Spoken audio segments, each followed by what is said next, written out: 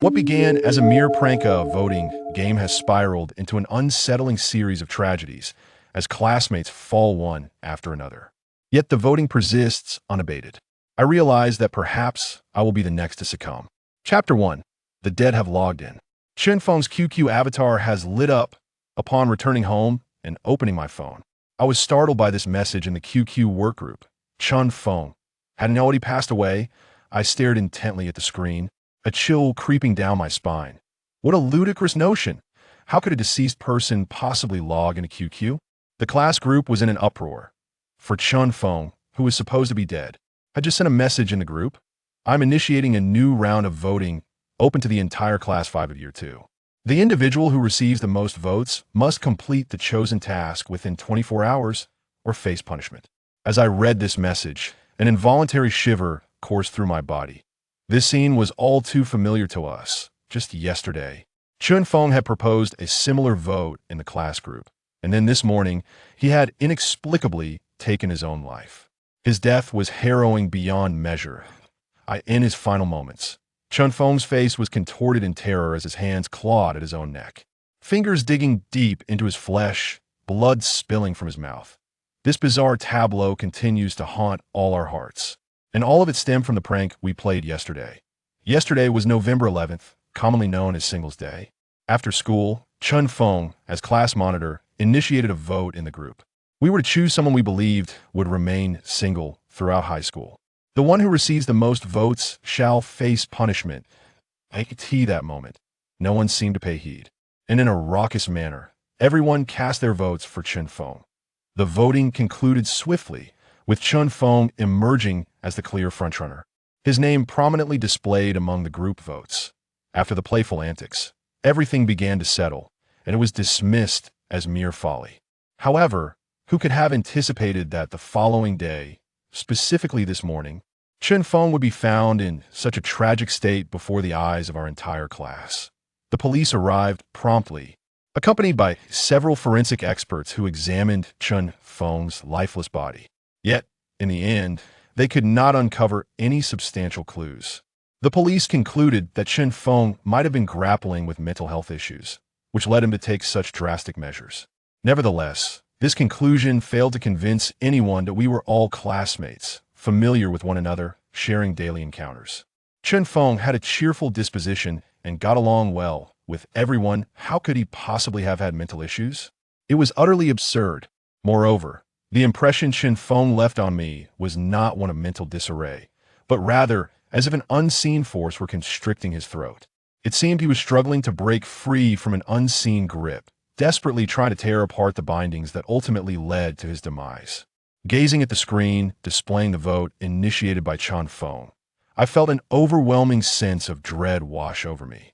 A tingling sensation coursed through my body. What on earth is happening? At that moment, the class group chat erupted in chaos. Who are you? How did you access Feng's account? Someone boldly tagged Feng's account. His name was Wang Wu, our class sports representative. Who exactly are you, and how did you get access to Feng's account? A multitude of classmates incessantly inquired within the group. However, instead of responding, Feng initiated a group poll. The subject of the group poll consisted of a single statement. Choose unequivocally between the two options below. Option 1. Li Yuxuan must imitate the barking of a dog in front of the entire class. Option 2. Zhang Wenjing must publicly confess her affections to the object of her secret admiration. The group poll displayed a validity period of 4 hours. After 4 hours, the group poll would automatically terminate and display the results. The voting was anonymous, meaning others would be unable to ascertain the individual votes. Li Yuxuan was the belle of our class, possessing a mature countenance and a voluptuous figure. Zhang Wenjing was also a comely girl, pursued by numerous boys in the class. I curse your existence. Who exactly are you? How dare you use Feng's QQ account to play such a jest? If you have the audacity, reveal yourself. Believe me, I will make you regret this. Wang Wu directly hurled insults within the group. Who is so devoid of morality? Feng has already passed away. Yet they use his account to perpetrate this jest. Qi Jiawei echoed the sentiment, himself a wealthy and handsome individual, and a prominent figure within our class. Why bother with this ridiculous poll? Administrators, promptly deleted. Wang Dan directly berated within the group, having harbored a long-standing secret affection for Chen Feng. This incident inflicted a considerable blow upon her. "You contemptible wretch, may I never discover your identity. If you possess any semblance of humanity, log out immediately." Messages cascaded in rapid succession. No one believes that the person who initiated the group vote is the deceased Chen Feng. Everyone unanimously suspects that someone has hijacked Chen Feng's QQ account to make a mockery of the dead. Chapter 2. The class is cursed, alas. Our management has been undermined. Now only Chen Feng remains as the group leader. Soon, a commotion erupted within the group. Chen Feng is the leader of our class group, and there were others with management authority, but they suddenly discovered that their privileges had been revoked. Amid the cacophony of insults, Chen Feng's profile picture gradually turned gray. Observing the incessant chatter among the group members, I felt an overwhelming sense of suffocation. Ultimately, I shut off my phone and succumbed to sleep. I had no desire to engage in such an exceedingly bizarre occurrence. Perhaps it was a psychological effect. But as soon as I closed my eyes, visions of Chen Feng's tragic demise flooded my mind. After tossing and turning for what seemed an eternity, I finally drifted into slumber. Upon awakening the next day, I promptly grabbed my phone to open QQ. The group poll had concluded, revealing that the majority had voted for Li Yuxuan to bark like a dog, yet it garnered only 3 votes. It was evident that everyone was quite resistant to this peculiar voting event. As I approached the corridor, I heard the booming voice of Wang Wu. Upon entering the classroom, I found him with a flushed face, glaring menacingly at his classmates. "Who initiated the voting in the group? Who impersonated Chen Feng? Step forward if you dare." No one responded. Many huddled together, whispering furtively. Classmates exchanged glances, their eyes brimming with suspicion. Li Yuxuan sat at her desk, her expression tinged with anger. "What do you all think about yesterday's vote? Was it truly a prank? I doubt it, especially since Chen Feng is already deceased. Could it be haunted? That seems impossible. Our school has never experienced any such occurrences. If what has been stated is true, failing to adhere to the options presented might indeed lead to grave consequences." The crowd murmured incessantly, yet Li Yuxuan remained utterly indifferent. Before long, the homeroom teacher entered the classroom. She surveyed us and reassured, "I understand that everyone is deeply saddened by the incident concerning Chen Feng, but it was truly just an unfortunate accident. Let us focus our minds on our studies." With that, she commenced her lecture, and everything proceeded as usual. Nothing transpired. Until the afternoon, Li Yuxuan was perfectly fine, and no untoward incidents occurred, which brought a collective sigh of relief from us all. Just then, a few girls whispered to Li Yuxuan, "You might as well follow the group vote. There might actually be something to it." Enough! Li Yuxuan's expression darkened instantly as she rose and exclaimed, "This is merely a prank. How can you still be in high school and not understand that? If you wish to bark like dogs, do so on your own. Do not drag me into it." The girls, taken aback by her outburst, turned red in the face and were on the verge of tears. Meanwhile, the class beauty, Guan Yao, stood and interjected, "Do not let your imaginations run wild. The vote in the group chat was undoubtedly orchestrated by one of our classmates, who likely used Chen Feng's account to frighten us. We must not fall for this trick." She was indeed correct. Several boys echoed her sentiments. Subsequently, the class resumed their studies. The day passed swiftly, and nothing out of the ordinary occurred. That evening, the group chat had not witnessed any new votes, which brought a collective sigh of relief among all the classmates. The following morning, upon my arrival, I spotted Li Yuxuan proudly boasting before her friends. "I told you so. The votes in the group chat were merely orchestrated by someone impersonating Chen Feng. However, our class group is no longer usable. I might as well create a new one. Sister Yuxuan, you are truly remarkable. When I saw Chen Feng come online, I was utterly flabbergasted, thinking it was a ghost. What nonsense! It's all a fabrication. Don't jest." Li Yuxuan's exquisite visage radiated disdain as she returned to her seat amidst the adoring gazes of her female peers. The entire morning passed uneventfully. But during the second period in the afternoon, the classroom erupted into a cacophony of chatter during the break. Our class, the second-year liberal arts group, comprised 18 boys, excluding the deceased Chen Feng, and 35 girls, nearly doubling the number of boys. Most boys in our class were in relationships. Regrettably, my deskmate Lee Mofin and I belonged to the minority without girlfriends. Sitting at my desk, I found my mind wandering, sensing that the matter was far from resolved. "Zhang Wei, are you all right?" Suddenly, a hand patted my shoulder, startling me. Turning around, I saw Lee Mofin gazing at me with concern. "I'm fine. Yuxuan, why are you opening the window?"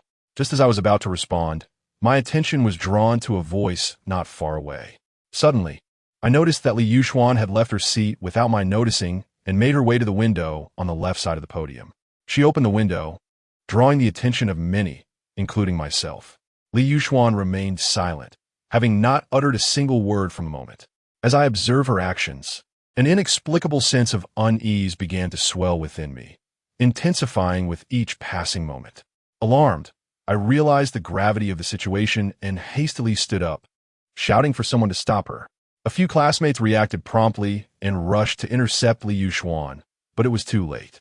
After casting a chilling, one smile over her shoulder, she leapt from the window. "No!" The classroom erupted in terrified screams as students surged forward, attempting to grasp her, but the moment had passed. In the blink of an eye, Li Yuxuan's figure vanished from our midst. She jumped. A collective gasp echoed through the room, followed by a dull thud from outside. All eyes turned frantically towards the window. Our class, the second-year fifth class, was situated on the fifth floor, and that height was more than sufficient to prove fatal, especially considering Li Yuxuan fell headfirst. On the ground below, her body lay mangled and unrecognizable, blood and flesh a grotesque amalgamation. Her head had shattered. Crimson blood splattered several meters away, a sight both horrifying and tragic. Staring at the appalling remains, we were all rendered speechless, frozen in shock. Her face bore not a trace of color. Why? Why did Li Yuxuan suddenly leap from the building? Just moments ago, she had been merrily conversing with her friends. And now, she lay there, a lifeless, icy corpse. A chilling sensation enveloped me, my body trembling uncontrollably. In the depths of my mind, it felt as though an unseen force was orchestrating everything within the classroom. It was the curse of the group. First Chun Feng's demise, and now Li Yuxuan's. Soon, it would be our turn. A girl suddenly screamed in madness, her voice sharp and piercing, embodying the essence of a mind unraveling. The faces of the surrounding students transformed in horror. Li Mofin grasped my hand, his voice quivering. "What on earth is happening?" I shook my head in terror, my throat hoarse from fear. Death hung over each individual in the classroom, a palpable presence. In merely 2 days, 2 lives have been extinguished from our class. Look at the group chat. A new vote has been added. Someone cried out in panic. Several classmates hurriedly opened QQ on their phones. Indeed, a new poll had commenced in the group chat, initiated once again by Chun Feng, with the same theme as yesterday. Choose one of the following 2 options. Option 1. Xiaonan must perform a seductive dance before the entire class. Option 2. Feng Chunchun must leap out of the classroom window. Chapter 3. The investigation team. The atmosphere within the classroom was inexplicably eerie. Gazing at the voting options displayed on the mobile screen, a profound silence enveloped the group. Should Xiaonan dance before everyone, in a seductive manner, no less? Should Feng Chunchun leap from the classroom window? Wasn't that tantamount to urging her to take her own life? Xiaonan, a girl of sweet countenance and gentle disposition, now appeared pallid, her eyes fixed in terror upon her phone. "This is impossible. It cannot be real, can it?" she uttered, her voice trembling with fear. Feng Chunchun was equally petrified, her lips quivering, rendering her speechless. She seemed on the verge of a breakdown. Due to the tragic death of Li Yuxuan, our class was suspended for the afternoon. At that moment, the teacher was preoccupied with coordinating matters with the parents. The corridor was intermittently filled with the anguished cries of Li Yuxuan's family. All of us in the class were shrouded in a cloud of death. Throughout this time, the police continually interrogated us. Every student sat in the classroom, each being called away by the police, only to return one by one. We felt akin to condemned prisoners awaiting execution, each second stretching into an eternity of torment. Soon it was my turn. Upon entering the office, 2 officers, a stout one and a slender one, regarded me with impassive expressions. "Please have a seat," I cautiously took my place opposite them. What was your relationship with Liu Xuan? The plumper officer scrutinized me coldly, posing the question directly. We were merely ordinary classmates, I replied, swallowing hard. In recent times, did the deceased exhibit any unusual behavior? For instance, when one finds oneself embroiled in a dispute, harboring animosity, or grappling with emotional turmoil. The police inquired further. I remained oblivious to these matters. I was not well acquainted with Liu Xuan, I replied, shaking my head. Liu Xuan was the class beauty. We existed in entirely different realms, and we seldom exchanged words. Recently, have you heard any whispers of her contemplating suicide? No. Do you find anything peculiar about her potential suicide? Not at all. The portly officer continued to pose several questions, to which I responded truthfully. Has anything unusual transpired in your class lately? The corpulent policeman suddenly queried. I shook my head once more. You may leave now. The officer, somewhat disheartened, waved me off. Upon exiting the office, a cold sweat broke out across my brow. At that moment, the classroom lay in utter silence, each student enveloped in a shroud of fear, with intermittent sobs from the girls piercing the stillness. Everyone, please quiet down. Guan Yao ascended the podium. We can now confirm that our entire class is under a curse. Her beautiful eyes scanned the room. Thus, we must unite and devise a solution. Otherwise, the next to perish could be any one of us. Why all this superfluous talk? Just state the solution directly. Wang Wu retorted defiantly from the audience. In truth, I do not possess a particularly effective solution. I can only conceive of one. Guan Yao spoke with resignation. That is to withdraw from the group. Her words instantly illuminated the faces of those surrounding her. Indeed, the curse began due to the voting within the group. Perhaps if one were to exit the group, everything would come to an end. However, the next utterance from Guan Yao extinguished any thoughts of leaving. Naturally, no one could foresee what might transpire upon departure, and I, too, did not dare to attempt it. Which of my fellow classmates would be willing to take such a risk? As Guan Yao surveyed the surroundings, every classmate's expression subtly shifted, and silence enveloped the room. Who could tell what might occur post-exit? What if one were to perish? No one would be foolish enough to take such a chance. Presently, Liu Xuan's body still lay downstairs, and none wished to become her successor. Suddenly, an idea struck Wang Wu. He rose from his seat and proceeded to the back of the classroom. Observing his approach, I realized his intent and hastily lowered my gaze. Fortunately, Wang Wu did not acknowledge me, but instead advanced towards a frail classmate. This individual was Zhao Mingming, the most bullied student in class. He was physically weak, unattractive, and had lost his father. His mother was a migrant worker. From the first to the second year of high school, he had endured relentless torment. Indeed, after a few words exchanged with Zhao Mingming, and upon witnessing his head shake in refusal, Wang Wu erupted in fury, delivering a resounding slap to Zhao Mingming's face. Damn it! Is it such a big deal just to leave a group? I cannot do it, Zhao Mingming murmured, cradling his phone protectively against his chest. You dare to defy me? It seems you're courting death. Wang Wu let out a cold laugh before delivering several sharp slaps to Zhao Mingming. Accompanied by the resounding cracks, Zhao Mingming's face instantly swelled. Nevertheless, he remained silent, his head bowed, clutching his phone tightly. Wang Wu then unleashed a series of kicks, driving Zhao Mingming into the corner, before returning to his seat with a sullen expression. Guan Yao furrowed her brows and cast a glance at Wang Wu, continuing. Aside from this method, I cannot think of any alternatives at the moment. We must proceed with the voting. What we believe should be our choice. Is there really any doubt? Of course, we should select Xiaonan. Are we to choose Feng Chunshun and compel her to take her own life? Qi Jiawei interjected, his words igniting a spark of realization among those present. Indeed, among the two options, selecting Xiaonan posed the least pressure. Opting for Feng Chunshun would be tantamount to forcing her to end her life before us. Yes, it seems we have no choice but to select Xiaonan, remarked a nearby boy. Upon hearing such remarks, Xiaonan's cheeks flushed crimson as she shyly protested, but I cannot dance. It feels like you all want me to die. Feng Chunshun abruptly stood, her expression dark and stormy.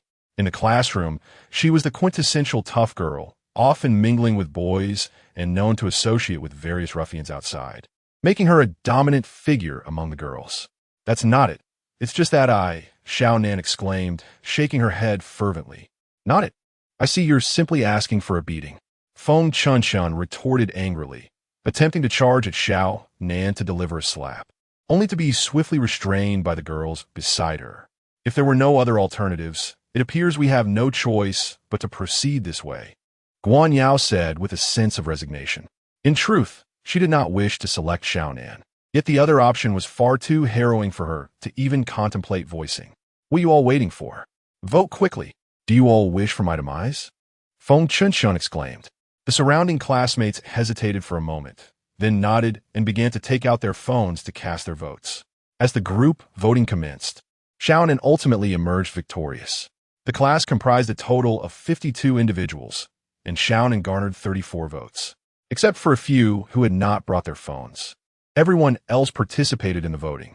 Although the group voting was initially set to last 4 hours, it concluded abruptly after 34 votes were cast, leaving the surrounding classmates momentarily stunned. Why did this voting end so swiftly?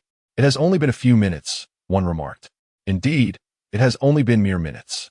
The last voting session lasted a full 4 hours, another added. I believe I understand what has transpired, I suddenly interjected. The classmates turned to face me, and Guan Yao at the podium directly inquired, Zhang Wei, do you know what is happening?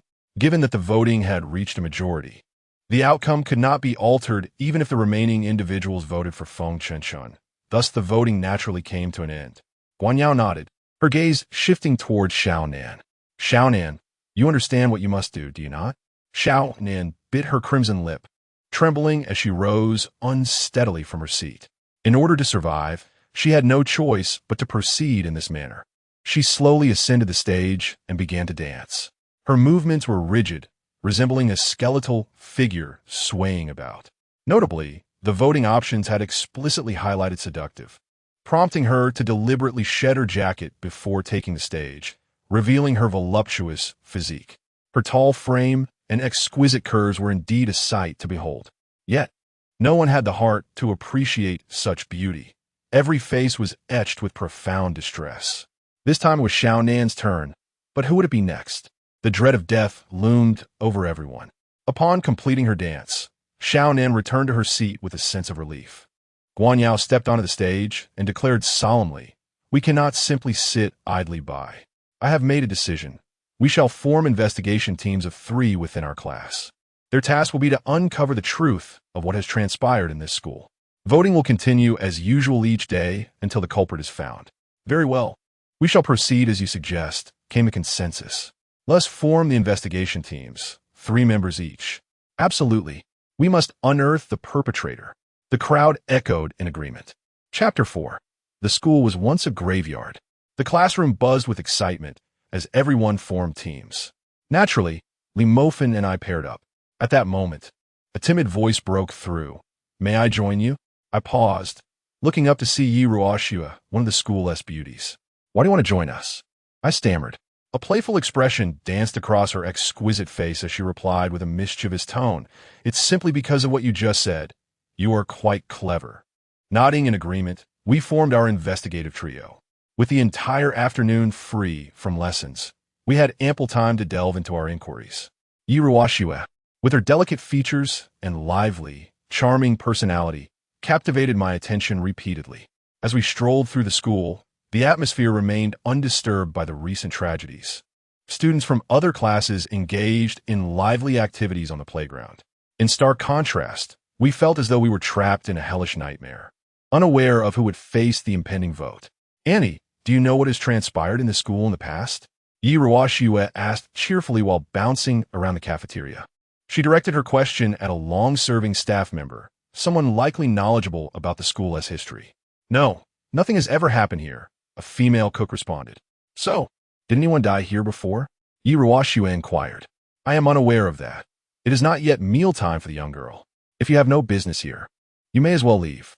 The middle-aged cook's expression noticeably shifted, and she subsequently ushered Yi Ruoxue out. With a sense of resignation, Yi Ruoxue exited the cafeteria, just in time to see us waiting.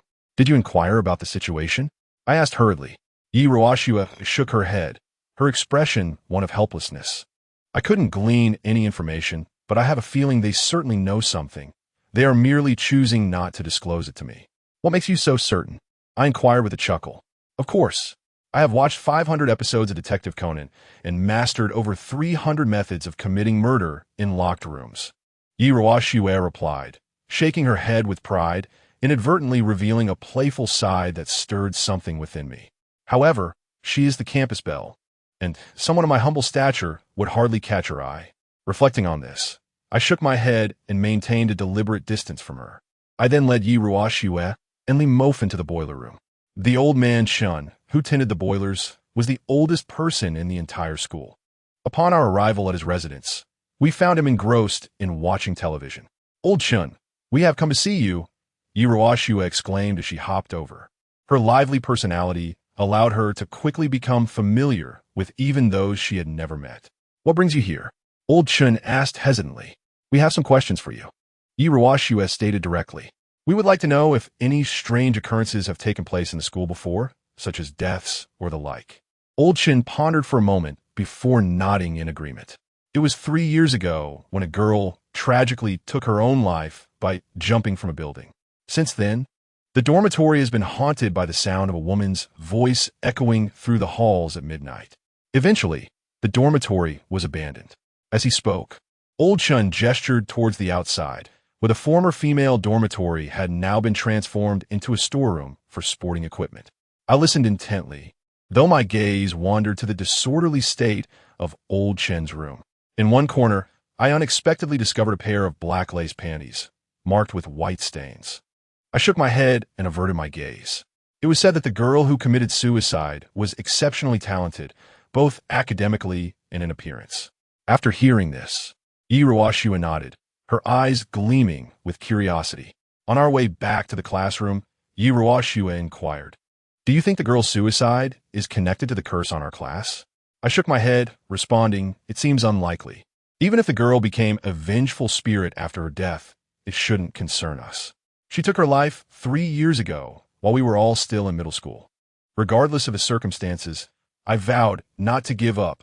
Yi Ruoxue, brimming with confidence, raised her fist and puffed out her chest, catching me off guard.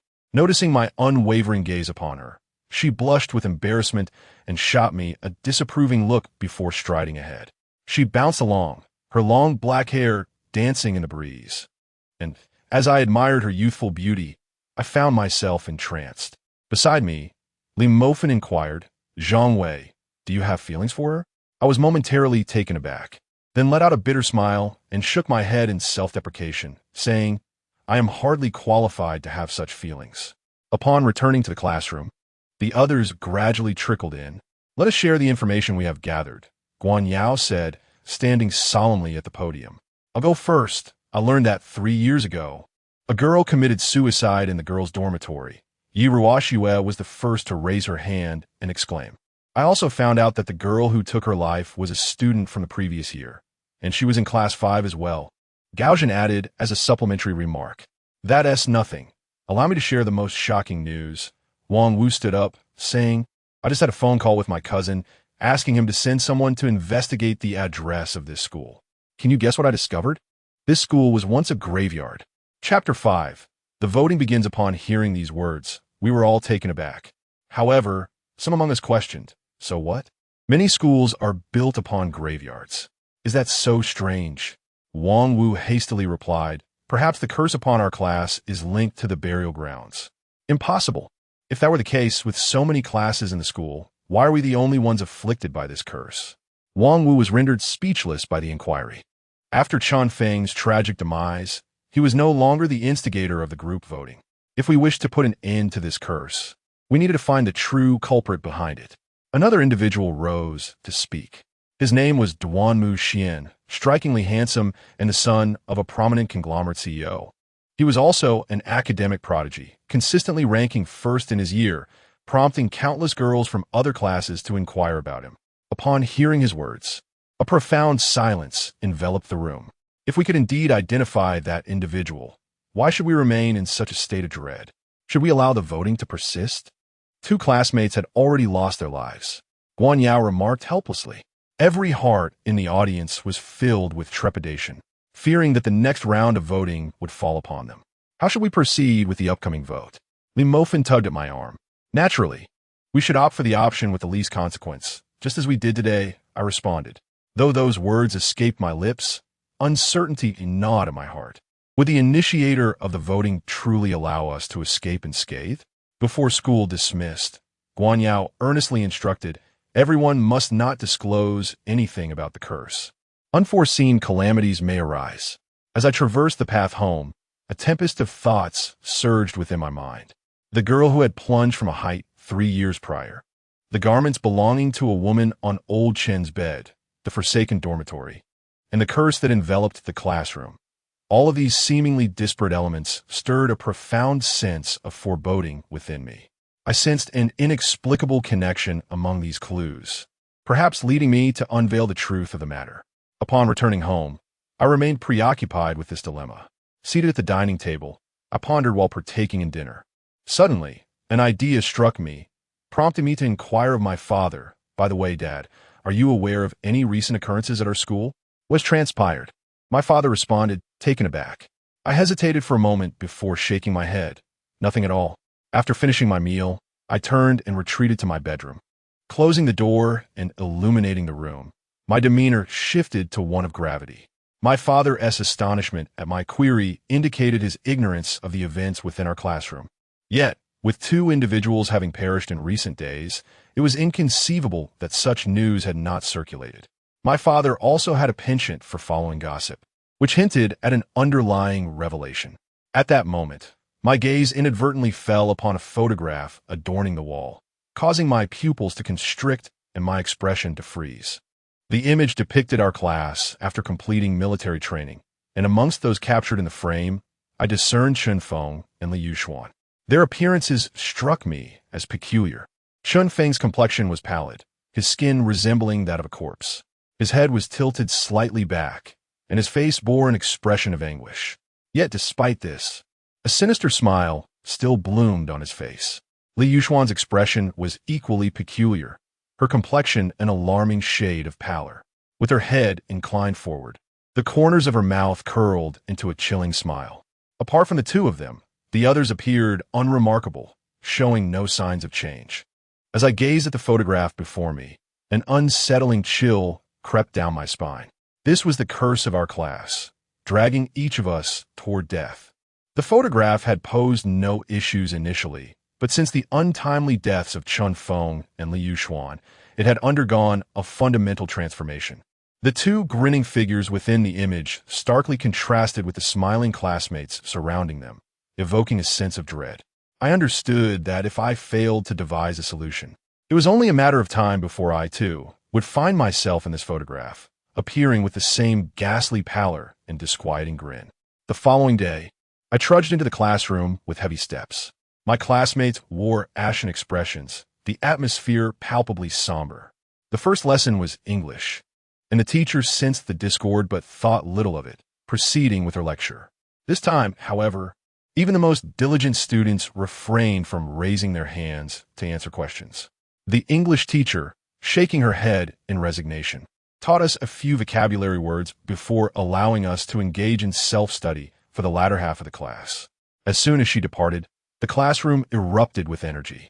Has the new voting not yet commenced? One student inquired, simultaneously unlocking their phone. It has begun. A new vote has appeared, a girl exclaimed suddenly, prompting the others to pull out their phones as well. Indeed, the new group voting has commenced. One must choose between the following 2 options, though abstaining from voting is permissible. Should both parties receive an equal number of votes, each must adhere to their respective choice. Failure to do so will result in a penalty of execution. Option 1. Suyao must engage in relations with Zhang Wei by the end of today. Option 2. Lu Tiantian must engage in relations with Zhao Mingming by the end of today. How could this be? I stood in stunned silence, gazing at the options before me. Today's choices left me utterly astonished. Who is Suya?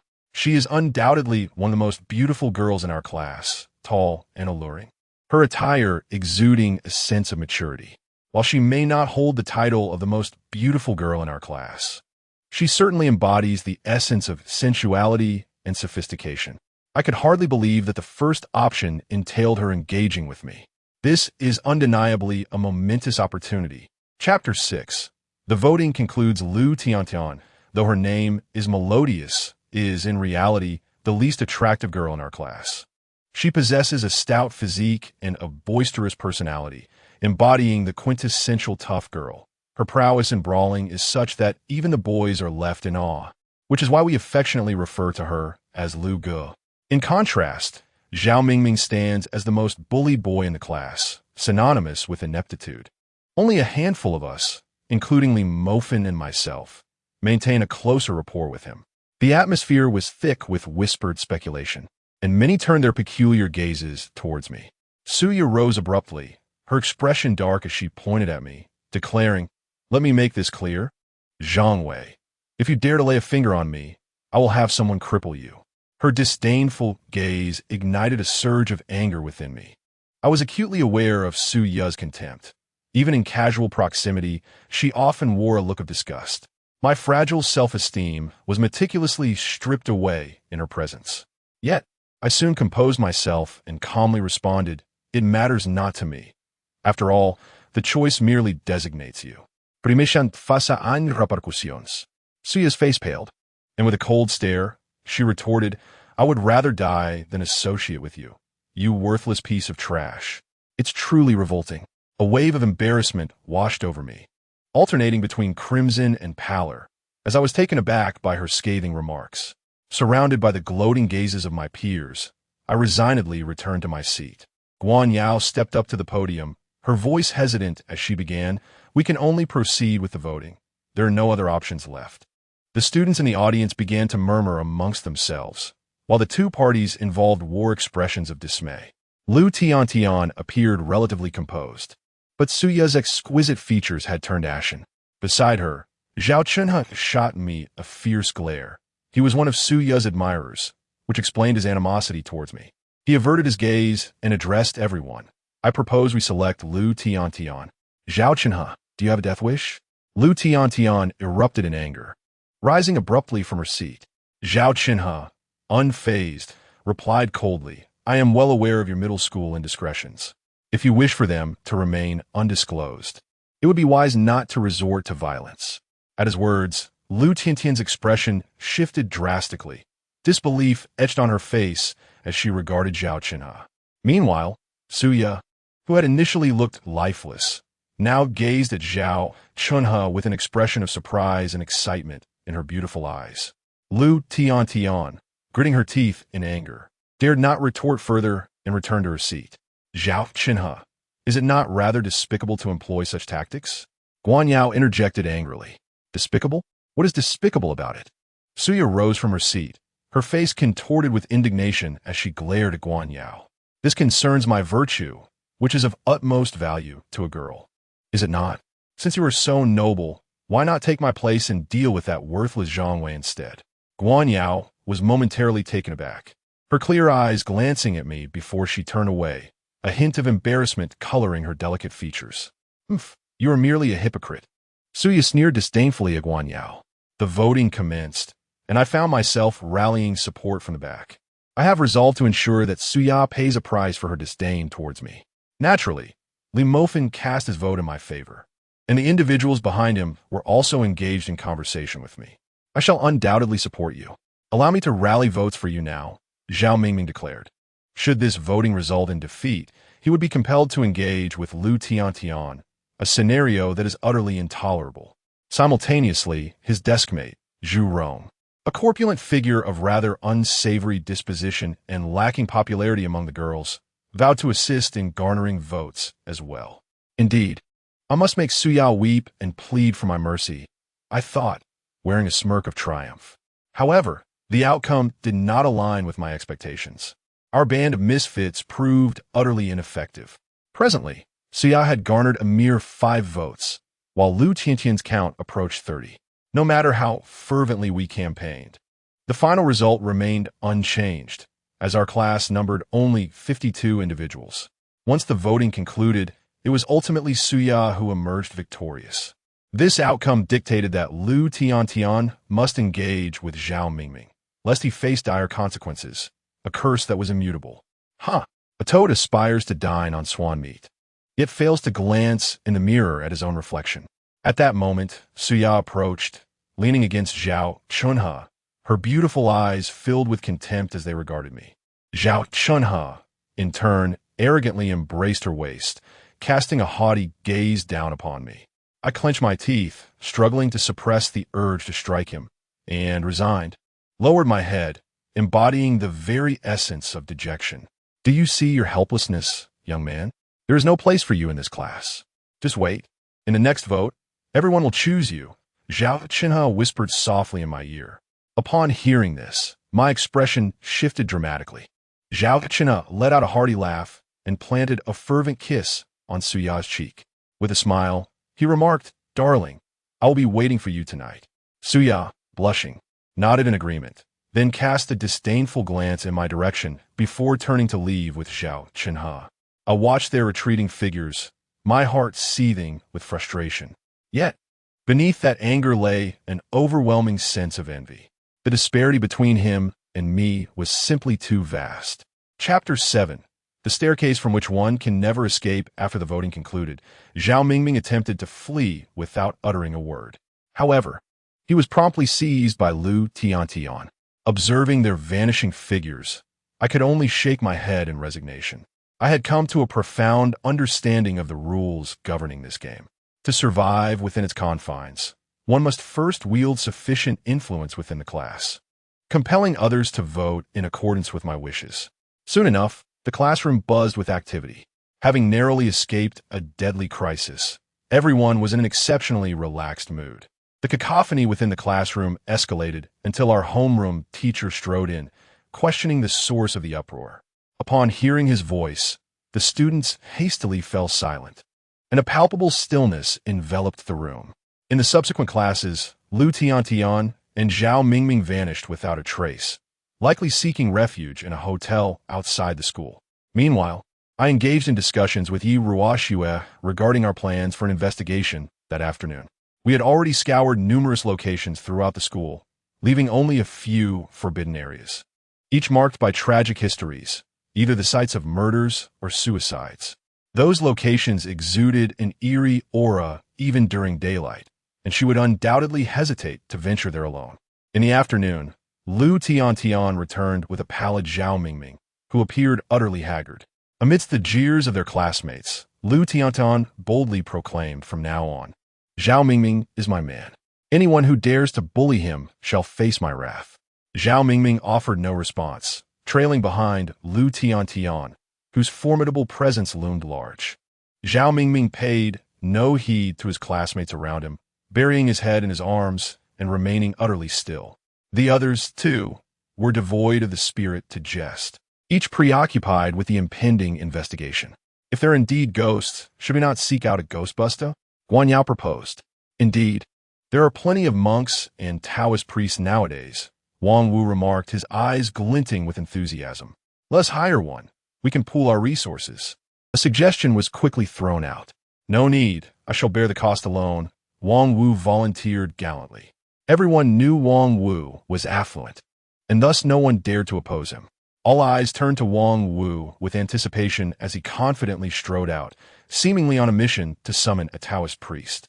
Meanwhile, Yi Ruoxue and I embarked on our own venture, preparing to investigate the cursed girls' dormitory.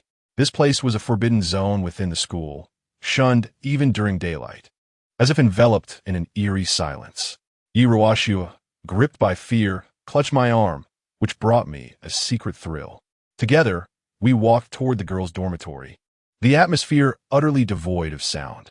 Upon entering, a sudden chill enveloped me, rendering the entire dormitory reminiscent of a hellish realm. Despite the daylight outside, the interior was cloaked in darkness, and a frigid gust swept through, evoking the sensation of plunging into a frozen abyss. Yi Ruoxue held my arm tightly, unwilling to let go. I grasped her hand and, mustering my courage, proceeded toward the staircase. The vast building stood desolate, void of any presence. Our footsteps reverberated throughout the building, The corridor was shrouded in darkness, and as we walked, I occasionally glanced towards the dormitories, which were utterly vacant, save for the bare bed frames. The entire girls' dormitory was enveloped in dust, seemingly abandoned for a considerable time. It was rumored that the girl who had taken her own life resided on the 5th floor. We should investigate that level. Once we reached the 2nd floor, I proposed this idea. Yi Ruashu, trembling with fear, nodded in agreement. However, to our astonishment, after ascending 3 flights of stairs, we discovered we were still on the 2nd floor. Staring at the sign indicating 2, Yi Ruashue was on the verge of tears as she urged, "Let us leave. We should not pursue this any further." I too felt a surge of trepidation and grasped her hand, wishing to retreat down the staircase. Yet, a bizarre occurrence unfolded once more. Upon reaching the 1st floor, we found ourselves inexplicably back on the 2nd floor. What was happening? I stared in disbelief at the sign before me, which clearly read 2. We had returned to our starting point, defying the uncanny nature of our predicament. We descended the stairs again. However, upon reaching the lower level, my face drained of color entirely. Before my eyes hung the symbol 2, marking the very location of the 2nd floor. Yiruashua, overwhelmed with despair, began to weep uncontrollably. What were we to do? It seemed we could never escape. I forced myself to regain composure, and, using a small knife, etched a single line into the wall before urging Yiruashua to follow me down the stairs.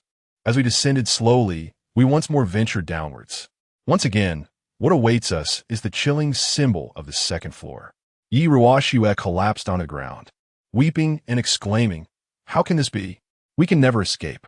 It must be a ghost." I turned my gaze toward the wall, where indeed there was a scratch I had just made. My pupils instantly constricted. How could my mark appear here? Wait a moment, I may have devised a solution. I exclaimed with a flash of inspiration, then hurriedly ascended the stairs, casting a glance at the sobbing Yiruashu. Sure enough, we were still on the 2nd floor. I shouted towards the staircase, "Yiruashua, look at the scratch on the wall, and observe the sign on the doorplate. Do they both exist?" "They do, they both do," came Yiruashua's voice. This left me momentarily stunned. I gazed at the signs before me, shaking my head in resignation. Initially, I believed that the ghost had altered the floor indicators, but now it seemed otherwise. It was as though we had entered an infinite loop of floors. Whether descending or ascending, we always returned to the 2nd floor. There would be no change.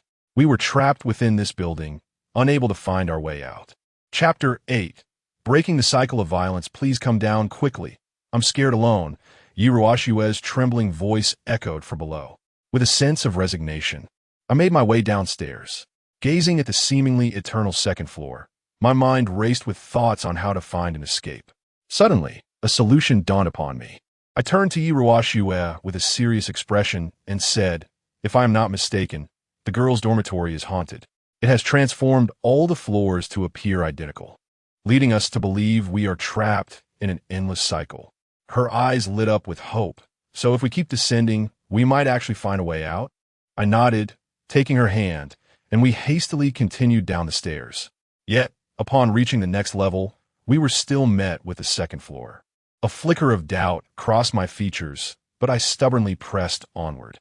After descending 5 flights, I finally collapsed to the ground, my face pale and weary. Before me lay the same 2nd floor, unchanged. Even the marks I had etched into the surface were identical. It became evident that my hypothesis was flawed. The building, consisting of only 5 stories, should have allowed us to reach the bottom by now. Yet, all I encountered was the seemingly infinite 2nd floor. Nothing had altered. Yiruashua, exhausted, sat on the steps, her expression grim. However, she did not cast blame upon me. Instead, she silently clutched her phone, which, unsurprisingly, had no signal. Was it truly impossible to escape this staircase? A sense of despair began to envelop me.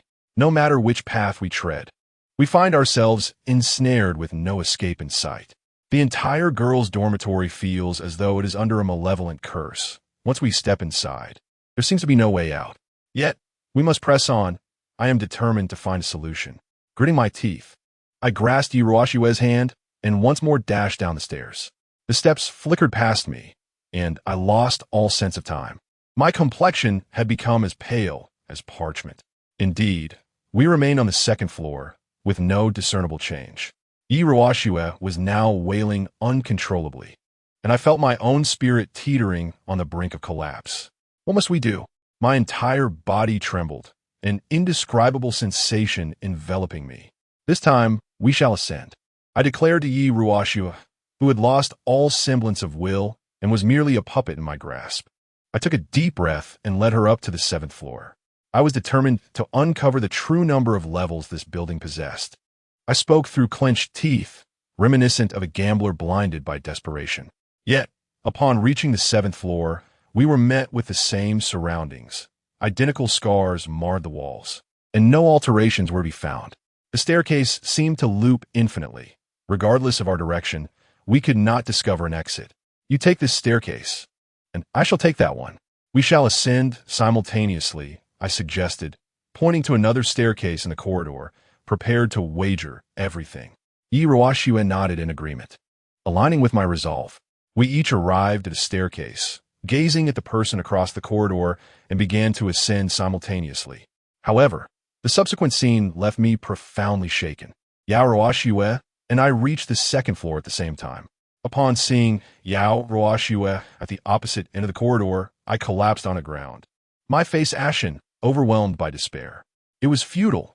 Everything seemed utterly pointless. Yao Ruoxue approached me, her voice tinged with urgency. The daylight was fading, and if we did not escape soon, we would be doomed. In the darkness, the power of the spirits would amplify infinitely. At that moment, both our lives would be at stake. Was there truly no way out? I murmured anxiously to myself.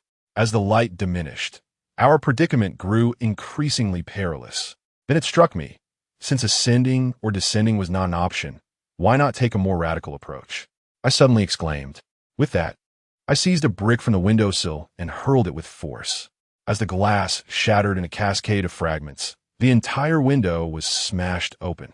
After a few vigorous twists, the window frame crumbled away. Given the age of the building, the glass and steel had long since deteriorated. We were on the 2nd floor.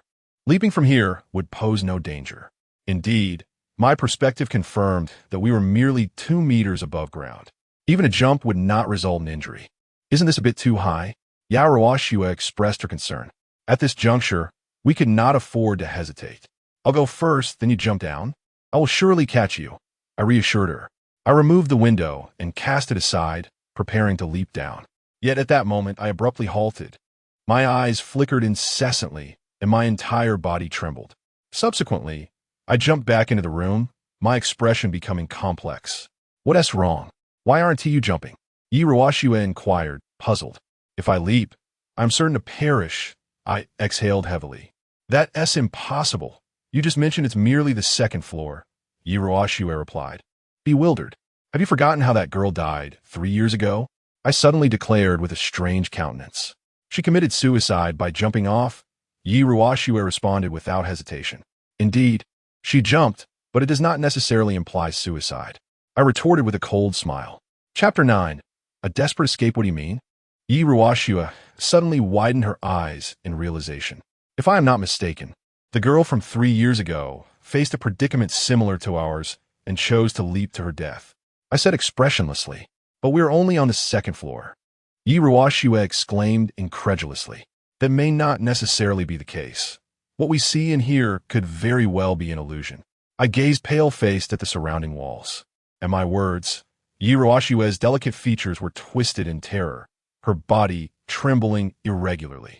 I sank weakly to the ground. The sky grew ever darker. The entire building seemed like a ghostly prison, poised to swallow us whole. Yi Ruoxue curled up in my embrace, her eyes now filled with profound fear. Looking at her, my heart wrestled with despair. Were we doomed to perish here? The specters within the building were likely stirring with malevolence.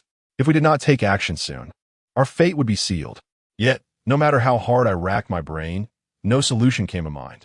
Yi Ruoxue, seated in my arms, looked at me helplessly and said, "It seems I can no longer move. It appears we are destined to die. It must be this way."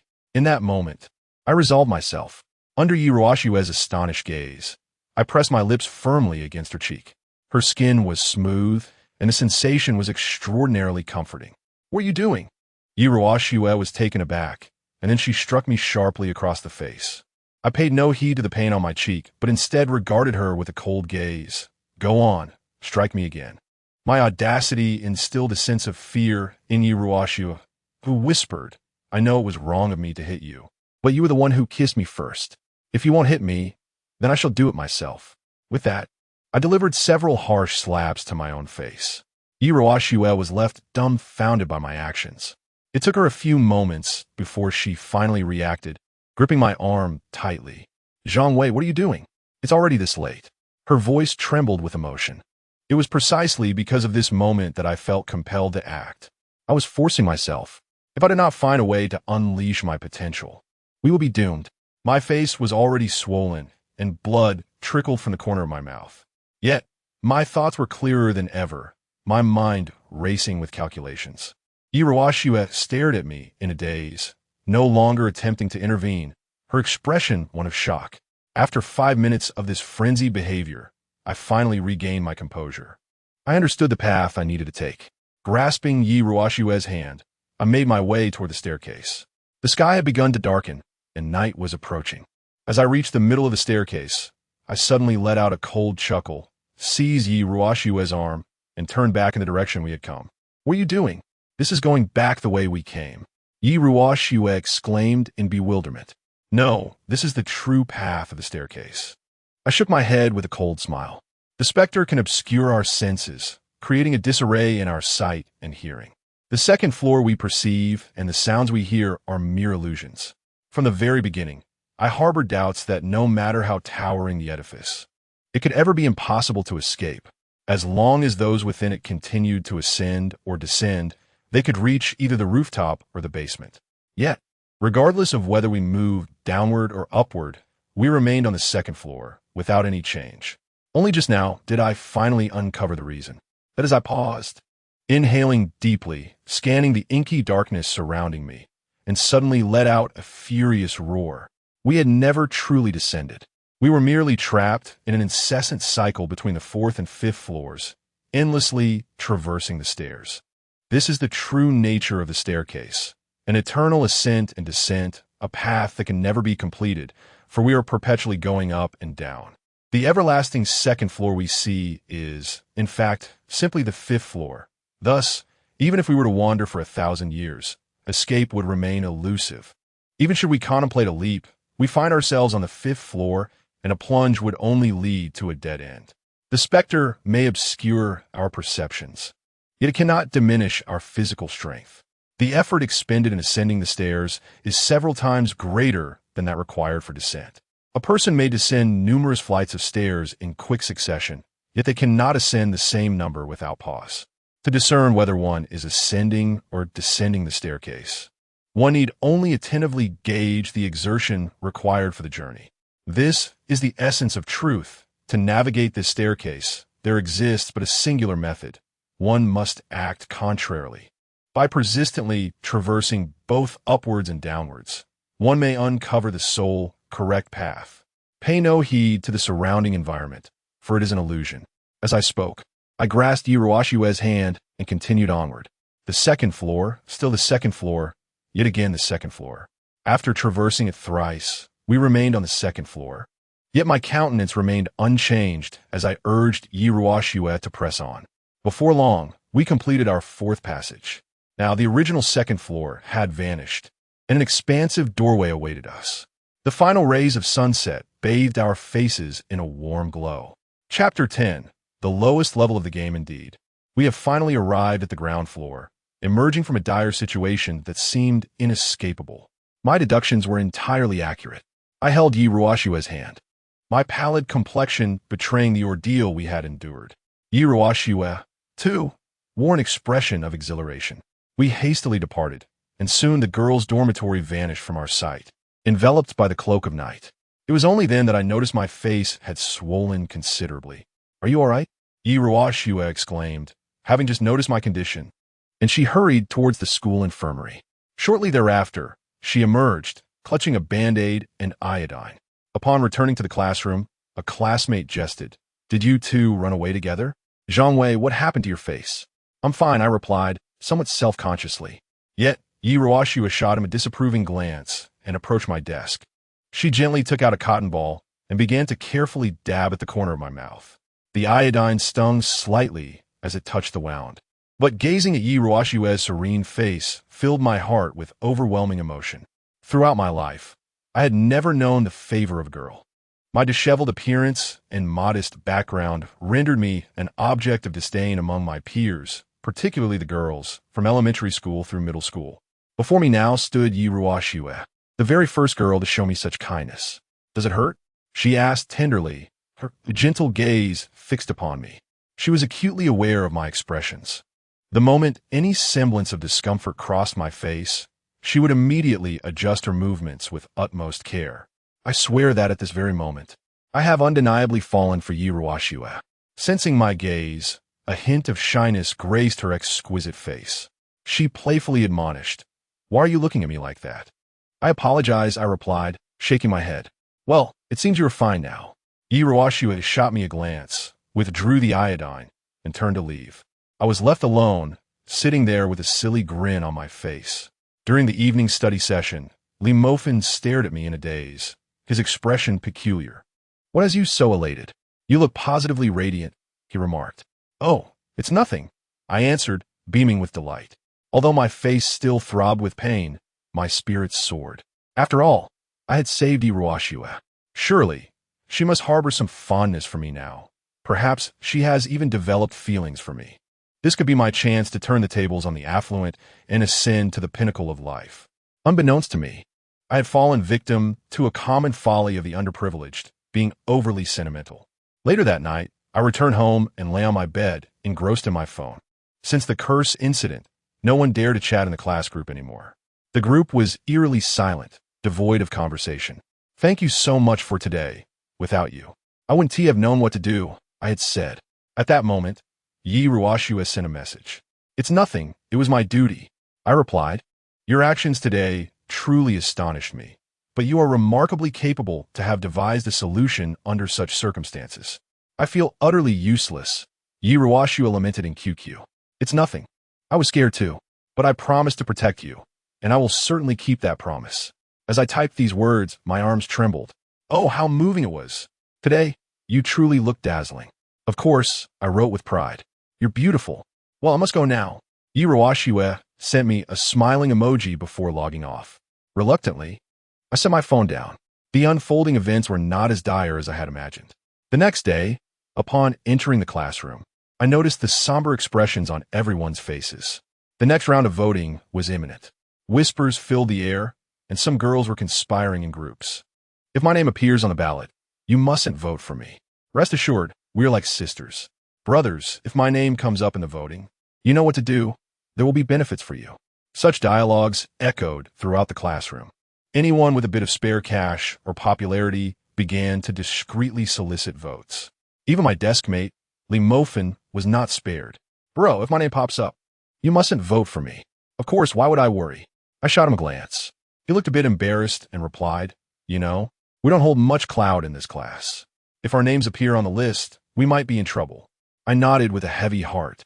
As Li Mofin had articulated, the farce of yesterday had unequivocally demonstrated the inequity of this voting process. It was rumored that last night, Zhao Chunhe, accompanied by Suya, took the majority of our classmates to an upscale restaurant, spending tens of thousands. That figure was a distant dream for me, one that exceeded even the total savings of my family. It can be said that Zhao Chunhe had secured an invincible position in this game. Meanwhile, the financially constrained and powerless were merely the cannon fodder at the very bottom of this hierarchy. The voting was undoubtedly nearing commencement, as students anxiously shifted in their seats, fearful of seeing their names among the group options. At that moment, one classmate suddenly exclaimed, "Everyone come quick! A new vote has appeared in the group." Chapter 11. Insight into everything. A new round of voting commenced, presenting two options, one of which was to be chosen without fail. However, the subsequent choices left everyone astounded. The first option demanded that Wang Wu must destroy the luxury car his father had just purchased. The second option mandated that Li Mofin must take his own life. These alternatives were indeed preposterous, yet there was no doubt that the latter was far more brutal. Li Mofin was to end his own life. while the former merely entailed the loss of vehicle. Lee Mofin's complexion turned ashen. This group vote was unlike any previous ones, as it introduced the harrowing possibility of death among the options for the first time. Whispers filled the air as others began to murmur amongst themselves. Lee Mofin hastily rose to his feet, exclaiming, "Please do not vote for me, or I will surely perish." "Rest assured, we will not select you," came the reassuring response. "Indeed, this is tantamount to murder." A chorus of voices echoed the sentiment, while Guan Yao ascended the podium. It seemed that the only viable choice in this vote was Wang Wu. No alternatives existed. The students below nodded in agreement. This time, the decision was not as challenging. Yet, at that moment, Wang Wu's expression darkened as he declared, "I disagree. Wang Wu, even if everyone votes for you, it is merely the loss of a car. If the second option is chosen, Lee Mofin will die," Guan Yao retorted angrily. "What of it?" Wang Wu replied with an arrogant sneer. "People are destined to die eventually. If Lee Mofin is to die, then so be it.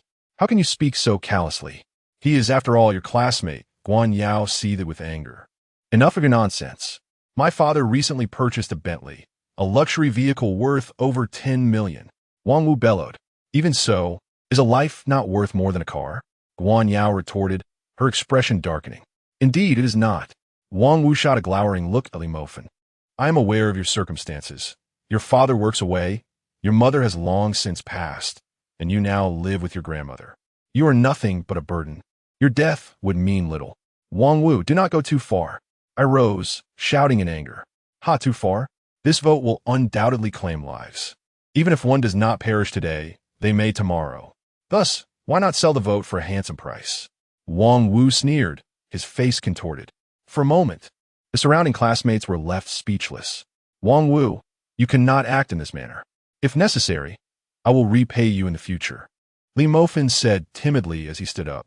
Wang Wu's laughter was cold and derisive. "Repay? With what? With your meager daily allowance? How could you ever hope to repay a 10 million Bentley?" Lee Mofin was rendered speechless by the rebuke. I gazed at Wang Wu, my heart heavy with sorrow. The cruel nature of this game was laid bare before me. From this moment on, everyone must choose Lee Mofin, or they shall be my enemy. When the time comes, I shall show no mercy. Wang Wu declared coldly. "Of course, I shall not neglect anyone. For those who choose Lee Mofin, I will personally offer 2,000. Subsequently, he added a remark, causing the eyes of the surrounding students to sparkle with excitement. 2,000 yuan, for an ordinary high school student, was an immense sum. "Wang Wu, I'm going all out against you," Lee Mofin exclaimed, his eyes blazing red, and rushed forward. Yet, with a mere kick, Wang Wu sent him sprawling back. Lee Mofin's face turned ashen, his expression one of despair as he gazed at the crowd. "Everyone, please don't do this. If you cast your votes for me, it will be tantamount to signing my death warrant. Enough of this nonsense. Stop playing the victim. Hurry up and vote," Wang Wu declared. "Whoever votes for Lee Mofin, I shall reward them with 2,000. He produced a bank card as he spoke. The surrounding students grew increasingly hesitant. Wang Wu furrowed his brow and shouted, "Wait for me. I will go withdraw the money right now." With that, he grabbed an empty bag and turned to leave. Once Wang Wu departed, Guan Yao urgently called out, "Everyone, quickly vote for Wang Wu." "Yes, let's all vote for Wang Wu immediately." I hastily stood up to declare. The classmates around us responded in unison. Soon, Wang Wu garnered an additional 13 votes. However, the subsequent votes hardly changed. "I have already cast my vote for you." I helplessly showed my phone to Lee Mofin. Lee Mofin's complexion was pale. "Hurry up and vote. Wang will be back shortly." Despite Guan Yao's persuasive efforts, the surrounding students remained unmoved. Observing my classmates, a cold smile crept across my lips. Looking at Lee Mofin, I replied, "It is quite simple. They are merely waiting for the highest bidder." "Waiting for the right price?" Lee Mofin exclaimed in astonishment. "Indeed, when you realize that your vote is worth 2,000 yuan, you would certainly hesitate to cast it carelessly," I replied with resignation. "But don't they understand that if the voting continues, I shall perish?" Lee Mofin argued. "If a single individual's vote leads to your demise, then that person is a murderer. However, if 10 or 20 people vote simultaneously, the outcome shifts entirely." I retorted with a cold smile. "Why is that?" Li Mofin's eyes widened in disbelief. It is quite simple. Human beings possess a tendency to conform, and the sense of guilt diminishes as the number of participants increases. This embodies the notion of collective impunity. I sighed helplessly. Chapter 12. Turning the tide from a deadlock. What am I to do? If this continues, I shall perish. Li Mofin's eyes were bloodshot as he fixed his gaze upon me, his voice hoarse. Do not fret. You are my brother, and I shall rescue you. I patted his shoulder reassuringly. Wang Wu soon returned, his backpack bulging with contents.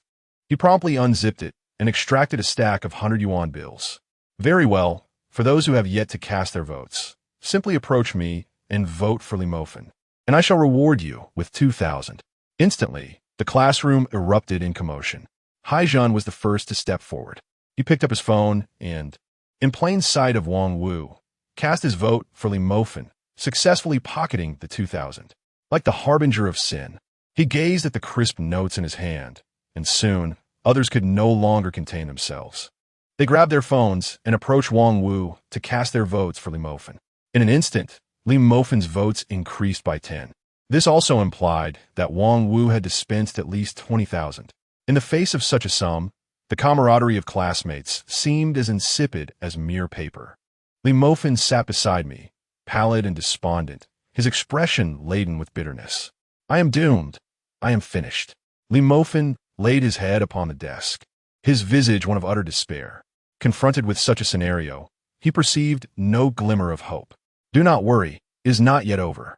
I squinted, my mind racing to calculate the possibilities. It is futile. It is all too late. Li Mofin held his phone with a bitter expression, his face ashen. Soon, his votes had dwindled to a mere 22, and it seemed all hope was lost. At that moment, I spoke slowly. I told you, it is not over yet. Watch closely, Li Mofin, as I orchestrate your reversal. It's impossible, Li Mofin murmured, resigning himself to his fate. Then, I pulled out my phone and began to type with a cold smile. In no time, private messages started to flood the QQ accounts of those around us. Their expressions shifted dramatically, exchanging glances before hastily casting their votes. The number of people seeking Wang Wu dwindled, and even one who initially intended to approach turned back midway. This caused Wang Wu's face to darken. What are you all doing? Does Li Mofin truly deserve your support?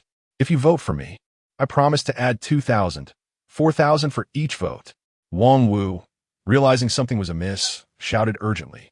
Yet, despite his pleas, none of the surrounding classmates paid him any heed. His votes continued to accumulate, fueling his growing agitation as he bellowed. What is going on? What benefits has this waste of space Li Mofin offered you? No one responded. They silently cast their votes. Ultimately, Wang Wu's tally froze at 27, while Li Mofin's votes climbed to 25. He had successfully escaped the clutches of despair, returning from the brink of oblivion by a mere 2 votes. Wonderful, I have triumphed. I rejoiced. Li Mofin, overwhelmed with joy, grasped my hand and inquired, how on earth did you manage this? Did you rally others to vote? Almost. I replied with a smile and a nod. Wang Wu, consumed by fury, kicked over a desk, his expression dark and foreboding. This matter is far from over. Just you wait, he declared, storming out of the classroom, leaving behind a group of bewildered classmates. Guan Yao, on the other hand, appeared visibly relieved. She smiled and remarked, everyone made the right choice, regardless of the circumstances. I still wish no one had to be sacrificed. Ah, such naivety. I gazed at Guan Yao and shook my head in resignation. Beside me, Li Mofin spoke with fervor. Zhang Wei, please tell me quickly, how did you accomplish this? I offered a mysterious smile and produced my phone. I had previously altered my QQ name to Chun Feng's and even changed my avatar to match. Then, I sent a brief message to those who had not voted, giving them 3 minutes to cast their votes for me. The message was simple. If I emerged victorious, they would be liberated from the curse. Of course, only 3 spots were available. No wonder, Li Mofin exclaimed, realization dawning upon him. He then voiced his concern. But aren't you afraid they might reveal the truth? Wouldn't that expose your deceit? That is precisely why I limited the slots to 3, I retorted with a cold smile. People are inherently selfish. Do you truly believe they would relinquish their chance to escape the curse for someone else? However, This method is not without its drawbacks. Li Mofin remarked with a frown. Indeed, the limitations of this approach are glaring. It can only be employed once. Should it be used a second time, no one would fall for it again. Initially, I intended to reserve the strategy for my own use. I sighed as I spoke. Chapter 13. The Taoist thank you immensely. I shall henceforth be your most loyal disciple, Li Mofin declared, gazing at me with admiration. Had it not been for my intervention, he would have perished long ago. In truth, my assistance during his dire straits was a deliberate act. I could have revealed my solution sooner, yet I understood that such an action would be imprudent. My grandmother once imparted wisdom, stating that when a person is on the brink of starvation, providing them with a measure of rice makes you their benefactor. However, should you offer them a larger quantity, they may reason that if you can afford such generosity, you ought to provide even more, thus transforming you into their adversary. This adage of a measure of rice is a favor, a bushel is enmity encapsulates this notion. Consequently, by aiding Li Mofin in his most desperate hour, I ensured his gratitude would endure for a lifetime. Conversely, had I extended my help immediately after his plea, his appreciation would have been fleeting, quickly forgotten, a reflection of human nature. Subsequently, Li Mofin and I exited the classroom. In an environment fraught with peril, none possessed the inclination to engage in studies. The homeroom teacher had also begun to relinquish control over the class. The entirety of Class 5, Grade 2, was gradually descending into chaos. Upon reaching the playground, we conversed briefly before resuming our investigation. The school undoubtedly harbored significant secrets, a conclusion I had reached after countless reflections. Yet, when we approached the school staff with our inquiries, they either displayed impatience or their expressions shifted subtly, followed by their refusal to respond. Instead, he turned and walked away. Have you uncovered anything? At that moment, Yi Ruoxue approached us with her hands clasped behind her back. I could only shake my head in despair. Our investigations throughout the morning had yielded no progress. In the afternoon, Wang Wu returned with a sullen expression, his face bearing some bruises, likely the result of a confrontation with his father after damaging his car. It was understandable, considering the vehicle was a Bentley worth 10 million, a sum nearly unattainable for an average person in a lifetime. Accompanying Wang Wu was a Taoist priest. He addressed everyone, saying, "Do not worry. I have summoned someone skilled in exorcism. We shall soon find peace." Turning to the Taoist, he spoke with a respectful demeanor. "Master, I entrust everything to you." The Taoist nodded calmly, exuding an aura of profound wisdom. Holding a compass, he carefully traversed the classroom. After surveying the area, he solemnly declared, "This school is constructed upon a site of great malevolence, and this classroom lies at its very heart. It is a ghostly nexus. It is not surprising that a curse has manifested here. If my conjecture is correct, you're being tormented by vengeful spirits." Vengeful spirits? I couldn't help but widen my eyes in disbelief. The other students in the class echoed my curiosity, asking, "Master, what exactly are vengeful spirits?" He explained, "Vengeful spirits are those who died with unresolved hatred, filled with resentment. Unlike ordinary ghosts, they are inherently inclined to kill. Each vengeful spirit is exceedingly terrifying, possessing a bloodthirsty nature. If this malevolent spirit is not eradicated promptly, all of you in this class shall perish," the Taoist stated with a serene countenance. His words astounded the entire class, and Wang Wu hurriedly exclaimed, "Then you must swiftly cast away this vengeful spirit. Otherwise, we shall all meet our doom." "Indeed, however, the price shall be quadrupled," the Taoist abruptly declared. Wang Wu's expression shifted dramatically, but he soon clenched his teeth and responded, "No matter, 4 times it shall be. But you must guarantee that this vengeful spirit will be eliminated. Rest assured, I have traversed the martial world for decades. A mere vengeful spirit is insignificant," the Taoist scoffed. He then retrieved an assortment of ritualistic items from his satchel, including vermilion, a peachwood sword, and various talismans, a veritable array of paraphernalia. He ignited a talisman and began to wield the sword with fervor. The spectacle left everyone in awe, each individual gazing at him with anticipation. He exhaled slowly and proclaimed, "I shall not fail in my mission. The evil spirit has been vanquished. You shall face no further peril henceforth." "That is splendid news. I shall not retract the agreed-upon price, Wang Wu exclaimed joyfully as he approached the Taoist and patted him on the shoulder. At that moment, however, the Taoist's expression froze. His skin turned an alarming shade of pallor, and he suddenly collapsed to the ground. "Hey, old man, what has happened to you?" Wang Wu realized something was amiss and hurriedly patted the old man's face.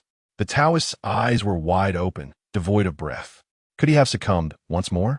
The surrounding classmates hastily rushed to the podium, attempting to revive the Taoist with pressure on his acupoints and vigorous shaking. Yet, their efforts proved futile, for the Taoist lay lifeless on the ground, without breath or heartbeat. He had passed away. Wang Wusong released his grip and spoke. The onlookers exchanged bewildered glances. Initially, they had believed this Taoist to be their savior, yet this beacon of hope had so effortlessly perished. This scene evoked a sense of absurdity in everyone present. Was this Taoist slain by the vengeful spirit haunting our classroom? Gaojian inquired. Indeed, that must be the case. There is no doubt about it, Liang Xiaoyao replied. Her face ashen. His skills were evidently insufficient. Instead of vanquishing the vengeful spirit, he fell victim to it. Duan Muxuan approached, gazing at the deceased Taoist with an expression of utmost indifference. Chapter 14. The body of the Taoist priest was ultimately taken away. The expressions of those present were grim. This time is nothing. Next time, I shall seek out someone even more formidable, Wang Wu muttered through clenched teeth. Do not bring harm upon others. Did you not hear the deceased Taoist mention that this classroom harbors vengeful spirits? Perhaps it is watching us, Duan Muxuan retorted with a cold smile. Fine, then you can just wait here to meet your demise. With that, Wang Wu turned and strode out. The surrounding classmates exchanged glances, none daring to speak. I returned to my seat as the mathematics teacher entered to commence the lesson. I began to whisper to Li Mofin. It seems we can no longer count on the Taoist to save us. That vengeful spirit must be exceedingly powerful, far beyond the capability of an ordinary Taoist to subdue. It seems there is no point in searching further. Where we even find such a reclusive master? Li Mofin replied with a grimace. Speaking of reclusive masters, I actually have someone in mind. I suddenly murmured, casually shaking my head to dismiss the thought. Li Mofin shot me a peculiar glance, but chose not to comment. Oh, by the way, today is already Friday. Tomorrow marks the weekend. I reckon there won't be any group voting during this period, I remarked suddenly. Let us see if the ghost grants us a holiday, Li Mofin responded, his face etched with bitterness. That evening, after returning home and finishing dinner, I picked up my phone to chat. Without a doubt, the person I was conversing with was Yi Ruoxue. Since I saved her, our relationship has rapidly progressed in just 2 days, reaching a point where we can confide in each other about intimate matters. Why are the classmates in our class so annoying? Yi Ruoxue suddenly exclaimed. What's wrong? I inquired, puzzled through QQ. My friends are always neurotic, telling me that if their names come up, I must not choose them, and I should definitely select someone else. It's hardly surprising, after all. Girls often engage in their own intricate rivalries, I replied. It's truly frustrating. I wish I could return to the past, Yi Ruoxue lamented. Indeed, I responded. To be honest, I am not particularly afraid of that so-called curse. Rather, I hope to deepen my relationship with Yi Ruoxue. By the way, if my name appears in the group, would you choose me? Yi Ruoxue suddenly asked. Of course not, I hastily replied. I knew you wouldn't. I wouldn't either. After saying this, Yi Ruoxue sent a cute emoji. We continued to chat for a long while, and from her, I learned many things about our class that I was previously unaware of. For instance, Xiaonan has a rival in love with a certain girl. Zhao Chunna has caused distress to numerous girls, and the majority of the girls in our class have a crush on Duan Muxuan. Who do you like? I asked, feeling anxious. I want to tell you. I'm going to take a shower now. Let us talk later, Yi Ruoxue replied. I gazed at my phone and, rather impulsively, sent a message. Could you send me a selfie while you're in the shower? I could assist you in catching ghosts. It seemed my shameless words had left Yi Ruoxue at a loss. After a considerable pause, she finally responded with an angry emoji, followed by a terse remark. Damn rogue. Get lost. Only then did I contentedly set my phone aside and soon drifted into slumber. The following day, I hurried to school, now a Saturday. Since entering high school, vacations had transformed from 2 days to merely a day and a half. Upon entering the classroom, I noticed my classmates already seated. With some mental preparation, their expressions appeared markedly improved. At that moment, Wang Wu walked in once again, accompanied by an elderly Taoist priest. This venerable figure, clad in a Taoist robe, had a white beard that cascaded down to his legs, resembling a sage from the movies. He would require no makeup to convincingly portray Zhang Sanfeng. Wang Wu respectfully cleared the way for the elder, his demeanor radiating utmost reverence. As the old man approached, the surrounding students were momentarily taken aback. Someone soon exclaimed, "Isn't this elder the president of our city's Taoist association? I believe his name is Chun Dowling." Indeed, he had been featured on television, reputed to be an orthodox disciple of the Celestial Master sect. "Wonderful. With him here, everything will be all right," the classmates murmured excitedly. "Show me your phones," Chun Dowling instructed, surveying the crowd. Moments later, a female classmate handed her phone to Chun Dowling. With a calm expression, Chun Dowling cast a fleeting glance at it and replied softly, "This matter is rather complicated. Master, no matter the cost, just say the word, and I shall not utter a single complaint," Wang Wu hastily implored. "It is not a matter of money. It is simply that this situation is fraught with difficulties." Chun Dowling shook his head. "This school is a place of great malevolence, having long been ensnared in an unbreakable curse for centuries. To break it from the outside appears impossible." With that, he turned to leave. Wang Wu, in a state of urgency, called out, "Master, did you not promise to assist me? Is this not the perfect opportunity?" Chun Dowling shook his head and replied, "You do not comprehend. I'm already aiding you. Now I must take my leave. What is this? We are all under the threat of malevolent spirits. Our lives hanging by a thread." Wang Wu shouted in fury, grasping Chun Dowling's arm. Chun Dowling merely shook his head and waved his hand gently. Strangely enough, despite Wang Wu's robust physique, he was effortlessly pushed aside. As Chun Dowling approached the threshold of the classroom, he turned back to cast a significant glance at us, then shook his head and exited. Chapter 15. The death game of rock, paper, scissors commences. As Chun Dowling departed, the classroom erupted into chaos. What nonsense about a master! He showed no regard for our lives. Is this truly the president of the Taoist Association? How could he possess no ability whatsoever? The students incessantly vented their frustrations. Before long, a new group poll emerged, the content of which was straightforward.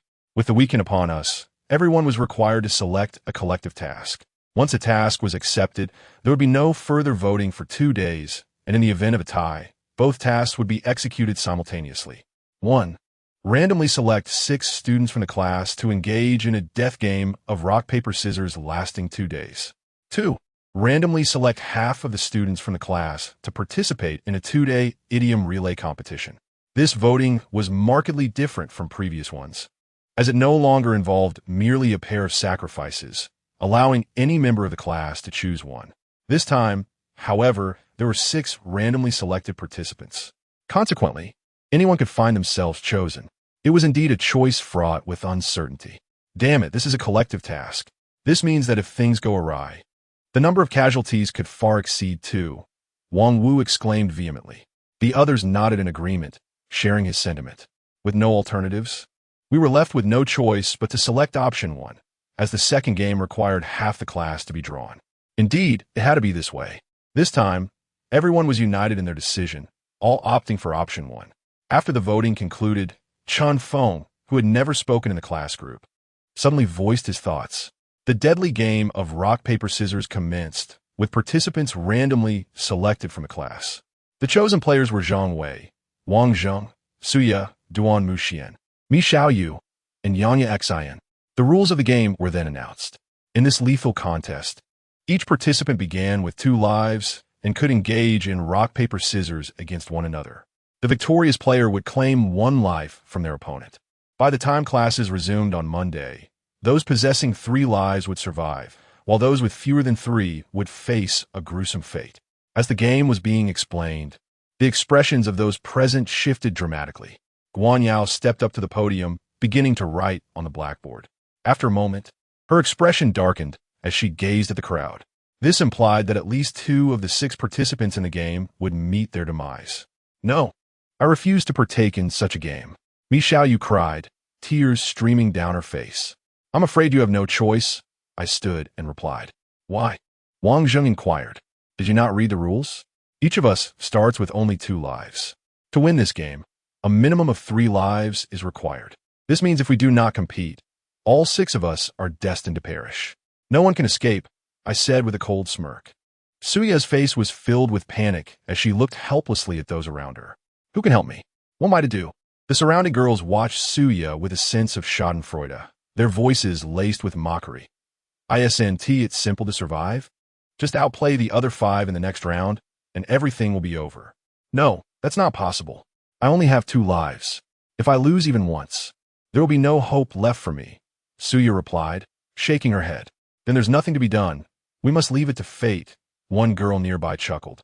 This deadly game of rock, paper, scissors had commenced, yet none among the 6 of us dared to make a move. Each person remained exceedingly cautious. "Boss, why don't you find someone to compete against? With your intellect, surely you can win," Li Mofin inquired, perplexed. "Rock, paper, scissors lacks any discernible pattern. It is entirely based on luck. There's a 1 in 3 chance. Each of us has 2 lives, which means that anyone who wins a single round can successfully escape this game. However, if one fails, the outcome will be quite tragic," I replied with a sardonic smile. "Why do you say that?" Li Mofin asked. "The reasoning is quite simple. Among the 6 of us, if anyone possesses 3 lives, they will no longer compete against others. Winning would be meaningless, while losing would spell disaster. The one who loses, left with only a single life, will seek a way to turn the tables. This creates a scenario where those with 3 lives will abstain from competing, and those with 2 lives will tread cautiously. Only those with a single life are left with no choice but to continue." I sighed, conveying the gravity of our predicament. In such circumstances, seizing the opportunity becomes imperative. "Winning just 1 match would suffice," Li Mofin remarked. "That is indeed the case. However, no one possesses absolute certainty," I retorted with a sneer. "Indeed, this is ultimately a game of chance, not something else," Li Mofin replied. At that moment, the classmates cast glances filled with schadenfreude towards us, the chosen ones. Just then, the first round of the deadly rock, paper, scissors commenced. Duan Muxuan gazed calmly at Yang Yaxin, whose eyes were bloodshot, voice trembling as he said, "Come on, I'll challenge you." "All right, I assure you I will only choose rock. I will not select anything else," Duan Muxuan smiled at Yang Yaxin. "Who would believe you?" Yang Yaxin exclaimed. Then, the game of rock, paper, scissors began. As their arms fell, countless gazes converged upon them. Everyone present instinctively held their breath. Chapter 16. The Birth of the First Victor. The results are in. Yang Yaxin chose rock, while Duan Muxuan also opted for rock. A tie.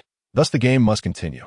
In the second round, Yang Yaxin again selected rock, and Duan Muxuan, as he had proclaimed, consistently chose rock. Yang Yaxin began to feel uneasy, his gaze fixed intently upon Duan Muxuan. The third round was about to commence. Both competitors raised their arms, poised in anticipation. The moment of truth had arrived. Whoever emerged victorious would claim triumph. Yang Yaxin was tense, while Duan Muxuan remained nonchalant. As their arms descended, Yang Yaxin revealed scissors, while Duan Muxuan steadfastly presented rock. Duan Muxuan emerged victorious. How could this be? How could you choose rock 3 times in a row? Yang Yaxin gazed at Duan Muxuan, his expression darkening. Duan Muxuan replied with a smile, "Did I not mention earlier? I only know rock." With that, he returned to his seat, contentedly engrossed in his phone. In a short span, Duan Muxuan became the sole victor of the deadly game of rock, paper, scissors. The other participants felt a palpable tension in the air. I took a deep glance at Duan Muxuan. I must admit, he is quite astute. Among rock, paper, and scissors, rock is the most versatile. With merely 2 fingers extended, rock transforms into scissors, and with an open hand, it becomes paper. In other words, as long as Duan Muxuan observes his opponent's movements meticulously, he can react instantaneously, ensuring that no matter what his adversary does, he will not be defeated. There are only 5 of us left: myself, Yang Yaxin, Suya, Mi Xiaoyu, and Wang Zheng. I ultimately approached Suya and inquired, "So, are you willing to compete with me? Who would wish to contend with someone as clumsy as you?" Suya retorted scornfully, I maintained my composure and replied slowly, I reiterate, I am indifferent, but do you not care for your own life? My words caused a change in Suya's expression. After a moment of hesitation, she looked at me and said, Fine, I shall compete with you. Let it be known in advance that I will only play the hammer this time. I smiled. Do you truly think this ploy is not overly naive? Suya scoffed at me. This tactic had previously been employed by Duan Muxuan, and the outcome had been entirely different when it was my turn to use it. You may give it a try, I replied with a cold laugh. Then we both raised our hands simultaneously into the air, and they gradually descended. Suya revealed the hammer, while I unveiled the cloth. I had triumphed. It seems everything has come to a conclusion, I stated with a smile. This is impossible. You chose cloth. Suya murmured in disbelief. I shook my head, offering no further explanation. In truth, my earlier statement had been a deliberate attempt to mislead her. Naturally, Suya did not believe I would choose the hammer. Yet for the sake of caution, she opted for the hammer as well, knowing that scissors would lead to her defeat, while cloth, albeit a safer choice, would still secure a victory. However, if I were to deceive her, she would ultimately face defeat. Thus, she opted for the hammer, and even if I had chosen the same, it would merely result in a draw. Yet, she did not anticipate that I would select cloth. Consequently, I triumphed effortlessly. I turned and walked away, disregarding Suya's anguished cries as she clutched her head in despair. She was already doomed, with only one life remaining, needing to win twice consecutively to secure victory. However, achieving 2 successive wins is no simple feat, especially considering that those around her were unwilling to continue playing with her. Despite my victory, I felt no elation, for this also signified that Suya would perish from the game, although I held disdain for her. Witnessing such a beautiful girl meet her demise at my hands weighed heavily on my conscience. At that moment, a voice from Yiruashua echoed in my QQ, congratulating me on my victory. You truly startled me. I thought you might lose, but your cleverness prevailed.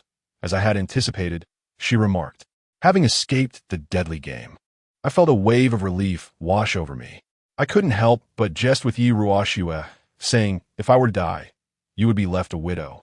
Get lost, she replied through QQ. A slight smile crept across my face as I set my phone aside. I had become the second victor, leaving only Yang Yaxin, Suya, Mi Xiaoyu, and Wang Zheng in the game. Among them, both Yang Yaxin and Suya possessed but a single life, while Mi Xiaoyu and Wang Zheng each had merely 2 lives, insufficient for them to achieve victory and escape. Thus, they must engage in a life-and-death game of rock, paper, scissors once more. Zhao Chunha approached, enveloping Suya in his embrace, his voice soothing as he reassured her, rest assured, I will find a way to save you. You shall not come to harm. I am truly at my wit's end, and can only rely on you now. Suya wept, clinging to him. As Zhao Chinha offered words of comfort, a sinister glint flickered in his eyes as he surveyed the remaining few. Throughout the morning, Mi Xiaoyu, Yang Yaxin, Suya, and Wang Zheng refrained from competing against one another, steeped in mutual suspicion, each fearing the other's victory. Yang Yaxin, however, sought out others to challenge. But no one was willing to face him, for a loss would mean his inevitable downfall. The atmosphere brimmed with distrust, as hushed whispers circulated among the participants. Meanwhile, those not engaged in the game reveled in their misfortune. I found myself engrossed in a lively chat with Yiruashua on QQ. What are your plans for the weekend? Shall we go watch a movie together? Yiru ingwidet. Of course, that sounds wonderful, I responded, albeit feeling somewhat awkward. To be candid, I yearned to go on a date with Yiruashua, but my meager 5 yuan left me feeling utterly impoverished, rendering any such plans unfeasible. Chapter 17. Yiruashua has been kidnapped. Yiruashua hastily suggested, let us go shopping. We might as well visit the park. Her response stirred a mixture of emotions within me, gratitude and helplessness. I shook my head, feeling a pang of sadness deep inside. In the ensuing moments, no one dared to continue the game of rock, paper, scissors. Those who had once participated in this unsettling game left the school in a state of anxiety. Suddenly, my phone rang. Upon answering, a grim voice emerged from the other end. Zhang Wei, greetings. Zhao, China, what do you want? I inquired, furrowing my brow. Nothing much, just a small favor to ask, Zhao Qinhe replied with a cold chuckle. You see, my girlfriend's life hangs by a thread. If we do not find a way to win, she is doomed. Therefore, I hope you will deliberately lose to her. Have you lost your mind? Who would do such a thing? I retorted with a scoff. You are right. No one would. But do not forget, there are many things in this world that surpass life itself. Zhao Qinhe sneered. What do you mean? An ominous feeling began to creep over me, prompting my inquiry. Nothing of consequence. Just listen to this voice, Zhao Qinhe mocked. Then, from the phone, I heard Yi Ruoshue's voice, laced with desperation. Zhang Wei, please hurry and save me. I've been kidnapped. Hold on. I will rescue you at once, I urgently replied into the phone. But as Yi Ruoshue's voice faded, Zhao Qinhe's malicious tone once again filled the air. Zhang Wei, we are currently in warehouse number 2 behind the school. If you do not arrive, the enchanting Yi Ruoshue shall be left for my sole enjoyment. With that, he smirked mischievously. I grasped my phone and dashed toward the school warehouse. Soon, I reached the location Zhao Qinhe had mentioned. It was a desolate expanse of abandoned warehouses, totaling 8 in number, with warehouse number 2 being Yi Ruoshue's prison. Upon pushing the door open, I found the interior of the warehouse eerily vacant, with Yi Ruoshue pitiably bound to a chair. Zhao Qinhe, wielding a baseball bat, was engaged in idle chatter with Suya. You actually came, you romantic fool. Zhao Qinhe mocked as he regarded me with a derisive expression. I glared at him, my teeth clenched, wishing nothing more than to see him meet a gruesome end. Yet, I understood that now was not the time to provoke them. Reluctantly, I approached and extended my hand. Let us play rock, paper, scissors. This time, I shall only throw a rock. I hope you keep your word, for if I must perish, I will drag Yi Ruoshue into the abyss with me. Suya scoffed. I gritted my teeth and threw my fist forward. Suya promptly chose paper, and she emerged victorious. Originally possessing but 1 life, she now had 2, while I had lost 1, leaving me with but 1 remaining. Let us continue. If I win just once more, she shall be freed, Suya smiled. Very well, I shall throw a rock again, I declared as I extended my hand. Once more, Suya triumphed, her smile transforming into a maniacal laugh. Ha ha ha. Zhang Wei, you truly are quite peculiar. Are you really willing to risk your life for a mere classmate? Silence. With that, I stepped forward and removed the tape from Yi Ruoshue's mouth. Tears streamed down her face as her gaze, filled with longing, locked onto mine. Why? Why did you agree to him? You have but 1 life, and you might lose it. Do not worry. I am clever enough to ensure my safety, I softly reassured her. At that moment, Zhao Qinhe extracted a stack of money from his pocket and placed it into mine. His expression bore a mocking undertone as he said, Zhang Wei, just enjoy your final moments. Consider this money as my compensation to you. With that, he wrapped his arm around Suya and departed leisurely. Zhang Wei, you are truly foolish. I'm not worth this. Yi Ruoshue murmured repeatedly, her tear-filled eyes gazing at me. I promised I would save you, I said, patting her shoulder gently. Zhang Wei, lift your head and look at me, Yi Ruoshue suddenly urged.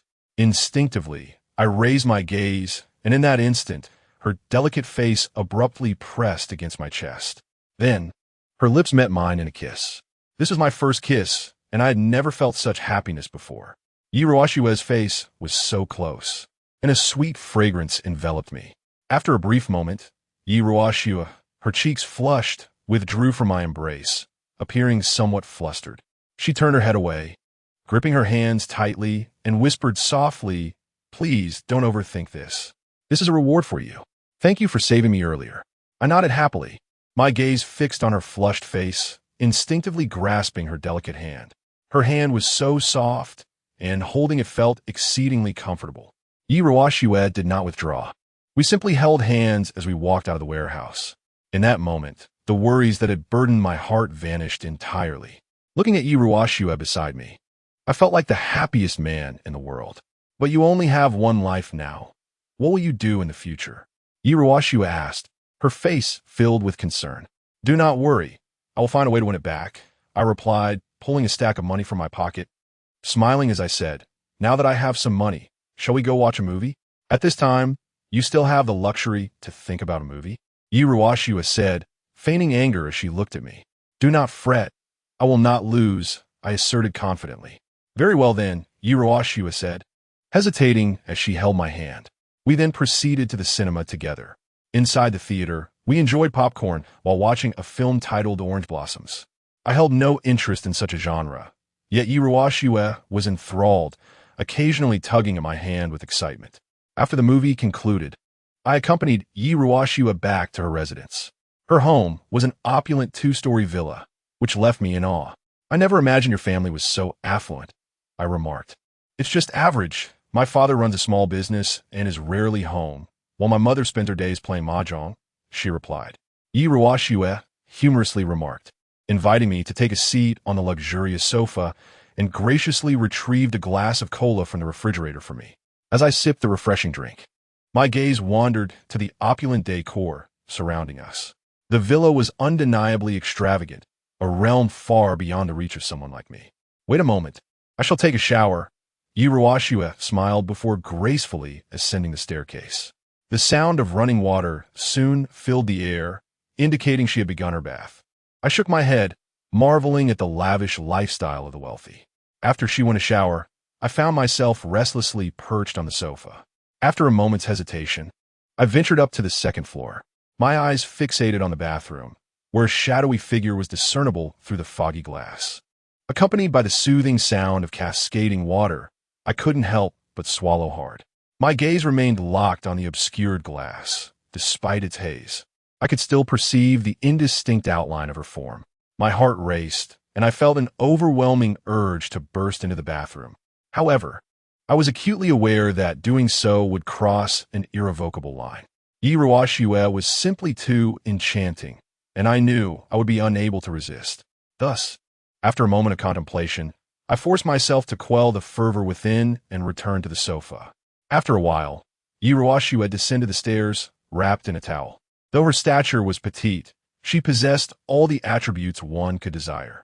Her skin was as pale as freshly fallen snow, so delicate it took one's breath away.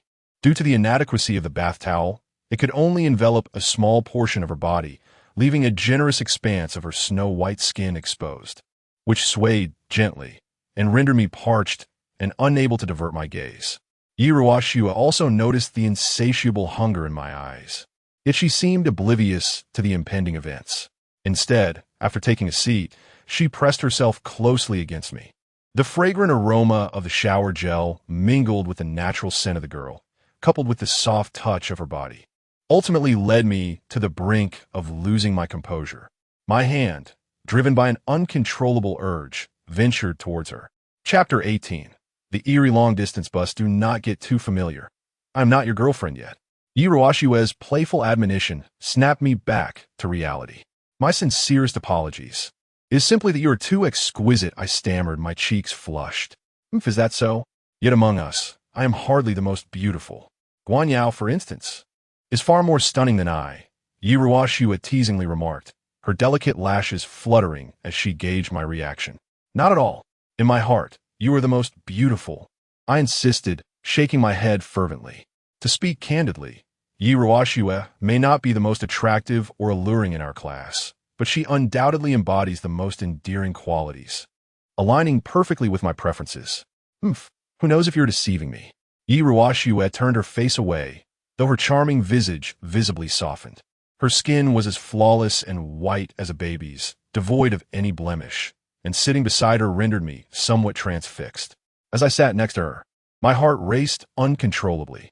This was the first time I had been this close to a girl, particularly one I admired. I had come to realize that I had indeed developed feelings for Yiruashua. Her looks and personality captivated me immensely, feeling somewhat flustered under my intense gaze.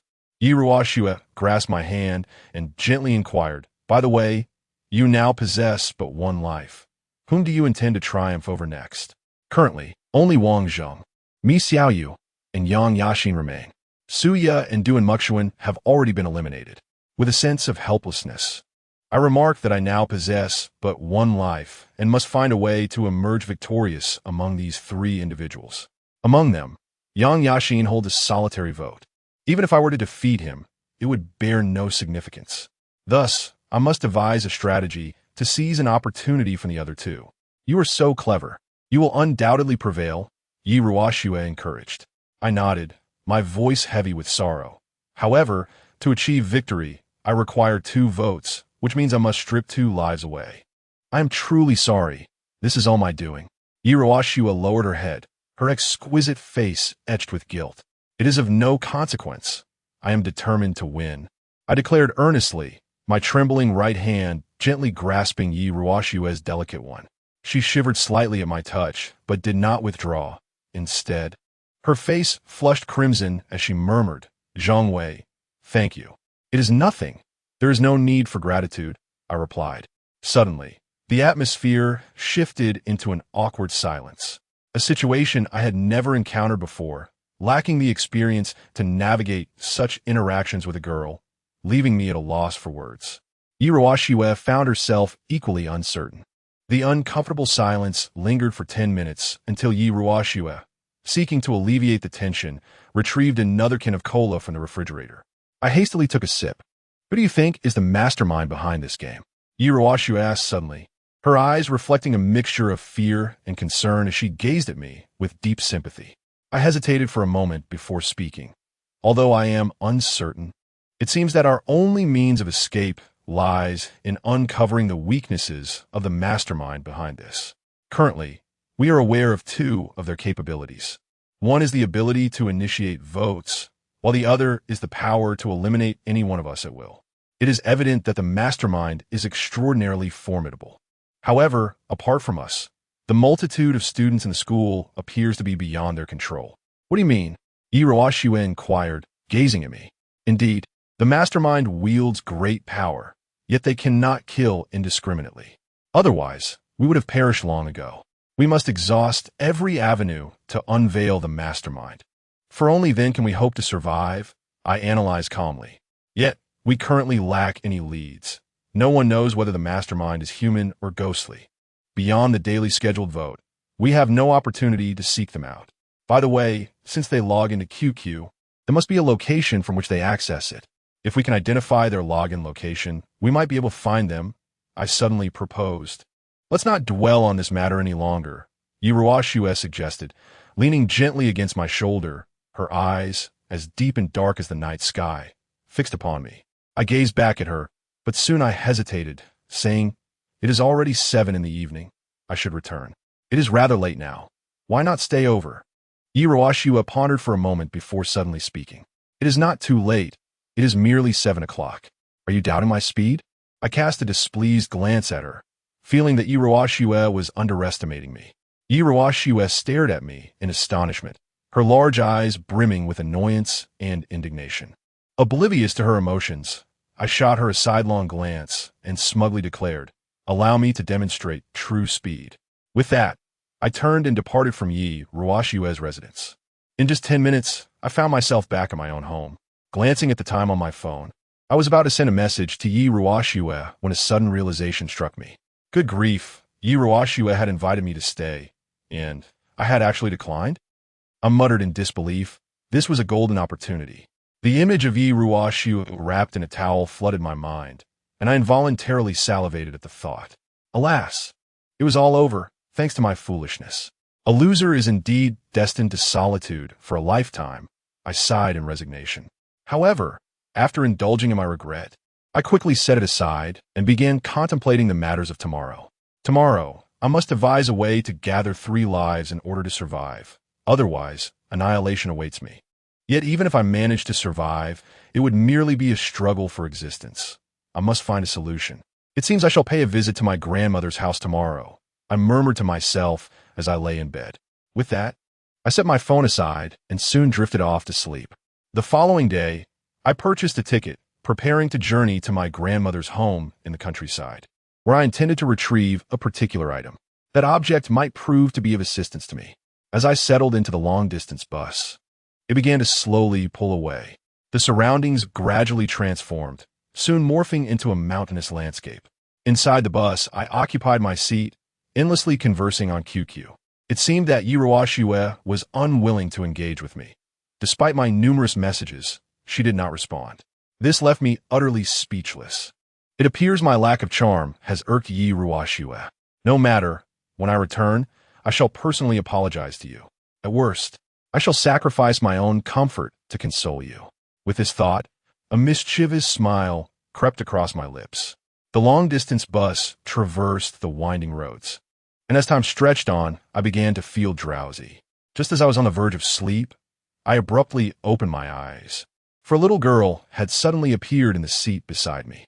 Initially, I was alone in my seat, and the bus itself was scarcely filled with 2 or 3 dozen passengers, leaving plenty of empty space. Where there had been no one beside me, now sat a child. "Who are you?" I inquired, glancing at the girl. She appeared to be around 12 or 13 years old, clad in red, her complexion somewhat pale. Her eyes were particularly sinister. "Big brother, I've lost my parents." "I'm so scared," the girl exclaimed, her face filled with terror. "Do not be afraid. You can tell me what is troubling you," I replied, casting a wary glance at her. Instinctively, I felt an unsettling discomfort towards this girl. Her resplendent dress and pale complexion rendered me profoundly uneasy.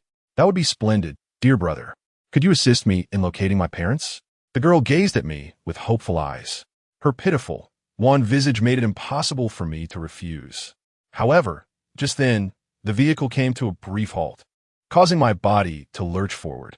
Upon regaining my balance and surveying my surroundings, my expression shifted dramatically. "I'm afraid I cannot comply," I replied, shaking my head. "Why not?"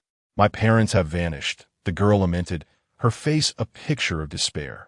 I lacked the time to explain. I shot her a cold glance before addressing the driver directly. "Please stop the car." The driver regarded me momentarily before turning away, and the door began to open. I turned and stepped out of the vehicle. Soon, the long-distance bus began to move away slowly. Watching its retreating silhouette, I finally exhaled a sigh of relief, my own face pale with apprehension. Chapter 19. The deathly coach. Just moments after the long-distance coach made a brief stop, I stumbled upon a shocking revelation. Following a sudden brake, I observed that all the passengers, propelled by inertia, lurched forward. However, they did not resume their upright positions, instead remaining motionless, slumped against the seats before them. It dawned on me that they were all deceased.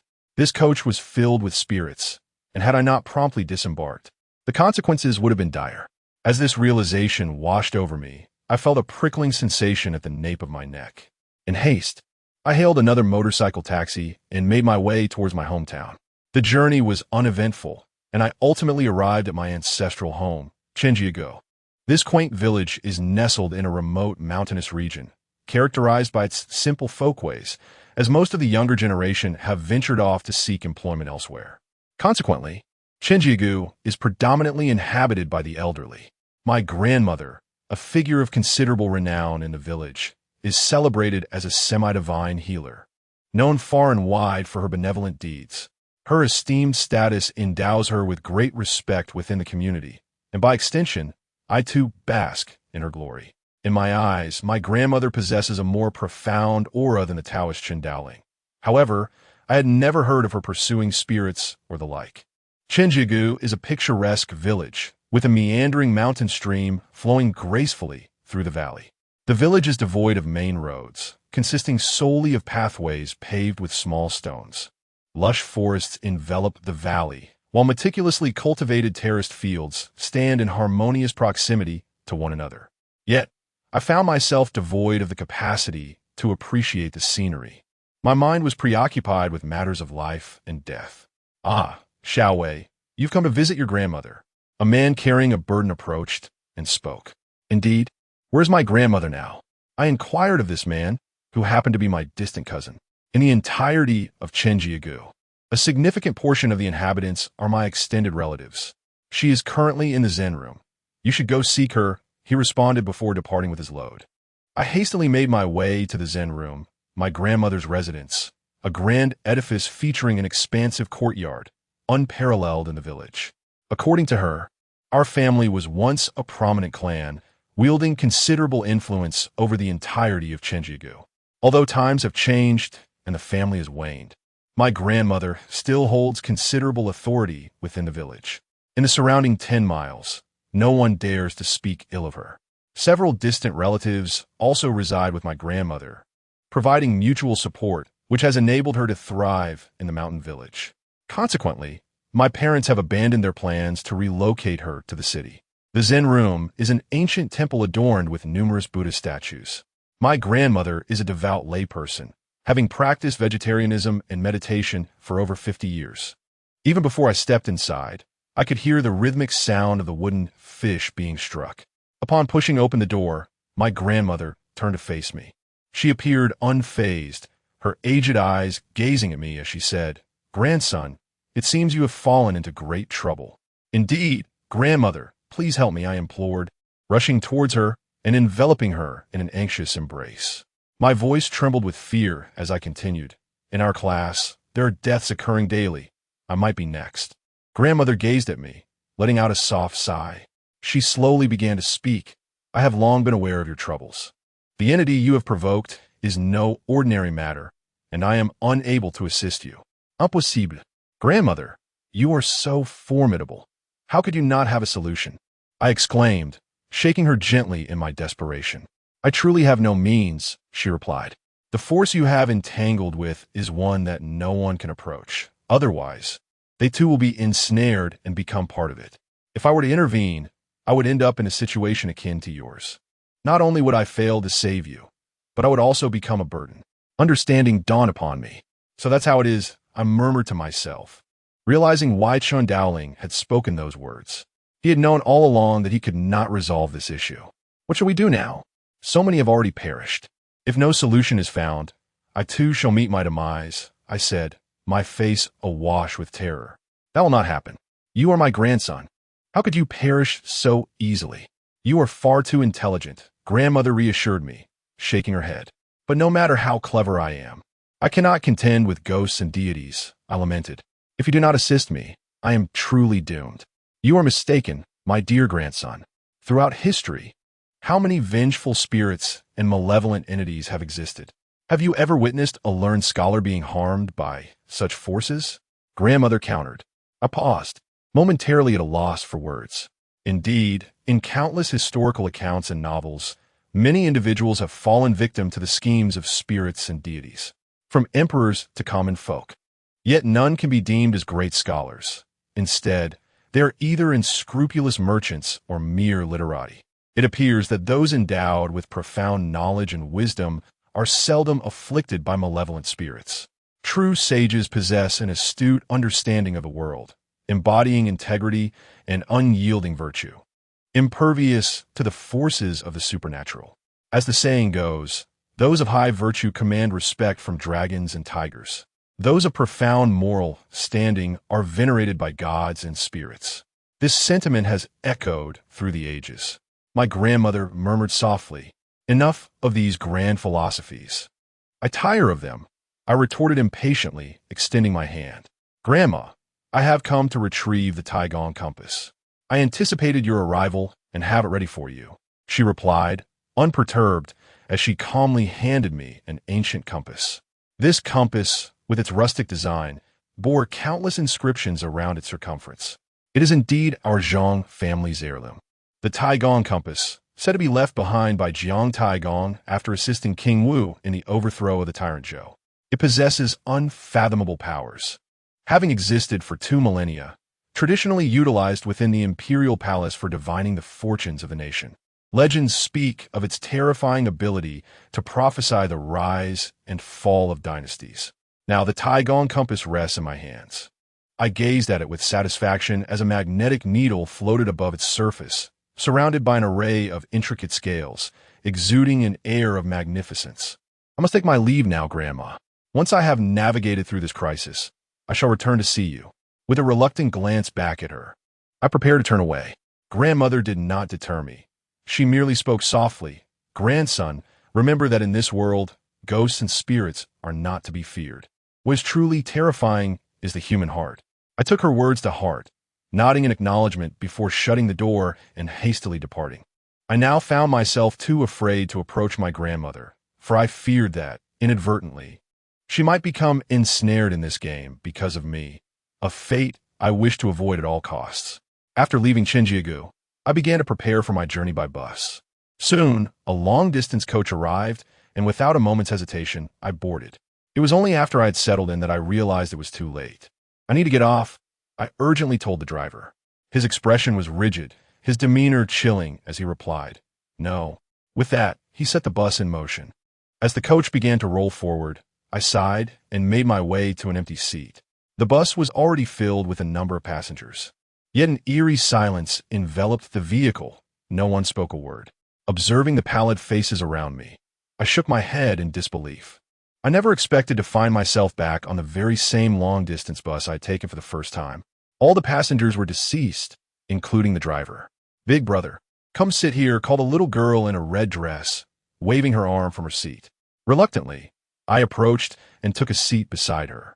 "Big brother, you cannot escape," she said with a smile that sent chills down my spine. Her complexion was unsettling, and her eyes were filled with a blood-red hue. It seemed I had drawn their attention. I cast a sidelong glance at her and declared that, under the present circumstances, I was no longer gripped by fear. After all, I'm already a sitting duck. The entire bus, save for myself, is surrounded by the deceased. Indeed, who told you to be so fond of taking the last bus? Once you board this long-distance bus, there is no disembarking. The girl sneered. "Is it truly impossible to get off?" "It doesn't seem like much," I retorted with a cold laugh. After uttering these words, my gaze involuntarily swept over my surroundings. The passengers sat placidly in their seats, their complexions ashen, some even bearing the marks of decomposition. Among these individuals, some wore expressions of agony, others were numb, while still others incessantly clawed at their throats. Fortunately, it is currently daytime, and everything appears less terrifying. However, I am cognizant that if I remain on the bus, the situation will deteriorate manifold at night. I inquired, "Is it truly impossible for me to disembark?" Addressing the driver. The driver, while operating the vehicle, responded in a voice as gravelly as the abyss. "You cannot disembark until the destination is reached." "Then why was I able to disembark with such ease last time?" I abruptly questioned. The driver did not respond, merely continued to drive in silence. And I vaguely sensed something amiss. Observing the scenery outside the window, I finally realized that the long-distance bus was rapidly speeding along, and the countenances of the surrounding passengers, which had been as silent as death, were gradually transforming. I know I must take action, or I will meet my demise. As the driver accelerated, the surrounding scenery blurred into a disorienting swirl. At such a reckless pace, an accident seemed almost inevitable. No, I must take action. I silently urged myself, a sense of urgency coursing through my veins, while my mind raced with calculations. Observing the lifeless forms around me and the driver himself, various clues coalesced within my thoughts. Gradually, the initial panic that had gripped me began to dissipate, replaced by a serene smile as a solution to extricate myself from this long-distance bus emerged clearly in my mind, one that I was certain would succeed. I turned to face the driver, who remained oblivious to my presence as he focused on the road ahead. However, as I extended my hand, his demeanor shifted, revealing a flicker of concern. "What do you intend to do?" he inquired, his tone icy. "Do you not realize, seasoned driver, that one should refrain from using a mobile phone while driving?" I replied with a gentle smile, reaching for the device beside him. With a decisive action, I powered it off, and then an astonishing transformation unfolded. The once frenzied pace of the bus began to decelerate, while the restless passengers around me fell into a somber stillness. Chapter 20. Liberation, how did you discover it? The driver suddenly inquired, his head twisting around to face me, performing a complete 180, his neck contorted in an unsettling manner. His cold visage bore down upon me, creating an undeniably eerie atmosphere. However, I merely cast a dispassionate glance in his direction and calmly replied, "It was quite simple. I had already discerned the truth long ago. From the moment I boarded the bus, I noticed that this vehicle was filled entirely with the deceased, and you were no exception." I said this with a smile. "Is that why you chose to disembark?" The driver probed. "Indeed," I acknowledged. "At first, I had not anticipated encountering you again. Yet, as time unfolded, I realized that the situation was far more complex. I boarded your long-distance bus once more, and this time, I found myself unable to leave. I pondered why I had been able to exit so easily on my previous journey, but now found myself trapped. After reflecting upon the terrain and the sights encountered along the way, I deduced a reason.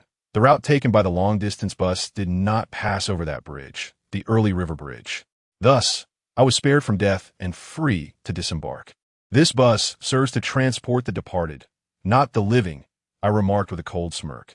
Proceed, the driver urged indifferently, maintaining his gaze on me while expertly navigating the road without needing to look ahead. After I left the long-distance bus, I hailed a motorcycle taxi. The driver informed me that recently, a long-distance bus had plunged into the river at the early river bridge, and none of its passengers had survived. If I am not mistaken, this must be the vehicle in question. You all perished in that calamity, especially the one responsible, which is you. I pointed at the driver. The driver's icy expression shifted momentarily before he continued. Indeed, it was I. Even if you have discovered the truth, how do you intend to seize my phone? It is quite simple. During my initial encounter with this bus, the surrounding passengers paid me no heed. However, upon my return, their demeanor had notably improved, particularly that of a young girl, who seemed to regard me as a companion. If I am not mistaken, in your eyes, I must already appear as a specter. I learned that in that disaster, a total of 26 lives were lost, yet here within this vehicle, there are at least 30 souls. Where did those 4 additional individuals come from? They are likely fellow unfortunate souls like myself, I scoffed. The driver nodded in agreement. Indeed, they, like you, chose to board this long-distance coach, and they too are unable to depart. It is astonishing to consider that the entire bus is filled with the deceased, the driver included. I shrugged, my expression laced with irony. From your demeanor, it is clear that I am destined to meet my end. But how shall I die? There are countless methods of demise. However, given the calamity that befell this vehicle, the answer becomes evident. I'm surely fated to plunge into the river alongside this bus. Yet, a question arises. Why has this bus remained unscathed thus far? It is clear that a certain catalyst is required. As I boarded the vehicle, I noticed your badge. Indeed, you possess 2 decades of driving experience. One would presume you would not commit such egregious errors that could lead to the demise of so many passengers. Yet, ultimately, the car plunged into the river. This led me to ponder whether something had abruptly startled you. Coupled with your incessant glances at your phone while driving and the haunting words of a young girl who confided in me about losing her parents, I arrived at a startling conclusion. You are the uncle of that little girl. It seems, while you were driving, you suddenly received news of your brother and sister-in-law's tragic demise. In a state of utter confusion, you must have veered the vehicle into the river, thus precipitating this calamity. I pointed at the driver and declared, "No, you are mistaken. I am the child's maternal uncle. It is my brother and sister-in-law who have perished, and they were murdered." The driver coldly retorted, "It matters not. My hypothesis remains largely intact. The only way to avert such tragedies is to prevent you from receiving that text message, which could incite uncontrolled emotions." I scoffed, glancing at the text message in my hand. It contained a single line, "Son, your brother has died, and your sister-in-law is gone as well. What shall we do? We cannot confront that person. What a tragedy, indeed," I remarked indifferently as I stared at my phone. "My brother and sister-in-law were slain by a crime lord. I must avenge them," the driver stated coldly. "So, you resort to the continuous slaughter of innocents to augment your power," I replied. I scoffed. "Indeed, the more souls my hearse collects, the broader its reach becomes. Sooner or later, I shall stand before my nemesis. Once he sets foot in this vehicle, I possess the means to render his existence a living hell." The driver, his face contorted with malice, remarked, "Your brother and sister are indeed innocent. Yet, are not the others who perished on this bus also blameless? Ultimately, how do you differ from that crime lord?" I chuckled derisively. Then, amidst the driver's complex gaze, I turned and seated myself beside the little girl, gently enfolding her in my arms. "Never mind. I have no interest in meddling. Please take me to my destination," I declared languidly, my eyes fixed on the girl in the crimson dress. "No, she ought to be called the little ghost in red. Big brother, come play with me. Everyone else is too stiff to join me," the girl implored, gazing at me. I pressed a soft kiss on her icy cheek, which, though cold, felt remarkably tender. "I apologize, but I have pressing matters to attend to. However, I promise to visit when time permits," I replied, smiling while gently pinching her cheek. The little girl appeared lonely, her head swaying in discontent. Everyone is so cold. Not a soul speaks all day. I'm so bored, she lamented. What a lovely name. It sounds delightful, I remarked. Really? She beamed, yet when she smiled, her lips were stained with crimson, rendering her expression somewhat unsettling. I furrowed my brow and picked up a pack of tissues, gently wiping the blood from the corner of her mouth. Looking into her eyes, I remarked, when you smile, try not to squint, for it can be quite terrifying. Will it scare Big Brother to death? The little girl inquired, her eyes sparkling with anticipation. Perhaps it would. I pondered aloud. Then that would be splendid, Big Brother. You should let me scare you to death, and then we can be together forever, the girl in red smiled, though her expression bore an unsettling quality. That's impossible. I have many matters to attend to. Perhaps we shall discuss it when I am utterly devoid of ambitions, I said, gazing at this cunning little girl, feeling a sense of exasperation. Big Brother is so stingy, she huffed, casting me a sidelong glance that rendered me momentarily speechless. Yet, I truly dared not make any promises, for one cannot deceive the spirits. Should I acquiesce to her whimsical request, I might unwittingly find myself ensnared in a perilous fate. I thought Big Brother would perish. Now the fun is over, she lamented, her expression clouded with discontent. I sat beside her in an attempt to offer comfort, my gaze drifting toward the window. The driver had not misled me. We had indeed crossed the early river bridge and were now progressing toward our final destination. It seemed I had successfully evaded death, for the realm of the deceased does not welcome the living. Before long, the long-distance bus arrived at its terminus and came to a halt. At that moment, I was playfully bantering with the little girl. You may disembark, the driver's cold voice echoed. Thank you for the ride, I replied, rising from my seat and smiling at the driver. The driver did not glance at me. He merely muttered, You are truly terrifying. Terrifying? I simply yearned to survive. I offered a faint smile, gently adjusted my collar, and then slowly stepped out of the vehicle. All around me lay the deceased, their faces ashen, each one silent and indifferent. This was the long-distance bus of death. Once one entered, it was exceedingly arduous to depart. Yet, without a doubt, I had once again emerged alive. The driver let out a cold snort, turned away, and ceased his words. Aldikt, ye. I shall visit you again when I have the chance. For now, farewell. I waved my hand in parting to E. The little girl, E, hurriedly waved her tiny hand to bid me goodbye. After stepping down from the bus, I found myself in the city center, while the long-distance bus gradually faded from view. I sighed as I gazed at the phone in my hand. Although I had evaded the bus of death, another deadly game awaited me. Only one day remained, and I must devise a way to gather 3 lives. The victors had already claimed 2 lives. My time was dwindling. I opened QQ on my phone and sent a private message to Mi Xiaoyu. Where are you now? I wish to compete with you. Mi Xiaoyu quickly replied, I'm sorry. I do not wish to compete. I frowned slightly and sent a message to Wang Zheng, receiving the same response. Left with no other option, I finally sent a message to Yang Yaxin. Yang Yaxin promptly responded, No problem. Shall we meet at Hongqi Mall? All right, I replied hastily. I then turned and hailed a cab, arriving at the expansive mall. After waiting at the entrance for a short while, I spotted Yang Yaxin approaching with his girlfriend. It was common knowledge that Yang Yaxin and Go Hongyun were a couple. Holding Go Hongyun's hand, Yang Yaxin fixed his intense gaze upon me and asked, Where shall we begin? Let's find a secluded spot, I suggested reluctantly. I've heard about your situation. We both have but one life. Perhaps it's best we settle this once and for all, Yang Yaxin declared. I nodded gravely, acutely aware that whoever triumphed in this contest would effectively strip the other of life. For once one of us emerged victorious, the other would be left with nothing, rendering any further competition futile, for winning would bring no reward. Chapter 21. The power of the Taigong compass Zhang Dongxian was instantly filled with dread. What manner of speed was this? It was so swift that his eyes could scarcely discern it. Was this truly a human being? Lin Shutian seemed to be deliberately showcasing his prowess, never appearing to move, yet when he next materialized, he stood behind Zhang Dongxian. With a single kick to his backside, he sent him flying.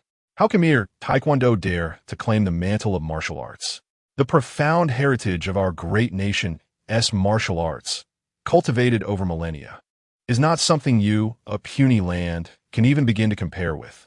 Standing with his hands clasped behind his back, Lin Chutian delivered kick after kick to Zhang Dongxian, sending him spiraling across the arena. Yet he could not find respite nor touch the ground. Lin Chutian's speed was simply too formidable, so rapid that Zhang Dongxian couldn't even collapse to the ground in a futile attempt to feign defeat. "Stop! Oh, please stop!" Zhang Dongxian wailed, his terror reaching its zenith. "Want to halt?" Lin Chutian laughed heartily. "I'm afraid that's utterly impossible." Zhao Dashing grew anxious. He had not anticipated Lin Chutian's strength to be so overwhelming, effortlessly reducing Zhang Dongxian to confusion. What a terrifying presence this was. It seemed that the business in Myanmar was assuredly secure. However, he was reluctant to lose Zhang Dongxian, a formidable fighter in his own right. He hastily implored Brother Lin, "Brother Lin, please cease your assault. Let us keep it light." In a flash, Lin Chutian appeared at the spot where Zhang Dongxian was about to crash down, lifting his foot and delivering a resounding blow to his jaw. "Now be gone."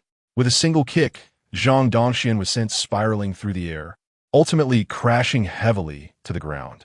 Lin Chutian clapped his hands, believing it to be a collective responsibility to teach such shameless individuals from haunching a lesson. "Boss Xiao, are you satisfied?" Zhao Dashing wiped the sweat from his forehead, nodding vigorously in affirmation. "Yes, indeed. Brother Lin is truly remarkable." His heart was filled with astonishment. One Zhang Dongxian had already enabled him to establish a considerable foundation, and should Lin Chutian extend his assistance, Zhao Banqing's moniker might very well transform into Zhao Quancheng. Amidst the flattery from the crowd, Lin Chutian's phone buzzed. He glanced at the screen to find a message from Yuan Danqing. "Brother Lin, I have some matters to attend to at noon.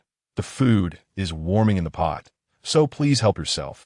It dawned on him that it was already midday, a realization he had overlooked. Zhao Dasheng, aware of the late hour, promptly suggested they dine together.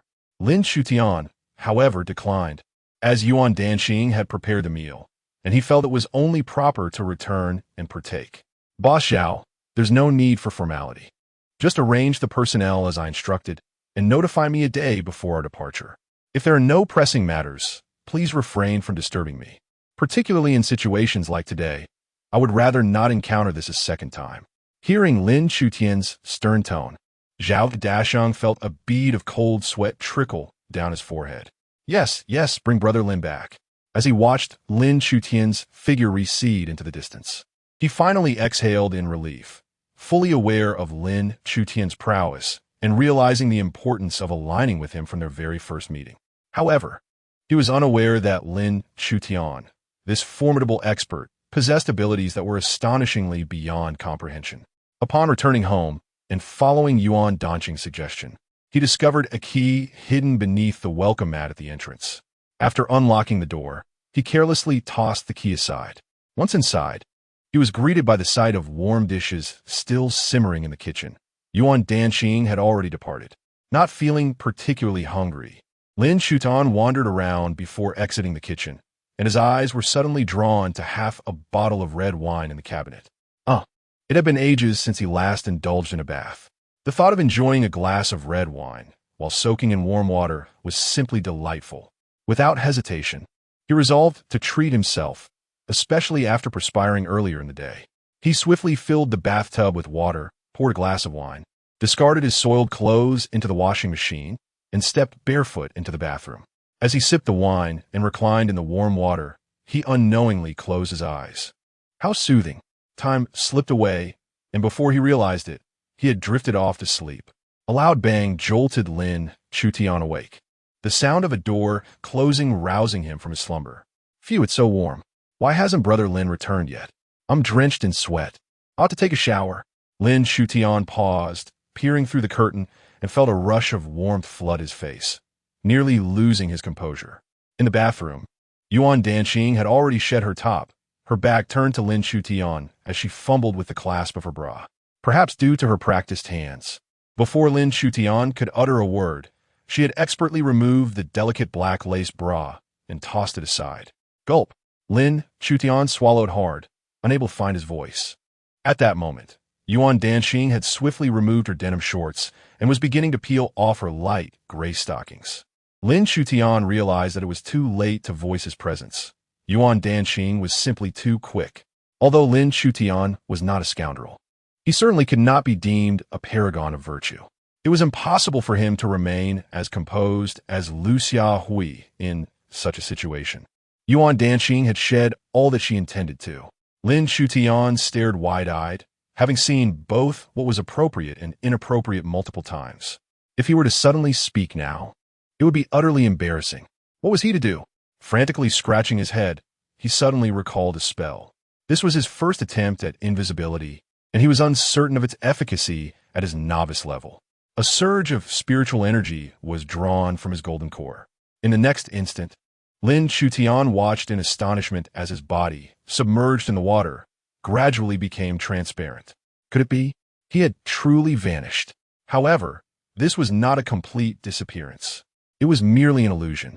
While his physical form was no longer visible to the naked eye, it remained very much present. Suddenly, Yuan Danxing pulled back the curtain and was momentarily taken aback upon seeing the water in the bathtub. Had Brother Lin returned? But he wasn't home. She felt a twinge of confusion. Since Lin Shutian was merely soaking and had yet to wash, the water appeared pristine. Lying beneath, Lin Shutian dared not make sound. Yuan Danxing's flawless silhouette was completely revealed before him, her skin so delicate it seemed almost ethereal. Suddenly, Yuan Danxing reached out her hand towards the water, perhaps to gauge its temperature. Lin Shutian was momentarily paralyzed with fear, his eyes wide as he watched Yuan Danxing's hand inch towards his thigh. This could not end well. If discovered, it would be utterly embarrassing, and there was no way to explain. In this precarious moment, Lin Shutian resigned himself and closed his eyes. Still warm. He thought, I might as well soak in this water for a while. Yuan Danxing withdrew her hand from the water, muttering to herself. With a sigh of relief, Lin Shutian realized that Yuan Danxing was merely testing the water's warmth and had not fully submerged her hand. However, before he could fully relax, Yuan Danxing lifted her delicate leg and placed her foot onto his body. Lin Shutian's eyes widened in alarm. This was disastrous.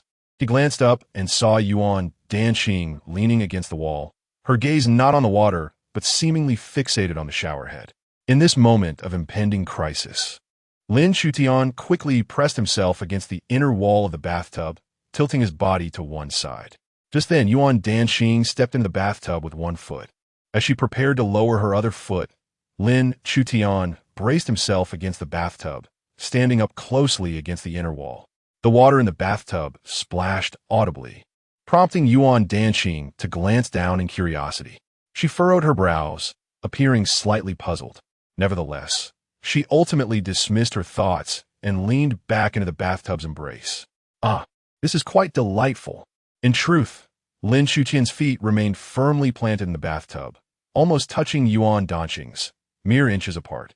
He held his breath, refraining from uttering a sound, yet found himself reluctant to leave, uncertain of how to proceed in this delicate situation. Thus, they remained in this tense standoff for a full 10 minutes. Suddenly, Yuan Danxing shifted her body to the side, reaching for the shower gel perched on the edge of the stool. In that moment of movement, her foot inadvertently brushed against Lin Shutian's calf. Hiss! Lin Shutian gasped in shock, never having felt so cowardly since embarking on his path of cultivation. Fortunately, Yuan Danxing's focus was entirely on the facial cleanser. When she finally secured it and reclined once more, she remained blissfully unaware of any irregularity. Setting the cleanser aside, Yuan Danxing cupped her hands to gather water, closing her eyes and splashing it all over her face. This was the perfect opportunity. Lin Shutian felt compelled to lift one foot and rest it against the side of the bathtub. If he could just raise the other foot, he would successfully make his escape. However, the sound of splashing water once again drew Yuan Danxing's attention. Chapter 22. A desperate situation poison? I found myself entranced by this intricate character, my gaze lost in contemplation. What message did this character convey? Could it be that Suya had succumbed to substance abuse? However, Suya appeared to lack any history of such indulgence. Moreover, Her physical condition did not suggest any signs of drug use. What, then, did this character signify? I pondered for an eternity, yet found no resolution. Ultimately, I lay on my bed, helplessly staring at the ceiling. At that moment, a message from Chun Feng suddenly chimed in the group chat. The death match had reached its final stage, and the current standings were as follows. Duan Muxuan, 3 lives. Suya, 3 lives. Wang Zheng, 3 lives. Mi Xiaoyu, 1 life. Zhang Wei, 2 lives. Yang Yaxin, 0 lives. I swiftly sat up, astonished, my eyes fixed on my phone. It appeared that the outcome of Wang Zheng's duel with Mi Xiaoyu was already apparent. Wang Zheng had emerged victorious. Thus, my only recourse lay in facing Mi Xiaoyu. With just my 2 lives against her solitary life, one of us must inevitably prevail.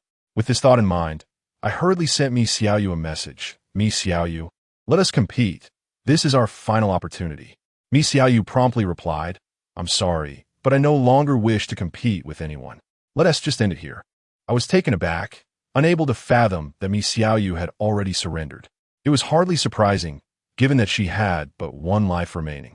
Unless she secured 2 consecutive victories, her chances of success were non-existent. In contrast, I needed only a single triumph. Therefore, at this juncture, Mi Xiaoyu had no desire to engage in a contest with me. Mi Xiaoyu, why don't you compete with me? You should know this is our final opportunity. If we fail, we shall perish, I expressed anxiously in QQ. Mi Xiaoyu quickly replied, Zhang Wei, don't think I am unaware of your prowess. I know I am no match for you. Since that is the case, let us all perish together. Infuriated, I shouted upon reading her message. Yet, I patiently urged her, you should still compete with me. Rock, paper, scissors relies entirely on luck. You might just defeat me. Do not think I am oblivious. You have consecutively triumphed over several individuals. Apart from Suya, you also bested Yang Yaxin. If the first time was luck, what of the second?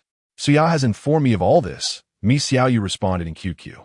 Indeed, it was Suya. I gritted my teeth.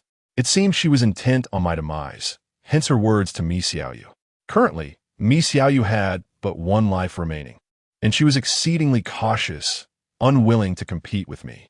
With only Mi Xiaoyu left holding a life, if she refused to engage, by the dawn of the next day, we would both meet our end. Contemplating this, my heart began to wrestle with despair. Mi Xiaoyu, how about this? I will deliberately lose to you once, and then we shall compete again. This way we will be even, I proposed in QQ. Do not attempt to deceive me. Suya has already informed me of everything. I simply will not compete. If you wish to face me, it must be under the condition that you intentionally lose to me, Mi Xiaoyu declared. Dream on. I spoke harshly on QQ, my heart filled not only with anger towards Suya, but also with resentment towards Mi Xiaoyu. This vain girl, who frolics with boys all day, has often ridiculed me. Just last time, she intentionally confessed to me, leaving me foolishly embarrassed. It seems you all are courting disaster, I said coldly. Before shutting off my QQ, I slumped onto my bed, fully aware that Mi Xiaoyu would not dare to challenge me today. Fortunately, there is still time tomorrow. This perilous game of rock, paper, scissors concludes at 8 o'clock on Monday morning. For now, I am safe. It appears I must take some action during this interval. With that thought, I became restless, picked up the Tai Gong compass, and headed towards the front door. The needle of the compass spun incessantly, seemingly guiding me. Following its direction, I soon arrived at Suya's residence. Her home is an expansive 2-story villa. I had visited here once for her birthday. Though I had faced much disdain for not bringing a gift, nonetheless, I shamelessly enjoyed a meal. Upon reaching Suya's house, I found it empty, as she was not home. The entire villa was deserted. I wandered around the premises, finding no suspicious signs, save for a flourishing apple tree in the yard. Disheartened by my lack of discoveries, I decided to inquire with Suya's neighbor. Young man, what brings you here? A middle-aged man asked me. I would like to inquire about the situation at Suya's home.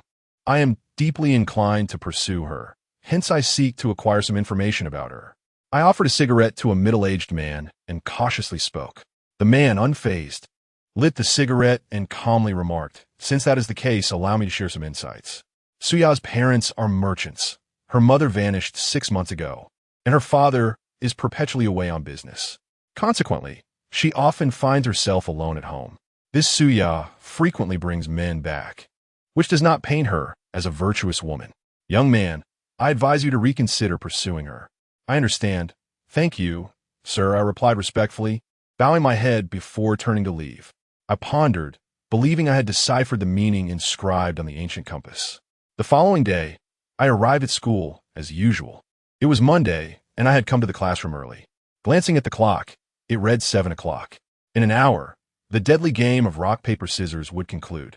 If I had not secured 3 lives by then, my fate would be sealed. Nevertheless, I maintained an outwardly serene demeanor. As I slowly made my way to my seat, my companion Li Mofin eagerly inquired, "Boss, why aren't you competing with me, Xiaoyu? There's less than an hour left." "It's her unwillingness to compete with me," I replied, my expression clouded with frustration. "That could be troublesome. Mi Xiaoyu is clearly intent on dragging you down with her," Li Mofin responded, his face reflecting anger. "No," I shook my head, my voice icy. "Mi Xiaoyu is not so foolish. She is a very pragmatic girl. It is utterly improbable that she would choose to perish alongside me. She must possess a strategy to deal with me." "Impossible. She cannot possibly be your match in rock, paper, scissors," Li Mofin asserted, shaking his head. "I am not afraid of her defeating me. What I fear is her alliance with Suya," I replied, my expression indifferent. "Indeed, should that occur, the one who will falter is you," Li Mofin remarked. At that moment, Yi Ruoxue approached my side. Urgency etched across her face as she implored. "You must devise a strategy for the competition. You have only 2 votes thus far. Rest assured, I shall not meet my demise. I possess an infallible method for victory," I retorted with a cold laugh, exuding an air of confidence that only served to frustrate Yi Ruoxue further. "What on earth are you thinking? How can it be a surefire way to win at rock, paper, scissors? Even the most skilled players in the world cannot guarantee 100% victory, can they?" she challenged. "True, even the most experienced contenders cannot claim absolute success. Yet, trust me, I will not lose," I replied, brimming with conviction. "I truly cannot fathom the source of your confidence. It infuriates me." Yi Ruoxue's charming face was clouded with exasperation. Nevertheless, she returned to her seat, her worried gaze frequently drifting in my direction. Soon, the class began to gather, yet I noticed the conspicuous absence of Suya and Mi Xiaoyu. As the clock inched closer to 8 o'clock, a sense of unease began to creep into my own heart.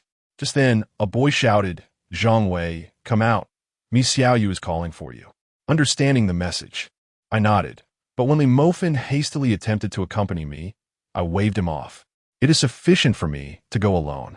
Rest assured, I shall bring back victory."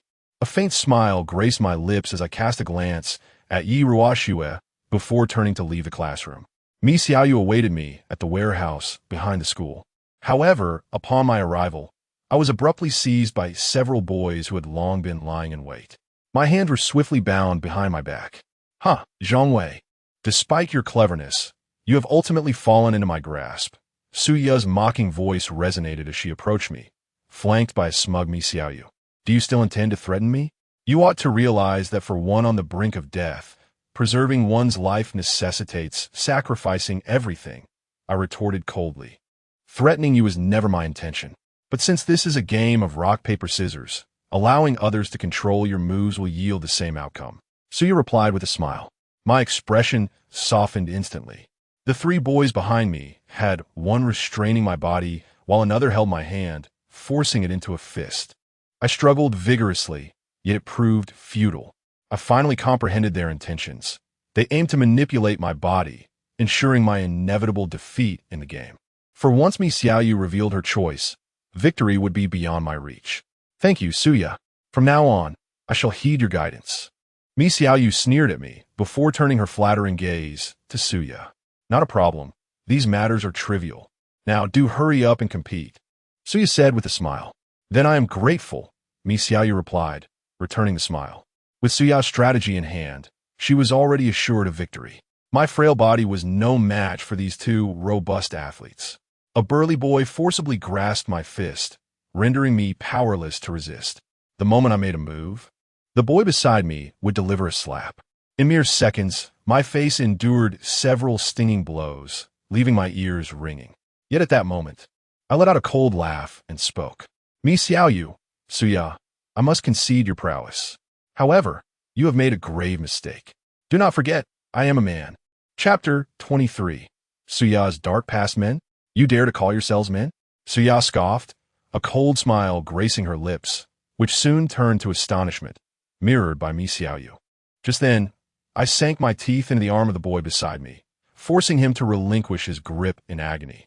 In that moment of desperation, I swiftly retrieved a fruit knife from my pocket, a sharp blade I had brought from home, now proving its worth. Without hesitation, I plunged the knife into the boy's arm. He let out a horrific scream, clutching his injury, and retaliated with a fierce kick that sent me crashing to the ground. Another boy, his face ashen, threatened, You dare harm my brother? Today, I shall make you pay. With that, he stomped on my back several times, causing a wave of pain to surge through my abdomen. Yet, I rose with a chilling smile, undeterred. Let us see how you intend to kill me today, I retorted, gripping the fruit knife tightly as I charged at him once more. The fruit knife, akin to a dagger, is a fearsome weapon. Once it pierces the human body, it can be fatal. Thus, in fights, individuals typically refrain from using daggers unless absolutely necessary, for they are uncontrollable. My face was smeared with blood, and my body ached painfully. However, my assault grew more frenzied. Clutching the fruit knife, I attacked relentlessly. The two burly athletes dared not approach me, and one of them fled in sheer terror, evidently intimidated by my wild ferocity. After several attempts to evade, my dagger ultimately plunged into the thigh of a muscular athlete, eliciting a piercing scream from him. Nearby, a fellow student retaliated with a swift kick, sending me sprawling. Blood trickled from the corner of my mouth.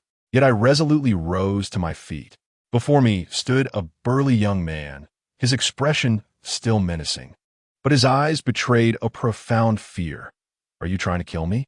Isn't that the obvious conclusion? I replied with a cold smirk. I then cast a disdainful glance at the two frightened girls beside him, my voice icy as I taunted, Come on, didn't you say you would end me? I'm eagerly awaiting your move. You lunatic! The athlete cursed vehemently, though his legs trembled uncontrollably. My earlier frenzied thrusts had nearly struck him several times, and he understood that a single hit to a vital area would spell his doom. The other athlete stood by, equally pale, his arm bleeding profusely from the wound I had inflicted, desperately pressing down on it to staunch the flow. Let us continue this, shall we? Let us see who can bring me down, I declared with excitement, gripping my dagger tightly, ready to charge. At that moment, the stout student, resembling a leader, finally spoke up. Wait! His face was ashen with fear as he raised a hand to halt my advance. What is the holdup? Let us get this started. I can hardly contain my anticipation. I retorted with a sneer. Brother, I acknowledge your prowess. I concede. I should not have crossed you, the athlete admitted, his face drained of color. Then I cast a glance at Suya, my voice laced with anger. Suya, for heaven's sake, did you not say this would be easy to handle? Are you trying to lead me to my demise? Suya's face turned pale as she shook her head, unable to comprehend my sudden ferocity, so unlike the timid person I once was. Have you finished your meaningless chatter? I retorted impatiently, blood still trickling down my face, a sharp pain coursing through me. Yet, at that moment, I found myself yearning for a grand confrontation. Brother, we were mistaken. This was all her doing. It has nothing to do with us. She provided us with the money. Now, we present it to you, the trembling leader stammered, placing a stack of cash at my feet before hastily pulling his companion away. Their hurried departure revealed the fear I had instilled in them, particularly in the boy clutching his arm, who, halfway through his escape, buckled under the pressure and collapsed to the ground, supported only by his companion as they exited the warehouse in haste. At that moment, I turned coldly, my gaze landing on Suya and Mi Xiaoyu, their faces drained of color. The fear in their eyes was palpable, especially in Mi Xiaoyu, who appeared nearly incapacitated. Do you now comprehend the difference between men and women? I declared. I admit, I was once cowardly and timid. However, do not forget, I am a man. Unlike you women, who weep and wail in the face of certain doom, I am willing to risk my life. This is the greatest advantage I possess as a man. I sneered. Suya was trembling, unable to utter a word, and Mi Xiaoyu was in a similar state. Very well, Mi Xiaoyu, let us compete. You must not refuse me. There remain merely 45 minutes until 8 o'clock. Should you deny my request, I shall undoubtedly meet my demise. Since my fate appears sealed, I am left to ponder what actions I might take in my final moments. Even I cannot foresee. I gaze greedily at Suya and Mi Xiaoyu, my voice laced with a sinister chill that nearly brought them to tears. This situation bears no relation to me. I am innocent, Suya weakly asserted. Silence, Mi Xiaoyu. I grant you a mere 5 minutes. Should you continue to deny me within this time frame, do not blame me for my lack of courtesy. I shall take great pleasure in toying with both of you, ultimately reducing you to mere fragments. 40 minutes remain, ample time for my indulgence, I declared with a smile, feeling akin to a deranged killer. Upon hearing my maniacal tone, Suya and Mi Xiaoyu's psychological defenses crumbled entirely. Suya urgently urged Mi Xiaoyu, "You must agree to him quickly, or we shall both perish." Zhang Wei is capable of anything in his madness. Mi Xiaoyu, her complexion pale, nodded and extended her arm. Subsequently, we commenced a game of rock, paper, scissors. I had long anticipated that Mi Xiaoyu would choose paper, as she invariably believed that boys favored rock. I opted for scissors. Indeed, Mi Xiaoyu revealed paper, while I revealed scissors. I emerged victorious, finally securing 3 lives and claiming the title of 4th winner in this deadly game. The game of death by rock, paper, scissors had officially concluded. Mi Xiaoyu burst into tears, her spirit utterly shattered, as she collapsed to the ground, weeping without restraint. Beside me, Suya visibly exhaled in relief. She was aware that I had secured 3 lives, which meant I had survived. A person who has managed to live would not entertain thoughts of risking everything. She felt entirely safe now, although she felt a twinge of guilt towards Mi Xiaoyu. Suya stood up, glanced at me, and remarked, "Zhang Wei, this time you have one. Let's wait and see." Just as she brushed past me, I spoke slowly. "What is it? You now have 3 lives. Do you wish to engage in a life and death struggle with me?" Suya looked at me with a cold smile and replied, "What nonsense! I am safe now. Why would I compete with you?" She found my suggestion amusing. Having 3 lives grants one the right to victory. Only a fool would challenge another at this point. "Because if you refuse to compete with me, I shall send this email," I retorted with a smirk, pulling out my phone to reveal an email, which I then handed to Suya. She took it absent-mindedly, only for her expression to shift dramatically in an instant. With a trembling voice, she stared at me, her beautiful eyes wide with shock. "How did you know?" "This is impossible." "Quite simply, for you are rather foolish," I replied, shaking my head. I then gently asked, "So what will it be? Do you wish to compete with me? If you manage to defeat me, I shall meet my end, and thus no one will uncover the truth." "No," Suya struggled to lift her head, her voice quaking as she pleaded, "Zhang Wei, I beg you. This email must not be shared with anyone, or my fate will be sealed. In return, I can promise you any condition you desire, even to become your girlfriend, accompanying you every night." I hesitated for a moment. To be honest, I felt a flicker of temptation. After all, Suya is so beautiful and alluring. If she were to be my girlfriend, sharing intimate moments with her daily would undoubtedly be a great joy in life. However, recalling her past actions, I let out a cold laugh and replied, "I'm sorry, but I'm not ready to meet my demise. You have no choice now. If you refuse to compete with me, this email will reach the police in 10 minutes, I asserted. "Zhang Wei, you are forcing me." Suya glared at me with resentment. "Indeed, I am. Come, let us settle this once and for all," I declared with pride.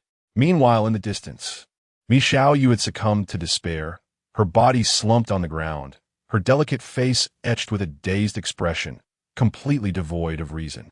Our conversation had gone unheard by her. "Fine, I will compete with you." Suya contemplated for a while before ultimately agreeing. Her eyes glared at me with loathing as she slowly said, "Zhang Wei, you must not regret this." "I will not regret it," I replied with a cold smile, my gaze fixed on Suya.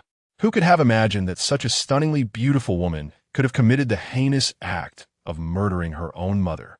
Indeed, just last night, based on the gossip of the neighbors coupled with the luxuriance of the apple tree, I had easily uncovered a chilling truth. Suya had poisoned her mother and buried her body in the yard. Last night, I effortlessly unearthed the lifeless body of her mother and captured a photograph.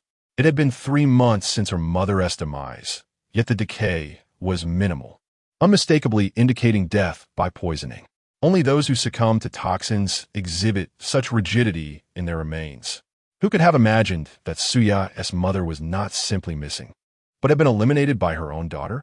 Even Suya's father remains oblivious to this grim reality, tirelessly posting missing person notices and making frequent visits to the police station. Should I reveal this truth, Suya would face ruin, while she may not meet her end. Her future would be irrevocably shattered. Her father would undoubtedly turn against her. For the vain and materialistic Suya, this is an intolerable prospect. Thus, she must eliminate me. If I acquiesce to her demands and become her boyfriend, it is likely I would be poisoned before long. She would never allow such a threat to persist in this world. Therefore, the impending confrontation is destined to be a life-or-death struggle, where neither party can afford to lose. Chapter 24. The Queen's demise. Suya has been driven to the brink of despair. If she refuses to compete with me, the police will apprehend her in 10 minutes. The incident involving her mother will undoubtedly become sensational news. With no escape route left, Suya is compelled to engage in a desperate gamble against me. I regarded her with a cold smirk as I observed her panicked expression. In a detached tone, I declared, "Let us proceed. Once again, I shall choose the hammer." "Very well," Suya replied, her gaze fierce as she extended her fist towards me. Thus, we commenced our game of rock, paper, scissors. We raised our hands high and then brought them down with force. Suya scoffed, indicating she had deciphered my intentions. Yet, a smirk played upon my lips. I had already discovered the foolproof strategy for this game. Victory was assured. "Rock, paper, scissors," I proclaimed, and in an instant, Suya revealed paper, catching me momentarily off guard, as I had intended to choose rock. However, she had miscalculated, for I had not made any gesture. My arm remained suspended in midair, unyielding. "Ah, you chose paper, did you? Then I shall select scissors," I retorted coldly, extending my hand to reveal scissors, slowly descending. Suya's expression shifted dramatically, and in a fit of rage, she exclaimed, "You are cheating. This doesn't count. What skill is there in your late reveal?" I believe you have misunderstood something. This deadly game of chance seems not to have stipulated a prohibition against cheating," I replied with a chilling laugh, my gaze mocking as I regarded the flustered Suya. "That cannot be counted. I cannot possibly win this way." Suya gazed at me, attempting to plead her case. "It's futile.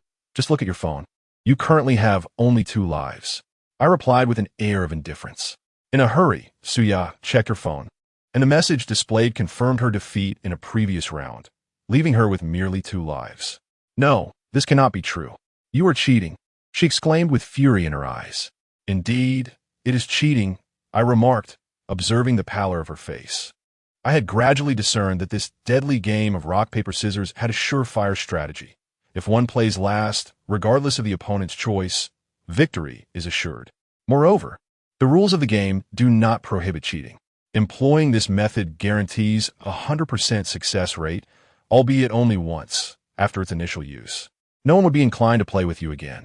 However, at the onset of the game, when both players possess 2 lives, a single victory could conclude the contest. I now held 4 lives, while Suya was reduced to 2. This meant that unless she devised a means to seize a life from me, her demise was inevitable once the game concluded. "You are despicable," Suya said, her eyes blazing with rage, her face contorted in anguish. "Despicable? Do you truly believe you have the right to speak of despicability?" I retorted, looking down upon her. Were it not for her incessant provocations and repeated attempts to bring me to ruin, I would not have resorted to such measures against her. "I acknowledge my mistakes. I implore your forgiveness." "Please, I would do anything you ask," Suya pleaded, her demeanor deceptively pitiful. Yet, I was acutely aware that all of it was merely a facade. Her unhesitating act of poisoning her own mother reveals that she is undoubtedly a ruthless woman. After uncovering her secret, it would be inconceivable for her not to eliminate me. Such a woman is akin to a venomous serpent, exceedingly perilous. I must devise a strategy to eradicate her. Presently, she is left with merely 2 votes, which renders her fate inevitable. Farewell. I cast a glance at Suya and remarked, before turning to leave, At that moment, Suya's voice rang in my ears. Wait, I wish to compete with you once more. Do you truly believe I would indulge in such frivolity? You have already lost, I replied, turning to face her. Since I have already lost, then the lives of others are rendered meaningless. Why not bestow them all upon you? You could utilize them to save someone, Suya suggested. This momentarily took me aback. Indeed, she spoke the truth. A person possessing 6 lives could deliberately forfeit them to choose to save another. Yet even Duamuxuan had not attempted such a feat, for gathering 6 lives is an exceedingly arduous task. Now that Suya had presented me with this opportunity, I glanced at her once more and said, Very well, I shall compete with you again. Suya offered a faint smile and extended her hand, her voice soft as she said, Do take it easy on me. I shall indeed show restraint, I retorted with a cold smirk, and then we resumed our contest of rock, paper, scissors. Once again, I employed my foolproof method. I raised my fist, feigning readiness to make my move, and Suya mirrored my actions. Then, we both commenced our play. However, this time, neither of us made a move. It seems that Suya has also learned to adopt such a strategy. Regrettably, this approach cannot alter her fate. Quite commendable. You two have acquired my technique. Yet, alas, it is futile.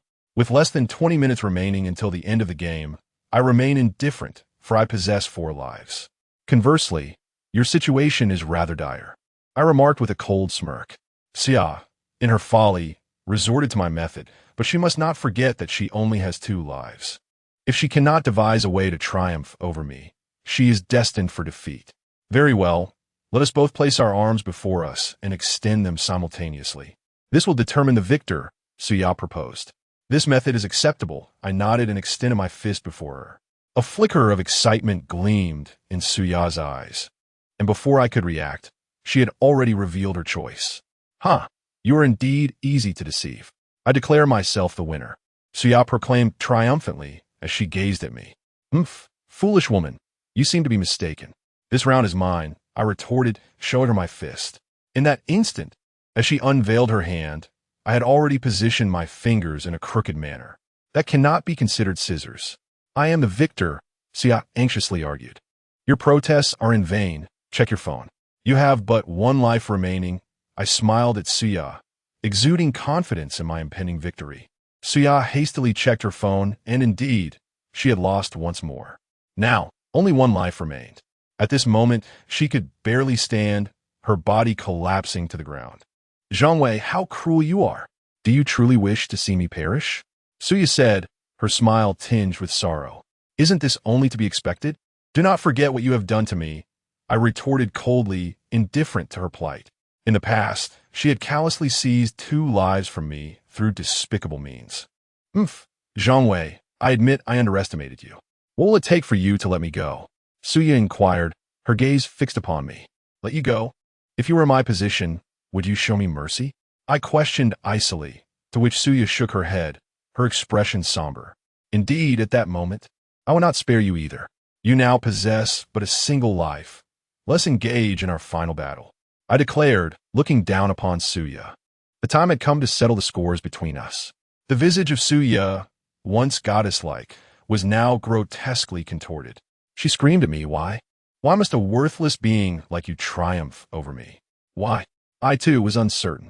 Standing before her, my intention was not to showcase my prowess, but rather to convey that although I may be deemed worthless, I shall reclaim all that I have lost. I glared at Suya, my teeth clenched. Once, she had conspired with Zhao Qinhe, employing vile tactics to rob me of 2 lives, casting me from paradise into the depths of despair. Yet now, through even more ignoble means, I had reclaimed those 2 lives from her grasp. Upon hearing my words, Suya appeared to regard me, as if for the first time. Her gaze scrutinized me intently, and then she spoke with a smile. Zhangwei, you truly are remarkable. I believe I have erred. Had I chosen you instead of Zhao Qinhe, perhaps I would not find myself in such circumstances now. Enough of such nonsense, Suya. Do not presume that every man in the world harbors secret affections for you.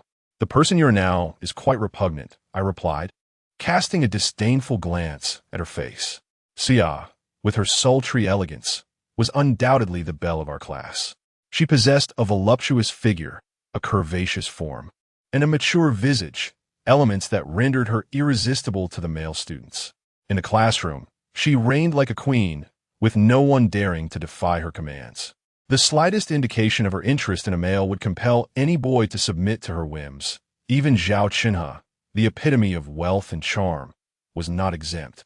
Yet, in the face of me, all her advantages dissipated. Lacking both wealth and influence, I was not the type to attract female attention. However, as a man, when pushed to the brink, I could unleash a potential that surpassed Suya's imagination. At this moment, the sultry queen had been driven to the depths of despair. The final confrontation was imminent. Come now. This time I shall not resort to deceit, and neither shall you. Let us determine our fates together, extended my hand. And Suya nodded, understanding that any attempt at cheating would render the game meaningless. For if she chose to cheat, I would withdraw from our engagement entirely. Even though she had won once, she would still meet her demise with 2 lives remaining. It would be better to take a gamble on fate and engage in an ultimate showdown. Suya had already steeled herself, and then we both raised our hands, slowly descending. I chose the hammer once more, while Suya opted for scissors. Hammer triumphs over scissors. Suya's last life faded away. At this moment, I possessed a total of 6 lives. It is over, Suya, I said, gazing at her. No, this is impossible. How could I lose to you, you hideous creature? Suya glared at me with fierce intensity. Her mental state was on the brink of collapse. Do not conflate me with those worthless individuals who cower at the sight of you. You are indeed beautiful, but do not mistake me for a fool. Do you think I would be as foolish as Zhao Qinhe? I chuckled at Suya. Her delusions were utterly laughable. She had always believed that boys were merely her subservient pets. As long as she displayed a pitiful demeanor, boys would rush to comfort her and fight on her behalf. Even someone as wealthy and handsome as Zhao Qinhe, he could be manipulated into her game, provided she was willing to engage in intimacy. Chapter 25. The struggle of me Xiaoyu has been utterly defeated, her smile a mere shadow as she gazes at me. Her voice laced with desperation. I implore you, save me. You still possess 6 lives. Superfluous lives are of no consequence. Why not bestow them upon me? I shall comply with whatever you request henceforth. Such fanciful notions are best left in dreams. I cast a disdainful glance at Suya and turned it apart. At that moment, Mi Xiaoyu rushes towards me, her hope ignited after witnessing my contest with Suya. With 6 lives now in my possession, victory is attainable with merely 3. By intentionally conceding to her thrice, she could secure her survival. Thus, I have become her final beacon of hope. Mi Xiaoyu, brimming with unwavering confidence, believes I will part with 3 of my lives. Zhang Wei, wait. You currently hold 6 lives. If you share 3 with me, I can survive. Mi Xiaoyu pleads. And what of it?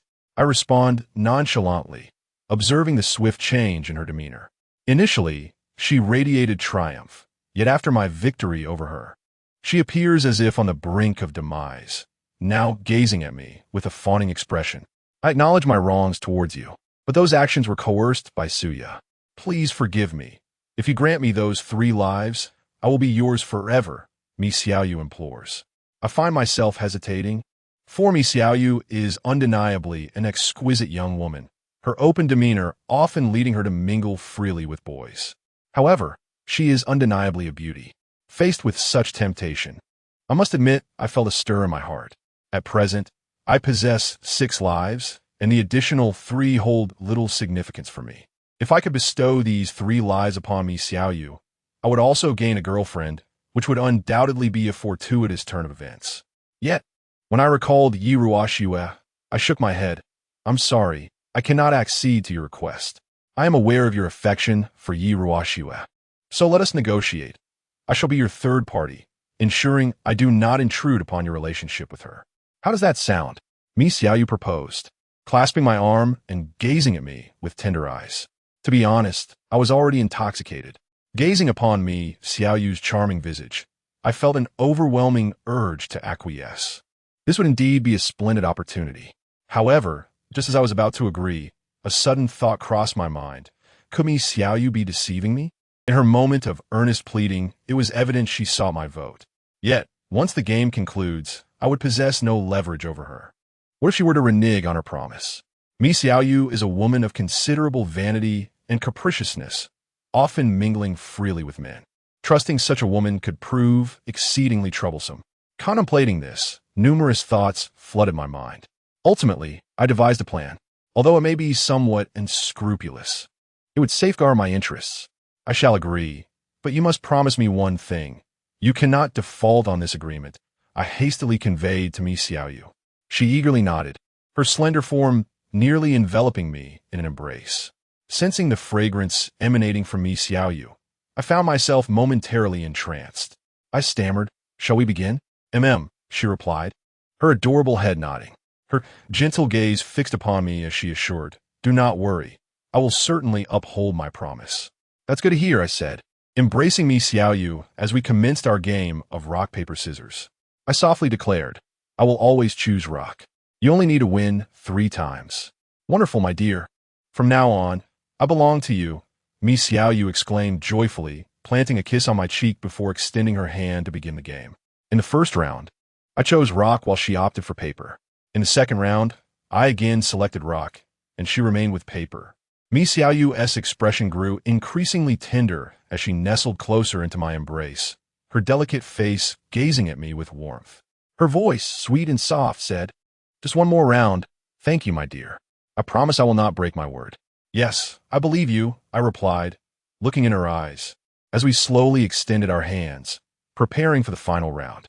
My arm descended slowly, my focus sharpened, and I began to notice a hint of a sly smile on Mi Xiaoyu's face. A sudden realization struck me. I had been deceived, but it was too late. My arm had already fallen, and I once again chose rock. Mi Xiaoyu, however, selected paper, and she triumphed. "Ha ha, I won. I finally won," Mi Xiaoyu exclaimed with glee, abruptly springing away from my embrace. Those cold eyes gazed at me with a mocking smile. "Zhang Wei, no matter how clever you are, you never anticipated this, did you? I have successfully deceived you. Your promises are indeed nothing but nonsense." I gritted my teeth and replied, "Of course, I could never agree to such a demand." "Be a mistress? Pah!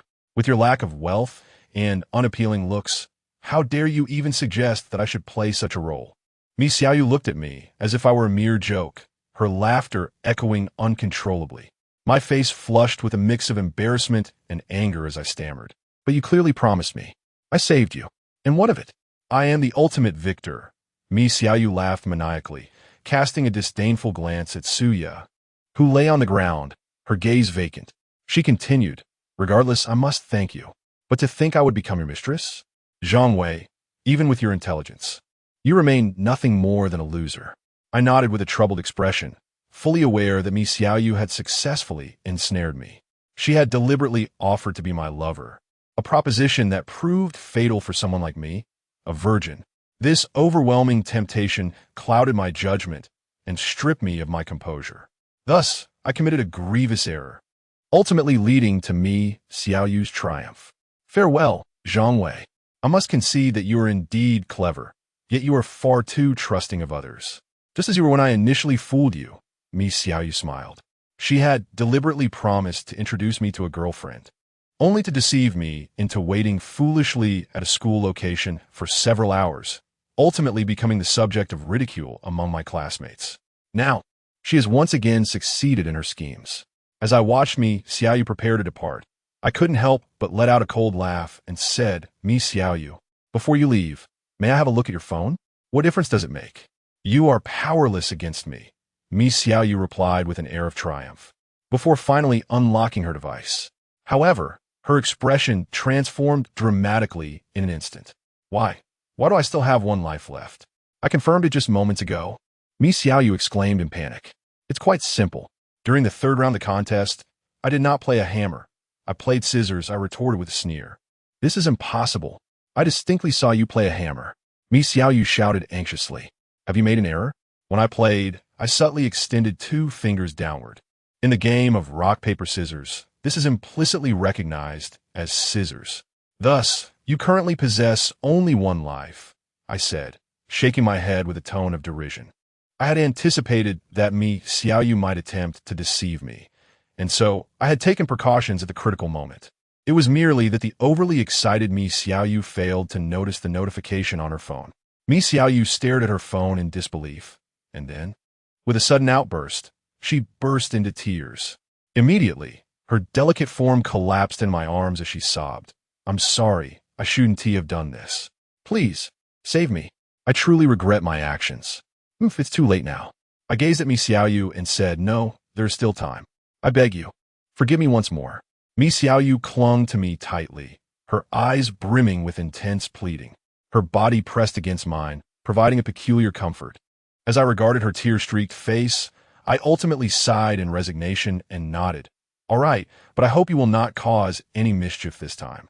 "Yes, I shall not cause any mischief this time.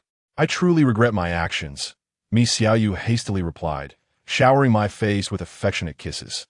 Yet, she remained oblivious to the increasing chill in my gaze. Once again, the game of rock, paper, scissors commenced. This time, Mi Xiaoyu refrained from trickery, opting for paper. However, I decisively chose scissors, leaving her no room for maneuver. "Why?" Mi Xiaoyu slumped beside me, her eyes filled with animosity. "Mi Xiaoyu, do not insult my intelligence. Do you truly believe I would trust someone who has betrayed me?" I regarded her with a mocking expression before turning to leave. Yet, my leg was swiftly grasped by Mi Xiaoyu, who was now weeping. "I am truly sorry. Please, save me. If you agree to help me, I will do anything for you. I would even be willing to be your mistress for life." I know you all too well. Perhaps you would indeed make such a promise, but such sentiments are fleeting. "This is your true nature," I replied, my expression cold as I looked at Mi Xiaoyu. "No, I genuinely erred. I implore you, let me go," Mi Xiaoyu cried out. "Release me." I turned my head, looking at Mi Xiaoyu with a face full of disdain. My voice icy as I declared, "I will not let go." Mi Xiaoyu desperately shook her head in protest. "Truly, I never strike a woman. However, it seems I must make an exception." I shook my head, but my expression shifted dramatically as I swiftly delivered a kick backward. Mi Xiaoyu was sent sprawling to the side. As she attempted to lunge at me once more, she received another kick, forcing her to retreat. At that moment, she realized her total defeat. Her eyes glared at me with resentment as she venomously uttered, "Zhang Wei, even in death, I will not spare you. Then come at me. I await your arrival," I replied coldly, casting her a fleeting glance before ascending the stairs. Before long, I returned to the classroom, where the atmosphere grew increasingly tense as the game's conclusion approached. Each student wore a troubled expression, while Yang Yaxin appeared particularly pale. He had come to the grim realization of his impending doom, openly indulging in affection with his girlfriend, Go Hongyun, amidst the indifferent gazes of those around them. My presence stirred a commotion within the classroom, as everyone had seen my life count, an astonishing 6 lives. "Zhang Wei, how come Suya's life count is 0? Did you have a hand in this?" Zhao Qinhe rose to confront me. "She is downstairs. You can inquire with her," I responded. At that moment, my body was drenched in blood, covered in scrapes, and my face bore the visage of a fiend, causing those nearby to hesitate in approaching me. Chapter 26. The means of escape from the curse. "Just wait. I will not let you off." Zhao Qinhe glared at me fiercely, yet lacked the courage to descend. It was evident that Suya was doomed. Even if he went, it would be futile. At most, he would merely witness her demise. Thus, he could only utter a harsh remark before turning back to his seat. At that moment, I had emerged as the greatest victor in this deadly game of rock, paper, scissors. Possessing 6 lives, I had the power to save 1 soul in this game. The choices were 3, Mi Xiaoyu, Suya, and Yang Yaxin. I had no intention of rescuing the other 2 women. Hence, the only option left was Yang Yaxin. He had already succumbed to utter despair, sitting pale and drenched in cold sweat, awaiting his fate. As I approached him, he gazed up in astonishment. "What do you intend to do?" "I am here to save you. I currently possess 6 lives, I replied, looking at Yang Yaxin. "What? 6 lives?" Yang Yaxin hastily checked his phone and indeed saw in the recent messages that my life count was 6. "Wonderful. Please, save me," Yang Yaxin implored, his eyes fixed on me with desperation. He resembled a man on the brink of death in a desert, suddenly spotting a glass of ice water. In that moment, I believed he viewed me as his savior. "Save you? What benefit do I gain from it?" I coldly remarked regarding Yang Yaxin. After enduring me, Xiaoyu's betrayal, my heart had grown indifferent. I understood that even if I saved another, it might not yield gratitude in return. Just as I rescued me, Xiaoyu, she might very well perceive me as a fool within the depths of her heart. Consequently, I resolutely relinquished my attempt to save her. As for Suya, salvation was an impossibility. Even if I were to save her, she would undoubtedly seek my demise, for I had unearthed her secret. As long as you save me, my life will belong to you. You may lead me to face the fiercest challenges, and I shall comply without hesitation. Yang Yashin knelt before me, clutching my thigh with fervor. The surrounding classmates observed him, their eyes devoid of disdain. Were they in his position, they would undoubtedly react similarly. After all, we are mere high school students, and none wish for their own demise. Very well, I hope you can fulfill this promise. Otherwise, I shall not show you mercy. I stated coldly, aware that for some, promises are cherished for a lifetime, while for others, they hold little value. Rest assured, as long as you save me, you shall be my leader. I will obey your every command, Yang Yashin pleaded, his pallor betraying his anxiety. As the time until the competition's conclusion drew nearer, Yang Yashin's spirit was on the brink of collapse. Anyone faced with the knowledge of impending doom would be gripped by terror. All right, I shall place my trust in you this once, I mused, considering that these 3 lives held little significance. I might as well grant Yang Yashin this opportunity. I then extended my fist, challenging Yang Yashin to a game of rock, paper, scissors. In 3 consecutive rounds, I played rock, swiftly concluding the contest. Yang Yashin trembled as he gazed at his phone, which displayed that he had acquired 3 lives. This filled him with immense joy. He remained kneeling on the ground, clutching my thigh, and declared, "Boss, from now on, this life of mine belongs to you. I will keep my word." I nonchalantly nodded and returned to my seat. It was now 7:54, leaving just 6 minutes until the game concluded. In this brief span, it was inconceivable for me to turn the tide. It seemed that everything had reached its inevitable end. Time ticked away, and at last, it struck 8 o'clock. Simultaneously, our phones emitted a notification, heralding the commencement of a new group vote, signifying the conclusion of the previous game. Shunfeng's account came online once more, and the group initiated a new round of voting. This time, the vote was starkly simple yet profoundly brutal, causing every face to pale in horror. For this vote did not entail tasks but rather dictated death. 2 options were presented. One must be chosen, with the option to abstain. In the event of a tie, both would face execution. 1. Su Ruobing must commit suicide. 2. Xiang Chengwen must commit suicide. As the new voting commenced, a blood-curdling scream erupted from downstairs, with students shouting that someone had died. In a frenzy, our entire class rushed downstairs. In warehouse number 2, Suya and Mi Xiaoyu lay lifeless. Their demise was not due to a curse. Rather, prior to this, Suya had killed Mi Xiaoyu and subsequently took her own life. After all, compared to a punishment of 1,000 cuts, their form of death could be deemed relatively merciful. Suya's head hung limply to one side, while Mi Xiaoyu's end was even more tragic. It appears that she was ruthlessly beaten by Suya before succumbing to her injuries. Unable to bear the sight of the grim scene before me, I turned away. Soon, the police arrived, accompanied by forensic experts who began their examination, unveiling a series of evidence. The truth behind the deaths of Suya and Mi Xiaoyu swiftly emerged. Suya had poisoned her mother, and Mi Xiaoyu had discovered this dark secret. Consequently, Suya resolved to silence her. Ultimately, overwhelmed by guilt, she chose to take her own life. The deaths of these 2 individuals were concluded in a manner so absurdly simplistic. Yet, only we understood that the tragedy within the classroom was merely beginning. Upon returning to the classroom, 45 minutes had elapsed. Silence enveloped everyone, steeped in fear, occasionally pierced by the sobs of girls. "Everyone, please be quiet." Guanyao ascended to the podium, now the new class monitor. "This time, there is no option for voting. We must proceed according to the collective will." She spoke with resignation. If previous votes had allowed for choices, this time, selecting anyone would result in death. Thus, she had no alternative but to express it this way. Su Ruobing and Xiang Wencheng, the 2 directly involved, appeared ashen. Su Ruobing's delicate face was particularly vacant, tears streaming down her cheeks as she repeatedly murmured, "I'm going to die. Who will save me?" Meanwhile, the classmates below engaged in hushed discussions, contemplating whom to cast their votes for.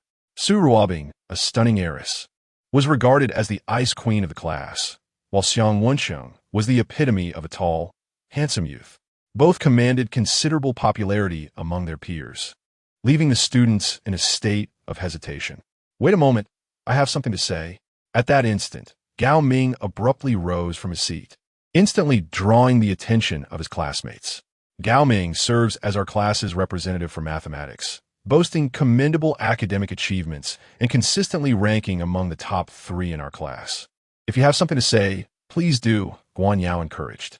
"I might have a solution that could potentially put an end to this curse," Gao Ming responded directly. His declaration sparked astonishment among those around him, with every gaze fixated on him. Even Su Ruobing paused her tears, lifting her head in hopeful anticipation. Have we ever considered a pivotal question? This curse compels everyone to vote, and the one who receives the majority must adhere to the stipulated terms. Failure to comply results in punishment. In other words, we can collectively choose to abstain from voting entirely, Gao Ming suddenly proclaimed.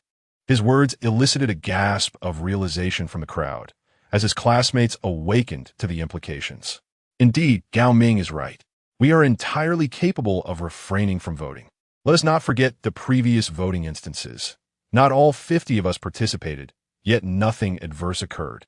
This implies that if we simply abstain from voting, the process cannot proceed. If both sides receive 0 votes, then perhaps everything will come to an end, Wang Ming exclaimed, filled with excitement. "Gao Ming, you are truly brilliant. This could save us." A chorus of voices erupted in jubilation. Even Guan Yao's expression softened with a hint of joy. "This is a splendid idea. We should certainly give it a try." Subsequently, the students embarked on their attempts, with a voting deadline set for 4 hours, during which no one was permitted to cast their vote. Otherwise, they would become adversaries to the entire class.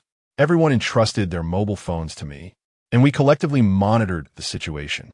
Throughout the morning, we endeavored to remain within the classroom. Even for a trip to the restroom, accompaniment was required. Guan Yao stated. This proposal received unanimous approval, including the consent of Su Ruobing and Xiang Wensheng, as everyone yearned to liberate themselves from this curse. All mobile devices were collected on a single table, placed under watchful eyes, ensuring that no one would dare to retrieve them. Should anyone venture out, they would be accompanied by others, particularly Su Ruobing and Xiang Wensheng, who had a considerable entourage, all to prevent them from succumbing to pressure and voting for themselves. "Kid, I never expected you to possess such capability," Wang Wu remarked, approaching Gao Ming with a smile. "You truly came through at a critical moment with such an ingenious solution." Others joined in to praise Gao Ming, who beamed with pride. During the break, Yang Yaxin approached me, his voice laced with excitement. "Boss, do you really believe his method will be effective?" I cast a glance at Yang Yaxin. His demeanor towards me was now one of respect, affirming that my choice was indeed wise. "The likelihood is slim," I replied, shaking my head gently. "No way. I find this approach quite commendable. This way, we can escape this curse and return to our former lives," Yang Yaxin insisted. I paused momentarily before gently shaking my head once more. However, no words were spoken. The clever approach was indeed commendable. Yet, deep within my heart, I felt that this method seemed to overlook a crucial detail. Soon, 2 hours had swiftly passed. Guan Yao picked up a mobile phone, opened it, and addressed everyone present. "Excellent. The votes in the group remain at 0. As long as we persist, victory will be ours." "Splendid." Instantly, some began to cheer, and I too clapped my hands in excitement. Yet, an increasingly intense unease within me suggested that this approach had indeed missed something vital. The entire morning was spent in self-study, as lives were at stake, causing the class to refrain from venturing outside. Silence enveloped everyone as we awaited the final outcome. By the 3rd hour, the votes still stood at 0, and it seemed the outcome was already determined. Each student began to relax and engage in conversation. At 3 hours and 30 minutes, the votes remained at 0. At 3 hours and 59 minutes, only 1 minute remained until the voting concluded, and the group still showed no votes. At this point, Everyone wore expressions of delight. It appeared that everything was on the verge of resolution. Chapter 27. Offending all the girls in class indeed. The dreadful curse that has loomed over the hearts of everyone in the classroom is finally drawing to a close. The shadows that once clouded our spirits seem to dissipate. Just as Guan Yao, with a cheerful smile, was about to announce the impending conclusion of this game, her expression abruptly shifted. How is this possible? What is happening? Wang Wu inquired anxiously. In the group chat, someone had cast a vote for Xiang Wensheng, Guan Yao explained in distress. Her words instantly provoked Wang Wu to bellow. Damn it, who cast that vote? It must have been Su Ruobing, someone quickly asserted. Consequently, the surrounding classmates cast furious glares at the two girls. It wasn't me. I never left the classroom. My phone is on the podium. Su Ruobing exclaimed in a panic, waving her hands. What is going on? Didn't we agree that no one would vote? Why is there a vote? Xiang Wensheng shouted, his eyes aflame with rage. Just as it seemed everyone might escape this nightmarish ordeal, it appeared they were on the verge of failure. The weight of it all was becoming unbearable for him. Who on earth did this? Why would anyone go to such lengths? Is there such hatred directed at me? Xiang Wensheng cursed, his face pale and his gaze filled with resentment as it fell upon Su Ruobing. Nearly everyone in the class suspected Su Ruobing was behind it, given the stakes involved in her survival. Even though Su Ruobing tirelessly attempted to defend herself, her efforts proved futile. You little bee, I swear I won't let you get away with this even if I die. Xiang Wensheng glared furiously at Su Ruobing, ready to charge at her. However, just as he was about to burst out, his complexion suddenly turned pale. His body leaned backward, as if someone had grasped him from behind. He staggered backward, and then his neck twisted unnaturally, accompanied by a chilling sound of bones fracturing. His neck was abruptly snapped back, and with a resounding thud, he collapsed to the ground, lifeless and motionless. In a brief moment, another life was extinguished. The entire class fell into a profound silence, each face reflecting despair as they gazed upon the corpse of Xiang Wensheng, rendered mute by shock. I will kill you, Su Ruobing, Wang Wu bellowed, preparing to charge at Su Ruobing. It wasn't me. Truly it wasn't. Su Ruobing cried out, retreating in fear. The surrounding boys hastily positioned themselves to shield Wang Wu. Su Ruobing, an icy beauty, was no match for Wang Wu. A careless encounter could lead to tragedy. Who else could it be? Besides you. Who would cast a vote against him? Wang Wu roared, his fury palpable. The classmates around them cast skeptical glances at Su Ruobing. Everyone, please calm down. We cannot hastily accuse Su Ruobing. We must ascertain who cast that vote. This individual clearly harbored a grudge against Xiang Wensheng. Until we identify the culprit, no one is permitted to leave this classroom, Guan Yao stated firmly. We concur, the others nodded in agreement. Subsequently, the entire class commenced a thorough investigation, questioning each individual in turn. Their phones were also collected, revealing that none were missing. Thus, it appeared that the vote did not originate from within the class. Who cast the vote? Step forward if you have the courage, Wang Wu exclaimed vehemently. Yet, every face around him radiated innocence. Even Su Ruobing denied any involvement. The investigation had reached an impasse.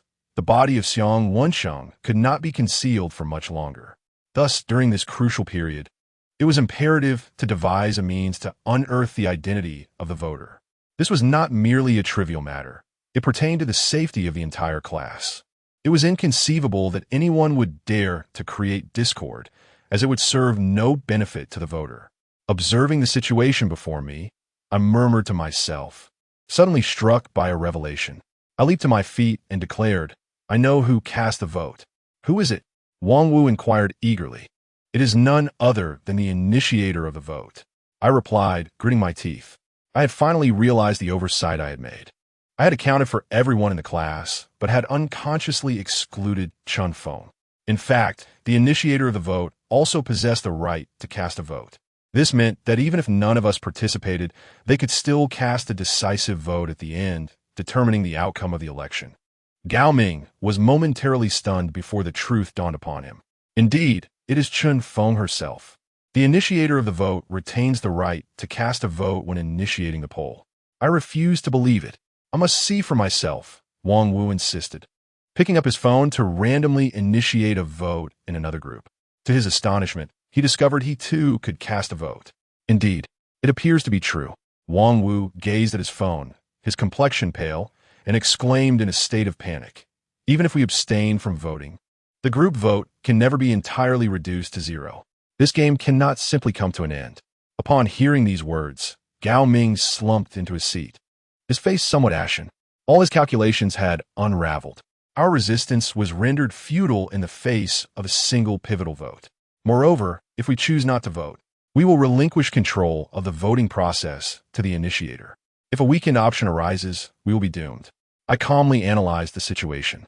Indeed, until we uncover the identity of the culprit, we must absolutely cast our votes. Otherwise, our demise will come swifter. The puppet master has already discerned our scheme and, at a crucial moment, cast the most significant vote. Duan Muxian added. Subsequently, Guan Yao announced the dissolution of the gathering. Shortly after, the police arrived.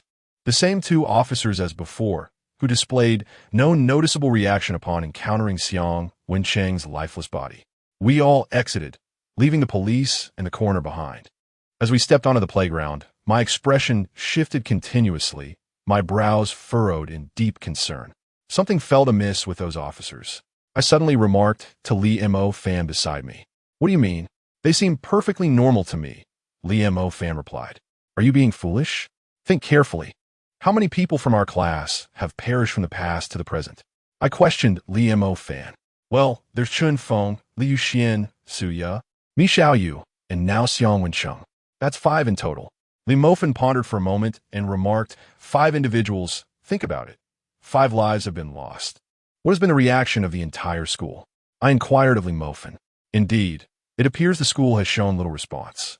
Aside from the growing fear among the students of other classes, it seems the administration has said nothing at all, Li Mofan realized. The death of 5 students in a single class is sufficient to shock the entire nation.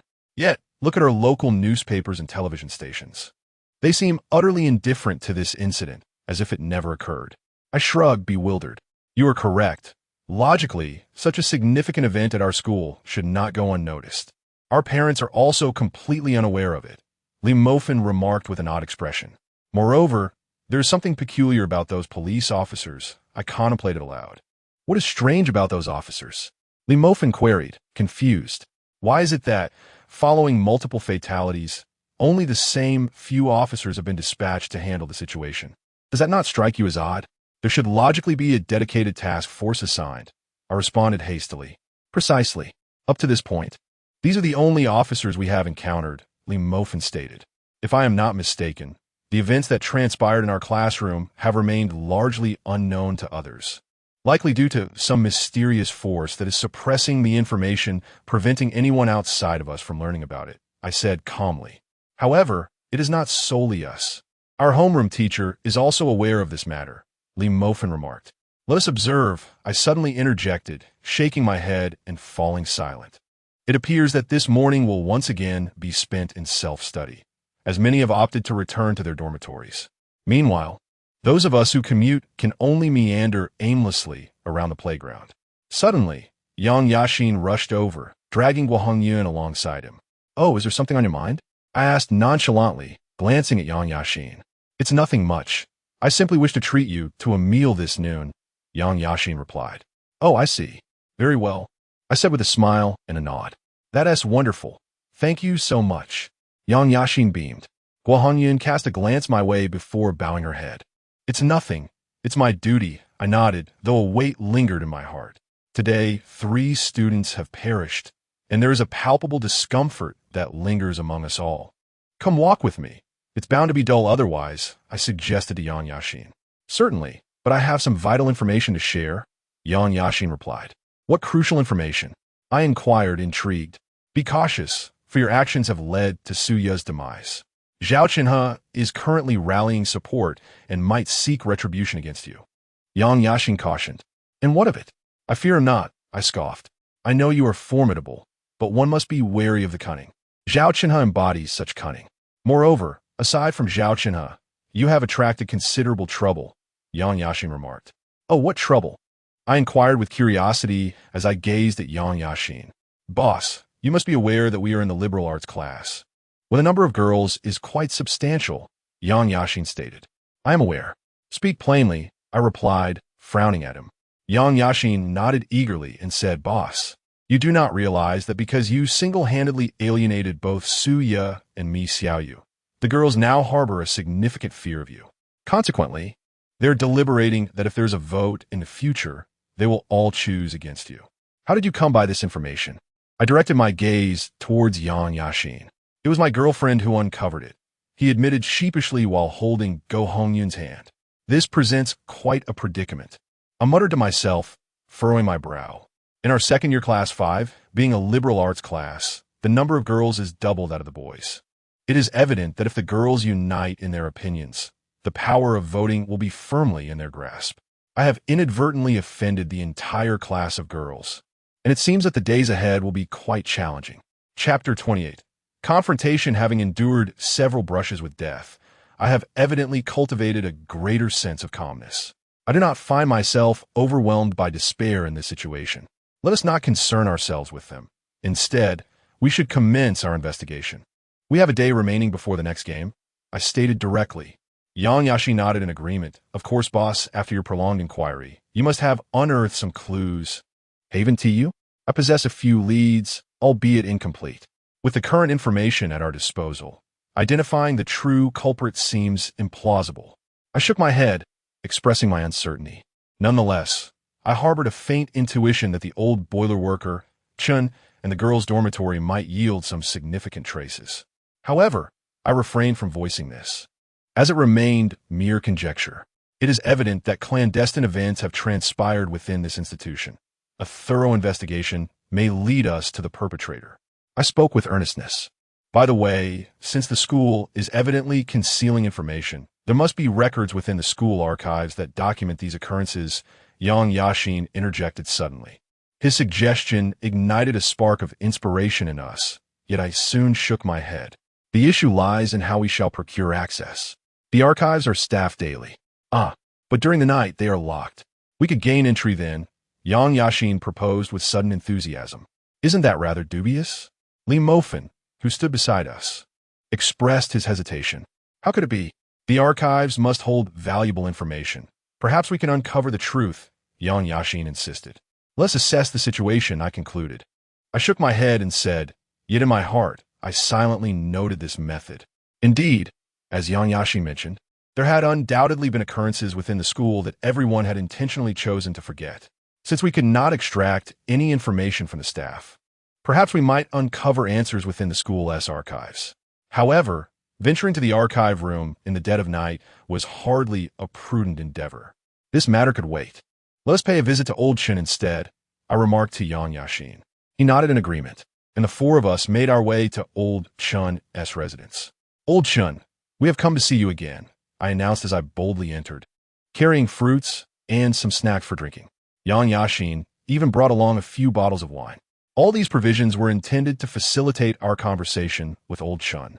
It was summer, and apart from boiling some hot water, Old Chun had no need to tend to the boiler.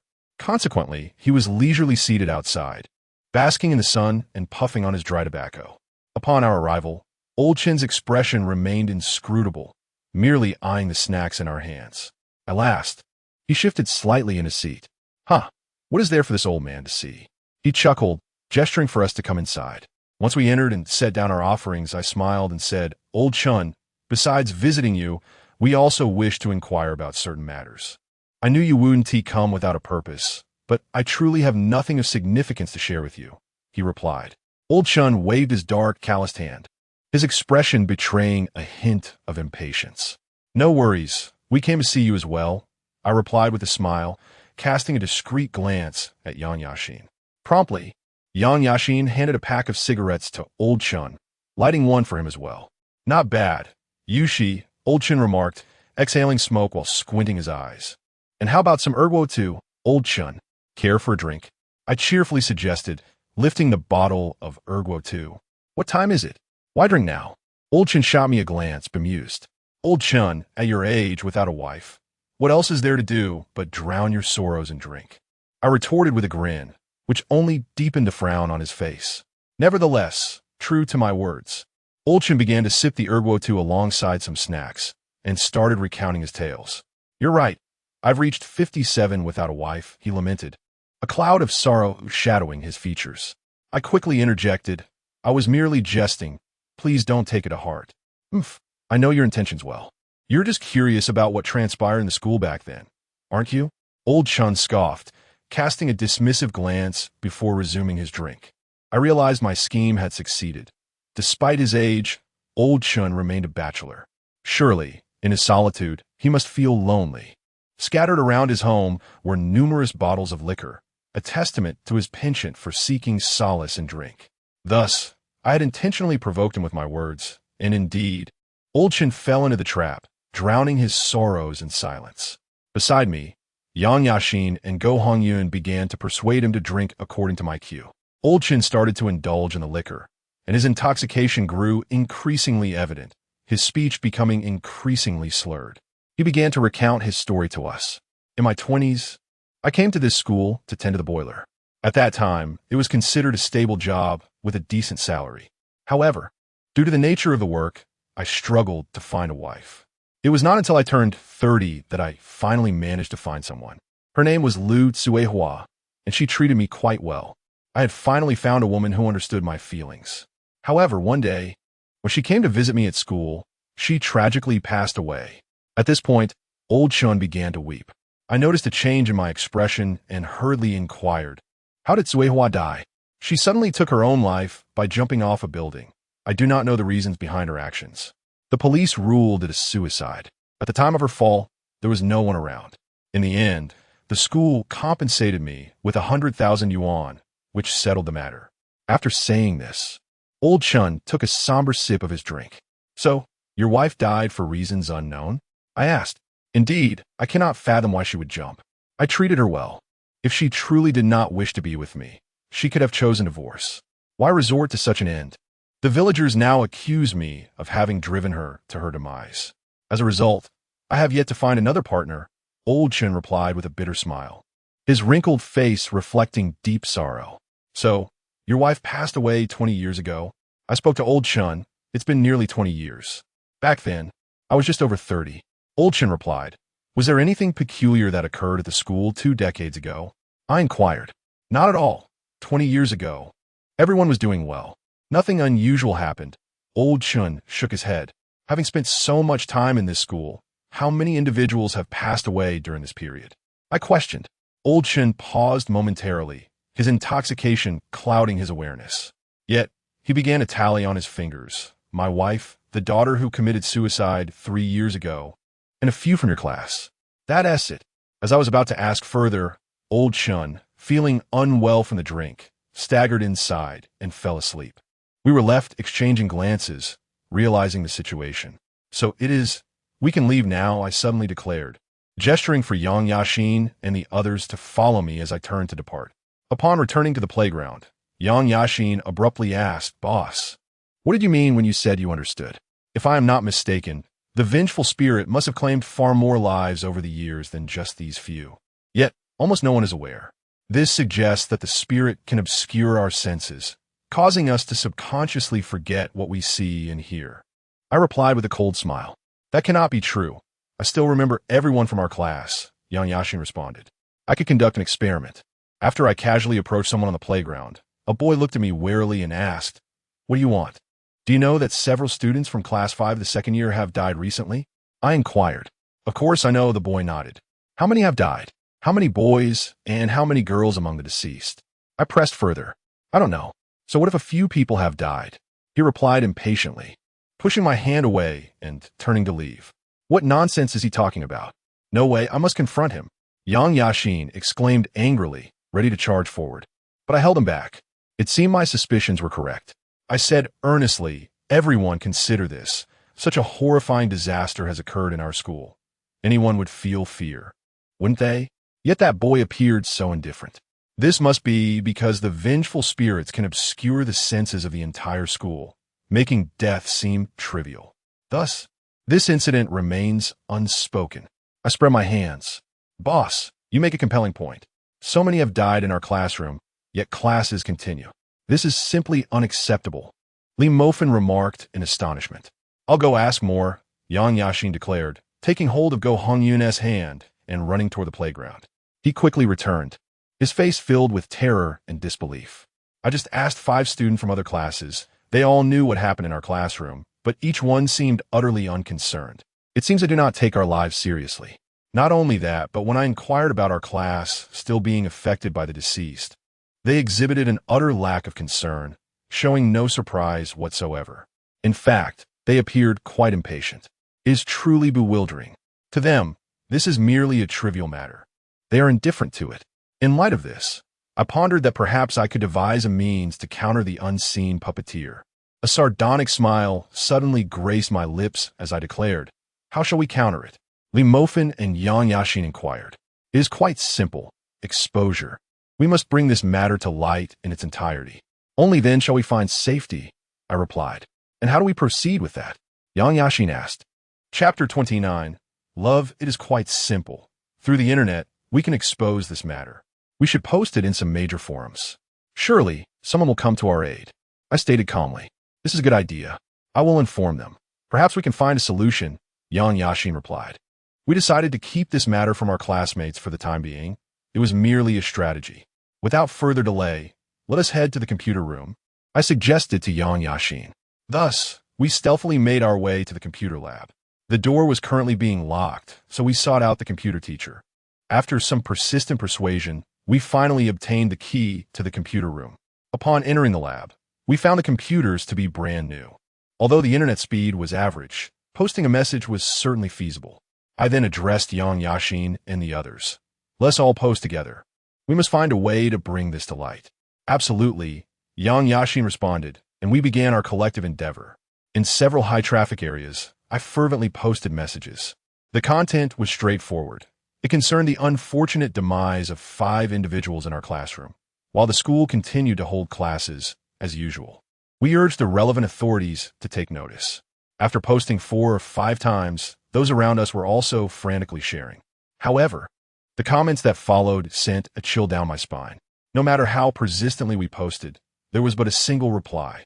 The ID was named Chen Feng, and his response was succinct. "Do you think you can escape?" A shiver ran down my back. I had not anticipated that our intentions would be so easily discerned by Chen Feng.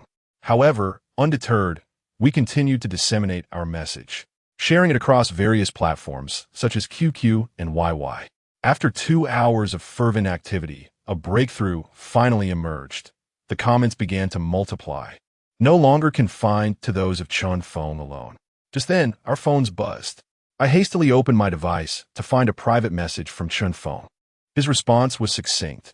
"Do not engage in any further actions, or you will face dire consequences." Cursing under my breath, I rose from my seat. It seemed that our intentions had been discovered.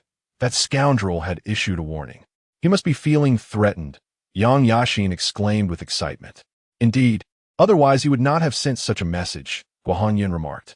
Li Mofin nodded in agreement, his expression devoid of disappointment. I calmly acknowledged their sentiments. The vengeful spirit, while formidable, was not invincible. If exposed to countless eyes, it too would experience trepidation. We may have faced defeat this time, yet I assure you, one day we shall unearth the puppet master behind this ordeal and exact our vengeance. With a chilling determination, I raised my hand high, and the 4 of us clasped our hands together in solidarity. Though this endeavor did not culminate in success, it is evident that the vengeful spirit is not omnipotent. It harbors fears, at least when we approach the brink of exposure. Otherwise, it would not have sent us such a foreboding warning. I believe that although vengeful spirits are terrifying, they are not invincible. Eventually, we will find a way to confront them. Stepping out of the computer lab, noon was approaching.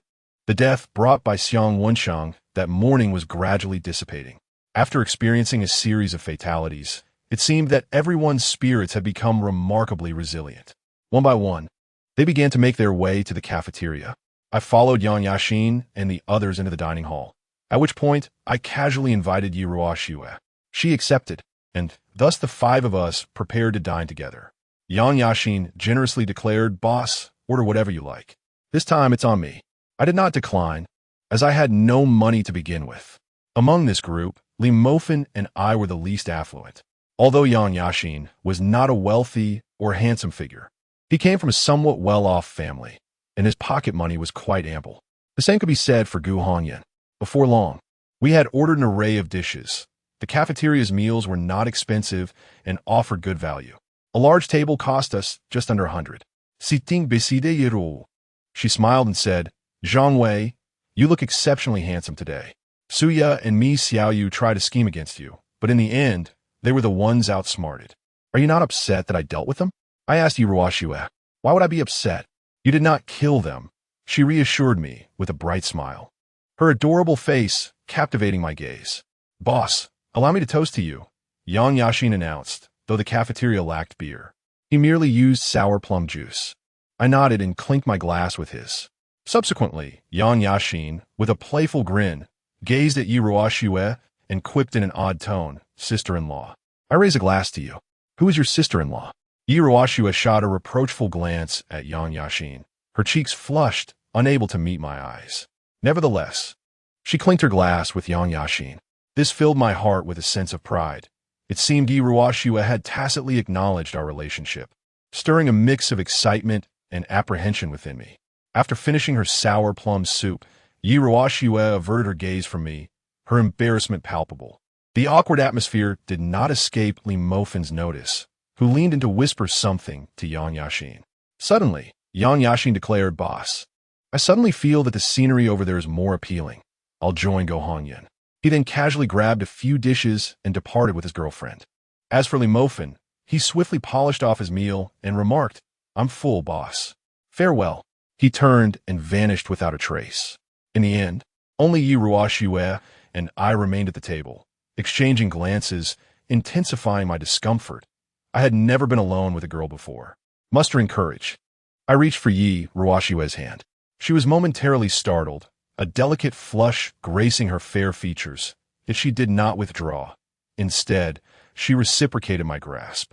Our hands intertwined tightly, her skin smooth and warm against mine, offering a delightful sensation. As I gazed at her lovely face, my voice trembled as I confessed, Yiruashue, I actually like you quite a bit. My words were barely a whisper, yet I was certain Yiruashue heard me. She gently nodded, saying nothing at all, nor did she indicate whether she agreed or not. She simply tightened her grip on my hand. In my heart, I was uncertain whether Yiruashue had consented or not.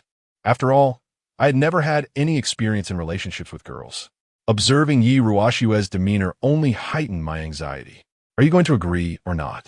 If not, then so be it, I managed to utter. Though I sincerely wished for Yiruashue to acquiesce, I knew I could not beg her for an answer. That would betray my pride. You are such a blockhead, Yiruashue exclaimed, visibly irritated by my expression. Then, she playfully pinched my cheek before turning away. Her voice barely audible as she said, I agree to your request. Really? I replied, my face lighting up with excitement, my body trembling slightly. I could hardly believe that Yiruashue had truly accepted me. Gazing at her delicate and charming face filled me with indescribable joy. Yiruashue, petite and sweet-natured, had now become my girlfriend. I felt overwhelming happiness wash over me. That's wonderful. In a moment of impulsiveness, I wrapped my arms around her. As I felt her small frame against me, a shiver of emotion coursed through my soul. Rogue, Yiruashue struggled out of my embrace, her eyes shimmering with a mix of embarrassment and annoyance. Her voice betrayed her feelings as she declared, I withdraw my agreement. Hey, don't be like that. I was just joking, I exclaimed in shock, my face reflecting my profound dismay. I scarcely fathomed that my momentary lapse of self-control could incite such ire in Yiruashue. In a flurry, I implored, I truly regret my actions. Please do not renege on your promise to me. With a huff, Yiruashue regarded my anxious demeanor, and the discomfort that had once occupied her heart dissipated in an instant. Nevertheless, she turned her head away, her expression conveying a reluctance to engage with me. This only deepened my anxiety, and I began to loathe myself for my previous actions. What had once been a perfectly fine situation, I had now marred. Contemplating this, my countenance twisted in distress. Very well, cease this behavior. I shall acquiesce to your request this time, but there shall be a trial period. Yi Ruoxue declared with a hint of stubbornness. Agreed, I exclaimed, overwhelmed with delight. Furthermore, even if I consent to our relationship, you must not proclaim it within our class. She added. Why? I inquired, perplexed. In any case, it is forbidden, Yi Ruoxue shot back, her gaze piercing as she slowly elaborated. My father disapproves of early romantic engagements. If you cannot accept this, I will not be able to pursue a relationship with you. Very well, I concede, I responded hastily. At that moment, I was utterly intoxicated by love, instinctively agreeing to Yi Ruoxue's stipulations. Now, it remains to be seen how you will perform. I have finished my meal. Let us be on our way, she said with a cheerful smile. I nodded eagerly and hurried to match her pace. I had initially contemplated taking her hand, yet after much hesitation, I found myself lacking the courage to do so. Since I would not be returning home for lunch, having dined in the cafeteria, I decided to accompany Yi Ruoxue for a leisurely stroll. She too was a day student. At that moment, returning to the dormitory was out of the question. Thus, we settled under the shade of a tree and began to converse. Zhang Wei, have you ever had a girl confess her feelings to you? Yi Ruoxue inwitted. How could that be? Absolutely not. I shrugged. Someone like me has never had a female friend throughout my life, let alone a confession. Then I must say, it's quite a loss for me to be in a relationship with you. I've decided to break up, Yi Ruoxue declared, shaking her head with delightful pride. Her voice irresistibly charming. No, wait. In fact, I was quite popular in middle school. Half of the girls in my class had confessed to me, I boasted, embellishing the truth. Well, that makes it even worse. You're such a fickle-hearted scoundrel. What do you want from me? This is utterly absurd. I don't care. From now on, you must listen to me. All right. Chapter 30. The archive room in the afternoon, I returned to the classroom with Yi Ruoxue, which was now devoid of lessons. Following a series of tragic deaths, nearly all classes had transformed into self-study sessions. No teacher was willing to conduct lessons, except for a dedicated homeroom teacher who continued to impart knowledge. With a heavy countenance, she addressed the class, saying, Dear students, although we are still experiencing loss within our ranks, we must remain resilient. The past is behind us, and it is time to return to normalcy.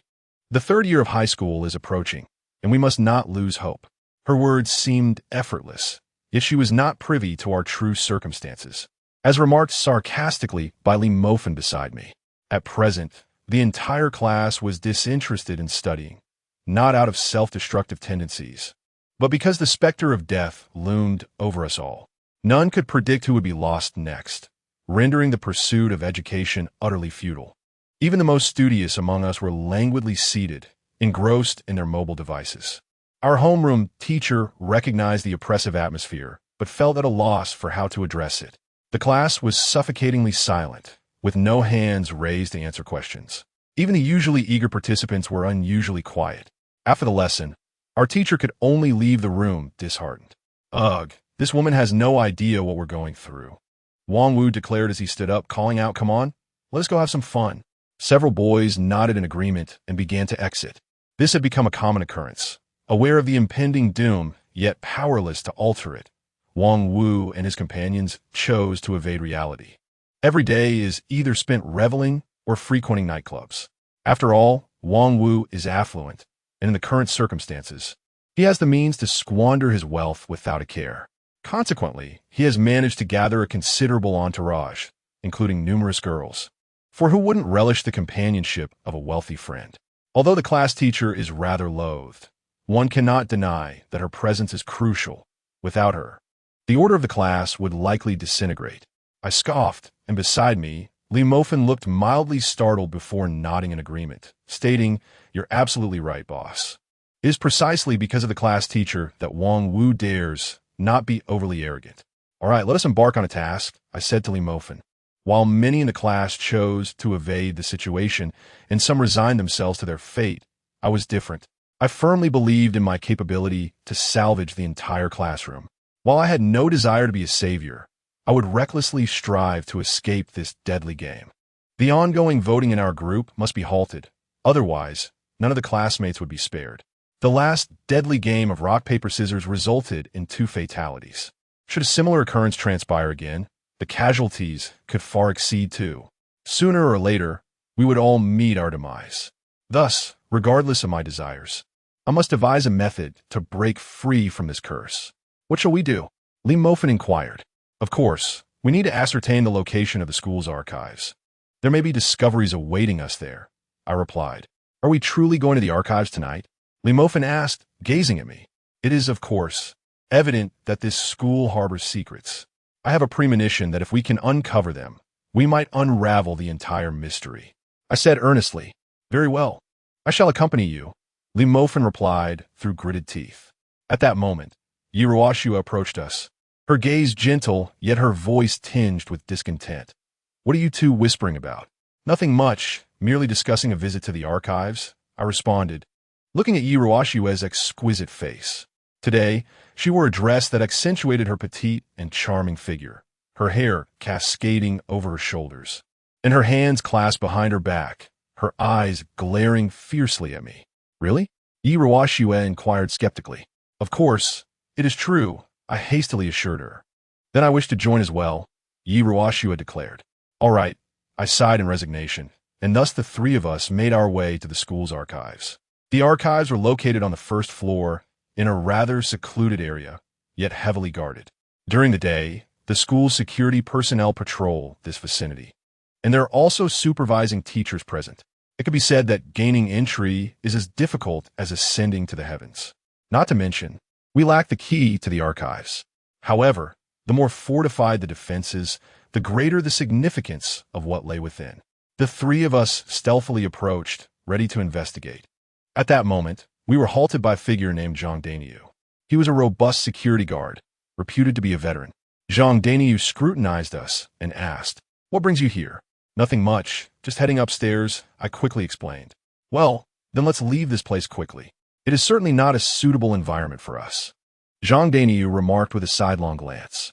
We nodded in agreement and departed. Upon arriving at the playground, the three of us began to deliberate. How could we possibly gain access to school's archives? There was no key, and even if we managed to acquire one, it would take a considerable amount of time to enter. Clearly, the key resided with the principal.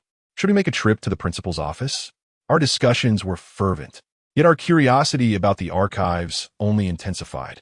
Nonetheless, our immediate priority was to locate the key, a task that was evidently an insurmountable challenge. We had to explore alternative avenues. At that moment, Guan Yao approached, her charming visage directed towards me as she inquired, "Zhang Wei, have you made any progress? The situation in our class has become quite dire, and we must act swiftly." I regarded Guan Yao and articulated my deductions. As she had indicated, more than half of our classmates had resigned themselves to a life of complacency, forsaking the pursuit of truth, while a select few continued to seek a way out of this predicament.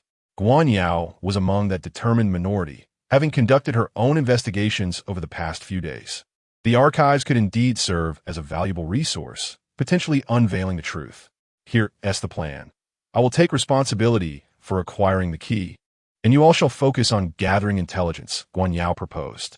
Agreed, I replied eagerly with a nod. However, I was curious to understand how Guan Yao intended to procure the key from the principal. Yet, it appeared she was not inclined to elaborate further. Now we can only wait to see if Guan Yao will succeed. The entire school's secrets seemed to lie solely within the archives. Throughout the afternoon, I remained in the company of Yiruashua, and we appeared to have an endless array of topics to discuss.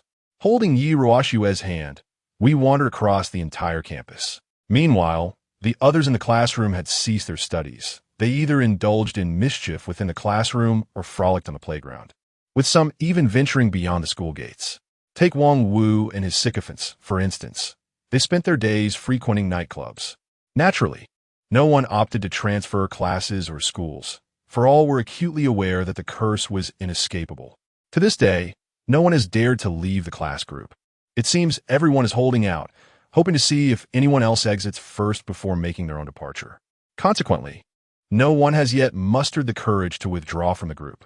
As I held Yiruashua's hand, a sense of melancholy washed over me as I remarked, "In the past, I rather despised attending classes, but now that I reflect, it wouldn't be so bad to attend classes normally. At least I wouldn't have to worry about the day I might meet my demise." Indeed, We can never return to the past. Yi Ruoxue shook her head and, with her petite frame, leaned directly into my embrace. Her eyes sparkling with mischief as she provocatively inquired, "By the way, did you notice your gaze towards Guan Yao today? Do you have feelings for her? How could that be? Please, don't be so suspicious. Who besides you could possibly have feelings for me?" I replied with a hint of amusement. Ever since she agreed to be in a relationship with me, she seems quite averse to any other girl approaching me, even Guan Yao. What do you mean by that? Are you implying that my judgment is lacking? Yu Ruoxue suddenly narrowed her eyes, and a hint of dissatisfaction appeared on her lovely face as she pinched my cheek and tugged at it. All right, I concede. I couldn't help but plead for mercy as I looked at Yu Ruoxue in my arms. She possessed a quintessential lowly figure, appearing gentle and obedient. Yet her character was resilient beneath that soft exterior. When she was angry, it left me utterly helpless. By the way, you seem to be wearing black stockings today, I remarked, observing her snow-white thighs. She was adorned with over-the-knee stockings, accentuating the exquisite fullness of her jade-like legs. What do you think? Are you dissatisfied? Yu Ruoxue turned her head to glare at me, her pretty face just a centimeter away, leaving me quite flustered. Of course I am satisfied, I replied with a grin, my eyes fixed on her alabaster thighs while my mind wandered elsewhere. Your lewd smile definitely indicates you're harboring some ulterior thoughts. Yu Ruoxue scrutinized me. How could that be? I forced a chuckle, though I had indeed entertained a thought earlier. How wonderful it would be to share a hotel room with Yu Ruoxue. It wasn't entirely my fault for such musings. In our class, most couples had already ventured to hotels, especially those affluent and handsome types like Zhao Qinhe and Wang Wu, who were rumored to have been with countless girls in such establishments. It would be a lie to say I felt no jealousy.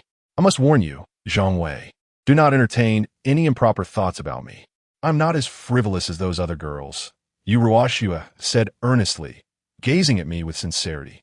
Indeed, I will cherish you well, I replied, wrapping my arms around her slender waist, inhaling her delicate fragrance as I spoke. At this moment, I find myself enveloped in a profound sense of happiness, leaving no room for other thoughts. Well, that's good, Yu Ruoxue declared with an air of arrogance. Yet she gently placed a kiss on my cheek before stepping out of my embrace. With a commanding tone, she announced, "All right, I'm heading back to class." I nodded in acknowledgement. I had already made an agreement with Yu Ruoxue that we must not display excessive intimacy in the classroom. Consequently, apart from Yang Yaxin and a few others, no one else is aware of our budding romance. As I wandered aimlessly across the playground, a figure approached me. "Zhang Wei, stop right there. I need to talk to you," came the voice of Feng Chunsheng, the little troublemaker of our class. At that moment, she regarded me with an expression of admiration. Chapter 31 Feng Chunsheng. Do you need something from me? I inquired, casting a puzzled glance at her. Not much. Just thought I'd like to have a chat, she replied, her gaze fixed on me. Today, she had made an effort to enhance her appearance. Her face adorned with light makeup, she wore a crimson vest that revealed her navel and the entirety of her midriff. Below, she sported ultra-short denim shorts, showcasing her alabaster thighs in full view. She exuded an air of carefree wildness, particularly accentuated by the stunning whiteness of her legs, which was quite mesmerizing. Standing tall, she was of similar height to me, and the proximity allowed me to discern her figure clearly. A flush crept onto my cheeks, prompting me to step back a few paces. "Let us cut to the chase," I said, looking at Feng Chunxin. In our class, she was a bit of a rebel, often mingling with boys from other classes and exerting dominance among the girls. Rumor had it that she had numerous boyfriends, with boys frequently brawling over her affections. I had always maintained a respectful distance from such girls. "Nothing much, I just want to be friends," Feng Chunxin said, her eyes still on me, as she reached out and grasped my hand. Her touch was soft, yet I quickly withdrew my hand. "Just say what you need. There's no need for pleasantries," I responded, meeting her gaze. She undoubtedly had her own motives for approaching me. It was impossible for her to be doing so without reason. Feng Chunxin was akin to Suya in nature, though she was more forthright. "Then I shall be direct. I hope you can assist me," she stated, locking her eyes onto mine. "Assist you? How so?" I replied, still regarding her with curiosity. My current predicament mirrors yours. I find myself isolated by all the girls, particularly by a few whom I once tormented. They are now consumed with thoughts of vengeance against me. When the opportunity arises, I fear they will undoubtedly target me, and I shall be doomed. I sincerely hope for your assistance. With that, Feng Chunshan leaned into my embrace, her tall figure pressing closely against me. How can you be so certain that I can aid you? Do not forget, I too am isolated by the girls, just as you are, I replied to Feng Chunshan. But I did not push her away. Truth be told, I was quite taken by her.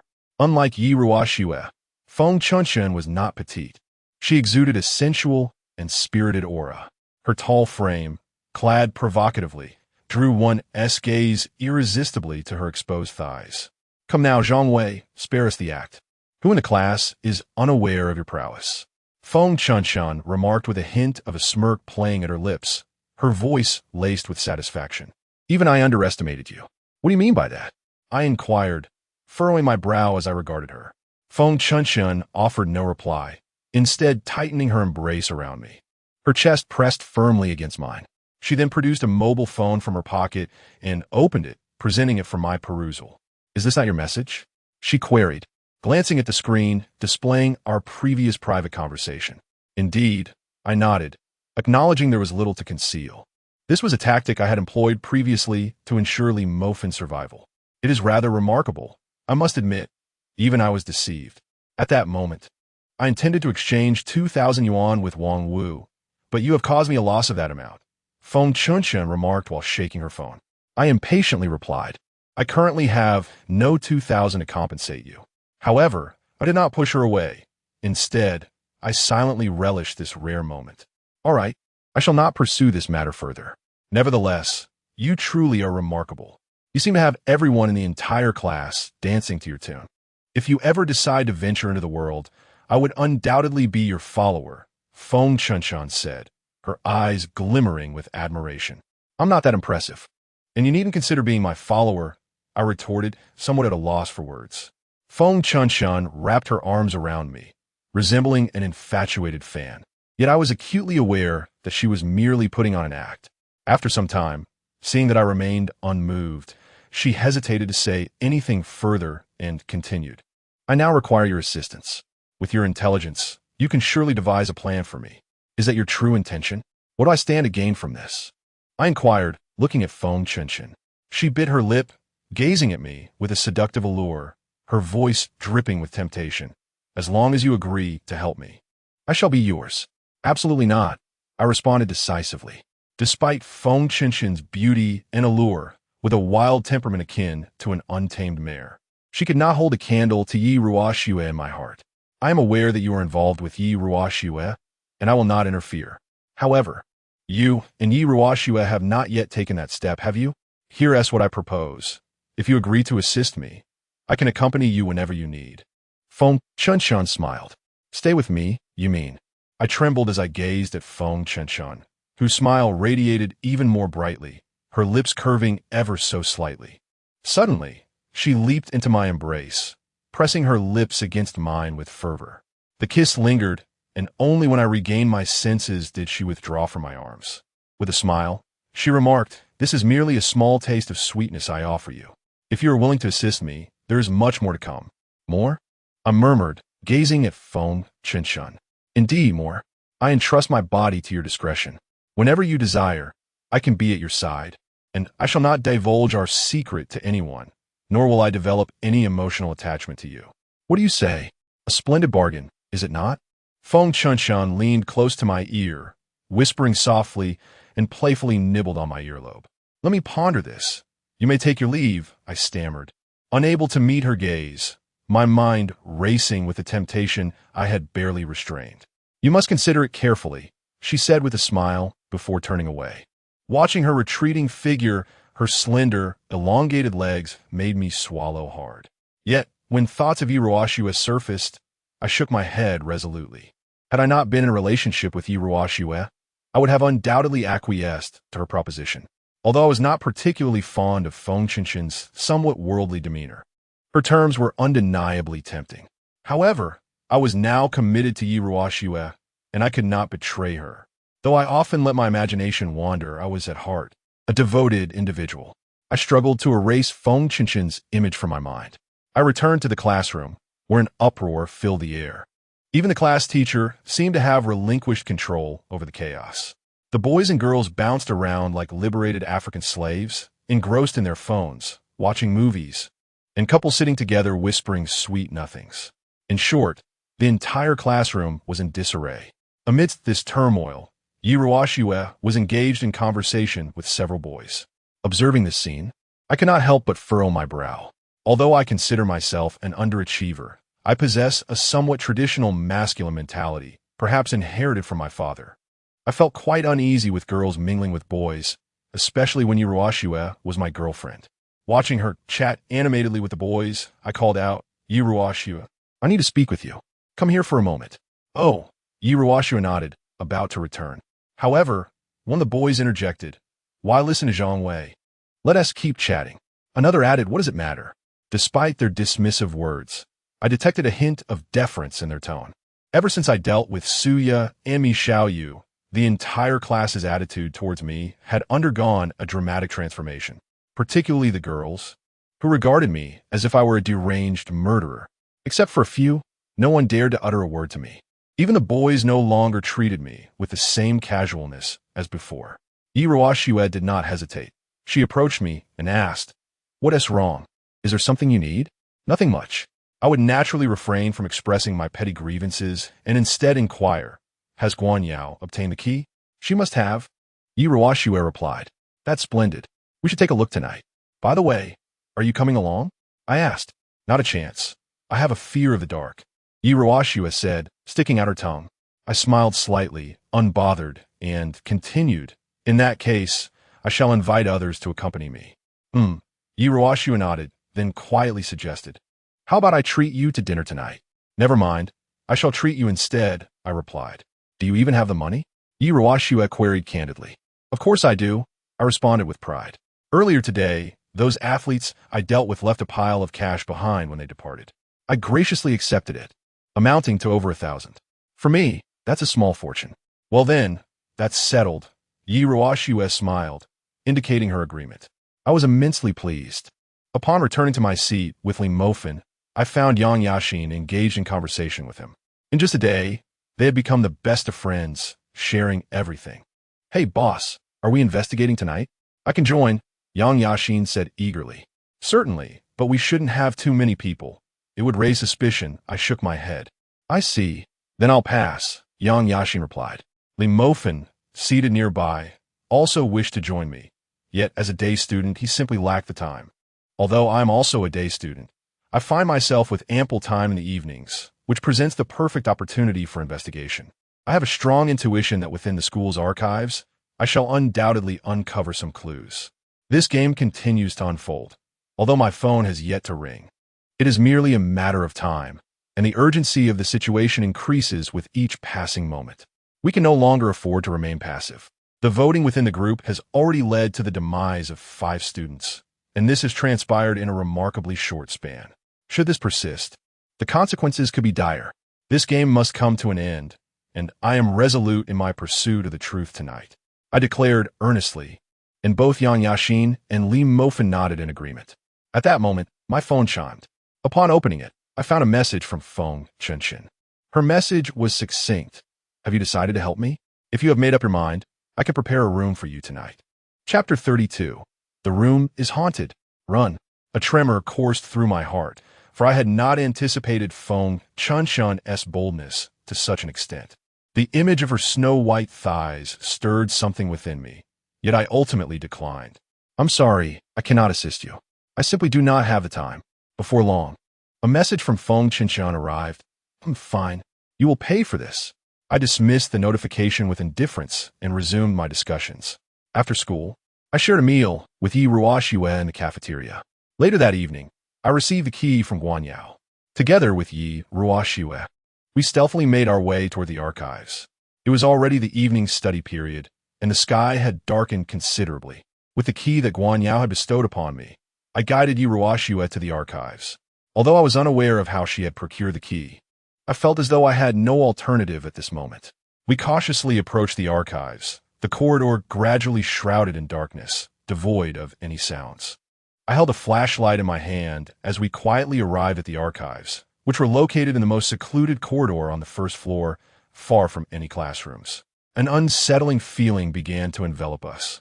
Perhaps we should reconsider, Yiruashua suggested, her voice tinged with fear. Regardless, we must venture inside. We might uncover the truth. I replied, stepping forward into the unknown, and with no other option, Yiruashua reluctantly followed me inside. I retrieved the key and gently unlocked the door to the archive room. The entire space resembled the gateway to a netherworld. As I inserted the key and turned it cautiously, the door swung open, revealing the room before me. An inexplicable chill washed over me, as if I had breached a forbidden threshold. Upon entering, a wave of discomfort surged through my body, but it dissipated swiftly. The archive room was modest in size, a mere 45 square meters, and the air was thick with dust, indicating it had long been untouched. Surrounding me were shelves laden with leather-bound folders, containing the school's documents, including extensive records of various teachers, filling no less than 20 shelves. With a sense of trepidation, I grasped my flashlight and commenced my exploration, while Yiruashua stood vigil behind me. Each shelf bore labels, chronicling the honors the school had previously received, alongside a myriad of other items. I sifted through the clutter for what felt like an eternity, without success. Then, a thought struck me. Perhaps the graduation photos would yield something of significance. The distorted images from my home flashed in my mind, urging me to search. With urgency, I sought out the graduation photos and, after a considerable effort, finally located them among the shelves. They were contained within a leather folder, amidst a collection of various classes' graduation pictures. I began to peruse through them, illuminating the room with my flashlight as I searched swiftly. Although the archive room felt secure, I dared not linger. As long as I can find what I seek, I shall depart immediately. What transpired 2 decades ago? If only I could ascertain the truth, perhaps I might uncover the reality of the matter. However, after an exhaustive search, I awkwardly discovered that there are no graduation photographs from 20 years ago. It seems that everything from that time remains unrecorded. This is hardly surprising. If one wishes to conceal something, it is indeed improbable that any record would remain.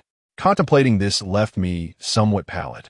Though I could not find a graduation photo from 20 years ago, I did come across one from 10 years prior. In this decade-old photograph, I finally discerned a peculiar difference. Indeed, the eerily pale faces mirrored those in the photographs adorning my room. In the class of 10 years ago, I scrutinized 10 images and found, to varying degrees, that several of these graduation photos featured a few pale faces. Each face appeared distorted and uncanny, adorned with a ghastly smile. It seems these classmates had perished yet were present in the class, seemingly unnoticed by those around them. Almost every class contained 1 or 2 such figures, while Class 5, in particular, harbored more than a dozen. This revelation sent a chill down my spine. Had the curse already commenced?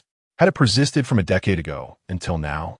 Could it be that upon our entry into this school in our first year, the curse had already begun? No, that cannot be. My hypothesis must be fundamentally flawed. With this thought, I hastily resumed my search. Beside me, Yiruashua's voice trembled as she urged, "Let us leave quickly. This place feels so ominous." "Fear not, for I am here," I reassured her as I continued to search diligently through the surrounding documents. Among the stacks of brown paper, I stumbled upon graduation photographs dating back a decade. This implies, at the very least, 3 graduating classes. In each photograph, there are invariably a few individuals with pallid complexions. Nearly every class contains at least one, while the 5th class is perpetually the most populated. As I continued to sift through the images, each one revealed 1 or 2 ashen faces, each student presenting a unique countenance. Yet, all share the commonality of pale skin and an eerie smile that sends a chill down my spine. What transpired in the 5th class? Why are there so many? Gazing at the multitude of pale faces in the photographs, alongside a handful of normally colored visages, I found myself lost in contemplation. It seems the curse is not confined to the 5th class alone. Other classes exhibit this phenomenon, albeit to a lesser extent. might have spread from the fifth class. As I pondered these musings, I continued my search among the photographs. Suddenly, my gaze faltered and my eyes froze in disbelief. In my hand, an additional photograph materialized. This image was dated 5 years ago. It depicted an exceedingly horrifying graduation scene, where both teachers and students bore an unnaturally pale appearance.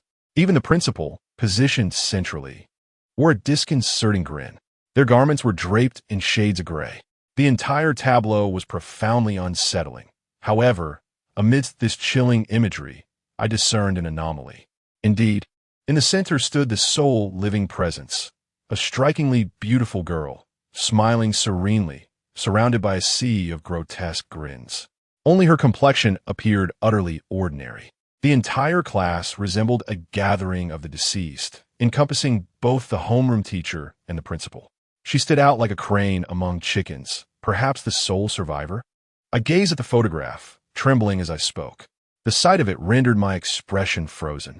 It seemed that the situation was far more complex than I had ever imagined. At that moment, I cast a slight glance to the side and suddenly noticed a letter that had fallen from the graduation photo.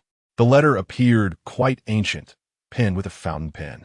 The handwriting was remarkably neat, compelling me to read on. The beam of the flashlight was feeble, illuminating the yellowed paper, which instilled a sense of discomfort within me. The letter was peculiar, its contents jumbled and disordered. When you unfold this letter, you may find yourself ensnared in a crisis. The words that follow must be etched in your mind. Do not forget, in truth, the reality is not frightening. What is truly terrifying is the human heart. This house harbors no truth, for within it lies nothing at all. I shall now reveal to you where the truth resides. I have buried it beneath the tallest pine tree on the school grounds. Beneath the pine, there grows a peculiar grass known as ghostly speargrass. Now, you must act with utmost speed. The truth is right before your eyes. Run forth. Quickly. Hurry. I cast a glance at the letter in my hand, then, with a demeanor of indifference, withdrew my gaze. I scoffed, muttering disdainfully, "What nonsense is this?" Yet after perusing its contents, I barely spared the photograph another look. I placed it hastily upon the bookshelf, turned, and seized Yiruashue's hand, dashing out of the archives without even pausing to secure the door lock. "What is wrong? You're using too much force. You're hurting me." Yiruashue expressed her dissatisfaction. "Be quiet and run," I whispered urgently, dragging Yiruashue in a near frenzy to escape. My earlier actions had been a mere facade. After reading that letter, I immediately comprehended its intent. The author of this letter was not merely revealing that the truth lay buried there. Rather, through peculiar rhetorical devices, the repetitive structure served as a stark reminder. The first letter of the first line, the second letter of the second line, the third letter of the third line, when aligned together, formed a chilling message. There's a ghost in the room. Run. This was the true purpose of the letter. It was warning me that this archive harbored a spirit. No wonder I had felt a chill creeping up my spine. Someone had been watching me all along. However, just as I was about to propel Yiruashue out of the corridor, I suddenly noticed that the entire hallway seemed to elongate infinitely. We were utterly unable to escape this corridor. TCH, such tactics. A flicker of determination crossed my eyes as I grasped Yiruashue and swiftly retreated. "What are you doing? Are we heading towards our doom?" Yiruashue exclaimed in terror, having realized that something was amiss. "This is the correct path," I stated with an impassive expression. After having endured the ordeal in the girls' dormitory, the phenomenon of the wall of ghosts was no longer daunting to me. I had sensed an anomaly. The subtle nuances of our bodies had alerted me. Thus, I led Yiruashue to hastily move backward. Indeed, the corridor lay just ahead. When one finds oneself ensnared in a phantom wall, the paramount concern is to avoid losing one's sense of direction. I do not concern myself with the path ahead. Rather, I proceed solely guided by instinct. At that moment, a chilling voice pierced the air, and we soon realized that our surroundings had transformed. We found ourselves once again in the corridor, confronted by a grotesque figure, its cruel smile fixed upon us. This wretched being, characterized by its pallid skin, clutched a rusted kitchen knife, stained with blood. Its emaciated form was clad in tattered garments, and it limped forward, standing before us. Blood flowed incessantly from its bald head, creating a ghastly sight. Yiruashue could no longer contain her terrified scream at the sight of this gaunt specter, yet I remained composed. I understood that a new cycle of life and death was about to unfold. Chapter 33. Hell, one of you must remain, while the other may depart. Intoned the emaciated figure, its voice rasping and parched like the very essence of hell itself, sending shivers down our spines. Clutched in its hand was a rusted cleaver, slick with blood, rendering it all the more menacing. Its right leg was grotesquely limping, dragging a maimed limb as it regarded us with a gaze steeped in malice. It is said that the deceased harbor an innate jealousy towards the living, desiring nothing less than their utter annihilation. This wretched specter epitomized that very sentiment. With a leg rendered useless and a scalp bereft of hair, its visage was drenched in blood, akin to the foulest fiends lurking in the abyss of hell. It barred our path, leaving us ensnared in the corridor, with no escape behind us. A dead end loomed ominously. Thus, if we could not surmount the formidable blockade before us, both I and Yiruashue would meet our demise here. Are you suggesting that one among us must remain while the other can safely depart? I queried the wraith before us. Indeed, only one of you may leave this place. The choice is yours, it cackled, the sound harsh and grating, while brandishing the cleaver menacingly, causing Yiruashue to shrink fearfully in my embrace. Then you should go first. I will handle this, I stammered, trembling with trepidation. Honesty compelled me to admit my fear. Yet, I gently urged Yiruashue away. I am a man of timid disposition, yet I possess an astonishing stubbornness. At such a crucial moment, my inherent masculinity would never allow me to cower, while Yiruashue stood before me. Is it truly all right for me to leave? She stammered, her eyes shimmering with a glimmer of hope directed towards me. I understood her desire to escape, as she too yearned for survival. Fear not, I shall confront it, I declared solemnly, yet deep within, I recognized that I was far from being a match for this formidable specter. It was unlike any other apparition I had encountered before. Whether it was the owner of the hearse or the sovereign of the death stairs, they could all be subdued once their patterns were discerned. However, this malevolent spirit appeared to possess no vulnerabilities whatsoever. Yet, Yiruashue hesitated. You may leave now, beautiful maiden. If you linger any longer, you shall both perish. The skeletal specter sneered, gesturing aside to clear a path. Wait for me. I will seek assistance forthwith, she replied, casting a fleeting glance in my direction before tremblingly retreating. The specter paid her no heed, instead fixing its gaze upon me. Yiruashue swiftly distanced herself, exiting the corridor, which allowed a sigh of relief to escape my lips. I then shifted my focus entirely onto the malevolent spirit before me. As I met its chilling and fearsome gaze, my mind began to race. Every ghost harbors a weakness. It is impossible for any to be invincible. If one could uncover that weakness, victory would be within reach. Now it is merely you and I, the specter snarled, its visage contorted in a grotesque manner. Join me. It approached me slowly, wielding a kitchen knife. As I watched its advancing figure, a sudden realization struck me. I had made a grave mistake.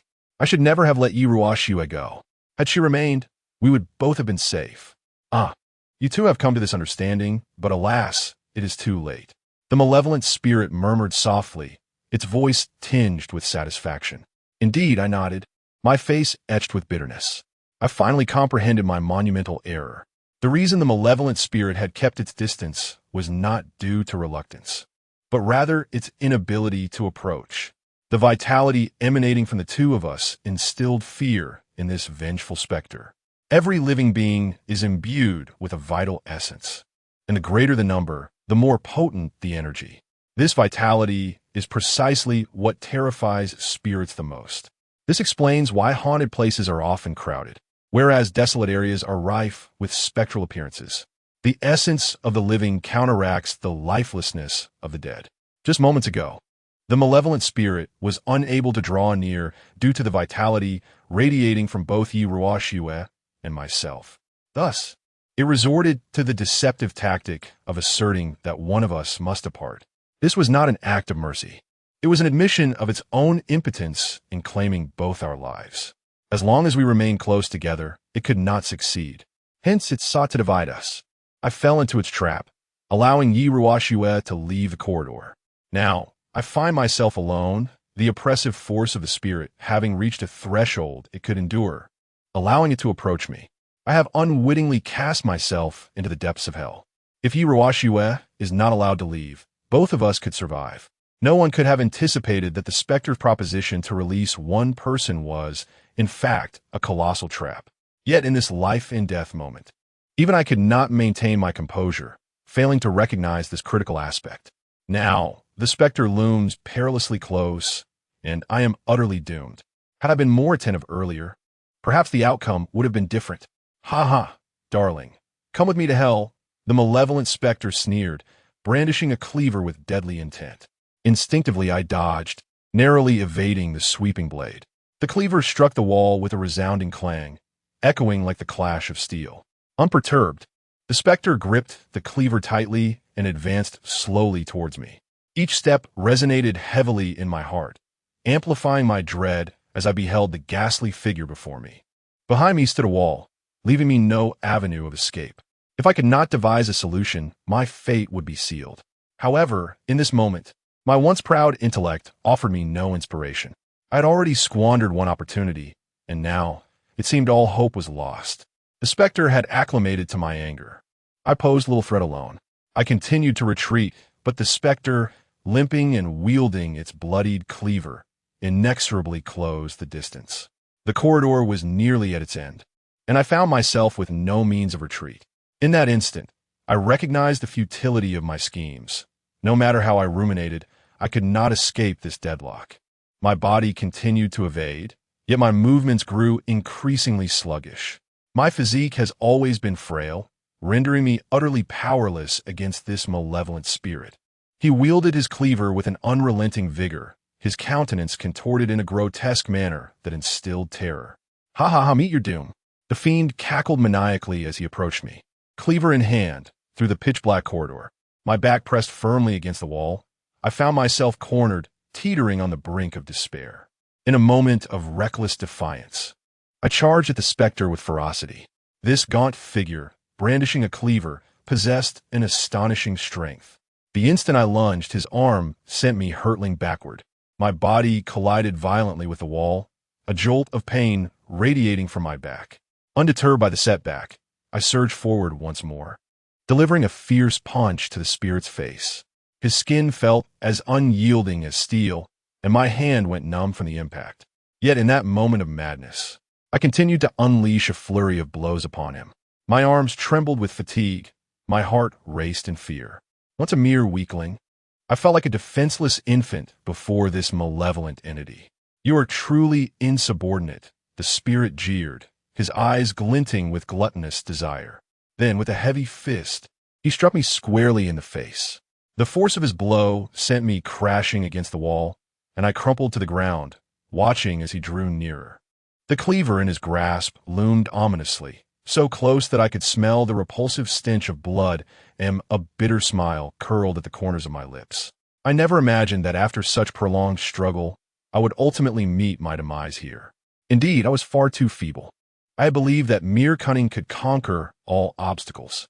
Now, I am acutely aware of my own helplessness as I gaze upon the malevolent spirit mere centimeters away. With a wry chuckle, I utter, "Go ahead, you have triumphed." The specter offered no further words. Instead, it swiftly swung its arm, the gleaming blade striking my forearm with brutal force. My arm, now a gruesome sight, bore a massive gash. A pained scream escaped my lips as I attempted to rise, only to have my other arm dealt a devastating blow, leaving yet another deep wound. Then, the maniacal laughter of the spirit filled the air, the blood-red knife relentlessly hacking at my flesh, each incision piercing to the bone, yet somehow not fatal. After a flurry of strikes, I was engulfed in excruciating pain, my body marred with countless lacerations, and torrents of blood began to flow. I cried out in agony, feeling as if my very flesh was being seared by fierce flames. In that instant, my consciousness slipped into a semi-dazed state. Yet amidst this chaos, The malevolent being continued its frenzied assault, my body a canvas of wounds, as it seemed to be driven mad. The crimson blade rose and fell incessantly, leaving a trail of blood in its wake. In the beginning, I was hacked so violently that I howled like a tormented spirit, my body writhing in agony. Yet, after a dozen or so blows, even the capacity to scream deserted me. Thus, within the inky corridor, my most unforgettable and terrifying experience persisted. In moments of anguish, time invariably crawls at a snail's pace. I was now immersed in a Shura-like purgatory, with death himself seeming to murmur my name in my ear. I had completely lost consciousness, sensing the blood on my body seeping away, drop by drop, as my life ebbed away, little by little. My awareness began to wane. However, unbeknownst to me, at that very moment, the Grand Duke's compass, which I always kept in my pocket, abruptly transformed into a crimson hue. Immediately following this, a line of sanguine, archaic characters began to levitate. The meaning of these characters was, "Long time no see. How fares it with you?" Chapter 34. Darkness, Darkness. An abyss of unending gloom. Within this obscurity, fragments of memories I had long forgotten seemed to awaken. What day was it? I can scarcely recall. On that day, I felt myself enveloped in warm arms, and then I heard a woman's sorrowful weeping by my ear, a sound so familiar. Yes, it was my mother's voice. "Wei Wei, you cannot die. You must not die. Mother, I will not allow you to perish. Calm yourself. Wei Wei, he is already gone." Another voice spoke to my mother. It was a different voice. Who could it be? It sounded like my father's. "No, I will not let him die, even if it costs my life." My mother's tone was resolute. "My son, perhaps in the years to come, you will face dangers and hardships alone. You may never experience the nurturing and warmth of parents like other children. But remember this, the love you receive is no less than that of anyone else. Your life was acquired at a tremendous cost." A faint woman's voice echoed in my ears. At that moment, I jolted awake, emerging from a haze. My eyes fell upon Li Mofin's concerned gaze. Only then did I realize that I was in the school's infirmary, lying on a hospital bed. "Boss, are you all right?" Li Mofin asked with genuine concern. I shook my head, then looked down at my body in despair, only to be astonished to discover my arms remain intact, and my legs are unscathed. I let out a soft grunt, attempting to rise, only to discover that every part of my body is engulfed in pain and weariness. Yet, as I struggle to sit up, I find no trace of injury upon my skin, as if nothing had ever transpired. But wait, was I not slain? I murmured to myself, gazing at my arm, the harrowing ordeal I endured yesterday, still vividly etched in my memory. The excruciating agony that penetrated to my very bones and the despair of descending into hell linger in my mind, leaving me with lingering trepidation. "You have finally awakened. You were unconscious for an entire night," Li Mofin remarked casually. Was I truly unconscious for a night? What transpired last evening? I cannot help but inquire. "Yesterday, Yi Ruoshua suddenly came looking for us, prompting us to search for you in haste.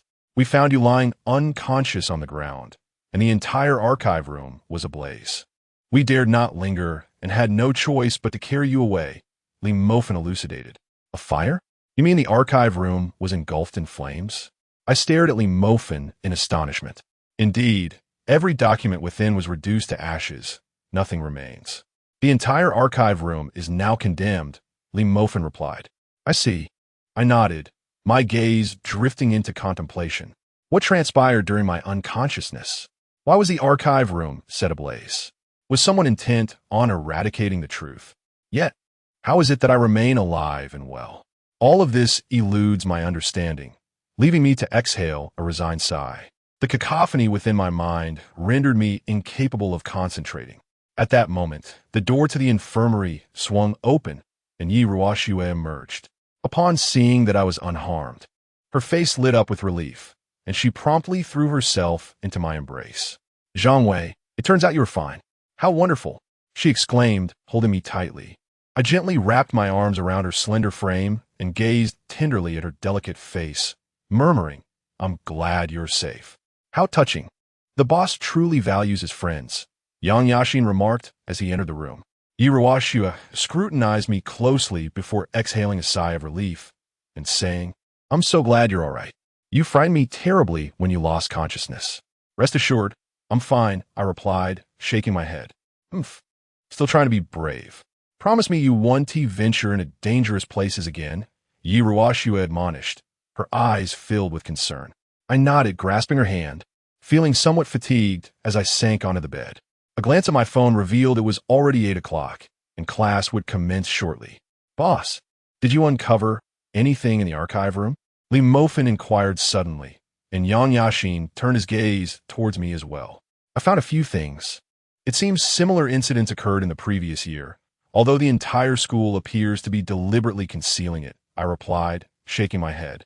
Such occurrences happened last year as well. If that is the case, it seems the curse did not begin recently, Li Mofin noted.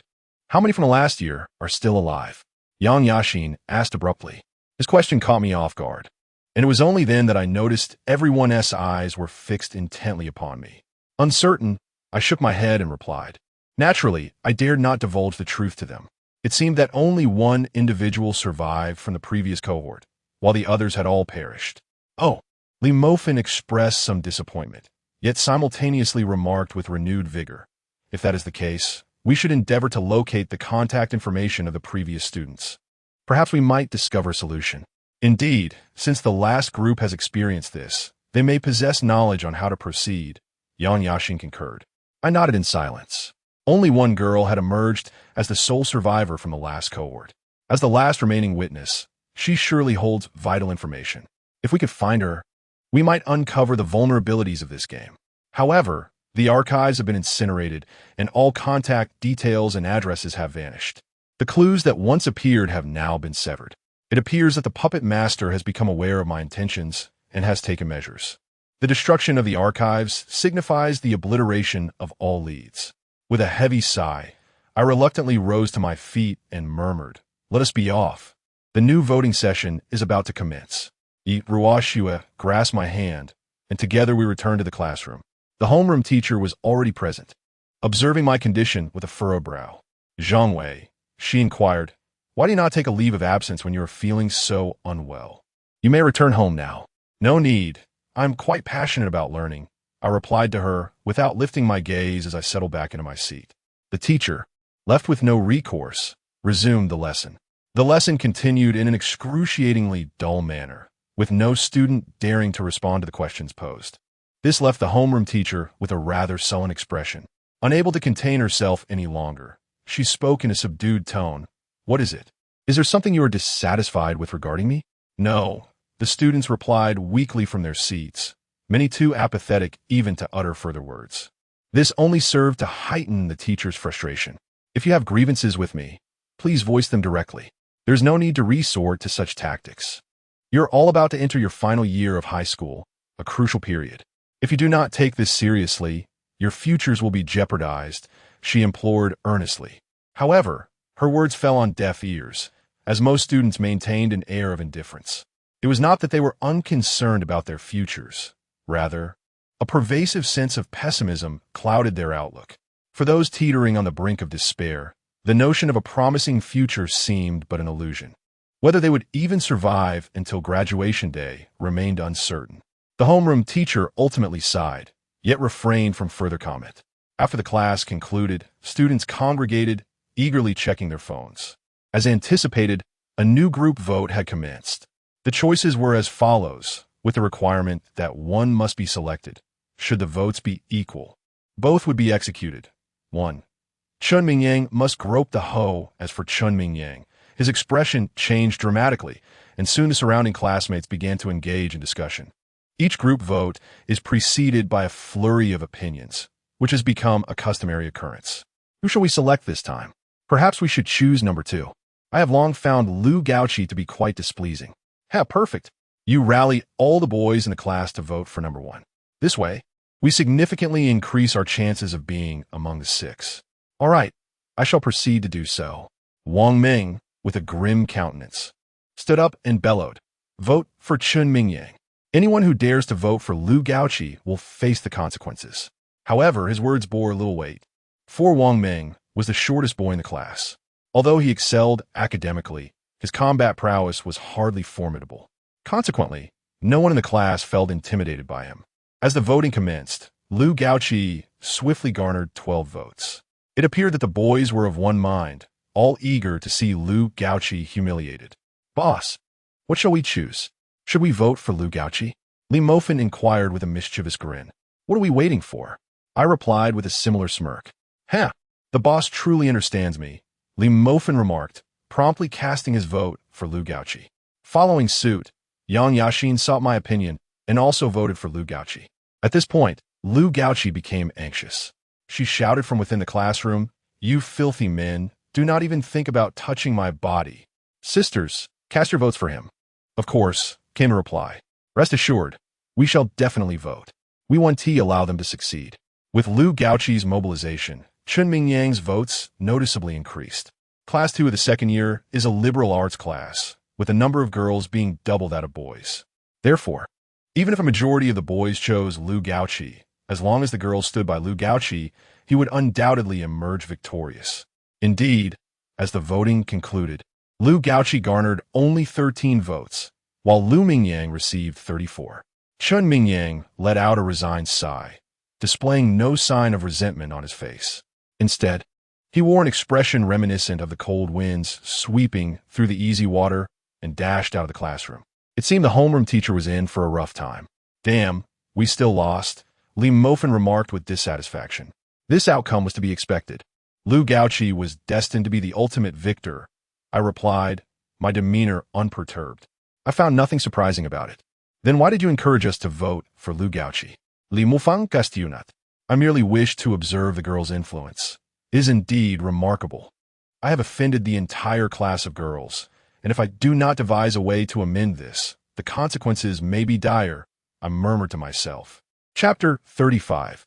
Is Mi Xiaoyu seeking revenge? "Fear not. My esteemed leader is exceptionally formidable and will surely be unharmed," proclaimed Li Mofin with a sense of pride. Alongside Yang Yaxin, he too was rescued by my intervention and holds profound admiration for me. However, after the harrowing events of the previous night, I was acutely aware of my own helplessness. Had I been more perceptive last night, perhaps I could have avoided the infernal scenes I endured.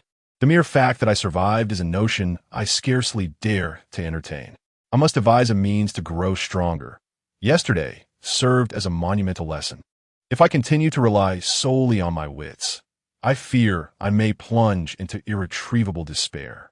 Nonetheless, having faced the tribulations of the previous night, my resolve has only grown more resilient.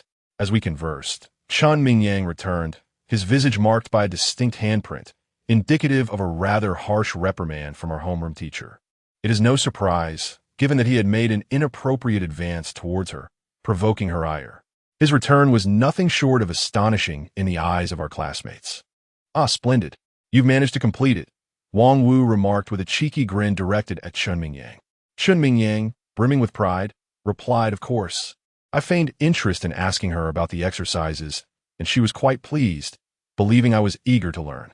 In the midst of our conversation, I took my chance.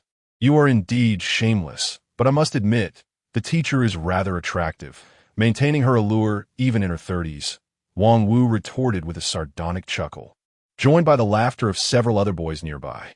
Chun Mingyang, unfazed, scoffed, "Humph, that woman only knows how to control us, oblivious to our current plight. Indeed, who has the heart to focus on studying now?" "I do not know when that day will come," Dong Wenfeng remarked. "Forget it. Let's live one day at a time. Let us enjoy ourselves together," Wang Wu said with a carefree spirit. "Indeed, that is all we can do," Chun Mingyang responded, having just survived a life-threatening ordeal. This was the most relaxed moment they had experienced. While a few remained in despair, the majority focused on how to make the most of each day. At that moment, Guan Yao stepped onto the stage, prompting Wang Wu and Zhao Chenhe to exchange knowing glances. "Class leader, do you have any further instructions?" They mocked. "We cannot simply sit idly by any longer. I intend to continue the investigation," Guan Yao declared earnestly. "Investigation? Where will you investigate?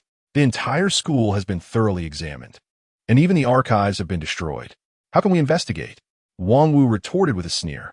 "Indeed," as he said, "all leads within the school have been severed. Even the crucial archives have been reduced to ashes. Seeking clues seems utterly futile. There may be a chance with Chun Feng, Guan Yao suggested. Chun Feng, is he not already dead? Wang Wu scoffed. Though he has passed, his computer may still contain account information. If we can access his account, perhaps we could dissolve the class group, Guan Yao suddenly proposed. Her words illuminated the faces of those around her, both boys and girls gasping in astonishment. Indeed, if that is the case, perhaps the curse could be lifted. This could truly work. Guan Yao surveyed her classmates before speaking softly. I need someone to assist me in the investigation. I will select these individuals myself, and I hope everyone can agree. Absolutely, that is perfectly fine. The class responded in unison. Then it is settled.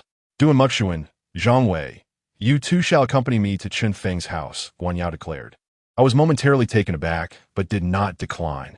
Duan Muxuan, equally indifferent, replied, all right, I am willing to participate in the investigation, provided you do not hinder my progress. Not a problem, Guan Yao smiled. The classroom then erupted into lively chatter once again. At that moment, Yi Ruoxue approached me. You aren't actually going to Chun Feng's house with Guan Yao, are you? She inquired. Of course, it seems reasonable to take a look, I responded nonchalantly. Guan Yao does not strike me as trustworthy, Yi Ruoxue remarked, casting a wary glance at Guan Yao. Surely, that is just your misconception, I replied, perplexed by Yi Ruoxue's animosity towards Guan Yao, especially since they had no prior interaction. I don't care. You'd best not get entangled with Guan Yao, Yi Ruoxue warned before returning to her seat. I shrugged helplessly and continued my idle chat with Li Mofen.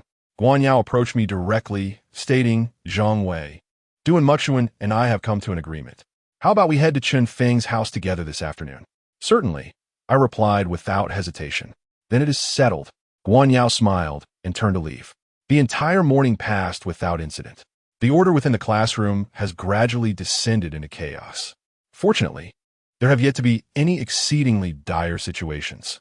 Even Zhao Mingming is under the protection of Lu Tiantian, and astonishingly, no one dares to bully him. However, observing Zhao Mingming's distressing expression suggests that his relationship with Lu Tiantian is less than harmonious, likely due to their significant physical disparity.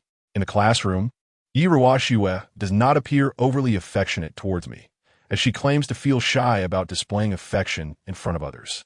Thus far, our interactions have been limited to merely holding hands, which leaves me feeling rather vexed. Nevertheless, I refrain from expressing my discontent, lest she perceive me as a lecher. During lunchtime, I returned home and sat quietly on the sofa, glancing at my father busily working in the kitchen. A sigh escaped my lips. I lost my mother at a very young age, around the age of 3. At that time, my memories were faint, consisting only of a vague recollection of her face and the warmth of her embrace. However, after I turned 3, my mother passed away, and my father took on the responsibility of raising me.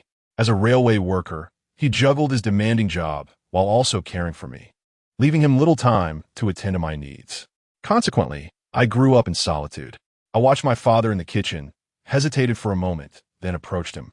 What is wrong? Hurry and wash your hands. Dinner is almost ready, he said, turning to me as he chopped vegetables, his face etched with the marks of time. Dad, how did my mom pass away? I suddenly inquired. The question caused my father to flinch, nearly cutting his hand. He placed the kitchen knife aside. His eyes filled with a look of perplexity as he turned to me. Wei, why do you ask such a question? I eagerly replied. I dreamt of my mother last night, and I wish to know how she passed away. Your mother departed when you were merely 3 years old, succumbing to a sudden illness, my father stated, shaking his head. But why is it that I do not even know her name? I inquired once more. Ever since her demise, my father has never spoken of her. Aside from secretly visiting her grave during the Qingming festival, even our household registration shows that he is divorced. Tragically, to this day, I remain ignorant of my mother's name, as if she were a mere figment of imagination. Had it not been for the dream I had yesterday, the very concept of a mother might have faded from my heart. It was to spare you from sorrow that I chose not to mention her. It has been so many years. It is best to forget her, my father replied, shaking his head once more before resuming his task of chopping vegetables. At the very least, I wish to know her name, I muttered. Once again, my father turned his head, a hint of impatience crossing his face. Wei, what is troubling you today? Why these inquiries? All these years, I have not even known who my mother is. I truly long to know, I said earnestly to my father. He cast a glance my way, slightly turning his head. A tinge of sadness emerged in his eyes. I am sorry, my son, but I truly cannot tell you. However, please believe that no one in this world loved you more than your mother, he said, and with that, he turned away, resolute in his silence, no matter how fervently I pleaded. Regrettably, I can only sit on the sofa, acutely aware that my father undoubtedly knows the circumstances surrounding my mother's demise. Yet he remains resolutely tight-lipped, unwilling to divulge any information about her. Not even a photograph of her adorns the frames in our home. Is he fearful that the mere thought of her might evoke sorrow within me? No, that rationale cannot possibly justify his reticence. Furthermore, it appears that my grandmother, alongside my father, has also concealed numerous truths from me. My mother was certainly not an ordinary individual. Otherwise, why would so many feel compelled to shroud her in secrecy? Who was she truly? What was her identity? Why do both my grandmother and father remain utterly silent on the matter? A myriad of questions swirls within my mind. Yet I recognize that the answers must be sought by me alone. The midday meal was consumed in silence. My father wore a gloomy expression, speaking little beyond the necessity of eating. It seemed that my inquiries had resurfaced painful memories of my mother. I, too, chose to remain silent, my thoughts spiraling incessantly. Since my birth, it appears that all memories prior to the age of 3 have become a hazy blur. It seems imperative that I seek out my grandmother once more. After finishing lunch, I returned to my bedroom. Before me, the wall displayed yet another transformation in the photographs. In this class group picture, the figures of Mi Xiaoyu and Suyo appeared simultaneously. Like Chen Feng and the others, they bore pallid complexions, haunting smiles, and distorted faces. In stark contrast to them were the beaming faces of those surrounding them. 5 individuals have already succumbed to death. Their images captured in a photograph that exudes an unsettling brutality, sending shivers down my spine. What terrifies me the most is the smile of Mi Xiaoyu. Unlike the others, her neck is twisted to gaze directly at me from the photograph, her smile imbued with resentment and fury. Her piercing eyes are fixated on me, and her arm is slightly raised, amplifying the stark contrast. This sudden reminder of Mi Xiaoyu's final words echoes in my mind. Zhang Wei, even as a ghost, I shall not spare you. Is it possible that Mi Xiaoyu truly seeks vengeance against me? Staring at the eerie visage of Mi Xiaoyu in the photograph, I feel a chill creeping down my back, as if I'm being hunted. Yet, I quickly shake my head, adopting an indifferent expression as I regard the photo, murmuring to myself, "Come seek your revenge, Mi Xiaoyu. I'm not afraid of you." Chapter 36. Pursued in the afternoon, I returned to school, as usual, and the entire institution remained unchanged, exhibiting no signs of disruption. Students from other classes were engaged in playful banter, entirely unaffected by the curse. Observing these students in the corridor, I felt a profound sense of envy. Sometimes, the desire for an ordinary life becomes an exceedingly arduous endeavor. At this moment, I truly grasped the essence of that sentiment. Upon entering the classroom, the atmosphere was reminiscent of previous days. The order within the class had disintegrated, some indulged in snacks, while others were absorbed in their phones. The classroom was filled with an uproar. Our homeroom teacher had seemingly relinquished any authority over the class, only glancing in occasionally. Otherwise absent. Amidst the cacophony, I settled into my seat, and Li Mofin promptly handed me a bottle of Coca-Cola. I took a hearty swig and exclaimed, "Ah, that's refreshing. Hey, Chief, you're heading to Chen Feng's house soon. Consider this bottle a send-off," Li Mofin remarked with a cheeky grin. "Get lost." I retorted playfully, "I'm not dead. I'm merely going for a visit." Honestly, Chief, Chen Feng was the first to perish. After his demise, someone logged into his account to initiate the vote. Perhaps we might uncover some clues from his computer. If so, we could potentially escape this curse, Li Mofin suggested. "Let us hope so," I replied with a smile, my gaze drifting towards Yi Ruoxia, only to find her staring intently at me. Our eyes met in a silent exchange.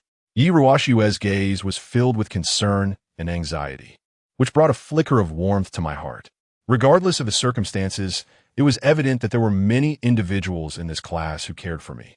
The first class of the afternoon was history. However, the history teacher merely made a brief appearance before declaring a self-study session and departing without a second thought. This left the group of students to become unruly. The boys began to engage in roughhousing, while the girls chatted amongst themselves. At the back of the classroom, Wang Wu was rallying a few individuals to confront Zhu Rong. Zhu Rong was a portly boy, timid and somewhat lecherous, and he was one of the most bullied students in class, second only to Zhao Mingming. With Zhao Mingming now getting along with Lu Tian, the other students no longer dared to target him. Consequently, their attention shifted to Zhu Rong, who, due to his sturdy physique, was seen as an easy target. A group of boys encircled Zhu Rong, and at Wang Wu's command, they forcefully brought him to the ground and began to pummel him. As Wang Wu kicked Zhu Rong, he berated him, "You fat pig, you seem rather defiant lately. Let us see if I can beat some sense into you." "I'm not defiant at all, Brother Wang," Zhu Rong hastily protested. Yet, Wang Wu showed no interest in his defense, continuing to deliver powerful kicks. In truth, everyone understood that Wang Wu was merely seeking an excuse to unleash his aggression on him. The boys nearby erupted in laughter, seemingly relishing the opportunity to reclaim a sense of superiority that had been lost. Ever since the curse had befallen the entire class, a palpable gloom had settled over them, and the atmosphere was no longer what it once was. Both boys and girls alike found little joy in their lives. Even during gatherings, each face bore the weight of sorrow. Death loomed over every individual in the class, leaving no one unscathed. Only through the struggles of a student like Zhu Rong can the boys find a sense of existence. Zhu Rong was soon overwhelmed by them, unable to rise. However, given his remarkable recuperative abilities, it would not be long before he regained his footing. He merely feigned weakness, hoping the group of boys would relent. Wang Wu, accompanied by a few others, indeed spared Zhu Rong but turned his attention toward us. Li Mofin's complexion drained of color. He realized Wang Wu was undoubtedly coming for him. With a sinister grin, Wang Wu approached us, fixing a cold gaze on Li Mofin. "Li Mofin," he said, "because of you, I had to smash my father's car, incurring a loss of over 10 million. How do you intend to compensate me?" I will repay you," Li Mofin stammered, trembling. "Haha, repay? Can you even afford that? It amounts to over 10 million. I won't make it difficult for you. Let me beat you a few times, and we shall consider the debt settled," Wang Wu replied with a sneer. At that moment, Yang Yaxin, seated nearby, stood up, his voice filled with anger. "Wang Wu, dare to lay a hand on my brother and see what happens." "Ha, what if I do?" Wang Wu retorted, grabbing Li Mofin's sleeve, preparing to drag him away. Just then I seized his arm. "Let this matter rest. Consider it a favor to me," I stated calmly, my gaze fixed on Wang Wu. "Ha, favor? Who do you think you are? Don't think I don't know. The votes I received were orchestrated by you. Mark my words, once I deal with Wang Wu, you will be next." Wang Wu shot back, his expression filled with resentment, his eyes brimming with malice. "Li Mofin is my brother, and I will not permit anyone to harm him. Should you dare to lay a hand on him, you will be my adversary." I gazed calmly at Wang Wu, my eyes steady, devoid of any harsh words or pleas.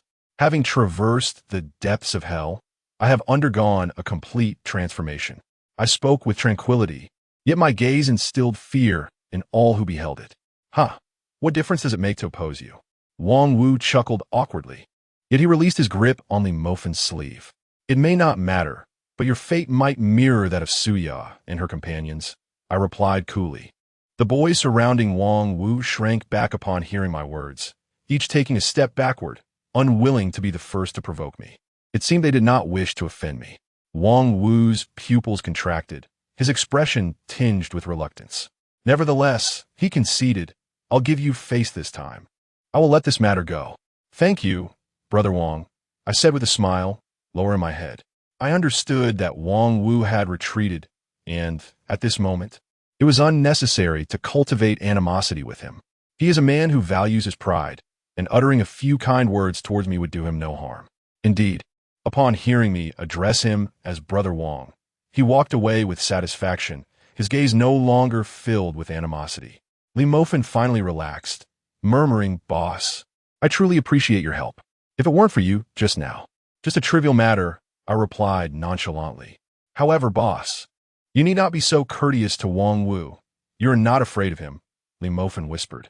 At present, I'm not afraid of him. However, having one more adversary brings me no benefit. I shook my head and remarked, Indeed, you are astute, boss. Li Mofan commented, If it were me, I might have already gotten into a scuffle with Wang Wu. Then, as if struck by a thought, he added sheepishly, Boss, if he truly were to beat me, would you come to my aid? What can I possibly do? With my physique, I am no match for Wang Wu. I can only endure for now. I replied with a shrug, my expression earnest. Li Mofan nodded, a hint of disappointment flickering across his face, yet he refrained from voicing his thoughts. However, should he dare to strike you, although I may not be able to assist you directly, trust me, I will ensure he pays a price, I stated coldly. Li Mofan nuda earnestly. After a brief moment, Guan Yao approached with Duan Muxuan. She looked at me and inquired, Zhang Wei, the time has come. Shall we go together? Yes. Let us proceed. I nodded in agreement, following them out of the classroom. Guan Yao had already prepared the leave request, and the three of us swiftly exited the school. Upon leaving, a Bentley awaited me, with an elderly gentleman standing by the car, eagerly anticipating our arrival. As the three of us emerged, he promptly approached us, his tone respectful. Young master, the car has been ready for quite some time. Duan Muxuan nodded, then glanced at the two of us get in the car. Only then did I join Guan Yao in entering the vehicle. The interior of the Bentley was remarkably spacious, and I was taken aback by the sheer roominess, allowing me to stretch my legs comfortably. The reclining chairs were exceedingly comfortable, and there was even an onboard refrigerator. Drive, Duan Muxuan instructed. The elderly gentleman then began commanding the driver to set off. The Bentley glided smoothly into motion. As I admired the opulent interior of the vehicle, I couldn't help but express my admiration. Even Guan Yao appeared somewhat dazed, coming from a family of slightly better means. This was her first experience in such a luxurious car. However, upon witnessing my exuberance, she couldn't restrain a smile, remarking, Zhang Wei, what's wrong with you? Nothing, I replied awkwardly, continuing to lounge on the sofa. I must admit, luxury automobiles possess an undeniable allure. Neither their comfort nor their speed could be compared to the taxis I had previously ridden. Before long, we arrived at Chunfeng's residence, a splendid villa. The three of us alighted from the vehicle, the Bentley patiently awaiting our return. Duan Muxuan and I lingered at the rear, while Guan Yao led the way as we approached Chunfeng's home. Guan Yao knocked on the door, which was promptly answered by a woman applying a facial mask. She appeared to be in her 30s, with a remarkable figure and dressed in an attire of considerable elegance. Upon seeing us, she expressed a hint of surprise, inquiring, Who are you? We are classmates of Chunfeng, here to pay our respects, Guan Yao sweetly replied. Ah, I see. Please come in, the woman said, her demeanor somewhat distracted. We exchanged glances before stepping into the villa. It was quite spacious, boasting 2 floors adorned with lavish decor. On a table lay Chunfeng's memorial portrait, incense burning beside it, accompanied by offerings. Guan Yao hurriedly stepped forward, lighting 3 incense sticks before beginning her prayers. I casually observed the opulent decorations around me, marveling at Chunfeng's wealth while lost in thought. Duan Muxuan, however, paid no heed to his surroundings. Instead, he locked eyes with the woman and inquired, May I ask your relation to Chunfeng? I am her mother, the woman replied with a smile. Oh, I see. By the way, would it be possible for me to enter Chunfeng's room for a moment? Duan Muxuan said gently, exuding the charm of a refined gentleman. That is not permissible. Chunfeng's room is off limits, the woman responded, visibly troubled. I believe there has been a misunderstanding. I previously lent Chunfeng a book, and it seems my identification card is tucked within its pages. Would you kindly allow me to retrieve it from her room? Duan Muxuan continued to smile, and I must admit, his smile was quite captivating, a stark contrast to his usual stoic demeanor. Very well, but please do not take too long, the woman ultimately acquiesced. Thus, the three of us began our ascent to the 2nd floor, where Chunfeng's room was located at the far west end. Chapter 37. The conclusion. Upon entering Chunfeng's room and closing the door, I abruptly remarked, There is something amiss with Chunfeng's mother. It has only been a week since his demise, and she ought to display at least a semblance of sorrow. When she opened the door for us, she was leisurely applying a facial mask. It is evident She must be Chun Feng's stepmother. After all, he is not her biological son, and with the inheritance at stake, she has no reason to grieve. Duan Muxuan spoke calmly, his insight surpassing my own. He not only discerned that this woman was indeed Chun Feng's stepmother, but also understood that the stepmother would eagerly welcome Chun Feng's early demise. That is indeed the case. Let's investigate further, Guan Yao suggested. Chun Feng's room was impeccably tidy, adorned with posters of celebrities. In the center stood a powerful computer, indicating it had been well maintained. It was apparent that the space had been cleaned recently. Let us examine the computer. Perhaps we might uncover something of significance. Guan Yao proposed. Nodding in agreement, I rushed over to power it on, only for the screen to abruptly display a blue screen of death. Has it been infected? I mused, staring at the unresponsive monitor, feeling somewhat helpless. I had no knowledge of computer repairs. Fear not. Leave everything to me, Duan Muxuan declared suddenly, taking a seat and deftly typing various codes with remarkable agility. The symbols were all in English, rendering me unable to comprehend them. I never anticipated you possessed such skills in antivirus measures. You truly are impressive. I marveled, recognizing Duan Muxuan's prowess, akin to that of a top scholar. This is an advanced worm virus, quite troublesome indeed. It appears someone has taken measures to prevent us from accessing this computer, he revealed. Specially designated, Duan Muxuan sneered. Who is that person? I murmured to myself, surveying the entire room. Then, amidst Guan Yao's puzzled gaze, I began to pace back and forth within the chamber. Surrounding me were shelves brimming with various items. I glanced at the shelves, noting they were filled with books. However, I soon perceived something unusual. What are you searching for? Guan Yao inquired. Chun Feng is a boy. Every boy harbors his own little secrets. Perhaps we might stumble upon something intriguing, I replied, turning to her. I then began to search cautiously.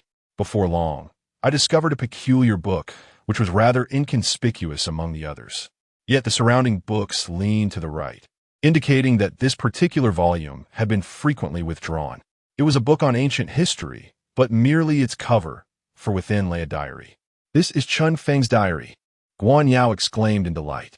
Even Duan Muxuan cast a fleeting glance, but promptly returned to his coding. Indeed, this is a diary, I nodded, flipping open the first page. It was a pristine journal, with the earliest entry dated at the onset of his first year in high school.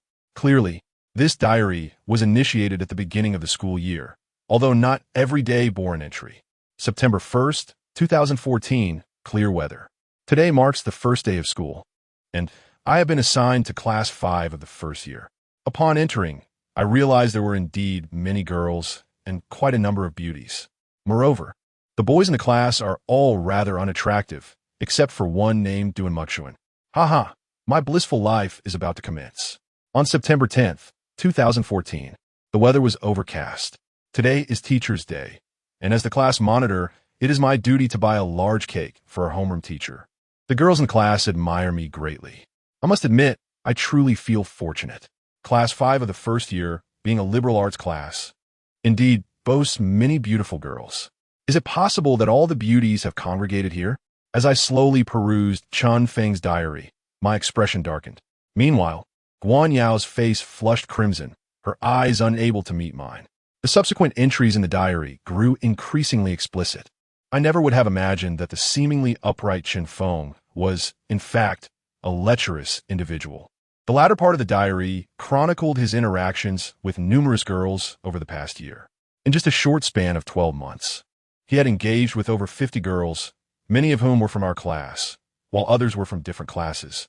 He had an unsettling habit of documenting these encounters in his diary, and as I delved deeper, the narrative devolved into detailed accounts of his exploits. The graphic nature of his writings was enough to stir a reaction within me, while Guan Yao, filled with disgust, averted her gaze. Was this truly a diary and not some lewd novel? I muttered in disbelief, my mind racing with indignation. Chun Feng, this wretch, had indeed harmed so many girls. He deserved nothing less than a grim fate. It was a relief he was no longer alive. Otherwise, I would have been tempted to stab him multiple times. The jealousy was unbearable. However, as I reached the conclusion of the diary, my expression underwent a profound transformation. The turning point began in October 2015. It is now November, which means it was merely a month ago. The entries in the diary from this period have taken on a peculiar quality. October 12th, 2015. What should I do? What am I truly meant to do? It has come to find me. I am at a loss. Who will rescue me? October 22nd, 2015. I am truly doomed. How I wish I had acted differently. October 29th, 2015. There is no choice but to proceed. It must be done. I have no other options left. November 11th, 2015. Can you comprehend this? As I read the final sentence, a chill runs down my spine. An overwhelming sense of dread envelopes me. Indeed, the curse upon the class was not a mere coincidence. It was a fate long predetermined. Who is it in Chun Feng's diary? Perhaps it is this entity that has plunged the entire class into an abyss from which there is no return, and Chun Feng is the first victim of its wrath. Gazing at the last line of the diary, it is utterly incomprehensible. Can you grasp its meaning? This is not merely a statement. It feels more like a rhetorical question directed at the reader of the diary. Perhaps Chun Feng had long foreseen his impending demise and left behind clues within these pages. The final sentence seems to be an inquiry aimed at me. Yet, as I peruse this perplexing diary, I remain bewildered. All I know is that Chun Feng must have been ensnared by its influence, leading him to reluctantly agree to participate in the group voting. The true instigator of all this turmoil must be this very entity. At that moment, Duan Muxuan suddenly declared, "The virus has been removed. We can now access the computer." "Then hurry and log into QQ," Guan Yao exclaimed urgently. My gaze shifted towards Duan Muxuan, who adeptly tapped the keyboard, swiftly restoring the computer to its former state. As our excitement mounted, Duan Muxuan opened QQ, revealing Chun Feng's account along with its password. It appeared that this personal computer had retained Chun Feng's credentials. "Wonderful! We've finally located his account," Guan Yao exclaimed with palpable enthusiasm. Even I couldn't conceal my astonishment. Once we found Chun Feng's account, we could log in. Duan Muxuan maintained a placid demeanor as he gently logged into QQ. Soon, accompanied by a tremor, Chun Feng's account was successfully accessed. We all erupted in exhilaration. "Fantastic! Quickly disband the group." Guan Yao's body trembled with excitement. It was no wonder, as the death curse loomed over our class, leaving everyone on edge. Now, the moment of resolution had finally arrived. Both of us were intensely focused. Duan Muxuan remained as serene as ever, merely browsing through Chun Feng's account. "What are you doing?" "Hurry and disband the group," Guan Yao urged. "Wait a moment. There seems to be an issue with Chun Feng's chat records," Duan Muxuan replied. "What kind of issue?"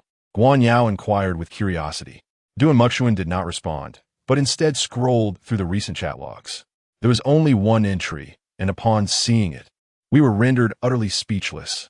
This chat record belongs to Chun Feng, and the person conversing with him is, astonishingly, himself. Indeed, it seems he is experiencing a form of split personality, engaging in dialogue with his own self. The interlocutor possesses the identical avatar and account. Everything is a perfect mirror image. Regrettably, the chat history has been deleted. How did he manage this? How can one chat with oneself on QQ? I found myself bemused. It is indeed possible, merely by adding one's own QQ account. Duan Muxuan paused for a moment, then hurriedly typed a few words on this account. "Who are you?" He then pressed the confirmation key. After approximately a second, Chun Feng's QQ emitted a notification sound, signaling a new message from none other than Chun Feng himself. Duan Muxuan quickly opened the message, only to find the content eliciting a rather peculiar expression. "Who are you?" was the very response Duan Muxuan had just sent to that individual, now astonishingly returned to Chun Feng's QQ. Witnessing this surreal scene, I muttered in fear, "This is truly uncanny. One can send messages to oneself? This is not so strange in itself. Perhaps it is best to disband the group for now," Duan Muxuan suggested, and proceeded to open the group interface to initiate the dissolution. However, he soon shook his head in frustration, stating, "No, it cannot be disbanded. Chun Feng's QQ is linked to his mobile phone. To dissolve the group, a text message must be sent from that phone. Then where could Chun Feng's phone be?" I inquired. "I will go and ask," Guan Yao replied before stepping outside. After a while, she returned, shaking her head in dismay. Chun Feng's phone had been lost, and there was none at home. It seems we cannot disband like this, Duan Muxuan remarked, shaking his head. By the way, we could try a different approach. Let us expel everyone from the group, Guan Yao exclaimed, her eyes lighting up. It's worth a shot, Duan Muxuan replied, and he began to exercise his authority as the group owner. One by one, he started to remove members. Soon, the entire class group was left desolate, with only Chun Feng remaining. It appeared that everything had come to an end, Duan Muxuan stated coldly. Meanwhile, Guan Yao and I had already embraced each other in excitement, tears of joy streaming down our faces. Yes, we had finally freed ourselves from the curse. Everything was over. A beautiful tomorrow was beckoning us. Chapter 38. Betrayal. As I stepped out of Chun Feng's room, a sense of relief washed over me. However, just as I was about to close the door behind me, I suddenly noticed a line of crimson letters inscribed on the wall of Chun Feng's room. Redrum. No one had noticed those letters moments ago, and I merely glanced at them before shutting the door. After all, it was all over, and there was no need for further contemplation. Upon exiting Chun Feng's home, I hastily unlocked my phone and discovered that I had been removed from the group. At last, I was free from this game. Let us return, Duan Muxian stated flatly, his expression devoid of joy, even tinged with regret. The three of us then took our seats in the car and began our journey home. Upon our return to the classroom, we were met with a reception befitting heroes. Nearly everyone erupted in cheers, rushing towards us. You were incredible. Now we are finally liberated. Hooray! This is wonderful. The class rejoiced, with most of the adulation directed towards Guan Yao and Duan Muxian rather than myself. Yet, I found myself indifferent to this. My gaze was drawn to Yi Ruoxue, and to my surprise, her expression was rather complex. She dared not meet my eyes, which left me feeling somewhat taken aback. An unsettling premonition began to swirl in my mind. Nevertheless, I forced a smile and joined my classmates in their celebrations. The jubilant atmosphere persisted for a few hours, but eventually, everything returned to a tranquil state. Every student wore a radiant expression, seated comfortably in their chairs, engaging in lively discussions and celebrations. Today, the atmosphere was filled with joy, and I decided to treat everyone to dinner this evening, followed by a visit to KTV. Wang Wu boldly stepped forward and proclaimed, for it was only he who possessed the financial means to host the entire class. Cheers erupted among the classmates, with many of the girls casting admiring glances toward Wang Wu. Meanwhile, I, the one who had rescued them, seemed to fade into the background, leaving me with a tinge of disappointment. Seizing the opportunity, Li Mofan leaned in and remarked, "Hey, Chief, we owe this all to you. Otherwise, we wouldn't have escaped the curse." "Oh, come now. The credit belongs to Duan Muxuan," I replied, shaking my head. Indeed, during this outing, I had contributed little. Had it not been for Duan Muxuan repairing the computer, our escape from the curse would have been impossible. "Regardless, Yang Yaxin and I are grateful to you," Li Mofan insisted. I nodded, feeling a mixture of disappointment yet relief in having liberated myself from a curse. Moreover, I had also gained a few brothers in the process, which was a silver lining. With these thoughts in mind, I hurriedly sent a message to Yi Ruoxue. "How about we have dinner together tonight?" "I'm sorry, but I have no time," was her reply. "All right then," I responded with resignation, retracting my phone, my heart unsettled. Nevertheless, I quickly resumed my conversation with Li Mofan, who was soon joined by Yang Yaxin. Although the game had concluded, his demeanor toward me remained unchanged. He chuckled, "Boss, today is a splendid day. How about we indulge in some barbecue this evening?" "As you wish," I replied with a smile. "By the way, are we inviting sister-in-law, Yang Yaxin Inquiret?" "She has no time," I shrugged in response. "That makes sense. Now that the game has concluded, everyone should return to their normal lives. Quite a few classes have been missed during this time," Yang Yaxin remarked. "Indeed," I nodded, yet a sense of indescribable loss lingered within me. With the return to everyday life, I found myself once again at the lowest tier in the class, as if nothing had changed at all. After 2 consecutive lessons, the atmosphere began to stabilize, and everyone resumed their usual demeanor. The class had reverted to its former state, save for a few missing faces. At that moment, Wang Wu approached, flanked by a few sycophants. I immediately sensed trouble, and Li Mofan was itching to flee but was blocked by them. "Li Mofan, Zhang Bei, you two are coming with me to the playground," Wang Wu sneered, his lackeys smirking triumphantly behind him. My body trembled, and my eyes were filled with bitterness. Don't do this. After all, I saved you once, I stammered. Yet, Wang Wu merely scoffed. Oh, you saved us? Don't make me laugh. It was Duan Muxuan who opened the computer. You did nothing.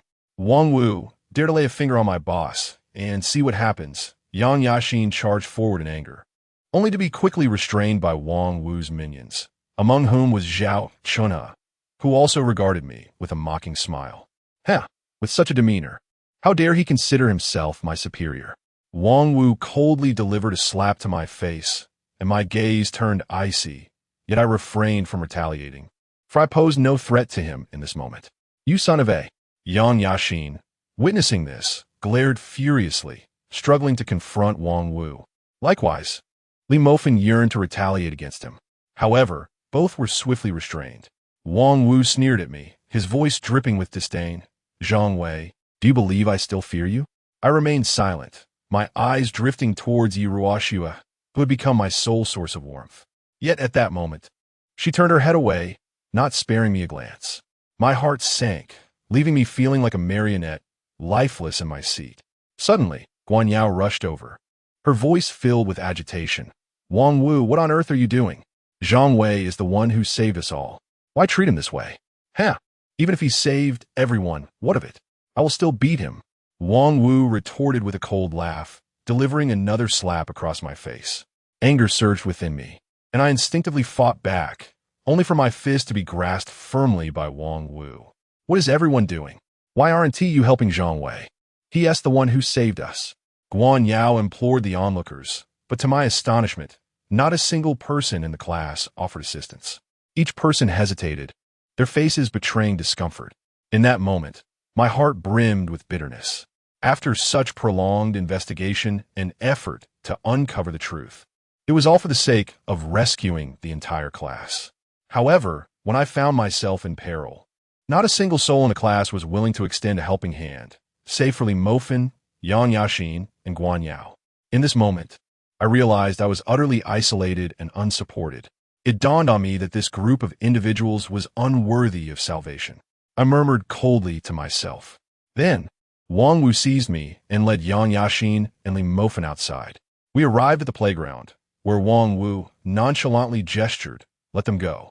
Instantly, several boys released Li Mofan and Yang Yaxin. Come now. Today, I shall settle the score with you. Wang Wu sneered, raising his hand. Don't say I didn't give you a chance.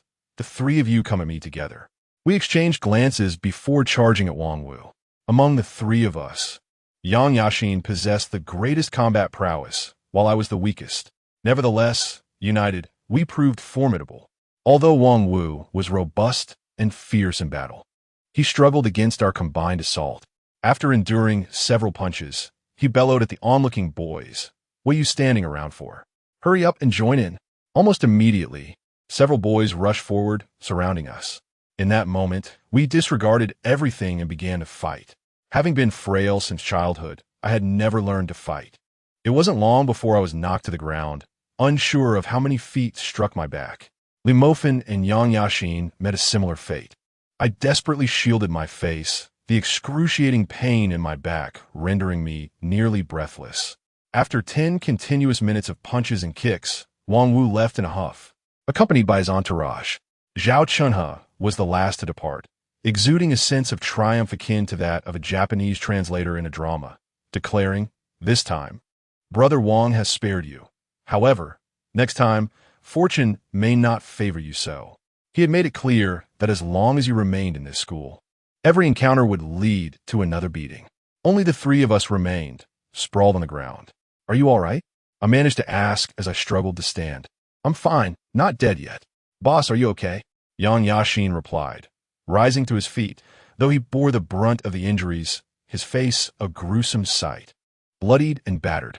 Had it not been for his desperate protection, I might have sustained grave injuries myself. Thank you, I said tearfully to Yang Yaxin. It's nothing. My life was saved by you. This is but a trifling matter, he shrugged nonchalantly. Taking hold of Li Mofan's hand, he urged, let us head to the infirmary. You go ahead. I'll follow later, I said calmly, fully aware that I had crossed Wang Wu. I realized I could no longer remain in this class. Yet I felt a deep reluctance to part from Yi Ruoxue. I longed to return and see her, for she was my first love, and I had risked my life for her on 2 occasions. Yang Yaxin nodded silently, trudging away with Li Mofen. Just as I was about to return to class to catch a glimpse of Yi Ruoxue, I overheard the girls in the classroom discussing, "Yi Ruoxue, aren't you worried that your boyfriend was taken away by Wang Wu? In truth, I share little connection with him. He is not my boyfriend. Is that so? Yet you seem so close. Regardless, I am indeed grateful to him. However, we do not share a romantic relationship." That makes sense. I had a feeling. A boy like Zhang Wei is simply unworthy of you. Ah, indeed, like a toad aspiring to court a swan. Laughter erupted among the girls in the classroom, while my smile froze completely. I could not fathom this turn of events. Yi Ruoxue actually claimed there was no relationship between us? Had she never intended to pursue anything with me from the very beginning? It makes sense, considering how popular she is in class. Why, then, did she approach me initially? Was her intention to exploit my presence all along? Now that the game has concluded, I seem to have lost my worth. As these thoughts consumed me, tears streamed down my face and my steps faltered. I realized that there was no longer a place for me in this class. Perhaps it is time for me to truly depart. Chapter 39.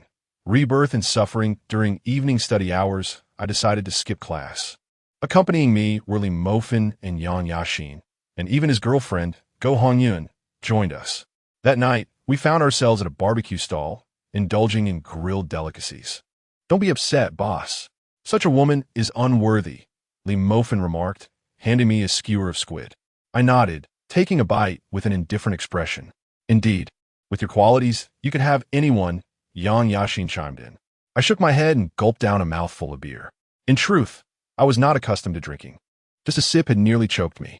Yet, despite this, I continued to down the alcohol, hoping it would liberate me from my anguish. Today, I had nearly lost everything.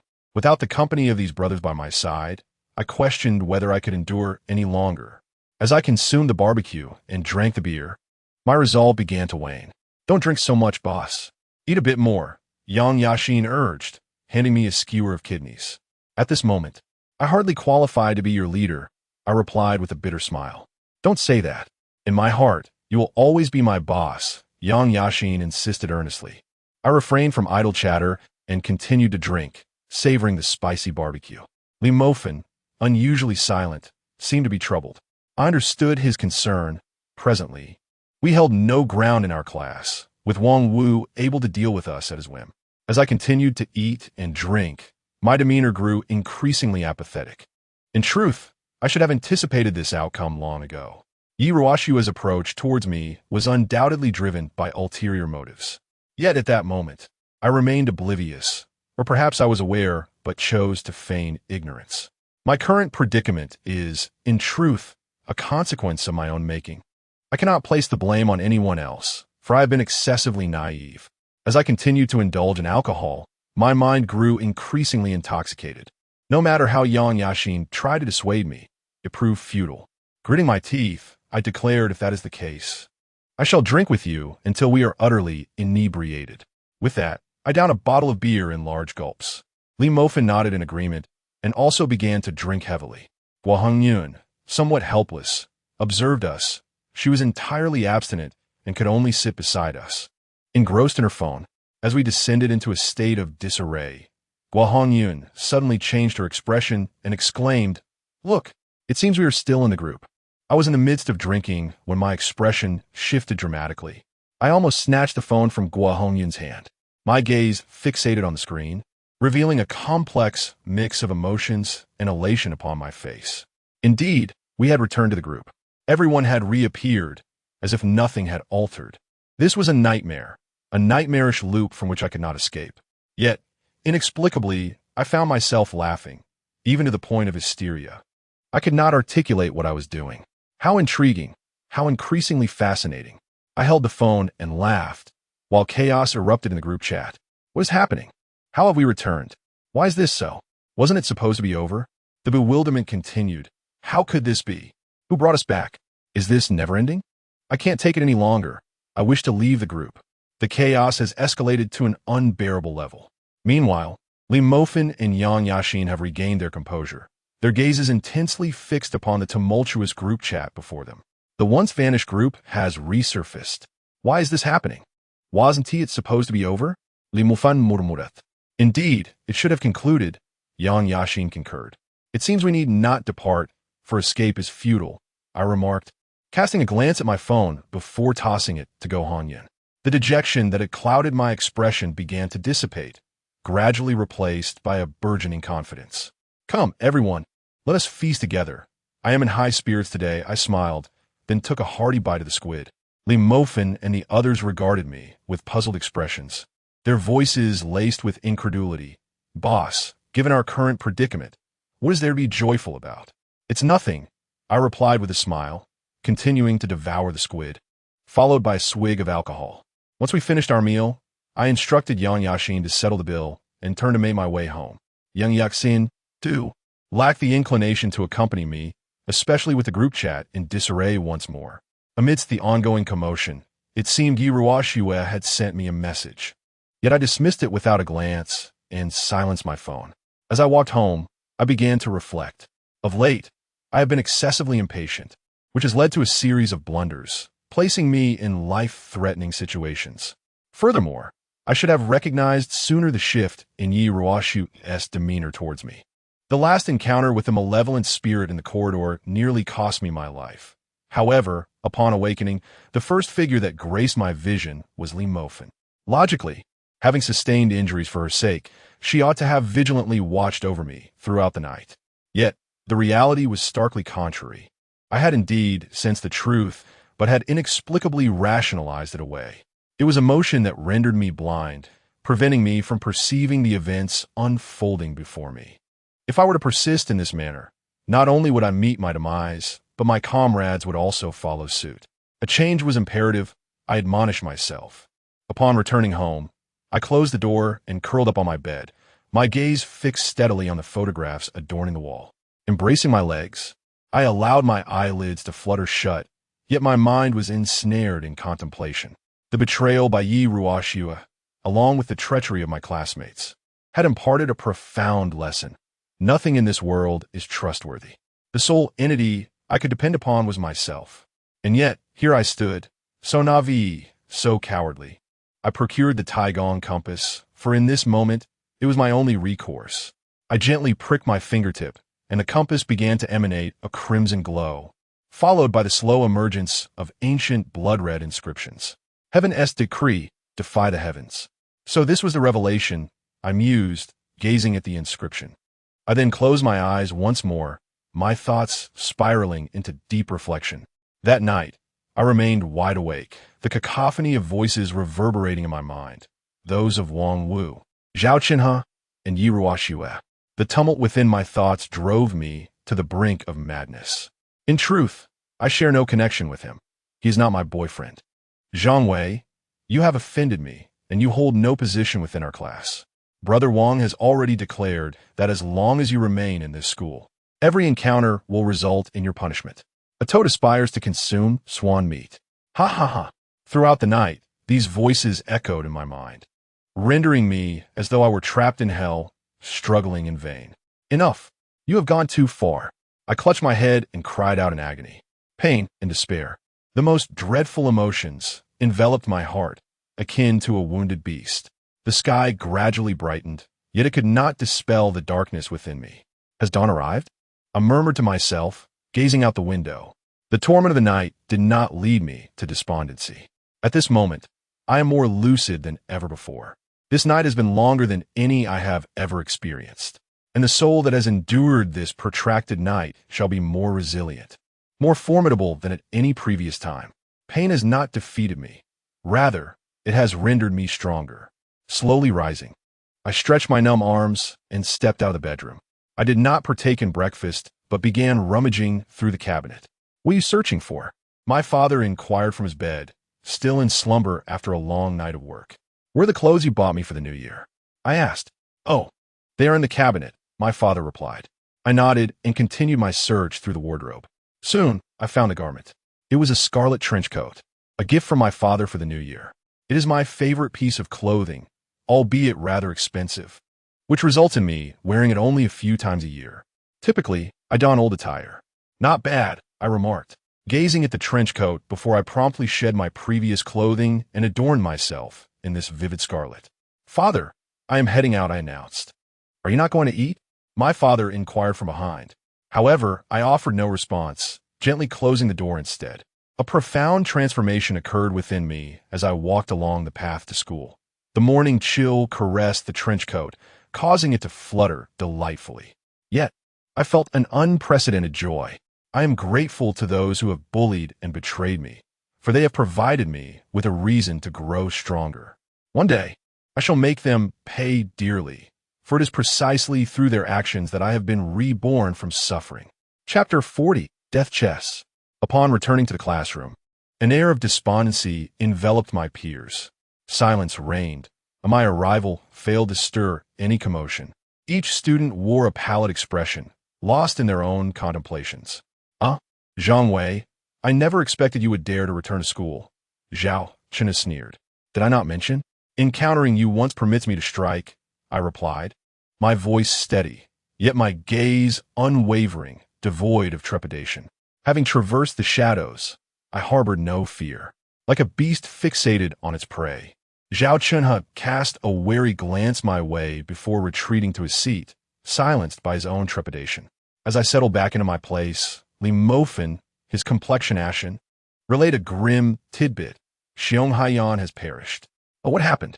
I inquired, unable to suppress my curiosity. She exited the group last night, only to be found rigid and lifeless shortly thereafter, having tore her own throat. Much like Chen Feng, Li Mofan lamented, shaking his head. This confirms the rules. Leaving the group equates to death. I pondered aloud, a flicker of understanding illuminating my features. The regulations of this group were becoming increasingly evident. Yet with each revelation, the brutal reality of this survival game became more pronounced.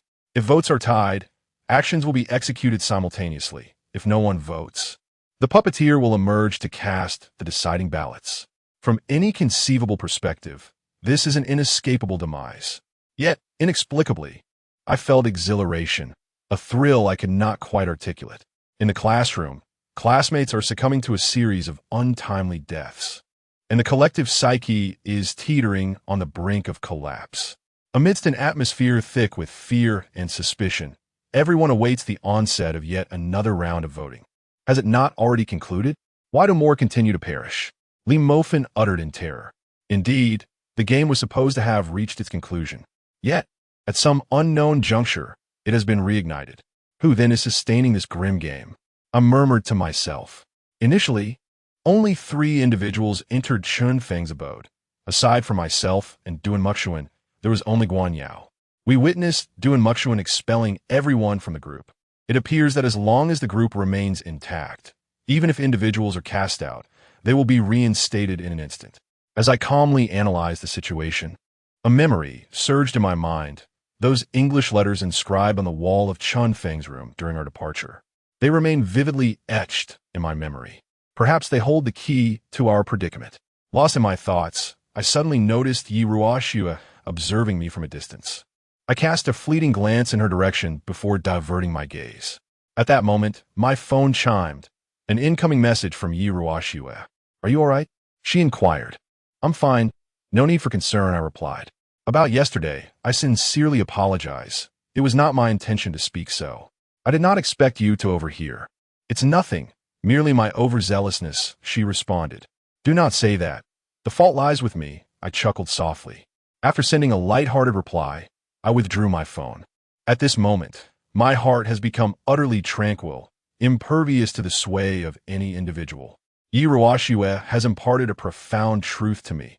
The more one cherishes another, the more susceptible one becomes to betrayal. I have risked my life to save Yi Ruoxue on 2 occasions, yet she perceives it all as her due. Perhaps she may feel a semblance of gratitude, but such feelings are ephemeral. A new round of voting is imminent. My classmates around me have grown increasingly anxious. Some glance at their phones intermittently, murmuring prayers to escape the looming collective vote. I too await the outcome as time drips slowly away. The classroom has fallen into a hushed stillness, save for the muffled sobs of a few girls, unsettled and anticipating the arrival of the vote. Fear and trepidation enveloped the entire room. In recent days, I have lost count of how many classmates have perished. Though I have witnessed death, we remain mere high school students, utterly at a loss in the face of such dire circumstances. In our class group chat, the collective vote arrives as scheduled, its chilling words bearing an inescapable weight. The following two options must be chosen. 1. Randomly select 4 individuals to participate in a deadly game of chess. 2. The entire class engages in a massacre. It appears we have no choice but to select the first option, I remark with a bitter smile. The voting has become increasingly terrifying, leaving us in a state of confusion regarding our choices. The only course of action left is to minimize the inevitable losses. Let us all choose option 1. We have no other recourse, Guan Yao stands and declares, yet her words fall on deaf ears. Since the failure of the 3 of us, Guan Yao's prestige has been declining rapidly. Now, neither the boys nor the girls in the class are willing to heed her commands. Why should we listen to you? Yes, what gives you the right? Just because you are the class monitor? Indeed, who do you think you are? Guan Yao found herself at a loss. Her intentions were pure. However, under the scrutinizing gazes of her classmates, she felt a surge of indignation that nearly brought her to tears. Yet, it was evident to all that there was no alternative left. Consequently, everyone unanimously opted for option 1. As the group voting concluded, the brutal game of Death Beast Chess commenced. Xinfeng's account appeared in the group, outlining the rules of the game. Death Beast Chess involves selecting 4 players and randomly assigning identities, divided into red and yellow teams. The red team possesses 5 pieces: elephant, lion, tiger, leopard, and dog, while the yellow team has 5 pieces: lion, tiger, leopard, dog, and rat. The hierarchy of the pieces in Death Beast Chess is as follows: elephant, lion, tiger, leopard, dog, rat. A unique rule of the game states that pieces of the same type result in a draw, with only the rat capable of consuming the elephant. In terms of gameplay, both sides place their pieces face down on the table, simultaneously calling start, before flipping their pieces to determine the victor. In the event of a draw, both players must discard their pieces into the adjacent pile and continue playing until one side achieves victory. The game is played in a best-of-3 format. Cheating is strictly prohibited. Any infraction will result in execution, and those who lose will face the same fate. Players have been randomly selected: Duan Muxuan, Zhang Wei, Lu Wintao, and Dong Wenfeng. The identities and opponents have been assigned. Duan Muxuan is designated as the red side, facing off against the yellow side, represented by Dong Wenfeng. Zhang Wei on the yellow side will contend against Lu Wintao of the red side. The deadly beast chess can be found in the drawer of the podium desk. Please prepare to collect it.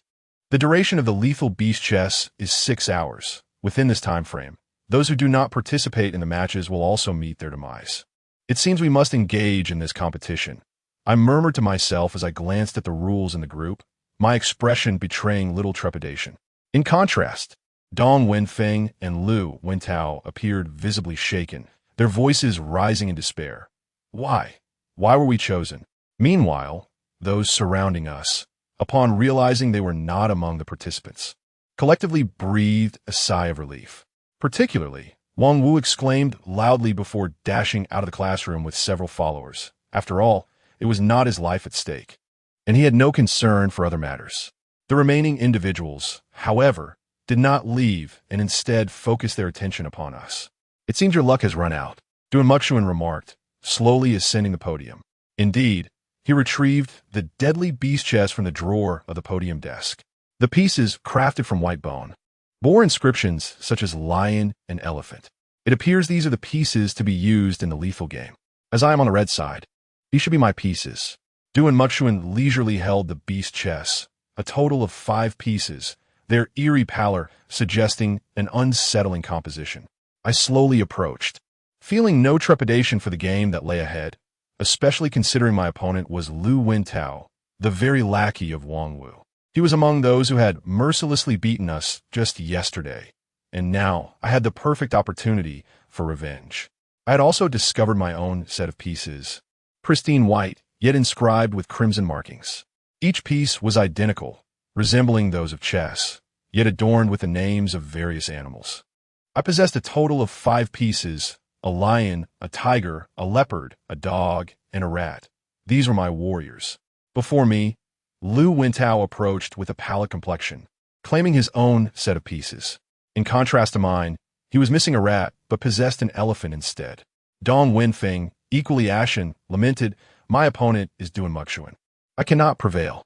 "Humph, do not be so lacking in resolve," Lu Wintao retorted, clutching his beast-fighting pieces.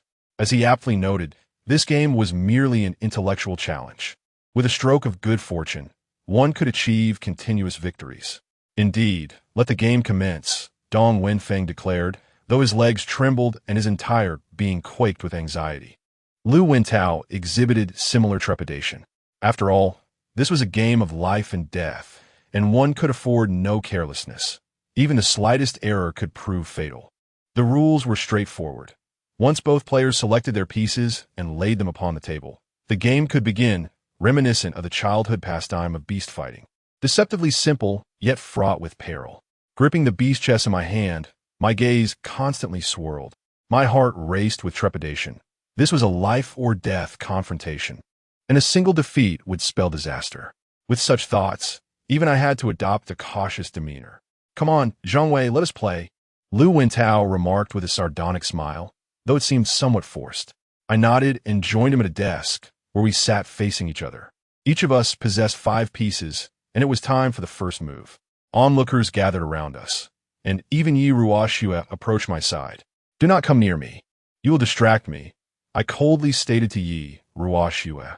She appeared taken aback by my demeanor, her eyes wide with disbelief, and her exquisite face wore an expression of slight grievance. "I merely wanted to assist you. There's no need for that. Please, move away from me." "You are quite bothersome," I replied, waving my hand dismissively. Chapter 41. Adversity. Yi Ruoxue ultimately departed from my side, her lips bitten as if she had something to convey. Yet, in my current state, I possessed no inclination to squander time with her. I was engaged in a contest that would determine my very existence. The game of death beast chess was undeniably harrowing. To lose meant death, thus, surrender was not an option. Lu Wintao and I were entirely on edge, our gazes fixated upon the table before us. We each possessed 5 pieces, and these 5 would dictate our fates. Grasping the pieces, we exchanged glances, preparing to commence the match. The rules were straightforward. We would each place a piece face down upon the table, then simultaneously reveal our cards. This would ascertain the victor. Much like the previous game of death rock paper scissors, this iteration of death beast chess demanded even greater psychological fortitude. The prohibition against cheating further rendered many of my strategies ineffective. I anxiously scrutinized my opponent, while Lu Wintao mirrored my gaze. Both of us found ourselves in a state of indecision, uncertain of which piece to play. Guan Yao observed from the sidelines, her brow furrowed as she remarked, "This death beast chess seems exceedingly unjust for the yellow side. The red side boasts the most formidable piece, the elephant, while the yellow side is relegated to the mouse. Although the elephant can be consumed by the mouse, it can also overpower the other 4 pieces. In contrast, the mouse, while capable of defeating the elephant, is vulnerable to the other 4 pieces. Thus, the mouse's only counter is the elephant, whereas the elephant can contend with all 4 opposing pieces. In other words, those who choose the elephant have an 80% chance of victory, while those who select the mouse possess only a 20% chance." Upon hearing such words, Lu Wintao's eyes brightened. Being high school students, they naturally understood the rules. He immediately recognized his significant advantage, and his demeanor became markedly more spirited. I, however, was not surprised. I had long been aware of this fact. The deadly game of beast chess favors the red side, which has the elephant, whereas the yellow side, apart from being able to counter with a mouse, has no other pieces to contend with. The red side holds a decisive advantage. Provided the skill levels of both players are not vastly disparate, victory will undoubtedly belong to the red side. Let the game commence. Lu Wintao selected a piece and placed it upon the table. I nodded, maintaining a calm expression as I gazed at the piece in my hand, my mind racing with thoughts. What should I play for the first round? Should I opt for the lion or the mouse? The strongest piece I possess is the lion. Aside from the elephant, it is the most formidable chess piece, capable of defeating the tiger, leopard, and dog. However, if I were to play the mouse, I would lose unless my opponent chose the elephant, as the mouse cannot contend with any other piece. Yet, would Lu Wintao use his strongest piece in the first round? I cannot ascertain this. I continuously shifted my expressions while observing his demeanor. Lu Wintao was similarly engaged in this subtle dance of probing each other's intentions, attempting to devise a strategy for this round. Should I choose the lion or the mouse? I found myself ensnared in a classic dilemma. Lu Wintao was no less affected. He too was wavering in his decision. What if he played the elephant first, and I happened to choose the mouse? We gazed intently at one another, enveloped in a profound silence that permeated the space around us. Only the two of us remained, fiercely engrossed in our thoughts. In this deadly game of jungle, with no room for deceit, we were left to rely solely on our own wits. Ultimately, I resolved to play the lion. The risk of deploying the rat was far too great, with only a 1 in 5 chance of victory. Of course, if Lu Wintao were to play the elephant, he would possess a 4 in 5 likelihood of triumph. However, I possessed a rat that could counter his move. Thus, in his first turn, he would undoubtedly hesitate to play the elephant. We both placed our pieces firmly on the table, our eyes locked in a tense stare. At that moment, my heart raced, and my pulse quickened. This was a battle I simply could not afford to lose. Holding my breath, we commenced the reveal of our cards. I slowly lifted my piece, revealing a lion. Lu Wintao, after a brief moment of shock, flipped his piece as well, revealing a lion of his own. The first round concluded in a stalemate, a clash of lions. We quietly set the lions aside and proceeded to the second round. Each of us now possessed only 4 pieces. Mine were the tiger, leopard, dog, and rat, while his comprised the tiger, leopard, dog, and elephant. The second round commenced. I gazed silently at my 4 pieces, my mind racing with contemplation. Should I play the tiger or the rat next? This game of jungle held my very life in its balance, and I could not afford even the slightest lapse in concentration. On the other side, Lu Wintao had similarly resolved himself. We each placed a piece upon the table, locking eyes in a silent confrontation. Although Lu Wintao held a definitive advantage as the red player, I placed my faith in my own intellect and in the resilience of my soul that had endured the endless night. This game had claimed many lives thus far. Unbeknownst to us, the mindset of everyone in the classroom had shifted. I too had transformed, growing increasingly callous, more indifferent to the value of life. Despite knowing that victory would mean the demise of my opponent, compassion was a luxury neither Lu Wintao nor I could afford. Our singular focus was to win, the fates of others entirely irrelevant. In the second round, I ultimately opted for the tiger, uncertain whether Lu Wintao would play the elephant. My legs trembled in an erratic rhythm. At the moment of revelation, I felt akin to a death row inmate awaiting execution.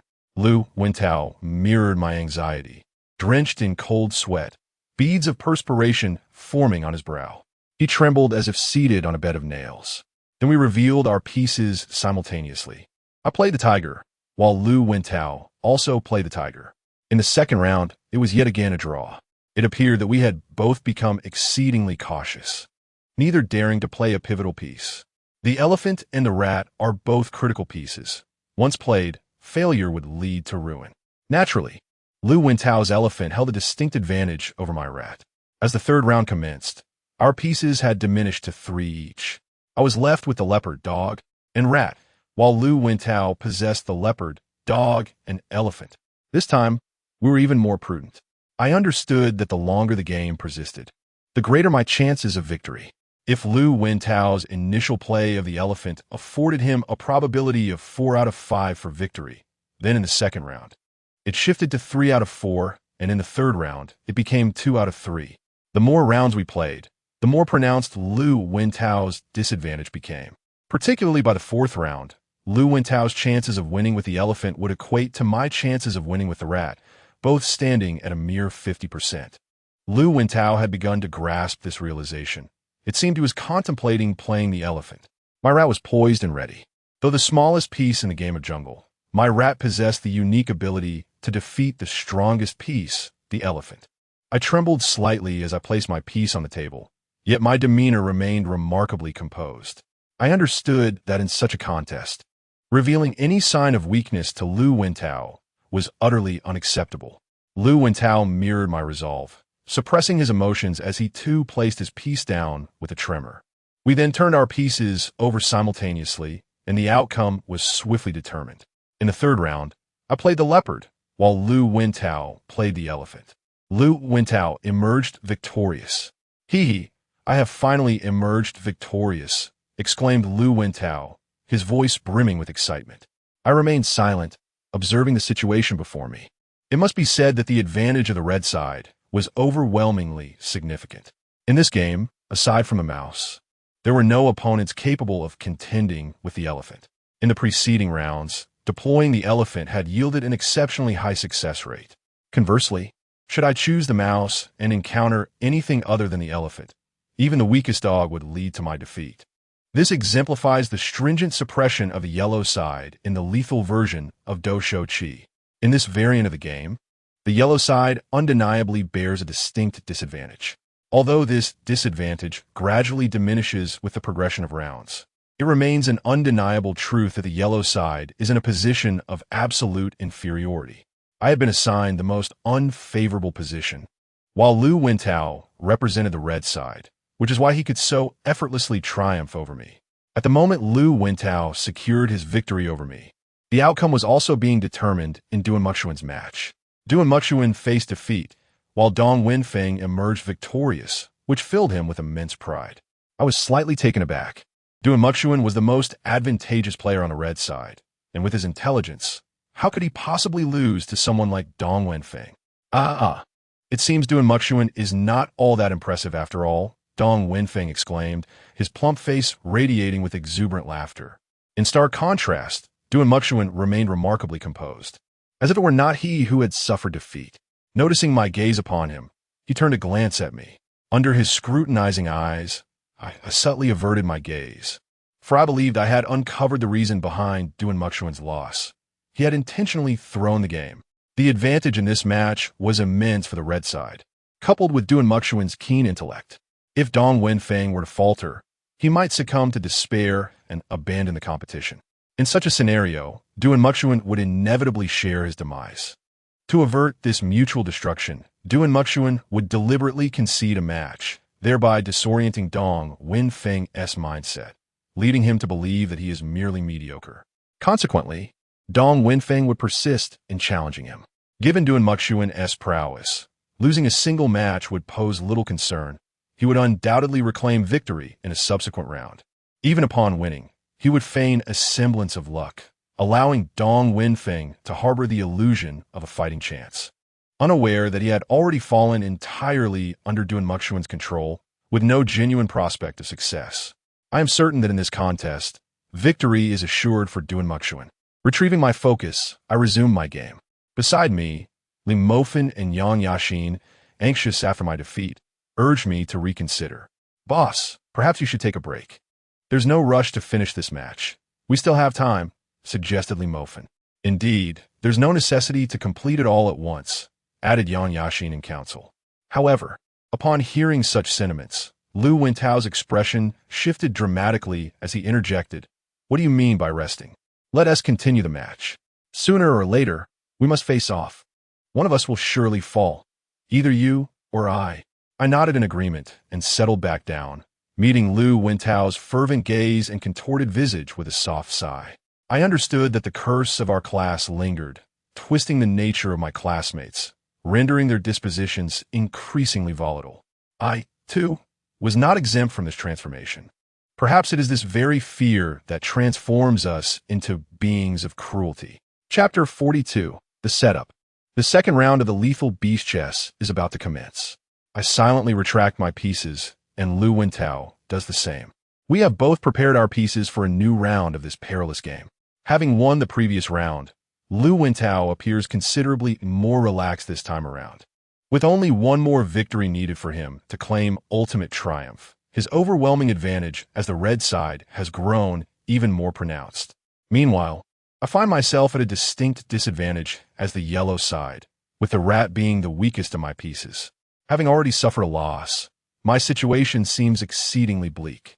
Cold sweat trickles down my forehead as I tremble, casting glances at the self-satisfied Lu Wentao.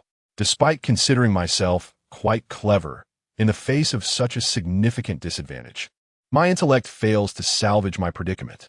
Without the possibility of deceit, my wits cannot be employed to their full potential. Gazing at the 5 pieces in my hand, my mind plunges into contemplation. What should I play in this first round? My options are limited to 2. I can either play the rat or the lion. Conversely, my opponent also has 2 choices, the elephant or the lion. Undoubtedly, if he opts for the elephant, his chances of victory soar to 4 out of 5. However, given his cautious nature, it is improbable that he would reveal the crucial elephant in the very first round. The elephant's emergence leads to 2 possible outcomes: a swift annihilation of my piece or being devoured by my rat. Unbeknownst to him, the timing of my rat's deployment remains uncertain, rendering him hesitant to play the elephant outright. A relentless cycle of suspicion and unease swirls in the air between us. This represents the essential mental preparation for survival in the realm of the deadly game of chess. We are akin to desperate gamblers cornered by fate, awaiting the inevitable arrival of our destinies. With trembling hands, I gently place a piece upon the table, maintaining an expression of calm. Meanwhile, Lu Wentao regards me with a mocking smile, placing his own piece on the table. In unison, we both declare the commencement, and then we reveal the pieces in our hands. In the first round, the lion faced the lion, resulting in a draw. With an indifferent expression, I cast the lion aside and calmly surveyed the 4 pieces in my hand, my mind racing with thoughts on what to do next. In the second round, what move should I make? I found myself at a crossroads, contemplating whether to play the mouse or the tiger. With no possibility of cheating, I was left with nothing but contemplation, my intellect confined to a narrow scope. Were cheating an option, I could devise countless strategies to effortlessly eliminate Lu Wentao. However, being unable to cheat placed me at a distinct disadvantage. It seemed that a steady approach was the only viable path forward. I could not afford to take risks, as my capacity for daring had been exhausted. I suppose I shall play the tiger, I hesitantly declared. Yet, as I reached for the tiger, a sudden pause overcame me. A thought began to materialize in my mind. Who said cheating was impossible? Perhaps this method could yield success. Indeed, I recalled the unbeatable strategy for this deadly game of jungle, a tactic that could be employed only once, guaranteeing victory without fail. I extended my hand to reveal the card, but at that moment, my body unexpectedly tilted to the right, and I stumbled dramatically. As I fell to the ground, the pieces in my grasp tumbled, 3 circular tokens rolling across the floor.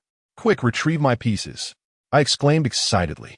Then, Limofin and I hurriedly began to search for the scattered tokens. As we 3 crouched on the ground, our disheveled figures elicited a roar of laughter from our classmates. Lu Wentao, with a mocking smirk, declared, "Zhang Wei, I advise you to concede.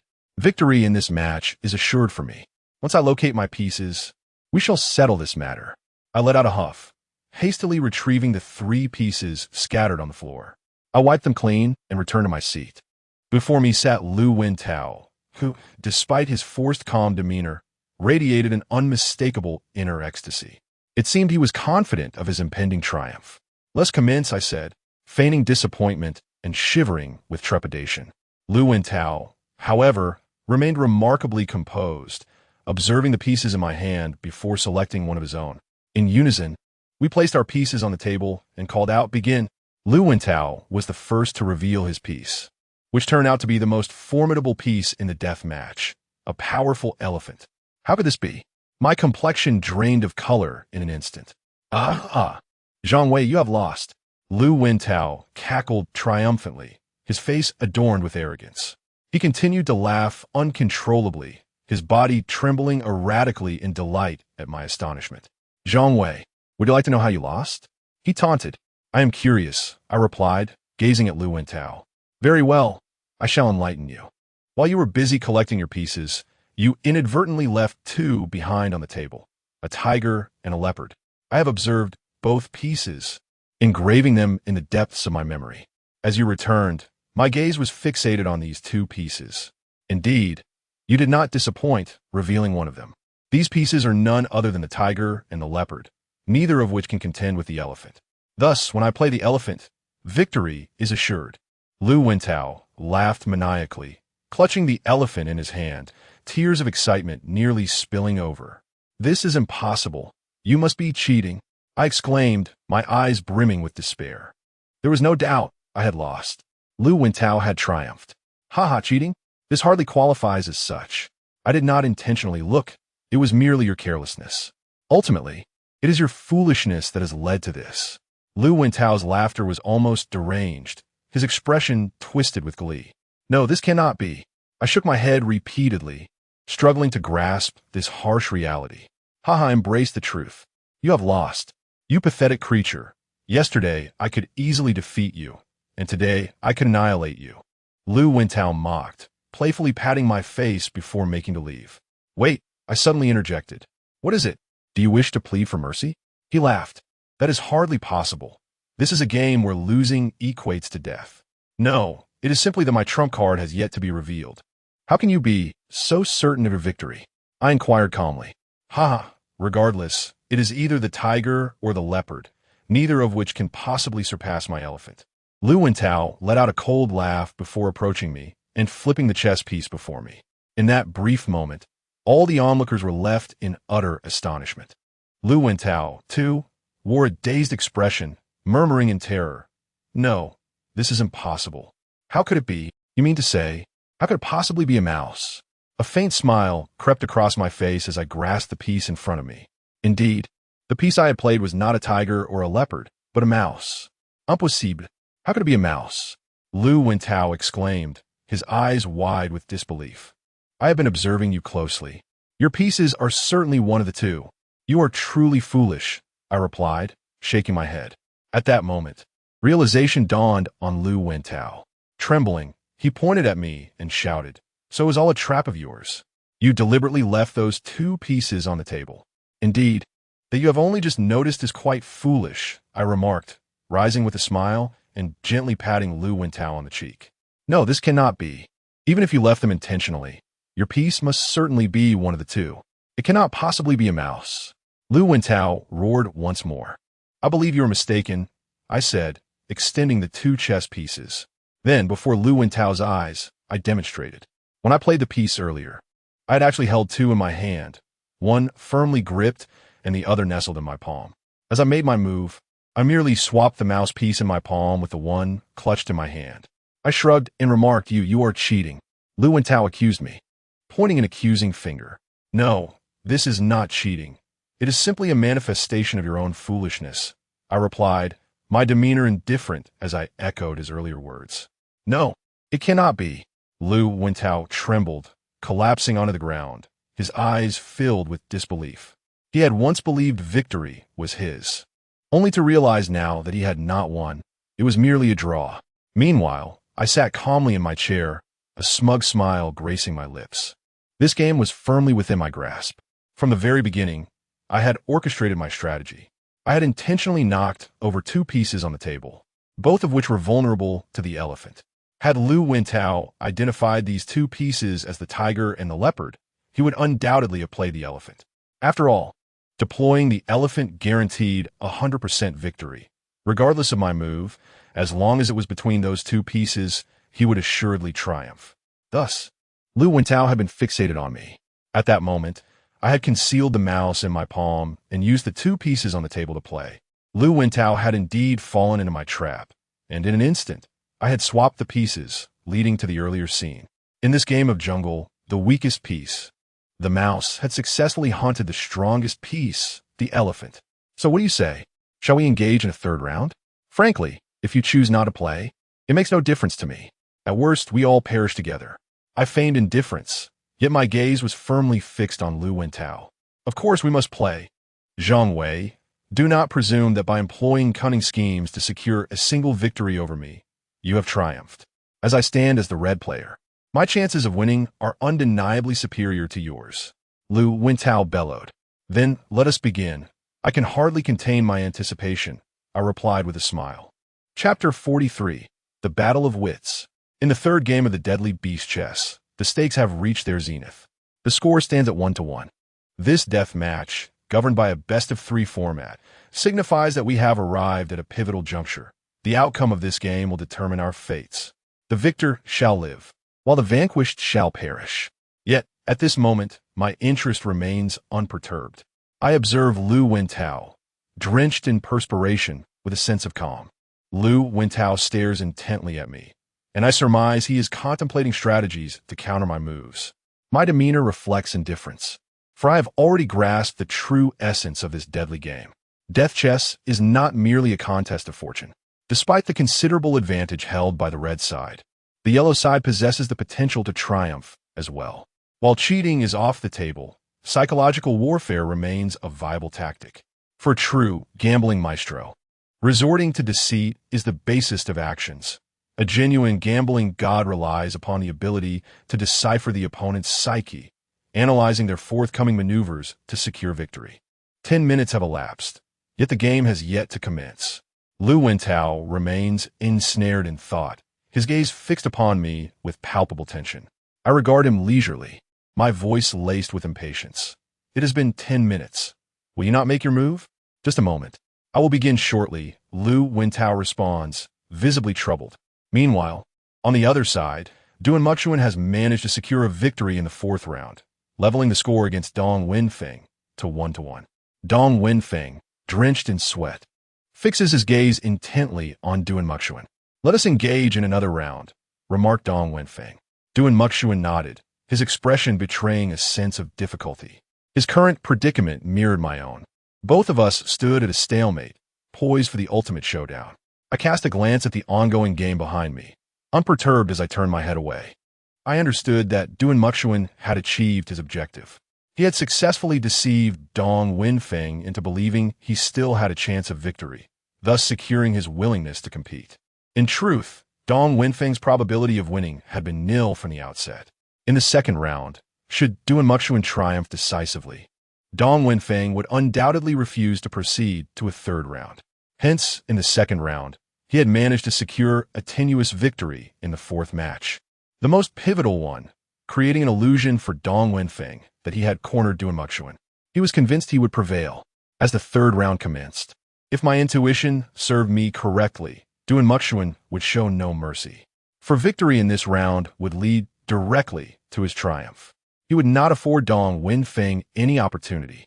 He would initiate the first move with his elephant to conclude the match with finality.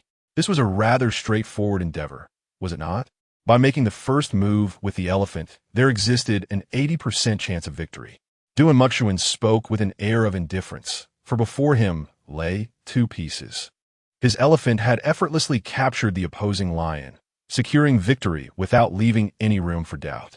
No, this cannot be, Dong Wenfeng exclaimed, shaking his head in disbelief. Since the inception of their deadly game of beast chess, he had always felt that victory was but a hair's breadth away. However, after 2 consecutive rounds, he found victory increasingly elusive. In that moment, he realized the vast chasm between himself and Duan Muxuan. From the very beginning, he had possessed no chance of success. You. Dong Wenfeng pointed at Duan Muxuan, about to speak. Yet suddenly the surrounding crowd shouted at him, Dong Wenfeng, your neck. What is wrong with my neck? Dong Wenfeng replied, puzzled. The other students offered no response, merely gazing at him with expressions of sheer terror. Unbeknownst to him, a crimson line had begun to spread across his neck. Blood flowed incessantly through the line. By the time Dong Wenfeng noticed, it was already too late.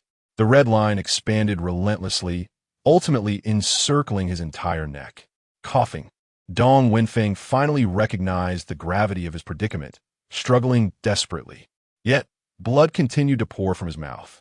At that moment, the crimson line on his neck grew larger, rendering him unable to utter a single word. Trembling, he reached out in an attempt to grasp those around him. However, the students had already fled in terror, casting fearful glances back at him. Even Lu Wintao and I abandoned the competition, fixated on Dong Wenfeng. He desperately clutched at his neck, but the fissure widened, leaving him voiceless. Just then, accompanied by a sharp crack, his head detached from his body, plummeting to the ground, while blood gushed forth violently from his neck. The entire classroom was akin to a veritable inferno. Continuous shrieks emanated from the female students, with some even succumbing to unconsciousness. Dong Wenfeng's severed head lay upon the ground, his eyes wide and unseeing, as if denied a peaceful departure. Amidst the pervasive pandemonium, Duanmu Xian, however, maintained an unruffled composure, observing the scene with detached interest. His voice, cutting through the din, inquired, "Decapitation, it seems, is the method of demise this time? Quite intriguing, wouldn't you concur?" Witnessing such a gruesome spectacle, Lu Wentao was rendered speechless with terror, his face ashen as he remained rooted to his chair. While a degree of disquiet stirred within me, I swiftly regained my equilibrium. Having traversed the long night and wrestled with the denizens of hell, such mortal threats held little sway over my psyche. Seated, I regarded Lu Wentao with equanimity. Their tribulations have reached their terminus. Ours, however, are yet to unfold. With 5 hours remaining of the initial 6, time remains on our side, I stated calmly. "Let the contest commence," Lu Wentao declared, seemingly having steeled his resolve.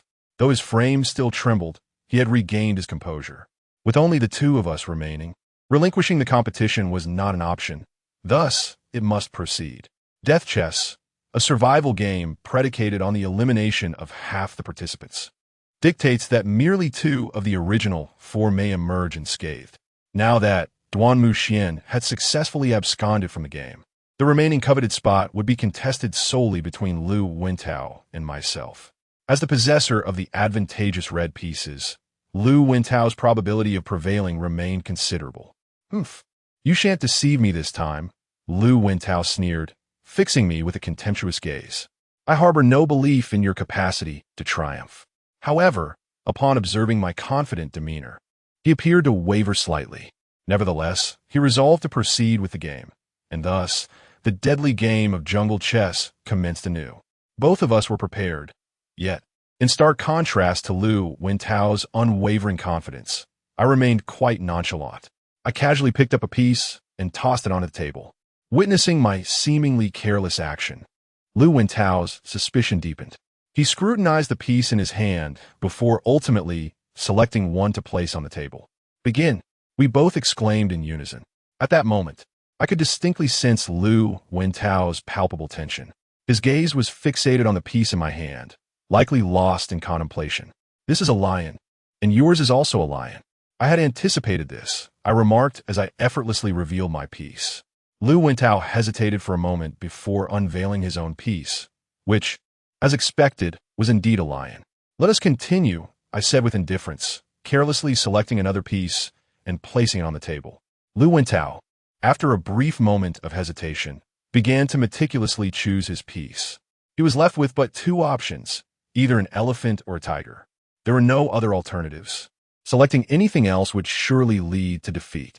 "Hurry up and make your move. Stop dawdling," I chided, unable to restrain myself. Lu Wentao offered no retort. After a careful examination, he seemed to resolve himself and placed a piece on the table. "Begin," I commanded, promptly revealing my piece, which turned out to be a tiger. Beside me, Lu Wentao gazed at my piece, his eyes betraying a complex mix of emotions and inner turmoil. Then, with a sense of resignation, I extended my hand. "There is no need to look. That card of yours is also a tiger," I remarked dismissively. Lu Wentao's expression darkened to a shade of iron, as he gently flipped over the game piece. As I had anticipated, it was indeed a tiger. Once again, it was a draw, and we set our pieces aside, preparing to continue the game. Now, each of us was left with only 3 pieces. My pieces were a leopard, a dog, and a rat, while Lu Wentao's comprised an elephant, a leopard, and a dog. This time, I made the first move once more. In the deadly game of jungle, there is a significant advantage in playing second, as one can interchange pieces mid-game. However, I consistently chose to play first, confident in my inevitable victory. Observing the confidence radiating from my countenance, Lu Wentao began to waver. His expressions were all laid bare before me, igniting a cold smile upon my lips. In truth, I had been performing all along, my heart racing with trepidation, for I possessed no surefire method for triumph. Yet, I maintained an air of composure and even employed words to disrupt Lu Wentao's judgment, sowing seeds of doubt within him. Particularly, when I correctly identified the pieces he held, it created an illusion that I could penetrate the depths of his thoughts, causing him to hesitate further in his decisions. Although cheating was not permitted in this game, engaging in psychological warfare was certainly within the realm of possibility. My continuous actions and feigned nonchalance had begun to erode Lu Wentao's mental defenses. He started to second-guess himself, becoming increasingly cautious with his moves. Unless absolutely necessary, he would refrain from playing the pivotal elephant piece. After all, once this piece is moved and fails, he will be doomed. Yet, he remains oblivious to the fact that in the first round, the probability of victory stands at 4/5, while in the second round, it diminishes to 3/4. As the rounds progress, the pieces available to both sides dwindle. The once formidable advantage of the red side is gradually evaporating, precisely as I had hoped. Before me, Lu Wentao possesses merely 3 pieces, hesitating over which one to play. Little does he realize that all his actions are under my control. To conquer a city is to play the pieces. To conquer the heart is to play the mind. Lu Wentao, your fate is sealed. Chapter 44. The pompous Lu Wentao hesitated, his spirit teetering on the brink of collapse under my relentless psychological assault. His hand trembled as he grasped a piece, wavering indecisively over his next move. Ultimately, he seemed to exhale a sigh of relief as he placed a piece on the table. I needed no clairvoyance to discern that the piece which brought him solace was undoubtedly the leopard. It appeared he had no intention of advancing the elephant, opting instead to bide his time for my error. Once I presumed he would play the elephant, I would then counter with the mouse. The mouse, being the weakest piece, can only counter the elephant and stands no chance against either the leopard or the dog. My probability of winning with the mouse was merely 1 in 3. Thus, I refrained from making that move. In the game of death beast chess, the red side wields an undeniable advantage, while the yellow side possesses the feeblest piece, the mouse. Even if the red side refrains from playing the elephant, as long as the opponent plays the mouse, victory will still belong to the red side. This is because the mouse cannot contend with the other 4 pieces, save for the elephant. Therefore, if the yellow side mistakenly assumes the red side will play the elephant, they will inevitably resort to the mouse in response. However, should their opponent not play the elephant, defeat is assured. Unlike the mouse, as long as the piece is not a mouse, the elephant stands as the strongest piece. Even if I were to play the lion, I would still face defeat. This illustrates the overwhelming advantage held by the red side. Even for someone like me, seeking to outmaneuver Lu Wentao presents a formidable challenge. The starting conditions are inherently unequal. The red side enjoys a high probability of victory even with casual moves, while I must meticulously strategize to have any hope of overcoming him.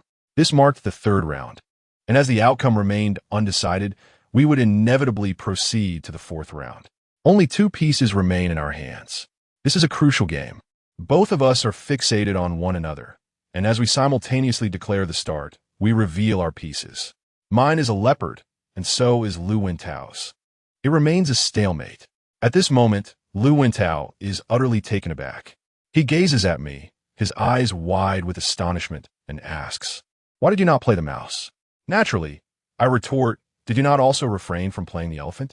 The current situation presents me with a significant advantage. We are left with merely 2 pieces each, which translates to a mere 50% chance of victory for both. After enduring a series of psychological battles over 3 consecutive rounds, I have rendered Lu Wentao hesitant, causing him to avoid playing the elephant, thus leading to his gradual loss of advantage. In the 4th round, his probability of winning with the elephant is only 50%, equivalent to my chance of playing the mouse. Indeed, after a taxing mental struggle, I have successfully equalized the odds. This 4th round is the most pivotal of all, potentially determining the outcome. Should it result in a draw, the 5th round would hold no suspense. We will be left with only the elephant and the mouse, ensuring my victory. Now, it is Lu Wentao's turn to make a choice. If the 4th round ends in a draw, Lu Wentao is destined to lose. Therefore, he is compelled to play the elephant. For if he opts for the dog and the round results in a tie, we would each be left with but a single piece which guarantees my win, as my final piece would be the mouse while his would be the elephant. The moment that determines fate has arrived, and numerous spectators gather around this table. Among them are Li Mofin, Yang Yaxin, and Qi Jiawei. I am not concerned about them observing my cards, for this game is devoid of the possibility of cheating. Everyone has vacated the classroom. This is the final battle. Let us not disturb him, Qi Jiawei suddenly remarked. The surrounding classmates paused momentarily, then nodded in agreement. They all stepped back. You should leave as well. Remaining here will only distract me. I glanced at Li Mofin and said. Li Mofin nodded, exchanged a glance with me, and reluctantly exited with Yang Yaxin. At this moment, more than half of the classroom's occupants are outside in the corridor, some peering through the door and windows to witness this life-or-death gamble. They maintain a considerable distance from us, each straining to catch a glimpse. The classroom is now desolate, leaving only the two of us. Everyone has hushed their voices. This is their confrontation. Let's not add to their troubles, Qi Jiawei advised. He is a figure of considerable standing in the class, second only to Wang Wu, and his words carry weight. Thus, even Lu Wentao's friends remained silent at this moment. Gazing at the emptiness of the classroom, I once again placed a piece on the table. I looked at Lu Wentao with confidence, aware that this was his final opportunity. If it remains a draw, he is undoubtedly doomed. Therefore, he must devise every means to break the stalemate. He will inevitably choose the elephant, and if I select the mouse, victory will be mine. Come now, reveal your elephant. My mouse is eager and poised for action. I gazed at Lu Wentao with fervent anticipation. I have thoroughly ensnared Lu Wentao. The consecutive 3 draws have utterly shattered his psychological defenses. Lu Wentao is bound to make a desperate move by choosing to play the elephant, for if he refrains from doing so, his demise is inevitable. He is now devoid of choices. I remain the first to act, placing a piece upon the table, my voice dripping with cold mockery. Come forth, Lu Wentao. Let us determine our fates. With a disdainful snort, Lu Wentao trembles as he gazes at the 2 pieces in his hand, caught in a web of hesitation, an extreme indecision weighing heavily upon him. Which piece should he play? In stark contrast to his uncertainty, I have remained resolute, consistently making the first move, denying Lu Wentao even a moment to contemplate. Observing the confident expression on my face, he is taut with anxiety, beads of cold sweat cascading down his forehead. His entire being quakes, his eyes burning with hatred as he laments, Zhang Wei, why?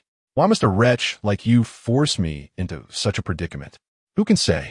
In any case, you are left with no options, I reply to Lu Wentao, who continues to tremble before me. Clenching his teeth tightly, his mind races with thoughts. He must play the elephant now. Failure to do so guarantees his defeat. Should there be yet another draw, the outcome would be beyond doubt. He would lose.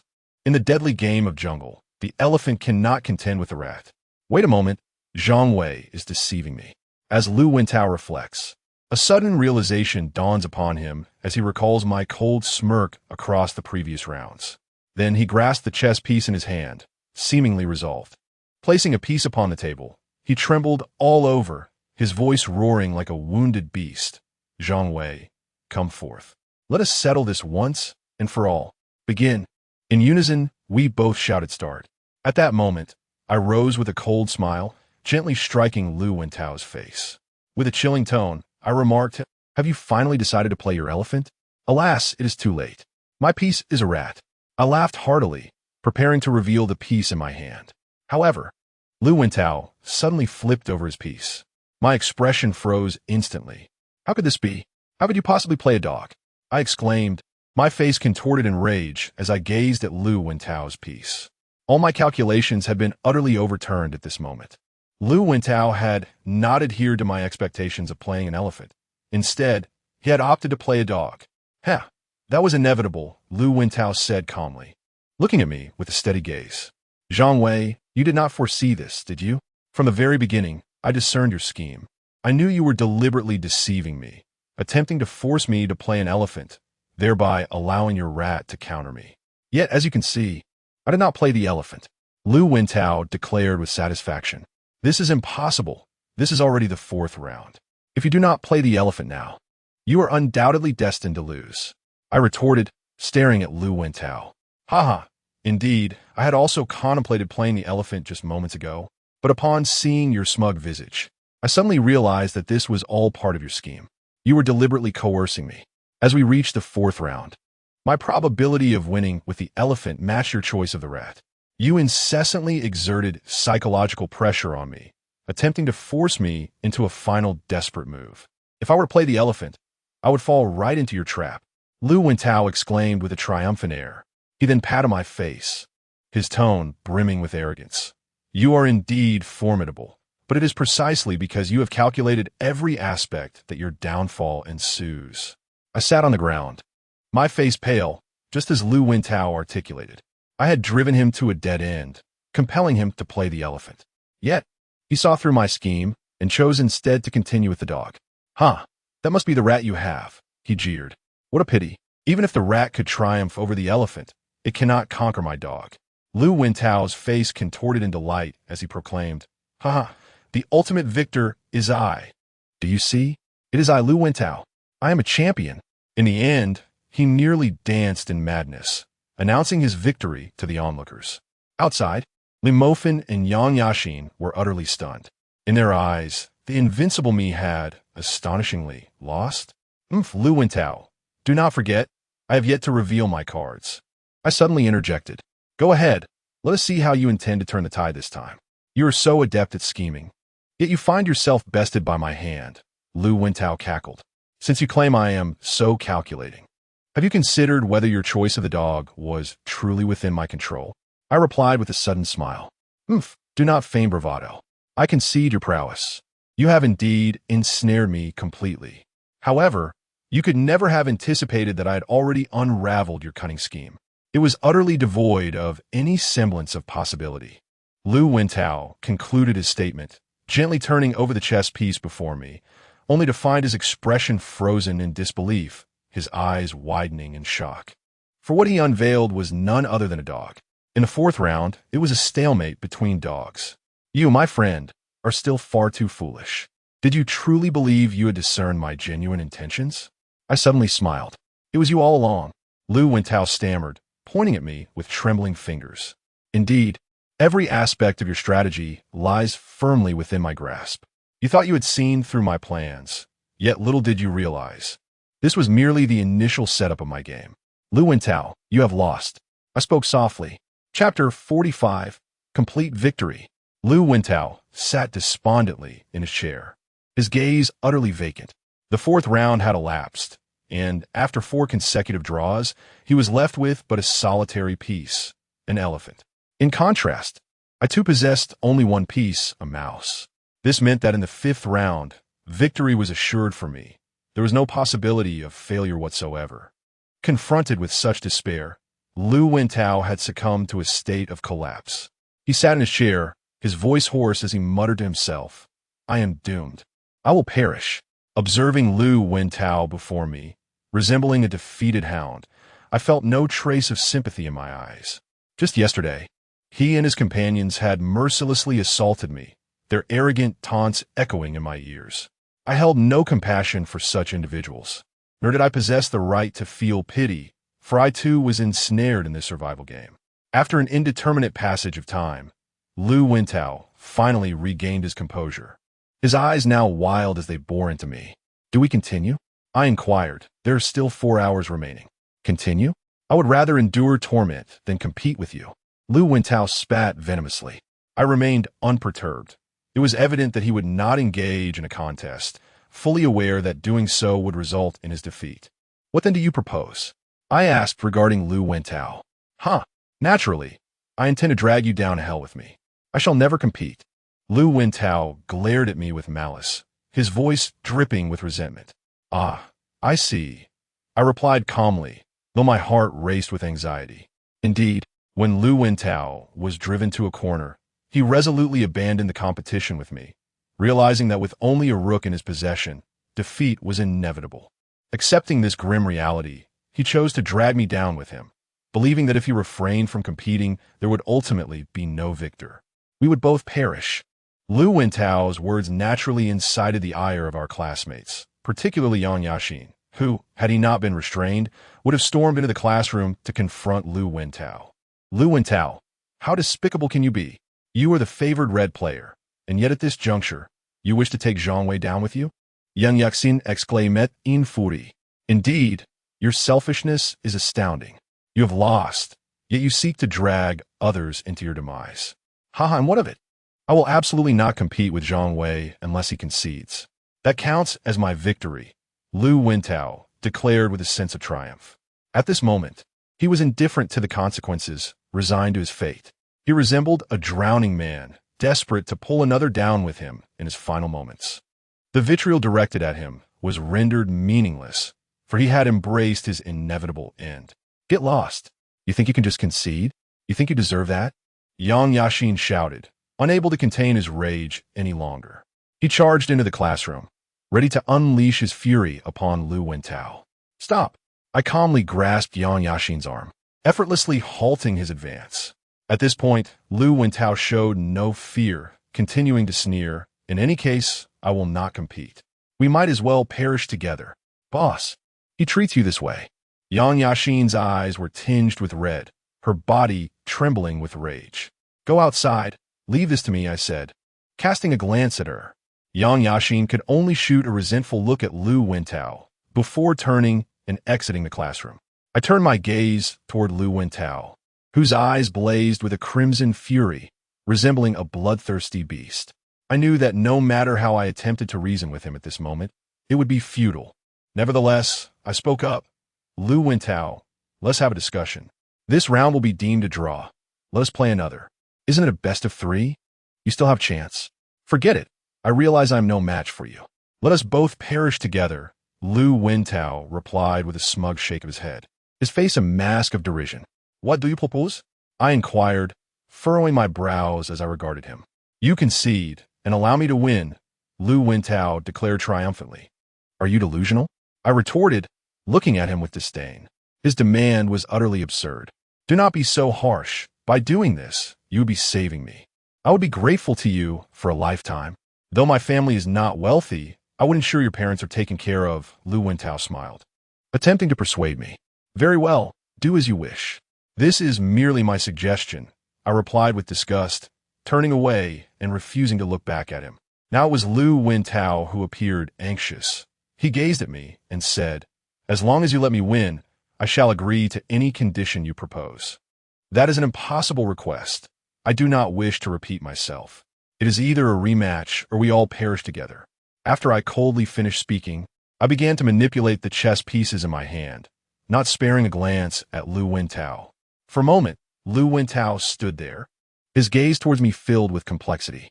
I calmly pinched the chess piece, a faint, cold smile curling at the corners of my lips.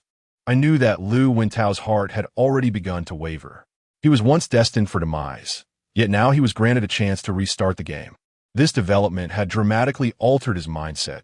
He had initially intended for us to perish together. However, the nature of humanity is such that when hope arises, one is reluctant to fight to the death. I would never acquiesce to Lu Wentao's terms, yet he found himself compelled to accept mine. The atmosphere around us grew tense, enveloping the classroom in a profound silence. The onlooking classmates were equally anxious. Among them, I spotted Yiruashua. Her eyes were filled with concern as she gazed at me, her delicate face etched with worry.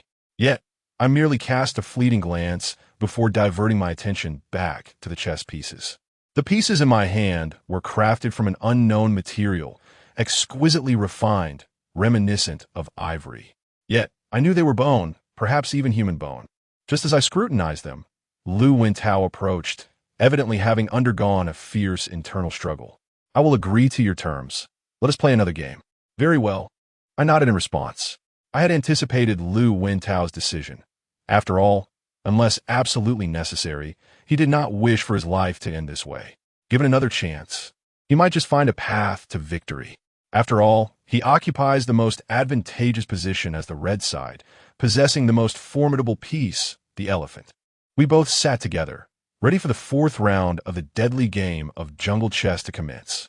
This time, both Lu Wentao and I were engulfed in tension. Lu Wentao trembled all over, beads of sweat glistening on his forehead, while I too shook, but my eyes sparkled with excitement. Let's begin. Once again, I made the first move, placing my piece on the table. Lu Wentao then commenced his selection. After a considerable period of contemplation, he finally positioned his piece on the table. Let us settle this once and for all. Lu Wentao resembled a gambler who had wagered everything, anxiously awaiting a final opportunity to turn the tide. His voice had grown hoarse, and he was quaking in trepidation. No need for that. I have already secured victory, I stated calmly. Rising to my feet, I gently revealed the piece before me. It was indeed a mouse. Well, what? Lu Wentao stammered, his complexion paling to an ashen hue. That must be an elephant, right? I had already suspected as much. You must have been devising a strategy to defeat me. And the most effective approach was to play the elephant in the first round. I remarked nonchalantly, preparing to depart. How could you possibly know that I would play the elephant? What if I had chosen the lion? You would be finished. Lu Wentao shouted in anger. Quite simply, in the previous round, I believed you would not play the elephant. Hence, in this round, you would likely think the same. I would not anticipate your playing the elephant right from the outset. You sought to achieve an unexpected effect. Unfortunately, I have long seen through it.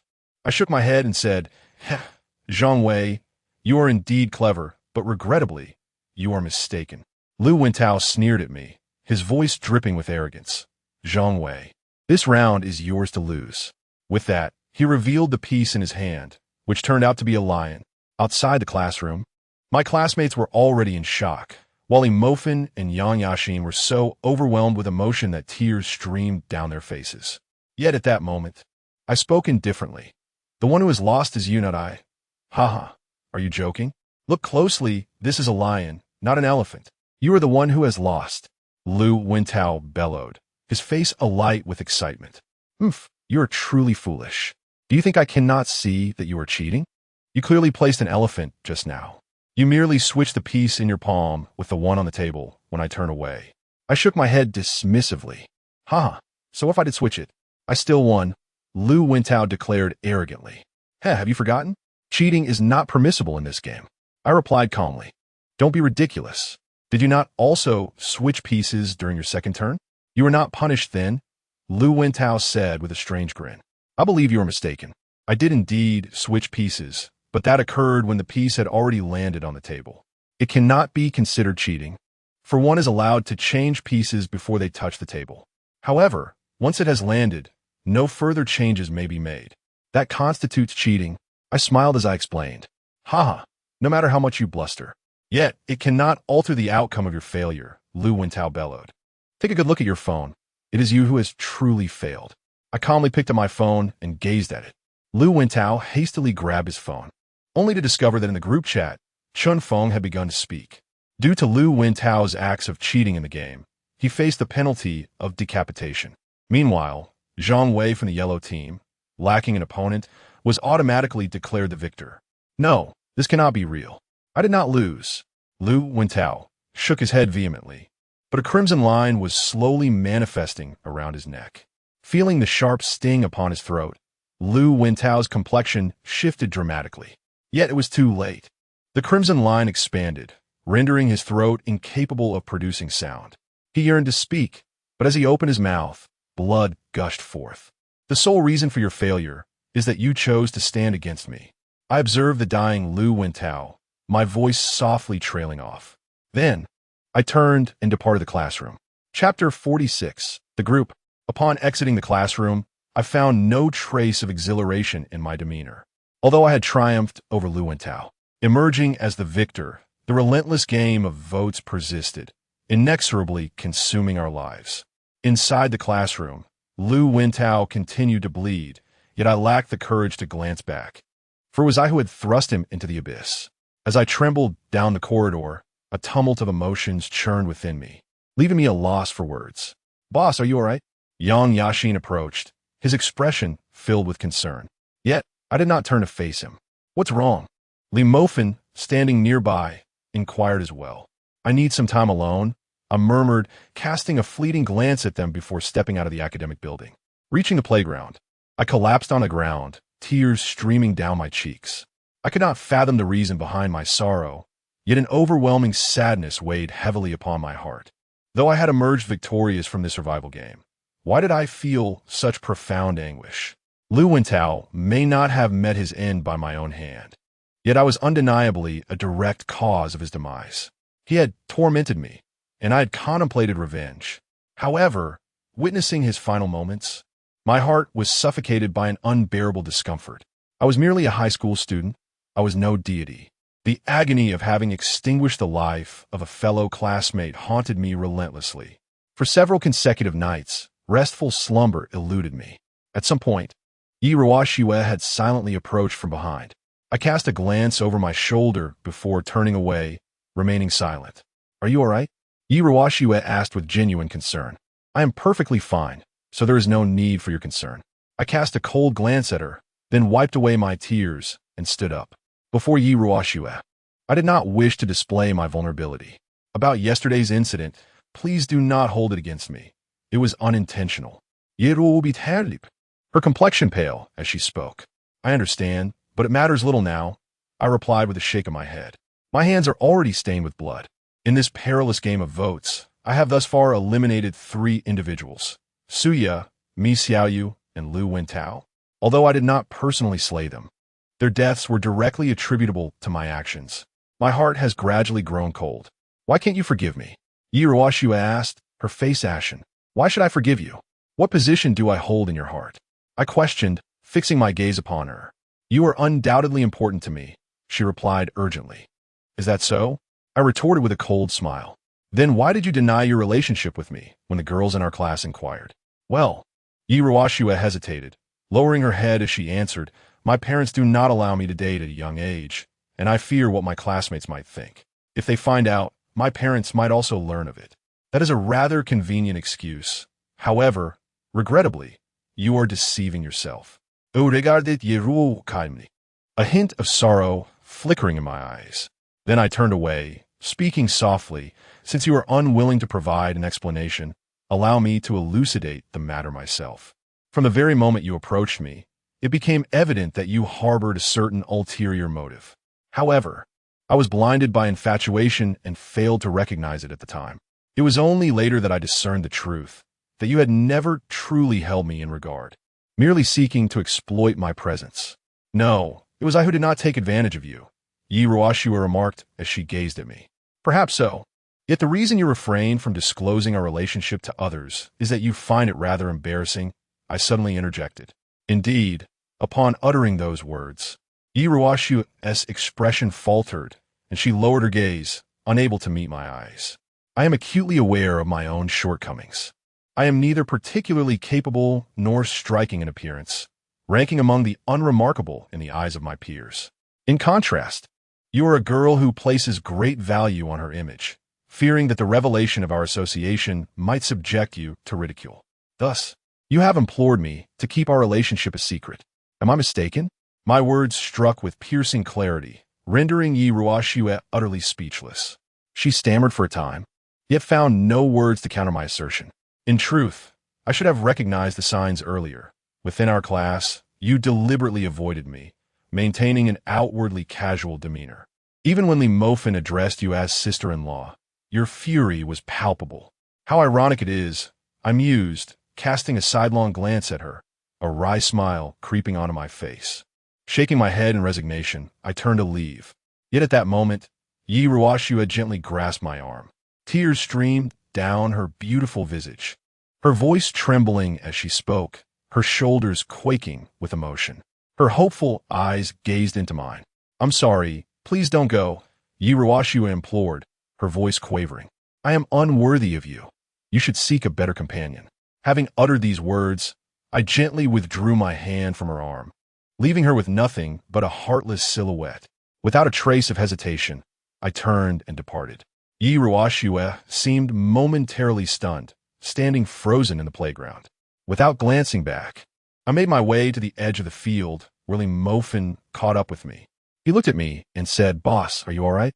"Quite all right," I replied with a smile. After severing ties with Yi Ruoxue, everything felt considerably lighter. A sense of liberation enveloped me, as if I had just emerged from a confining prison. No wonder it is said that those ensnared by love are fools. Love can muddle one's thoughts and obscure their sense of direction. Let us proceed. There are many matters awaiting my attention, I said with a smile. Wait a moment. Lee Mofin hesitated before speaking softly. Boss, you must have noticed, right? Sister-in-law undoubtedly has her reasons. Why are you so resolute in ending things with her? Reasons? I scoffed, shaking my head, a hint of sorrow glimmering in my eyes. Who does not have their burdens? You do, and so do I. Love should bring happiness to two individuals. But our union now can only lead to unhappiness. It is far better for us to part ways, for the benefit of us both. With that, I turned away without looking back, unnoticed tears brimming at the corners of my eyes.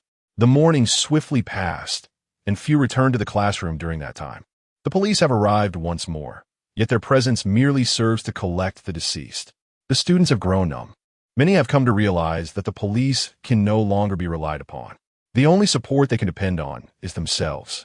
Consequently, the students have begun to take action, yearning to uncover the truth behind the events.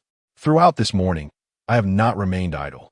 I have been engrossed in investigating certain matters, particularly the eerie diary found in Chun Feng's room and the letters spelling redrum emblazoned on the wall. These are crucial clues. What exactly were the final words penned in Chun Feng's diary, and what message lies behind the inscription on the wall? These mysteries perplex me greatly. First and foremost, it is imperative to comprehend the meaning of the letters redrum, I remarked to Lee Mofin. At that moment, Yang Yashin and Go Hongyun, along with a few others, gathered around my desk to engage in discussion. The classroom was permeated with the scent of disinfectant. Yet for most students who have witnessed death, this atmosphere has become all too familiar.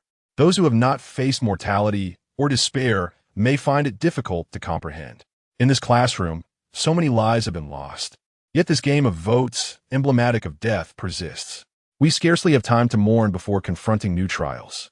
The meaning of redrum is silent witness, Go Honyun stated as she picked up her phone. Silent witness?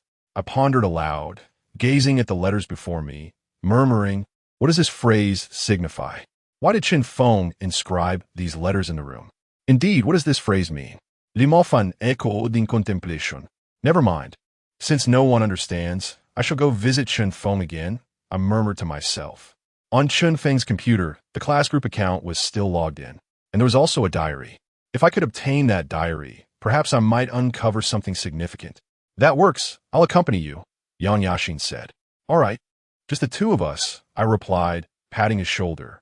I have immense trust in Yang Yashin, for even in my direst moments, he never betrayed me. Meanwhile, the others in the class were chattering away, particularly Wang Zheng and Gao Ming, who were deep in discussion about something.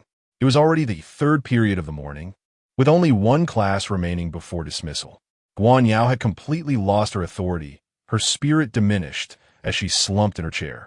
A few girls nearby were trying to comfort her. I recognized that Guan Yao is a remarkable person. She is wholeheartedly dedicated to rescuing our class. Yet at this point, she has made no progress, and her classmates have lost faith in her. Guan Yao, don't be upset. I know you're doing this for the good of the entire class, one of the girls said. But here we are, and I still haven't saved anyone. Guan Yao lamented, resting her head on the desk, her face filled with despair. No matter what, you must not give up. Everyone is counting on you to save them. Another girl encouraged. Yes, I will definitely save everyone. Guan Yao straightened up, her expression resolute. However, aside from Guan Yao, the other classmates exhibited no interest in rescuing the entire class.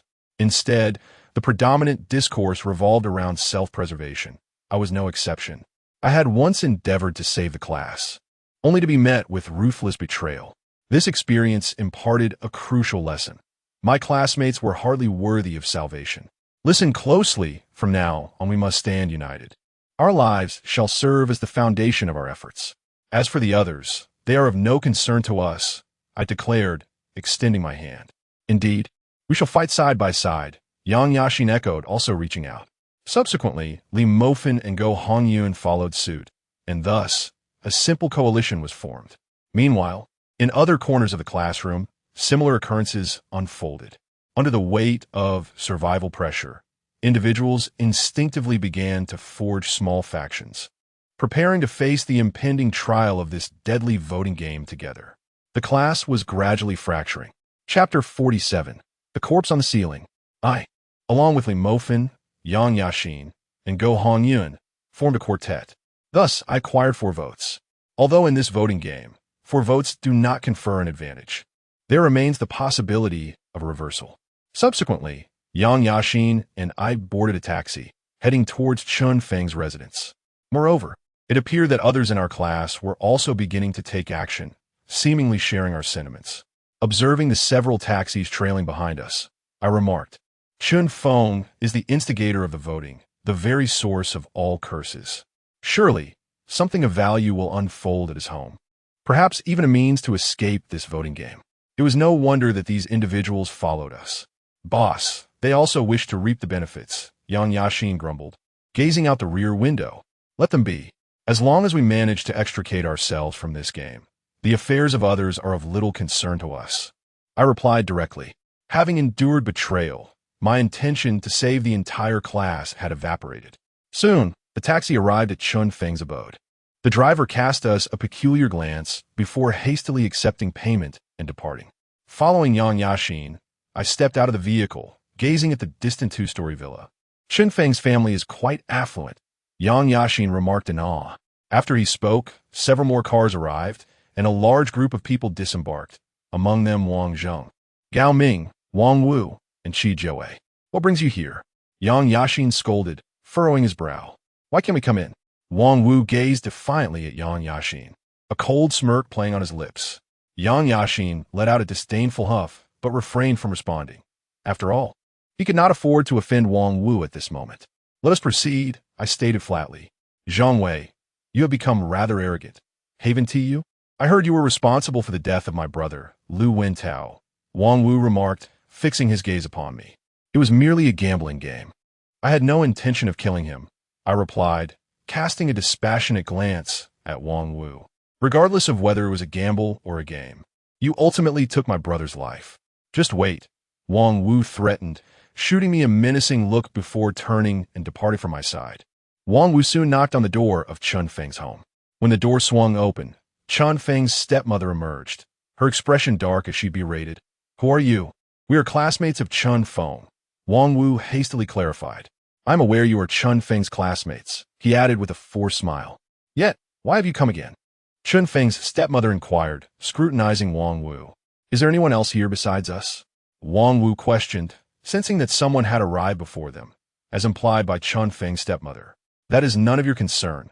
Just do not come in, she replied, her expression shifting slightly as she attempted to close the door.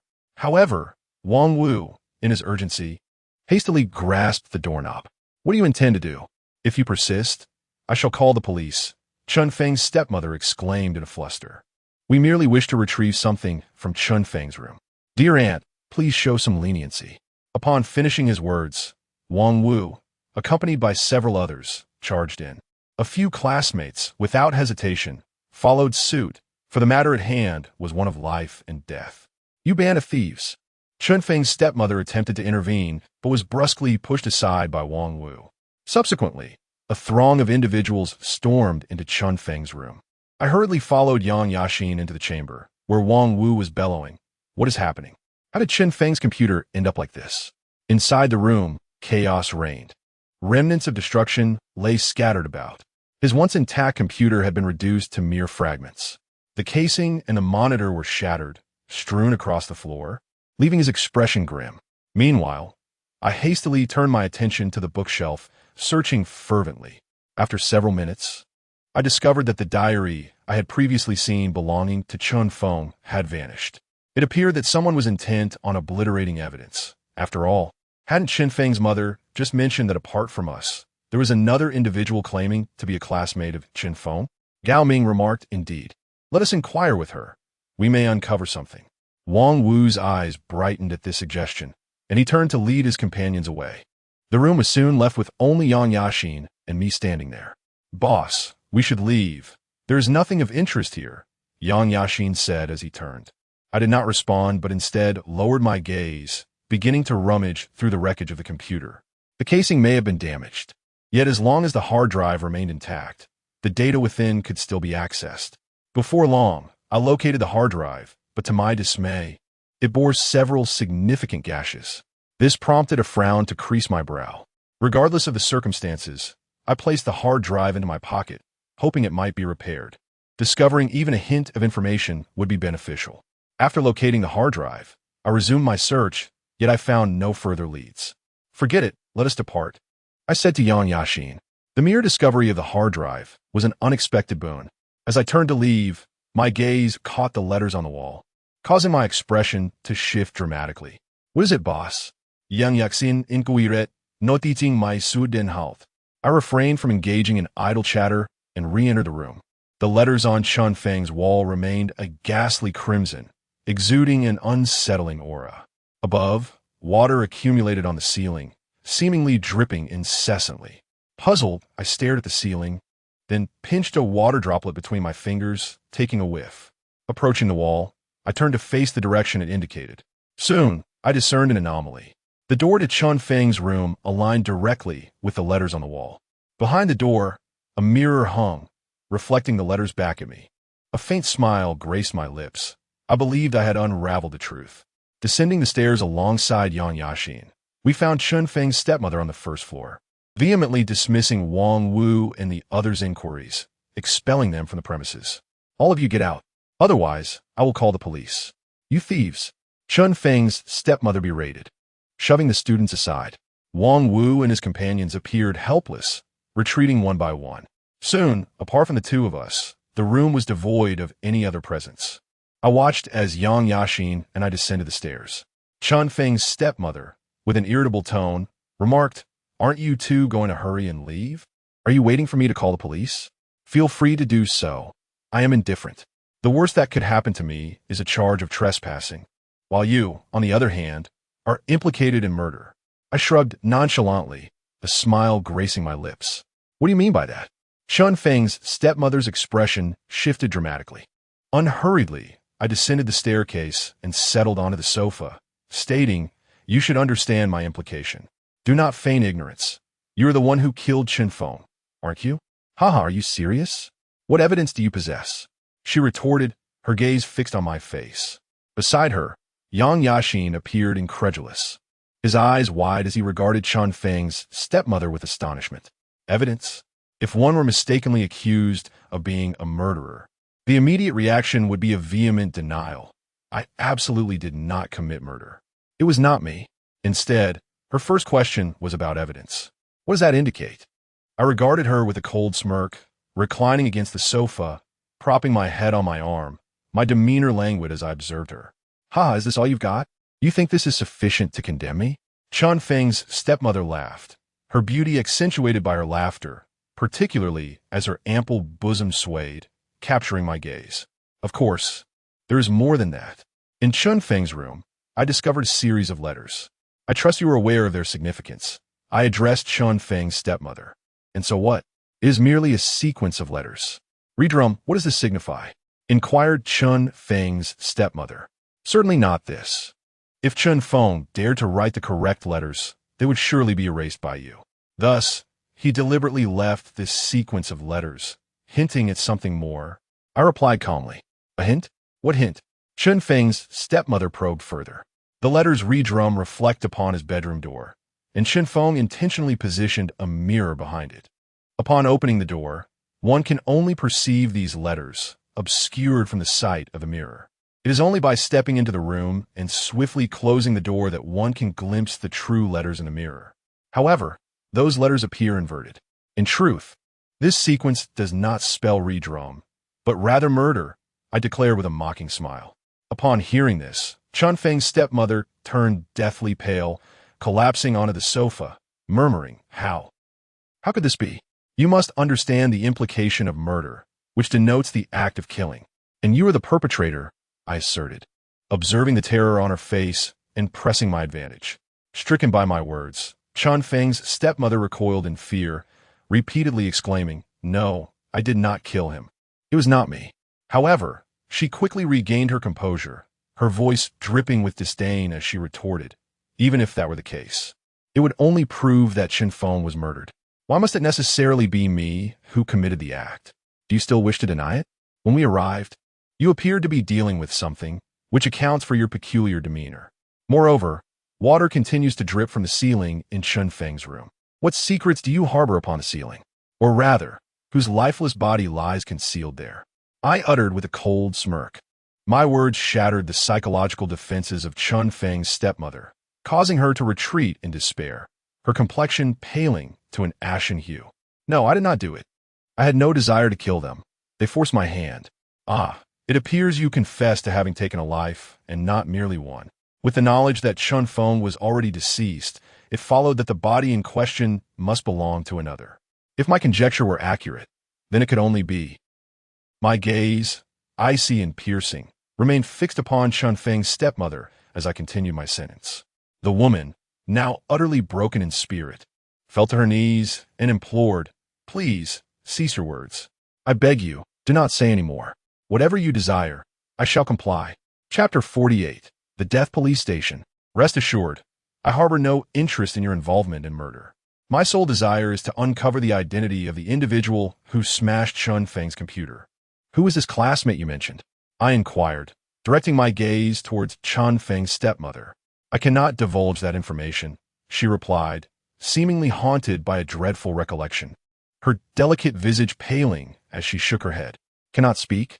Then I am left with no choice but to alert the authorities." Having said this, I reached for my phone. "No, please do not call the police," Chunfeng's stepmother implored, rushing towards me in an attempt to seize my device. Yet, she was swiftly restrained by Yang Yaxin. "You murderer! What do you think you're trying to snatch?" Yang Yaxin declared with an air of dominance, causing Chunfeng's stepmother to tremble in panic. She collapsed onto the ground, weeping uncontrollably, lamenting how poorly her husband treated her and how Chunfeng had been exceptionally indifferent towards her. "I have no time for your lamentations. Tell me, who was it that sought you out earlier?" I stated directly. Earlier, she had inadvertently mentioned, "You all are back again," which indicated that someone had indeed approached her before.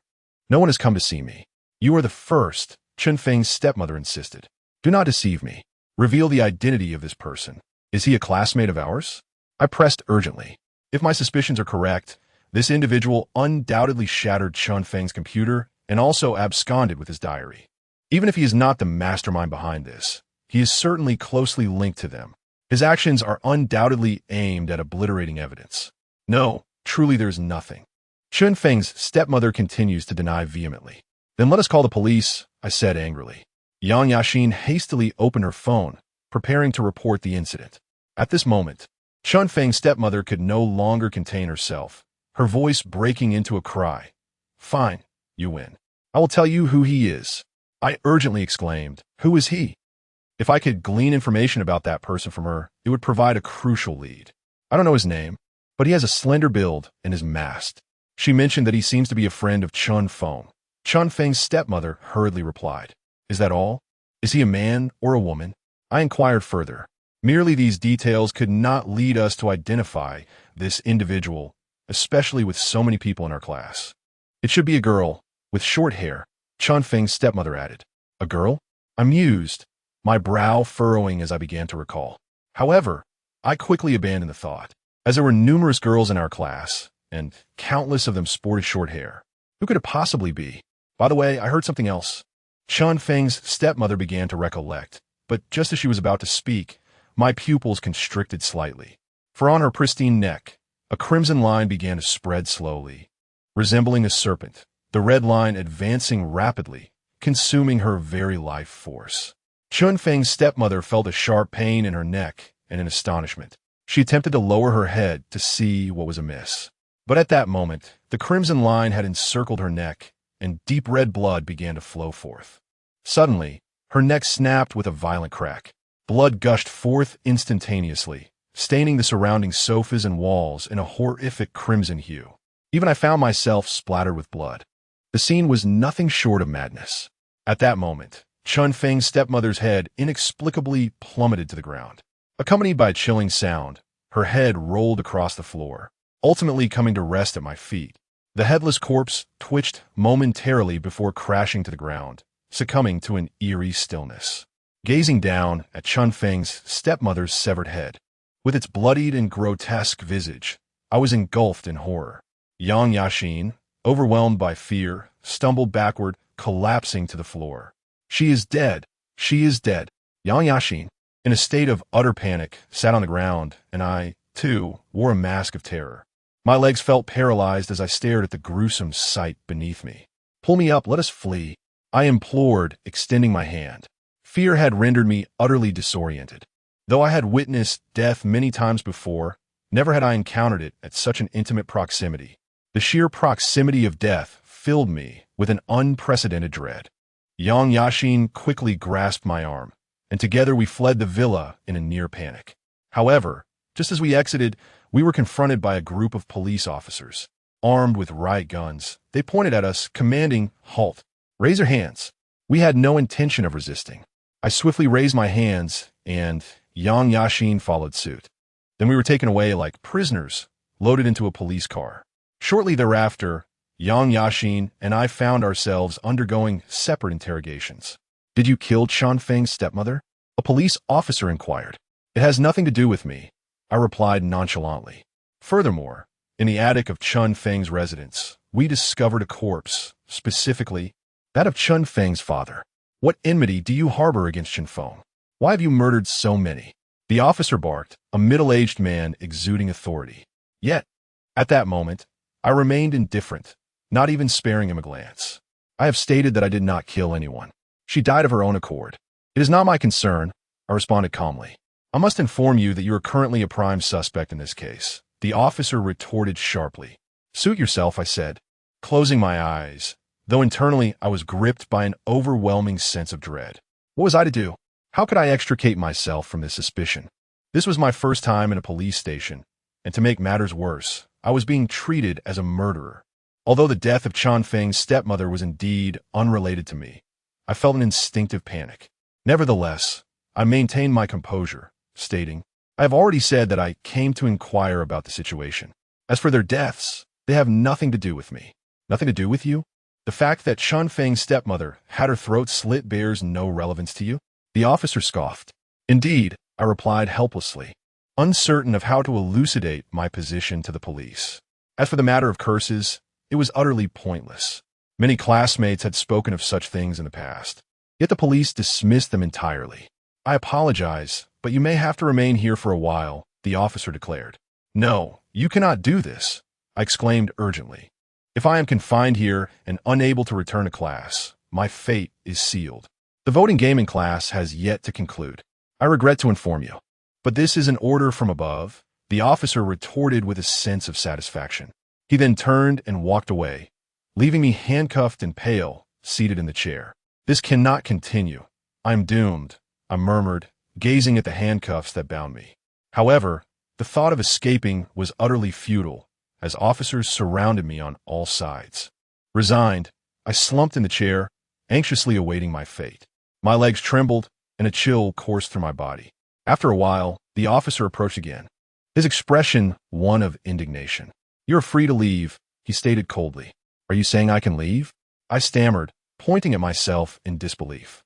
It seemed implausible that a suspect as dubious as I could be allowed to depart so easily. "The forensic results are in. Your connection to the death of Chun Feng's stepmother is non-existent. As for the corpse found in the ceiling, it has been deceased for several days. Now you may go," the officer said, waving his hand dismissively, a look of regret etched on his face. It was no wonder, from his demeanor and attire. It was clear he was a frustrated officer, initially believing he had apprehended a murderer, only to find himself disillusioned as I was exonerated. Though I harbored doubts, I nonetheless made my way out as the nearby officer released my handcuffs. I did not voice any complaints. I merely picked up my clothes and prepared to leave. Although I was filled with confusion, aware that even without suspicion, the police possessed the authority to detain me for 24 hours, they did not choose to do so. Someone must have intervened on my behalf. Yet who could that be? I pondered silently, choosing not to voice my thoughts as I exited the hall. In the foyer, Yang Yashin awaited my arrival. His expression bore a hint of indignation, but upon seeing me, his eyes sparkled with excitement. "Boss, you finally emerged. You scare me to death." I thought you were going to be detained, he exclaimed anxiously. I nodded in acknowledgement, remaining silent despite the turmoil within me. Accompanied by Yang Yashin, we departed the police station. However, as we were about to exit the hall, my gaze inadvertently fell upon a martyr's portrait adorning the wall, causing my complexion to pale dramatically. Gripping Yang Yashin's hand tightly, I hastily made my way outside. What's wrong, boss? Yang Yashin inquired, puzzled. Be quiet and hurry. I shot him a stern look before quickly hailing a taxi, urging Yang Yashin to leave the police station with me in haste. The taxi swiftly transported us to the school entrance, where the sun hung low in the sky, signaling the approach of 4 in the afternoon. As I stepped out of the car, I finally took a moment to breathe deeply, my anxiety gradually subsiding. What's the matter, boss? Why are you so frightened? Yang Yashin asked, curiosity evident in his voice. Thank goodness we made it out, I sighed, casting him a pointed glance. The voice, cold and detached, remarked, there was something peculiar about the police station we just visited. Peculiar? It seemed quite ordinary to me, devoid of any oddities, Yang Yashin responded, shaking his head. Indeed, initially, I too believed there was nothing amiss, I replied, maintaining a calm demeanor. The officers around us appeared to be nothing more than mere mortals. However, it was only upon our departure that I discerned an anomaly. Anomaly? What sort of anomaly? Yang Yashin inquired, unable to contain his curiosity. I discovered numerous photographs of fallen heroes adorning the walls, each a testament to police officers who had perished in the line of duty. Among these portraits, I recognized the face of the officer who had just interrogated me. I said, my expression turning somber. Chapter 49. Alliance. Not every individual in this scenario may be deceased. It is undeniable that there are certainly some among them. I calmly analyzed the situation. Regardless of the circumstances, although Chun Feng's stepmother has passed away, leading to a forced interruption of our leads, I have nonetheless acquired a crucial piece of information. There exists a female student in our class who is connected to the puppeteer behind the scenes, and she may indeed be the very mastermind. In any case, we have managed to uncover some clues this time, so our efforts have not been in vain. I spoke to Yang Yashin with a sense of tranquility. After our experience in the archives, evidence was gradually fading away. Let us return, boss, Yang Yashin suggested. We made our way back to the classroom, which remained in a state of chaotic disarray. This tumultuous atmosphere had persisted for quite some time, so I bore it with equanimity. Seated at my desk, I observed Li Mofan and Zhao Mingming engaged in a discussion. Upon noticing our return, Zhao Mingming hurriedly returned to her seat. Li Mofan, with a look of delight, exclaimed, Boss, you're back. I nodded in acknowledgement and inquired, what did Zhao Mingming want from you? He wishes to form an alliance with us. Boss, do you think we should agree? Li Mofan asked. Certainly, we should accept. After all, he and Liu Tianhao together represent 2 votes. I pondered for a moment before responding. The voting game within our class is still ongoing. Under the pressure of survival, we must make adequate preparations. Currently, I possess 4 votes. Li Mofan, Yang Yashi, myself, and Go Hongyun. If we include Zhao Mingming and her group, that totals 6 votes. Indeed, these 6 votes are insignificant among the 40-odd individuals in our class. Therefore, I acquiesced to his request. After speaking briefly with Zhao Mingming, Li Mofan returned, seemingly satisfied, and sat down. With a hint of resignation, he remarked, Boss, we have only 6 votes so far. This is utterly insufficient. Indeed, it lacks any decisive impact. I nodded in agreement. Currently, the individual wielding the most votes in our class is Wang Wu, who, with his wealth, has garnered the support of the majority of the female students.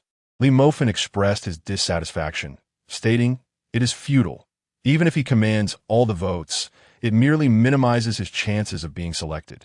It does not guarantee his victory. I scoffed at this notion.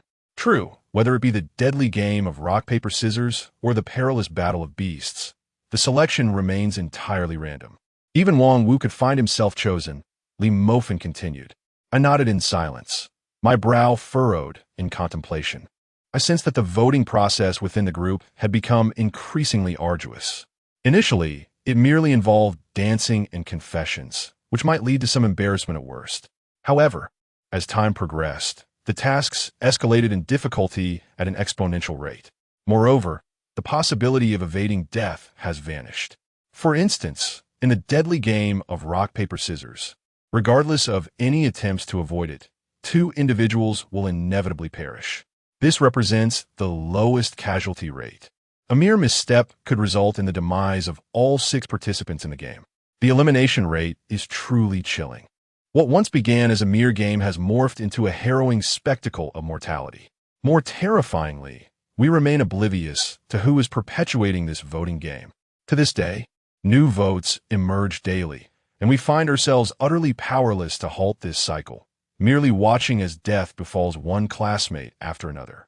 In this dire situation, students have begun to form alliances, striving to amass more votes, which has shattered the unity that once existed within our class. Suspicion has seeped into our interactions, and although I am acutely aware of the circumstances, I find myself unable to intervene, silently soliciting votes instead. I murmured a wish that we would not encounter a group task the following day. Li Mofin and Yang Yashi nodded in agreement. Within the realm of class voting, group tasks carry the highest mortality rate. Tasks such as the death chess game and the death rock, paper, scissors claim no fewer than 2 lives with each occurrence. If this trend continues, there will be few survivors left in our class. Conversely, individual tasks are far less perilous, like today's task assigned to Lu Mingyang, which merely involved a harmless touch. This task is straightforward and poses no threat of death, marking it as the option with the least casualties among group choices. The content of group votes is random, potentially leading to horrific games akin to the death chess game, or it may present simpler individual tasks that can be easily accomplished. Shaking my head, I sighed, realizing that my only recourse now is to uncover the puppet master behind this chaos. My gaze swept across the classroom, and I began to scrutinize my surroundings. The short-haired girl mentioned by Chun Feng's stepmother is indeed in our class. She is constantly vigilant of us. A thorn in our class. If this thorn is not removed, we shall face irreversible consequences. Who could this girl be? There are approximately a dozen girls with short hair in our class. Perhaps by examining these individuals, I might uncover the target. I pondered deeply. Now that I have a crucial lead, I possess potential subjects for investigation. By designating these short-haired girls as our mission targets, I am confident that one day I will unearth the mastermind behind it all. This approach is far superior to aimlessly searching for a needle in a haystack. At least I know the culprit lurks within this class, among those dozen or so short-haired girls. Yang Yashin, please assist me in gathering information about these short-haired girls. One of them might just be the mastermind, I instructed Yang Yashin. Of course, boss.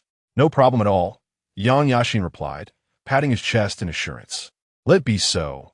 As long as she remains in this class, she will inevitably reveal her true nature, I declared. The ensuing time was spent in conversation, as there was little else to occupy us in the classroom. Just as our discussion was becoming lively, Zhao Mingming approached. Looking at Zhao Mingming, I jested, so, Zhao Mingming, how is your Hunyo treating you these days? It's been all right, Zhao Mingming replied with a forced laugh. Ever since he and Lu Tiantian became a couple, indeed, no one has bullied him. However, they have begun to ridicule him instead.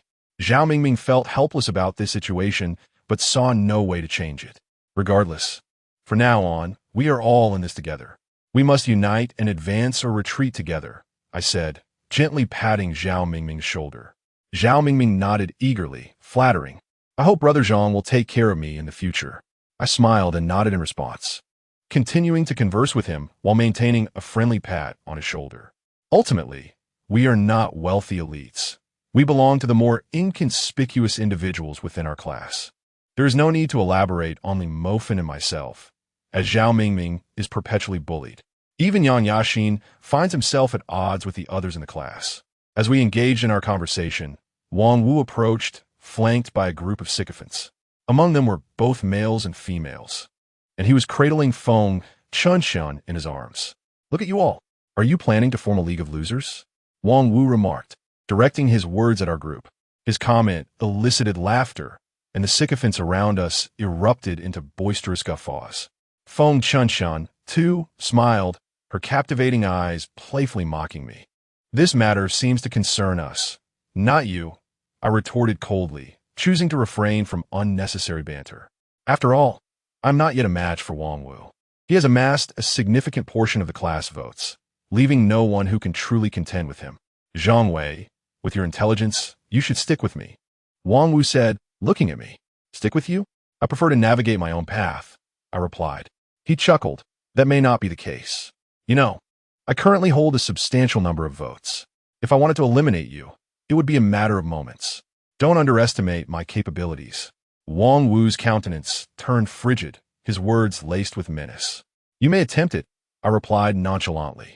Having endured the deadly games of beast chess and the perilous game of rock, paper, scissors, I possessed an abundance of experience. Even if I were to be chosen again, I harbored no fear. Wang Wu, however, was different. He had not faced the two life-threatening games, merely experiencing a brief voting session. In terms of gaming prowess and intellect, he was undoubtedly no match for me. Wang Wu's expression remained unchanged as he coldly declared, Very well, Zhang Wei. Await the next vote. With that, he wrapped his arm around Feng Qinshin's waist and departed, his face ashen. Zhang Wei, you have offended Brother Wang. You cannot remain in this class. Yes, prepare for your demise, echoed a few of Wang Wu's lackeys as they cast menacing glances my way before leaving. I calmly turned my head, feigning ignorance, and resumed my conversation with Li Mofen. Yet, a twinge of concern lingered in my heart. For both the previous game of rock, paper, scissors and the deadly beast chess, I had been paired with Dun Muxuan. If these occurrences were not mere coincidence, they might signify a sinister plot. The unseen puppeteer likely recognized Dun Muxuan and me as pivotal figures in unraveling this game, thus attempting to eliminate us on multiple occasions. Though I had triumphed in both instances, what if I were chosen directly next time? No one can perpetually emerge victorious. In this deadly game, a single loss could obliterate all future chances. Shaking my head, I resumed chatting. Yet within the depths of my soul, a lingering fear remains, an inescapable presence akin to a curse that shadows my every step. After Wang Wu's departure, Qi Jiawei approached alongside Guan Yao. What are your intentions? Are you contemplating an alliance? I inquired, directing my gaze towards Qi Jiawei. Indeed, now that Wang Wu has established his dominion, we must unite. Those of us who have crossed him are bound to face dire consequences, Qi Jiawei replied. Guan Yao interjected. We cannot allow Wang Wu to continue in this manner. We must stand together. How many votes do you possess? I posed the pivotal question, for the number of votes within the class is of utmost significance. Wang Wu's audacity and arrogance stem from his control over the majority of the electoral ballots, rendering anyone incapable of challenging him. We collectively hold 12 votes, Qi Jiawei stated. 12 votes? Is that all? I asked, furrowing my brow. Chapter 50. The calm before the storm. Qi Jiawei, a figure second only to Wang Wu in our class, possessed both wealth and connections that rivaled Wang Wu's. Yet unexpectedly, he could muster only a meager 12 votes.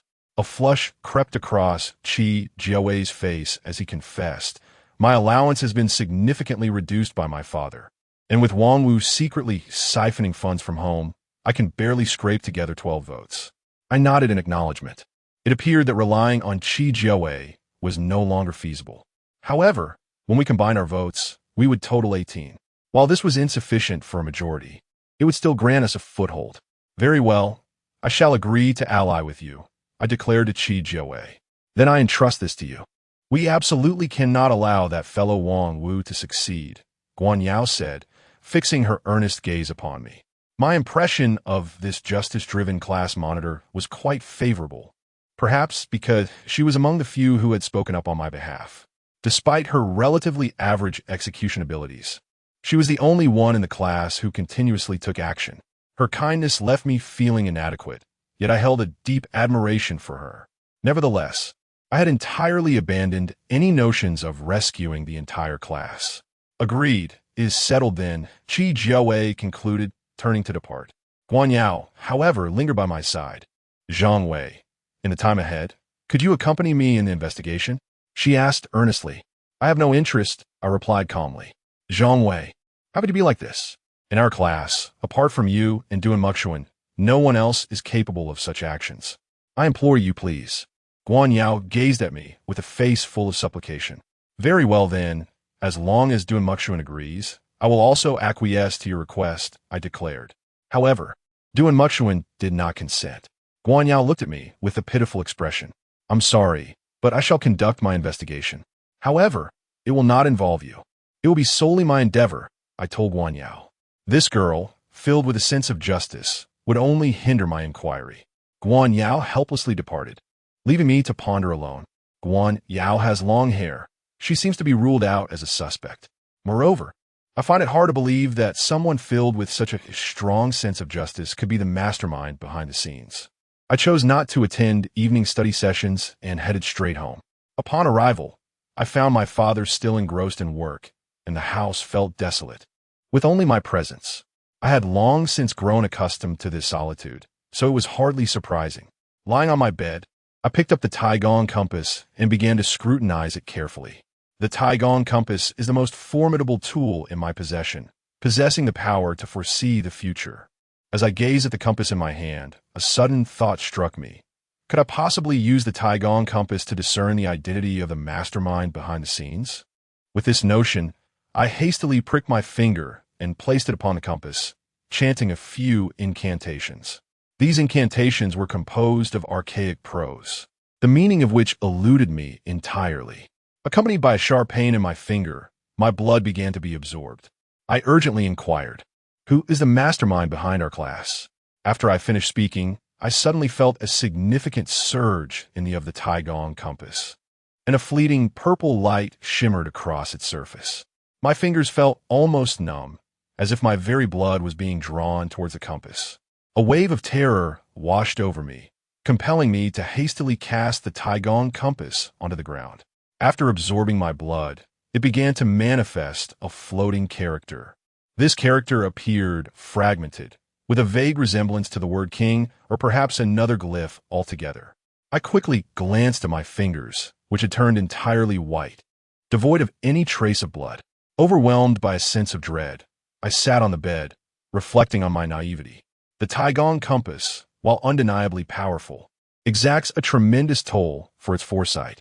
The greater the question, the more blood it demands, specifically human blood coursing through one's veins.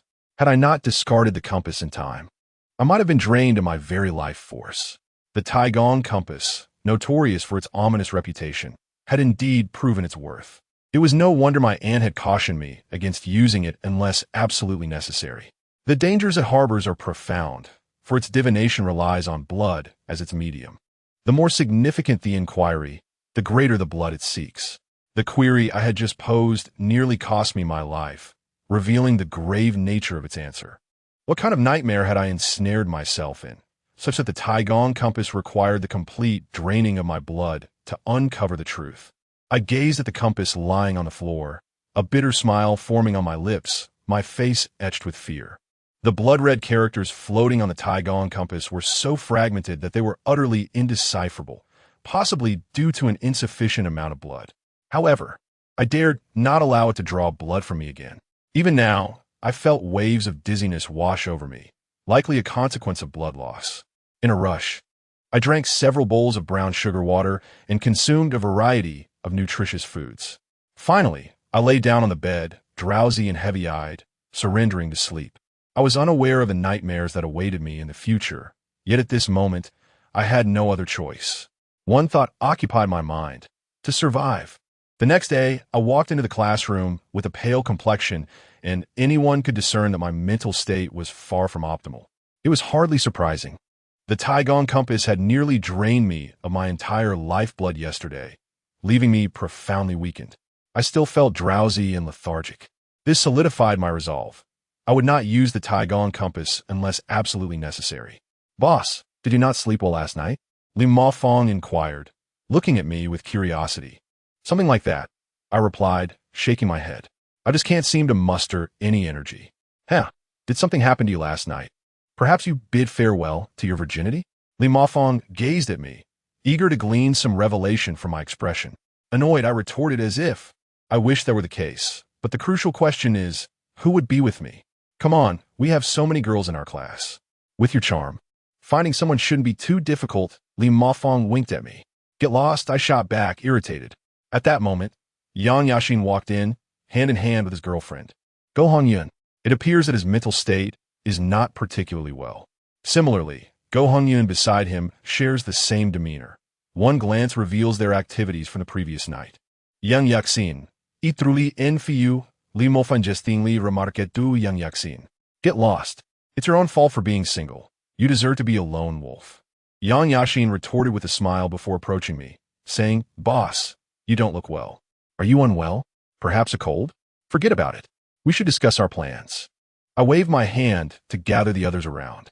We commenced our deliberations, for none of us knew what options would arise in the group voting, prompting a lively exchange of ideas. Even Zhao Mingming joined in the conversation. If any of us appear in the group voting, we must choose a different option, understood? I stated earnestly. No problem. Let us proceed with that, Li Mofan responded. However, Yang Yashi interjected, but boss, what if a group task arises in the voting? Similar to yesterday? What should we do? I paused, taken aback by his question. Group tasks represent the most unpredictable options in the voting, often resulting in the highest casualties. If avoidance is impossible, we must opt for the option with the least casualties, I pondered before concluding. Let us proceed with that. As we engaged in our discussion, other corners of the classroom were also reaching conclusions. Wang Wu and Zhao Chenhe were making promises to a group of girls. This is how we will proceed. It is the method that minimizes casualties. Wang Wu remarked, Rest assured, we all support you. Wang Dan hastily responded, and soon, the other girls echoed her sentiments. Gao Zhen and Lu Su were engaged in their own discussions, while Guan Yao whispered quietly. The classroom was filled with hushed murmurs. No one dared to speak loudly. Reminiscent of the calm before storm, Wang Ming approached me and softly inquired, Zhang Wei, whom do you intend to choose later? I nonchalantly replied, I'm not quite sure either. Then, if my name appears in the group options, could you refrain from selecting me? We have no animosity between us, Wang Ming stated, looking at me earnestly. Agreed, I assured him directly. Excellent, Wang Ming said, patting my shoulder before he departed. Soon after, another figure approached. This time, it was Yi Ruoxue.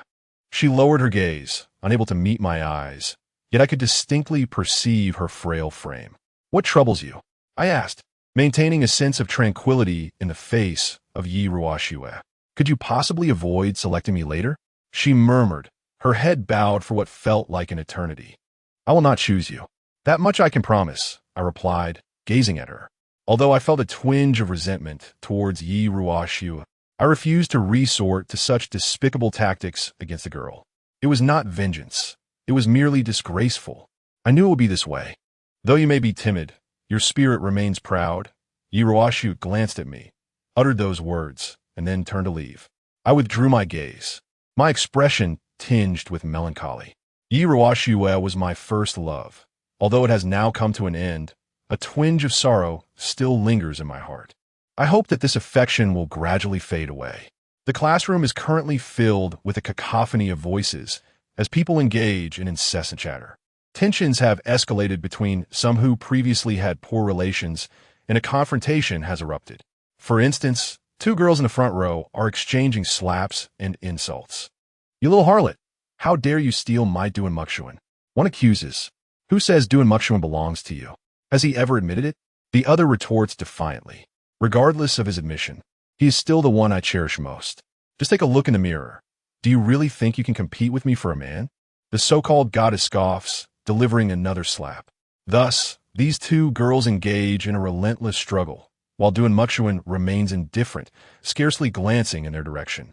Instead, he gently picks up his phone, awaiting the arrival of the group vote.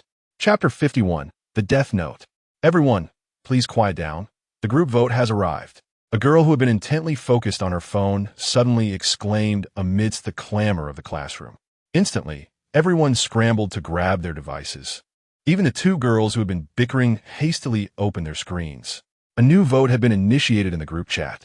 In this relentless game of deadly voting, we have already lost too many lives. Yet, the voting continues daily, stripping us of our right to exist.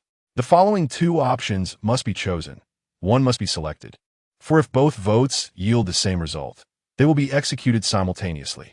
1. The entire class will engage in a deadly game of passing notes. 2. The entire class will participate in a deadly battle royale. What on earth is this? Yang Yashin exclaimed in disbelief. Both options are collective tasks, affecting the whole class. Li Mofin was equally taken aback. This new group vote was more severe than any before, as both options required the participation of the entire class. If that were the case, what significance did voting hold? Wang Wu's face turned ashen. After all his efforts in voting, the outcome was this. A collective task for the entire class meant that no one could evade it. What a joke. How could such a collective task even be proposed? Previously, such things were only reserved for weekends. Wang Wu bellowed, casting a furious glare at me and Duan Muxuan. It must be you too. You have undoubtedly provoked the instigator of this vote, compelling them to issue such a decision. Wang Wu accused, pointing a trembling finger at me. Simultaneously, a fierce glare was directed towards Duan Muxuan. Indeed, it must be the two of you. Otherwise, why have you both been selected in the previous games? Gao Jin also stood up and spoke. Upon the conclusion of his words, the surrounding classmates came to a sudden realization. Yes, Zhang Wei and Duan Muxuan. It must be that you two have offended the initiator of the voting, dragging the entire class into this predicament. Wang Dan also rose to voice his thoughts. In an instant, Duan Muxuan and I became the prime culprits. However, compared to Duan Muxuan, I was the one receiving the most hateful glares. After all, Duan Muxuan was not someone to be trifled with, whereas I appeared to be the easier target. How can you say that? Guan Yao interjected. Aren't Zhang Wei and Duan Muxuan acting for the sake of the entire class? Enough of your nonsense. What do you propose we do now? Wang Wu glared with bloodshot eyes, nearly on the verge of madness. He stomped his foot in agitation, his emotions escalating. The others around him mirrored his sentiments, with some even breaking down into tears. Faced with the options in the group voting, no one knew how to proceed. Should we even vote? A classmate trembled as he spoke. Vote? Damn it. Wang Wu slammed the table, his eyes aflame with fury. The expressions of those around him reflected a similar discontent. We must vote. It is the only means we have to confront the puppeteer behind the scenes, I declared, rising to take a stand. Damn it, Zhang Wei. How should we cast our votes? Both choices lead to doom. Wang Wu cursed vehemently. At that moment, he had lost all sense of restraint. We must find a way to minimize the casualties. Among these two games, as their names suggest, the game of Death Note should incur the least losses, I reasoned. Just because you say it's minimal, does that make it so? Currently, no one knows what these two games entail, nor do we understand the rules. Wang Wu asserted with a tone of defiance. I nodded, acknowledging the truth in Wang Wu's words. Chen Feng would only reveal the rules after the voting concluded. Until then, he would remain silent. Everything hinged on speculation. I trust Zhang Wei. Guan Yao stood up, her expression grave. He cannot deceive us, as our very interests are at stake. Whatever we choose, it's still death, Wang Wu muttered, yet surprisingly, he did not argue further. After all, the predicament we faced was painfully evident. We were trapped with no way out. Now, we had to choose one of the two options, for if none of us voted, the game would not cease. And the outcome might be even more dire. As voters, we cannot halt the voting process or alter its content. Our only recourse is to select the option that promises the least damage. Although the classmates could not reach a consensus, the majority acquiesced to my perspective and chose option 1. Naturally, a few opted for option 2, but their votes were minimal. The voting was underway, and each person wore a frown. Some girls were even weeping. The classroom descended into chaos. Wang Ming held his girlfriend, Lu Gaoqi, close, offering her constant reassurance. The sounds of weeping and murmurs became the dominant melody of the entire classroom. A pervasive sense of despair enveloped each individual. I gazed into the distance at Yang Yashin, who was gently comforting Go Honyun, yet his countenance was shrouded in gloom. Those surrounding me wore similar expressions, each person filled with trepidation and unease, anxiously awaiting the commencement of the impending game. Even the most composed among us felt their hearts race in the face of the looming death. The voting concluded, with a staggering 37 votes cast for one option. This signified the onset of the Death Note game. Chen Feng began to make his presence felt within the group. Congratulations on selecting the most prudent option. The rules of the Death Note game are as follows. Firstly, take a sheet of white paper and inscribe the character for death upon it. Then, fold it, creating a note. Secondly, The first person in the front row who receives this note shall pass it to the person seated behind them, and this shall continue in succession until it reaches the last row, whereupon it will be passed to the adjacent individual, and the process will repeat infinitely. Thirdly, the duration of the game is 10 minutes. At the conclusion of this period, anyone holding the note who has not passed it on will face the penalty of being bisected. There is a special rule. During the game, no one is permitted to leave their seat, or they will be executed. Should the entire class refuse to participate in the game, they will all face death. No wonder it is called a death note. Now I understand, I murmured to myself while staring at my phone. Beside me, Lee Mofin exclaimed urgently in that case. We simply need to ensure the note is passed to others. Each individual's chance of survival is equal. Indeed, one must not retain the note inscribed with the word death. Otherwise, it would lead to certain doom. I spoke calmly, while my mind raced with thoughts. Was there any way to prevent this death note from landing in one's own hands? Guan Yao's complexion turned ashen, her body trembling uncontrollably. Yet, she ascended the platform, her voice quivering as she addressed her classmates. There is no other option. We must proceed with the game. At that moment, the students below ceased their chatter, nodding in agreement. Fear not. The number of fatalities in this game will be minimal. Only one, in fact, Guan Yao uttered with a forced chuckle, then took a blank sheet of paper and inscribed the character for death. She held it up for all to see, confirming the ominous writing before folding the paper and passing it to the student closest to the podium. With a swift motion, she returned to her seat. The game was about to commence. Everyone settled in, and the first student warned, "Do not leave your seats for the next 10 minutes." He waved the paper in his hand, his face a mask of terror, his voice strained. The classmates hurried back to their seats. Some, unable to reach their own in time, opted to sit in others. Soon, the classroom was filled to capacity. Each person held their breath, anxiously awaiting the arrival of the death note. At the very beginning, the boy seated in front trembled as he announced, "The game has commenced. Everyone, prepare yourselves." At that moment, I raised my gaze to the clock beside the podium, which read precisely 10 minutes past 8. This indicated that the deadly game of passing notes would conclude at 20 minutes past 8. Accompanied by the boy's quaking voice, he began to shakily pass the note to the person behind him. The classmate behind him was evidently startled by the note, unable to utter a word. He grasped it with trembling hands and passed it further back. The student behind quickly caught the note, her face pale with fright. Yet she unhesitatingly relayed it to the next person. Thus, the note began to be transmitted rapidly within a brief span of time. My gaze wandered to the distance. The classroom housed 3 rows of seats, and I occupied the second row. Hence, for the moment, the note had yet to reach me. As I observed the incessantly circulating note, my heart mirrored its movement in a tumultuous rhythm. In that instant, every individual in the classroom fixated anxiously on the note bearing the ominous character for death. It felt akin to a nightmare. Once the 10 minutes elapsed, the person holding this note would inevitably meet their demise. Consequently, upon receiving the note, each individual turned pale, frantically desperate to pass it along. Under the weight of impending doom, the speed of passing the notes escalated dramatically. Each recipient promptly transferred the note to another. Only then did they exhale in relief, allowing themselves to relax and observe the ongoing transmission of the notes, while still awaiting their turn. They represent a particularly tormented class of individuals, perpetually gripped by a profound fear of an unexpected note landing in their hands. I glanced at the clock. Scarcely a minute had passed. Yet that fleeting moment felt infinitely longer than a century. Anxiously, I awaited the outcome, my gaze incessantly darting towards the classroom clock. Eventually, after an indeterminate interval, my desk mate, his visage ashen, extended the note toward me, his arm trembling with trepidation. However, once he had handed it over, a noticeable sense of relief washed over his countenance. As I accepted the note, my mind momentarily blanked. Nonetheless, observing the time, I managed to regain my composure. Merely 1 minute had elapsed, meaning there were still 9 minutes remaining.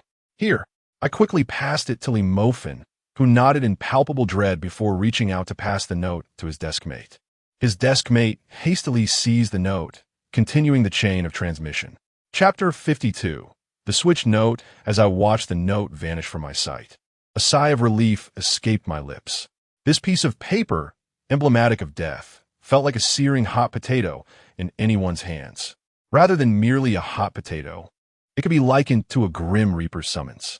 Upon receiving the note, each individual's face contorted in terror as they hastily passed it along to the next person. The subsequent recipient was no exception. Fear coursed through the entire class like an infectious disease. A girl grasped the note, her body trembling violently, her arm slipping downward due to overwhelming dread. The paper, which had been handed to her, fell to the floor at her feet. "What are you doing? Pick it up quickly. Are you trying to doom me?" shouted a girl behind her, urgency lacing her voice. The trembling girl, her pale face betraying her fear, hesitated to leave the safety of her chair. Reluctantly, she extended her hand to retrieve the note from the ground. "Hurry up and give it to me. You're so slow. What are you doing?" The girl barked impatiently. Time was slipping away, and every second of delay was intolerable. The ashen-faced girl dared not retort, her eyes brimming with tears as she handed the note over. Immediately, the girl seized the note and passed it on, igniting a swift relay throughout the classroom. In this tense atmosphere, each student remained silent, afraid to utter a single word. In this eerie ambience, the note was exchanged from one classmate to another, while time relentlessly moved forward. This deadly chain of notes tormented each and every one of us. Even after passing the note to the person behind, one is still contemplating the arrival of the next note. The notes circulate with remarkable speed, as if each individual has been awakened to their latent potential. Although there are occasional moments of hesitation, with some clutching the note in confusion, the majority continue to pass it along. With only 8 minutes remaining, the notes disseminate efficiently throughout the classroom. Upon receiving a note, everyone promptly relays it backward. The note has completed one full round and is now being transmitted from the opposite direction. I begin to ponder whether there exists a surefire strategy for this game. After some reflection, I conceive one. If one were to simply retain the note in hand, refraining from passing it to others, and endure for 9 minutes, only to relinquish it at the last moment. However, this method harbors significant flaws. The inevitability of demise would deter anyone from accepting the note, ultimately sealing one's own fate. Moreover, such an approach would likely incite the wrath of the class. Even if one were to miraculously survive this round, offending one's peers would lead to a dead end. The game of passing the death note is inherently fair. Every individual possesses an equal chance of survival. 10 minutes is ample time for the note to reach every hand. The speed at which each person passes the note varies. Some are swift, while others lag behind, and some are paralyzed by fear. Thus, calculating any discernible pattern proves to be an impossibility.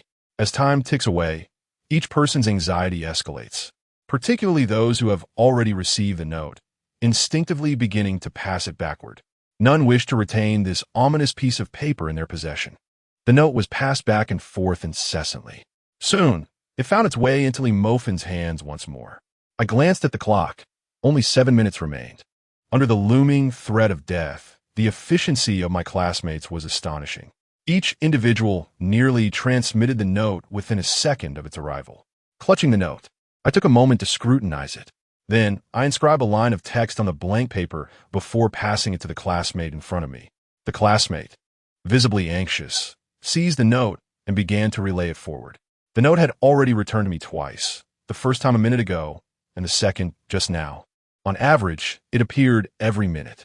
This led me to perceive a certain pattern. However, I soon realized that recognizing patterns was utterly unnecessary, for the human psyche has its limits. After all, we are merely high school students. A complication arose at the third seat in the front row, where a girl named Kong Xin adamantly refused to accept the note. "Don't give it to me. I won't take it," she lamented, her eyes brimming with tears. Behind her, another girl exclaimed in frustration, "What are you doing? Hurry up and take the note. I won't pass it on. Holding the note is tantamount to death." Kong Xin shook her head resolutely. Her face was marred with blemishes, and she was not particularly attractive, often remaining unnoticed among her peers. "Regardless, you should still accept it," her desk mate urged. Kong Xin resolutely shook her head, her voice unwavering. I absolutely refuse to accept this. Such things can be deadly. No, this is utterly shameless of you, a girl behind her interjected. Her words resonated with the class. Indeed, Kong Xin, we are all participating in this game. Everyone shares your fears. Yet, you cannot let your fear prevent you from playing. Yes, your behavior is exceedingly selfish. Why should you be exempt from accepting the note? This game involves us all. How can you stand apart? What of selfishness? I refuse to partake in such a game. I will not accept the note, Kong Xin asserted. Shaking her head, the girl behind her was on the verge of tears, her frustration palpable. Seated in front of Kong Xin, she was bound by the rules to pass the note to her. However, Kong Xion's refusal left her in a dilemma. Gazing at the note in her trembling hands, she wept, Kong Xian, you cannot do this. Just accept it and pass it on. Then you'll be free from worry. Her body quaked slightly, the note hovering awkwardly in her grasp, rendering her utterly embarrassed. Yet at that moment, she could no longer care. I refuse to do this, Kong Xian reiterated, her tone filled with discontent. Let those who wish to perish do so. I will not accept it. No, you cannot act this way, the girl cried, tears streaming down her face. For if the note remained unpassed, it would signify her own fate. As time gradually slipped away, she felt herself on the brink of madness. Kong Xian, what are you doing? Guan Yao exclaimed in fury. Hurry up and accept it, or I swear I'll make you pay, Wang Wu said, exasperated. Yet, no matter how furious he became, he dared not leave his seat even an inch. At that moment, Kong Xian had become the class pariah, with every student harboring an intense loathing for her. However, she remained indifferent, boasting with a smug tone, I don't care. I simply refuse to pass the note. You can do whatever you want, as long as it doesn't come to me. With that, she sat back in her chair, triumphantly surveying the entire classroom, a cold smirk playing on her slightly plump face. Meanwhile, her classmates behind her found themselves utterly powerless, forced to pass the note backward once more. After a moment's hesitation, the students at the back reluctantly resumed the note-passing chain. Boss, Kong Xian is really playing dirty, Li Mofen remarked. Indeed, the entire class is participating in this game. Yet she wishes to remain an outsider, I replied. However, her trickery has proven effective. At least no one will pass her a note, since she refuses to accept any. Li Mofen said enviously. Such short-sightedness. By relying on such underhanded tactics, she may win, but she has alienated the entire class. In the end, she will find no refuge among us. I observed Kong Xian's self-satisfied demeanor, a hint of sarcasm flashing in my eyes. Indeed, Kong Xian's strategy was effective. This almost deceitful approach allowed her to remain invulnerable in the game, yet it had alienated every single person in the class, including myself. However, I have little disdain for troubling a girl. Otherwise, I possess countless methods to make Kong Xian's life a living hell. Kong Xian is merely a fleeting episode, while the note continues to circulate. This piece of paper persists in its passage among classmates. With the urgency of time, the exchange of notes accelerates. It is as though a scythe of death hovers above each person's head, poised to strike at any moment. In the face of such imminent demise, no one can guarantee their indifference. Each student watches the unfolding of the note with pallid faces. Now, 10 minutes into the game, only 5 remain. Tension grips everyone as they await the impending note, each preparing for what is to come. Among the class, only Kong Xian remains unfazed. She smirks at her peers, her demeanor languid and serene. Though she is aware that she will eventually sever ties with these classmates, she harbors no regrets for the sake of survival. Observing us as we struggle for existence, our anxious gazes fixed on the progression of the note, she cannot suppress an urge to burst into laughter. The note continues its journey and soon finds its way back to my hands. I glance at it briefly before passing it, expressionless, to Li Mofen. Li Mofen, his countenance grave, silently hands it to the student in front. How tedious. I shake my head and rest my chin on the desk, wearing an air of indifference. Boss, what are you doing? Please don't fall asleep. Li Mofen exclaims in alarm. At this moment, all attention in the classroom is riveted on the note's progression, fearing that when it is their turn, they might not react in time. Even those who have just passed the note remain acutely aware of whose hands it has fallen into. Yet, at this moment, I find myself yearning for slumber. How could this not astonish Lee? After all, this deadly game of passing notes concerns the lives of everyone present. There's no need to worry. It won't fall to us, I said lazily, waving my hand dismissively. Impossible. The notes are being passed so swiftly. It will be our turn again in less than a minute. Lee responded incredulously. It matters not. Even if the note were in my possession, I would not perish. I murmured softly. Lee expression shifted, and he could not help but inquire, Boss, why is that? Do you know some secret? Secret might be too strong a word, but have you not realized? The note we just passed has already been substituted. In other words, the note currently circulating is a forgery, I stated calmly, revealing this astonishing revelation that could leave one utterly astounded. Chapter 53. The farce. Are you suggesting that what they're passing around is false? Lee, upon hearing my revelation, stared in astonishment at the paper that continued to circulate fervently among the crowd. This very note was still being frantically exchanged by these individuals. Each person who received the paper appeared pale, and after passing it along, their expressions visibly brightened. The note persisted in its relentless journey, each handoff accompanied by a student's palpable trepidation. Fear was spreading like contagion. As the conclusion of this ordeal drew nearer, every individual in the classroom could distinctly sense that death was not far from our midst. Indeed, the note they held was unequivocally a fabrication. I stated calmly. How do you know, boss? Lee inquired. It is quite simple. From the moment the note first reached my hands, I marked it. Then it returned to me once again. With each transfer, I would verify the mark. Until just now, when I discovered that the note had been swapped. I explained. Boss, I truly admire you. In such a perilous moment, you could think of such things. Lee gazed at me in awe. This is a game of death. Most people, upon seeing the note, instinctively pass it on. After all, it is a matter of life and death. They would never consider marking it. However, boss, who would keep the note in their possession? This is a matter of life and death. Lee asked, perplexed. If I am not mistaken, it is intended for murder. I replied with an air of indifference. Murder? Lee expressed his confusion. It's quite simple. Everyone's attention will be captivated by the counterfeit notes, at which point no one will notice if an additional note has appeared on their desk. I responded with calm assurance. Indeed, if that is the case. It makes perfect sense, Lee exclaimed in surprise, then inquired, what should we do? We shall do nothing. We should not be his targets, I replied. I have no desire to expose him. After all, someone will inevitably perish in this game. Having said that, I laid my head down on the table. Observing my demeanor, Lee could only shake his head in resignation and join me in resting his head on the table. At that moment, I was not asleep, though my mind felt somewhat hazy. Yet, I continued to ponder. Who was the individual responsible for switching the notes? What was their objective? Regardless of the outcome, I had underestimated this class. I had not anticipated that, apart from myself and Duan, another individual was orchestrating all of this. The situation was becoming increasingly intriguing.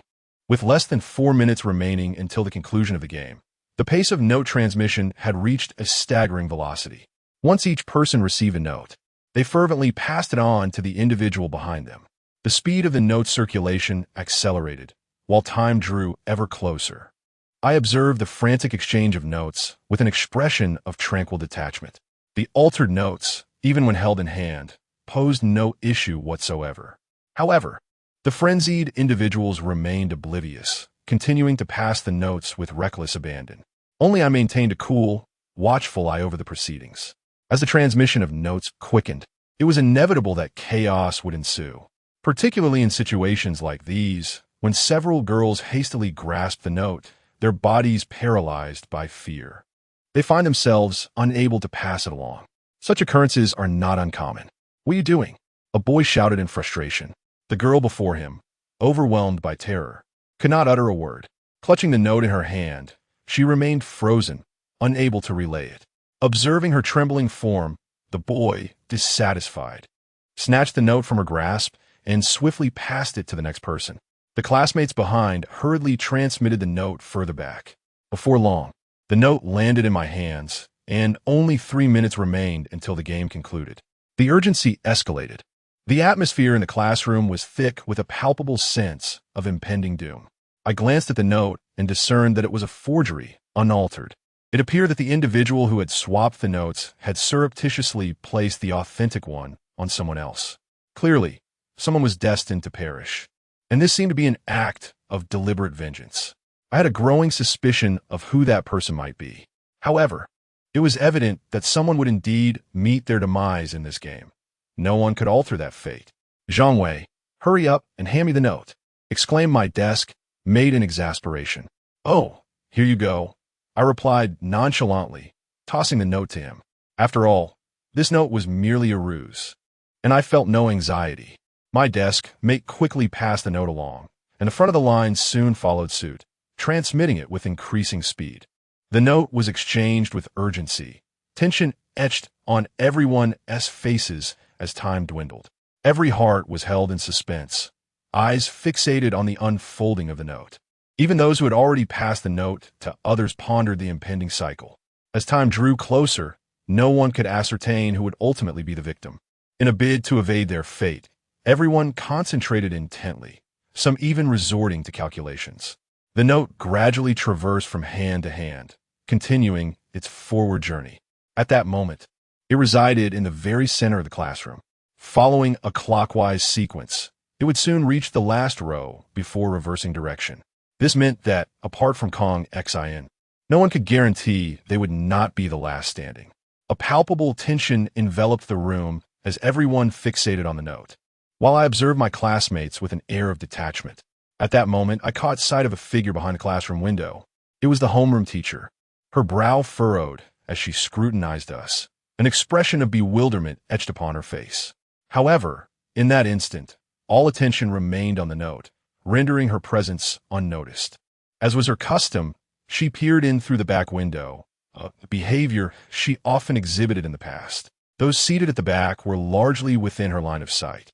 The homeroom teacher seemed to notice me, yet I merely exchanged a fleeting glance with her before quickly averting my gaze, maintaining an air of calm.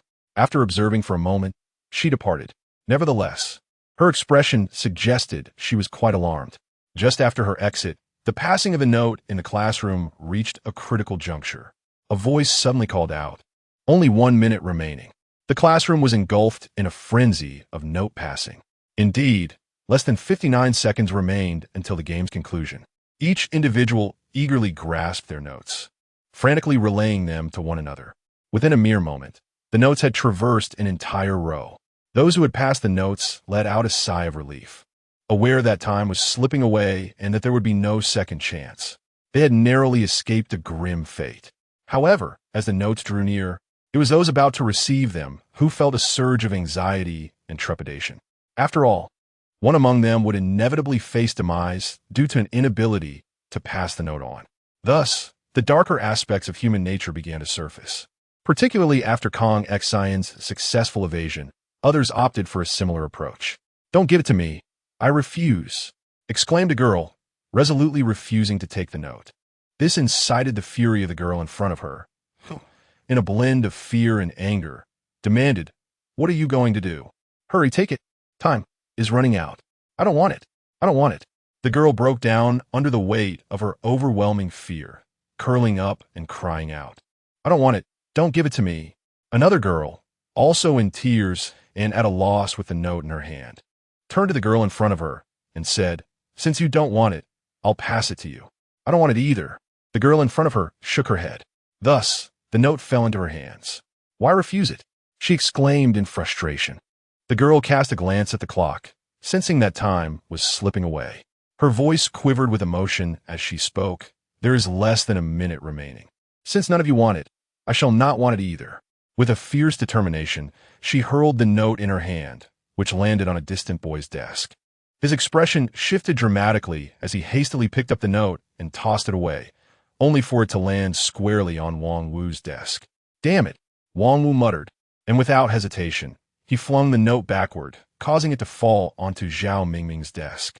Zhao Mingming stared at the note with a pallid face before resolutely picking it up and throwing it again.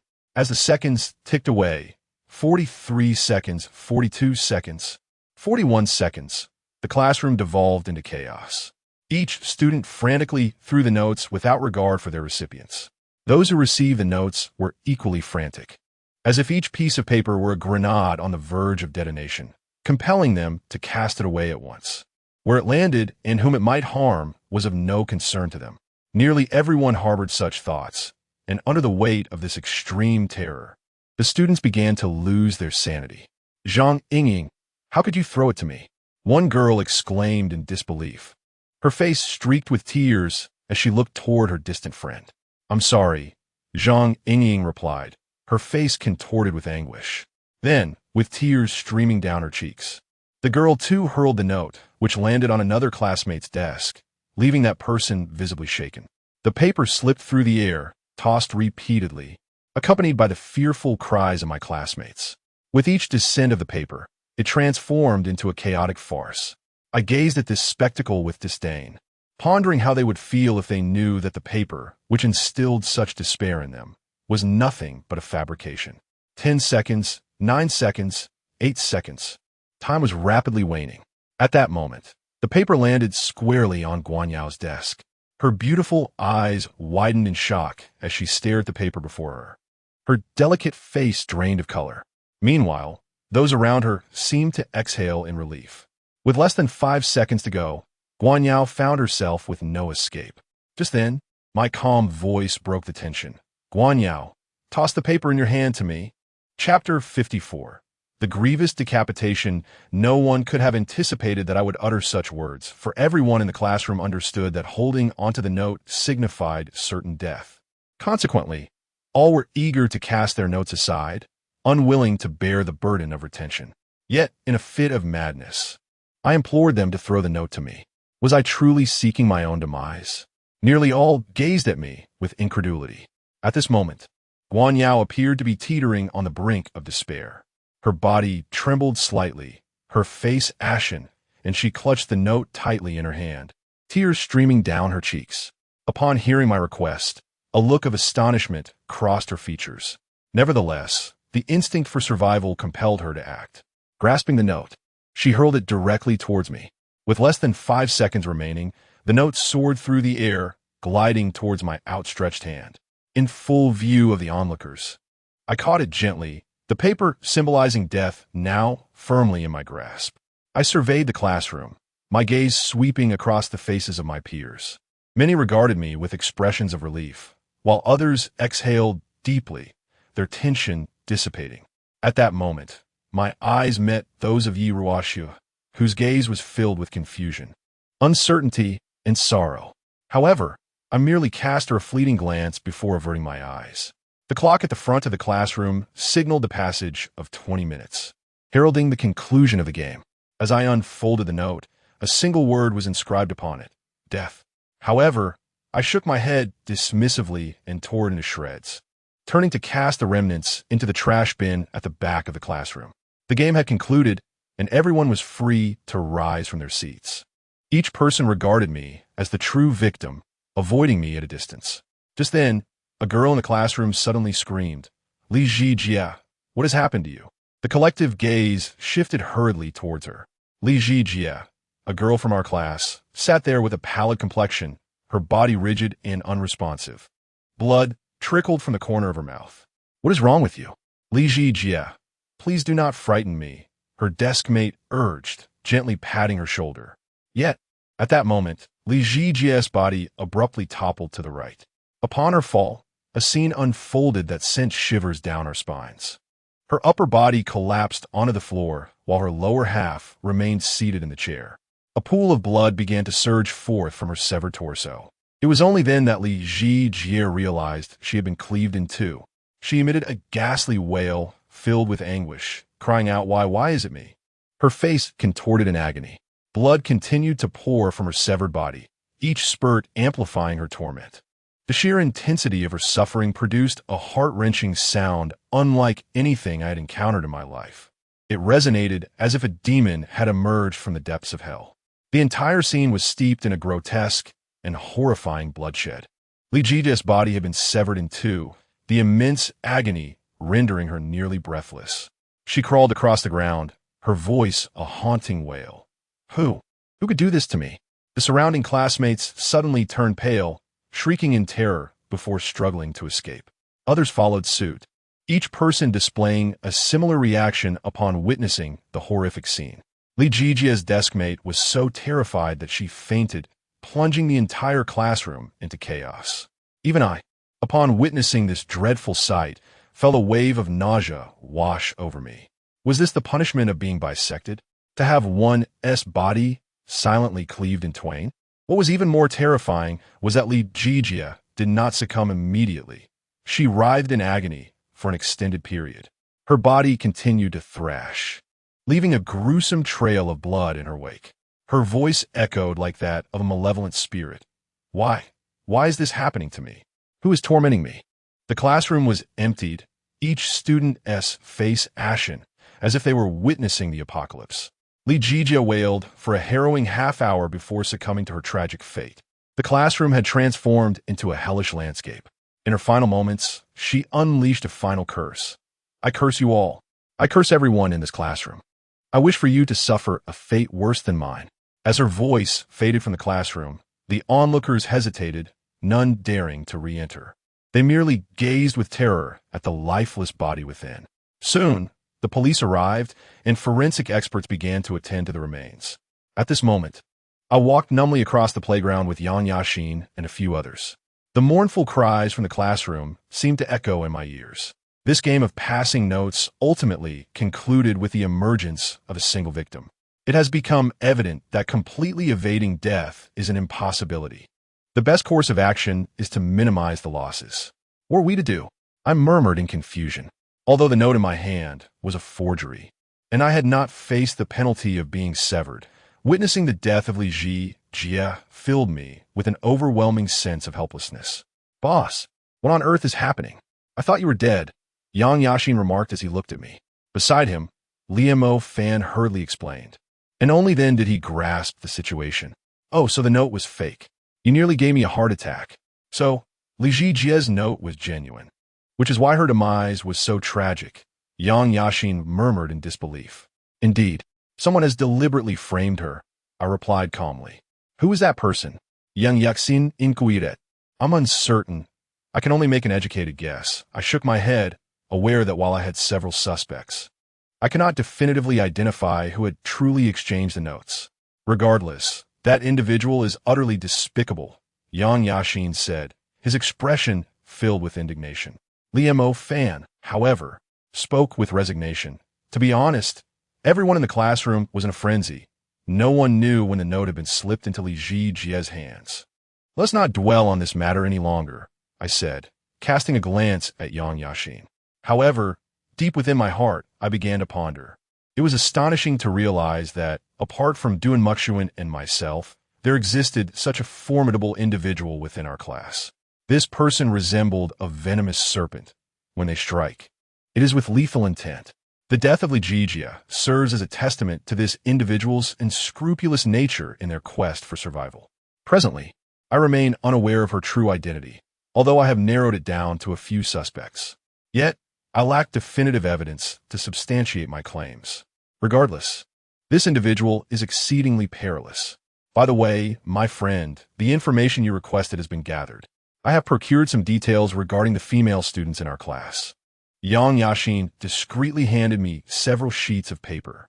Upon opening them, I discovered a compilation of information about some of the short-haired girls in our class, including their home addresses and even photographs. Not bad at all. Your research is commendable, I remarked with satisfaction while examining the documents in my hand. Given that we have established the potential presence of a hidden mastermind among the short-haired girls, we can employ the process of elimination to uncover the true instigator. This approach is far more effective than aimless searching. The information on these individuals appears quite ordinary, yet I still believe it prudent to investigate further. Yang Yaxin, after school, you and Li Mofin should discreetly inquire about the home situations of these girls. There may be valuable insights to uncover. I contemplated for a moment, addressing the two of them. The family background of the mastermind is likely to differ significantly from others, as it is plausible that the mastermind may not even be human. Thus, she might not have any family at all. Understood. Yang Yaxin nodded. So be it, I instructed the two of them. We must make some preparations, or we will passively accept the votes and death will not be far off. Just then, a voice suddenly emerged from behind me. Zhang Wei, I need to speak with you about something. Could you come here? I turned around to find Guan Yao standing gracefully before me, her anxious eyes fixed upon me. She wore jeans on the lower half and a black t-shirt on the upper half. Tall and with a single ponytail, her delicate face was directed at me, while her arms were shyly positioned behind her. I had to admit that although our class, being a liberal arts class, had numerous beauties, Guan Yao's beauty was undoubtedly among the top in our class. All right, I nodded in agreement. I was generally wary of others in the class, but Guan Yao was different. Even those who disliked her had to acknowledge her genuine kindness. Boss, we'll take our leave, Yang Yaxin signaled to me with a glance before pulling Li Mofan away. It seemed he had misunderstood my relationship with Guan Yao. Let's go to the rooftop. There's no one there, Guan Yao suggested, then turned and walked silently. I followed her like a fool, lacking any experience with girls. Whether it was Iroashua or Guan Yao, I seemed to have no resistance at all. Perhaps it was due to my low emotional intelligence. Moreover, having been single for an extended period, I have inadvertently acquired a series of undesirable traits. Accompanying Guan Yao, we ascended to the rooftop of the school, a place secured by surrounding wire fences, ensuring we would not plummet. Here, an utter silence enveloped the space, devoid of any presence. Guan Yao walked quietly, not uttering a single word, while I yearned to break the silence and enliven the atmosphere. Yet found myself at a loss for words, as I truly had nothing to say. Upon reaching the rooftop, Guan Yao settled into a chair and, with a subdued voice, expressed her gratitude. Zhang Wei, thank you for today. It's nothing, merely a trifling matter, I replied, gazing at Guan Yao. Chapter 55. Almost out of control, perhaps these matters seem trivial to you, Guan Yao said with a bittersweet smile, her classical beauty framed by a melancholic expression. Do you have any idea how desperate I felt at that moment? I thought I was going to die. Everyone around me was frightened and kept their distance, terrified that I would pass them a note. My mind was blank, and it was then that I realized how fragile I truly was. Though I had always encouraged others to be brave and strong, it was only in the face of death that I understood I was the one who needed help the most. As she spoke, tears streamed down her face, the once vibrant features now marred by sorrow. I remained silent, fully aware of Guan Yao's relentless efforts to save our class, to restore it to its former glory. Yet, her endeavors ultimately bore no fruit. Death continued to linger in the classroom, claiming one classmate's life after another. You know, Guan Yao continued, when you asked me to give you that note, I did so without hesitation, even knowing it could lead to your demise. But when that note landed in your hands, a part of me felt relieved, for I had managed to survive. She chuckled self-deprecatingly. That's entirely understandable. No one can confront death with nonchalance. At least, I cannot. I replied with a shrug. You must have known that note was a forgery, didn't you? Guan Yao suddenly inquired. I hesitated for a moment, then nodded without reservation. I realized early on that the note had been switched midway. Who was the person who changed the note? Guan Yao inquired hastily. I am uncertain, but based on my conjecture, it is likely one of the individuals surrounding Li Jijia, either from the front row or the back seat. I expressed my thoughts, contemplating the situation. During the exchange of notes, the occupants of the classroom were not permitted to leave their seats. This implies that even if the notes were swapped, discreetly handing them to others would prove exceedingly difficult. Only those in close proximity to Li Jijia would possess the means to accomplish such a feat indeed. This theory seems to hold true. It is this individual who has brought about Li Jijia's demise. Guan Yao's eyes lit up as she spoke. However, she soon shook her head with a wry smile. Yet, even if that is the case, what can we do? We cannot turn her over to the authorities. Indeed, even if we were to locate her, it would bear little significance. Moreover, she would likely deny any wrongdoing, I replied. Let us not dwell on this any longer. Regardless, you are truly impressive, Guan Yao remarked earnestly, her gaze fixed upon me, causing a slight embarrassment to wash over me. I shook my head in silence. Taking a seat beside her, my voice tinged with resignation. In truth, my prowess is of little consequence. Have you not noticed? The game is becoming increasingly treacherous. Ultimately, there will be casualties. Indeed, she acknowledged, whether it be in the game of death or the contest of beasts, A scenario where all participants survive is utterly inconceivable. In the death game, 6 individuals must contend with 4 survivors, while in the beast contest, only half may endure. Even in this instance of minimal fatalities during the note exchange, there remains one sacrifice, Guang Yao stated, her complexion paling. Precisely. To evade death as we once did is an impossibility. Given the current mortality rate, it is unlikely that the remaining 40-odd students in our class will reach graduation. I shook my head and spoke. Yet within my heart, there lingered an inexplicable enigma. It concerned the day I discovered the previous graduation photograph in the archives. Astonishingly, only one individual from Class 5 had survived.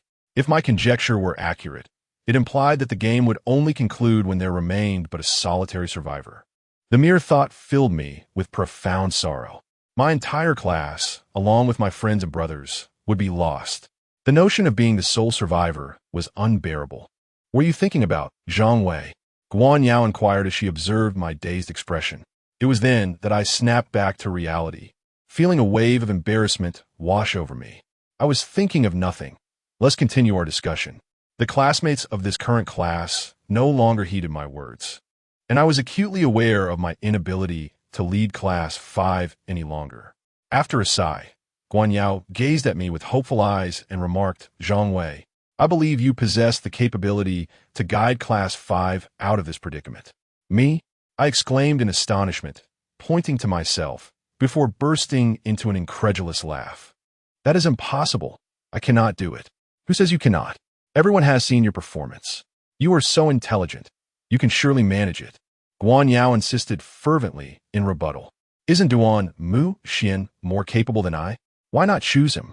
I questioned Guan Yao.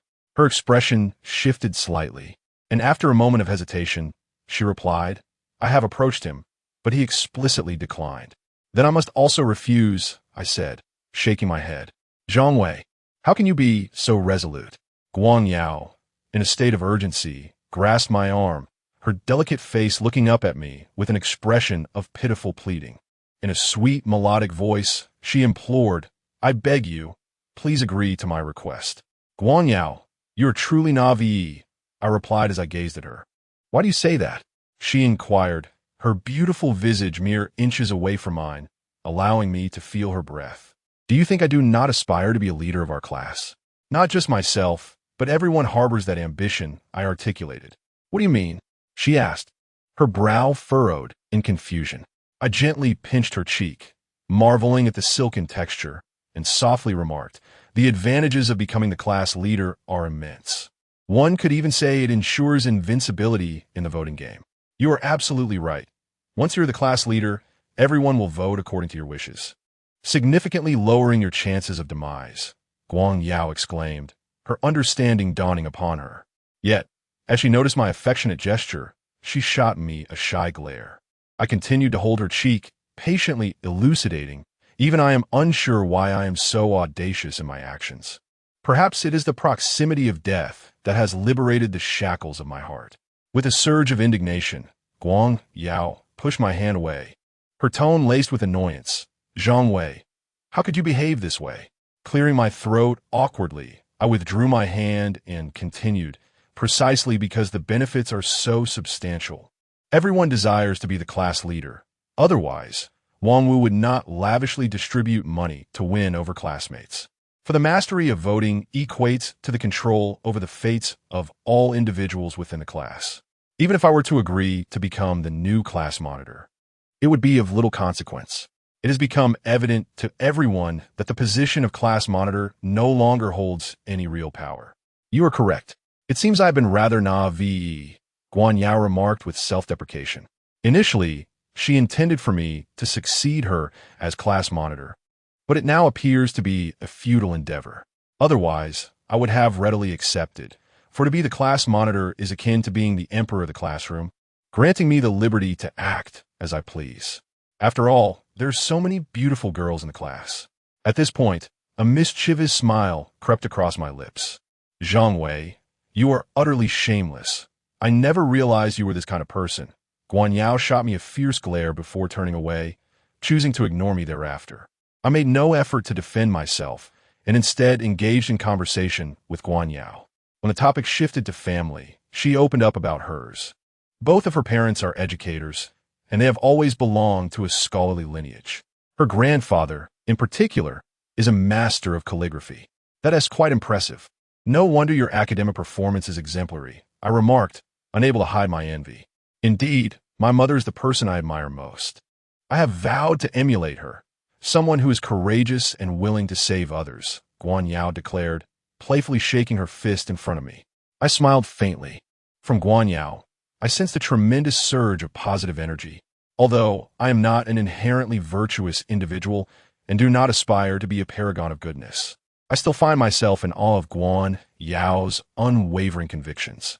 However, at this moment, you are unable to save anyone. In contrast, I have managed to rescue a few, I declared with a sense of pride. Upon hearing my words, Guan Yao did not refute me. Instead, she wore a troubled expression and said, "That may be true. Despite all my efforts thus far, it seems I have achieved little. It is not entirely your fault. The game is simply too ruthless. The aspiration to save everyone is an unattainable dream." As I attempted to console her, my fervent gaze inadvertently wandered to Guan Yao's modest bosom. Clad in jeans, she possessed a pair of stunning legs and a curvaceous figure.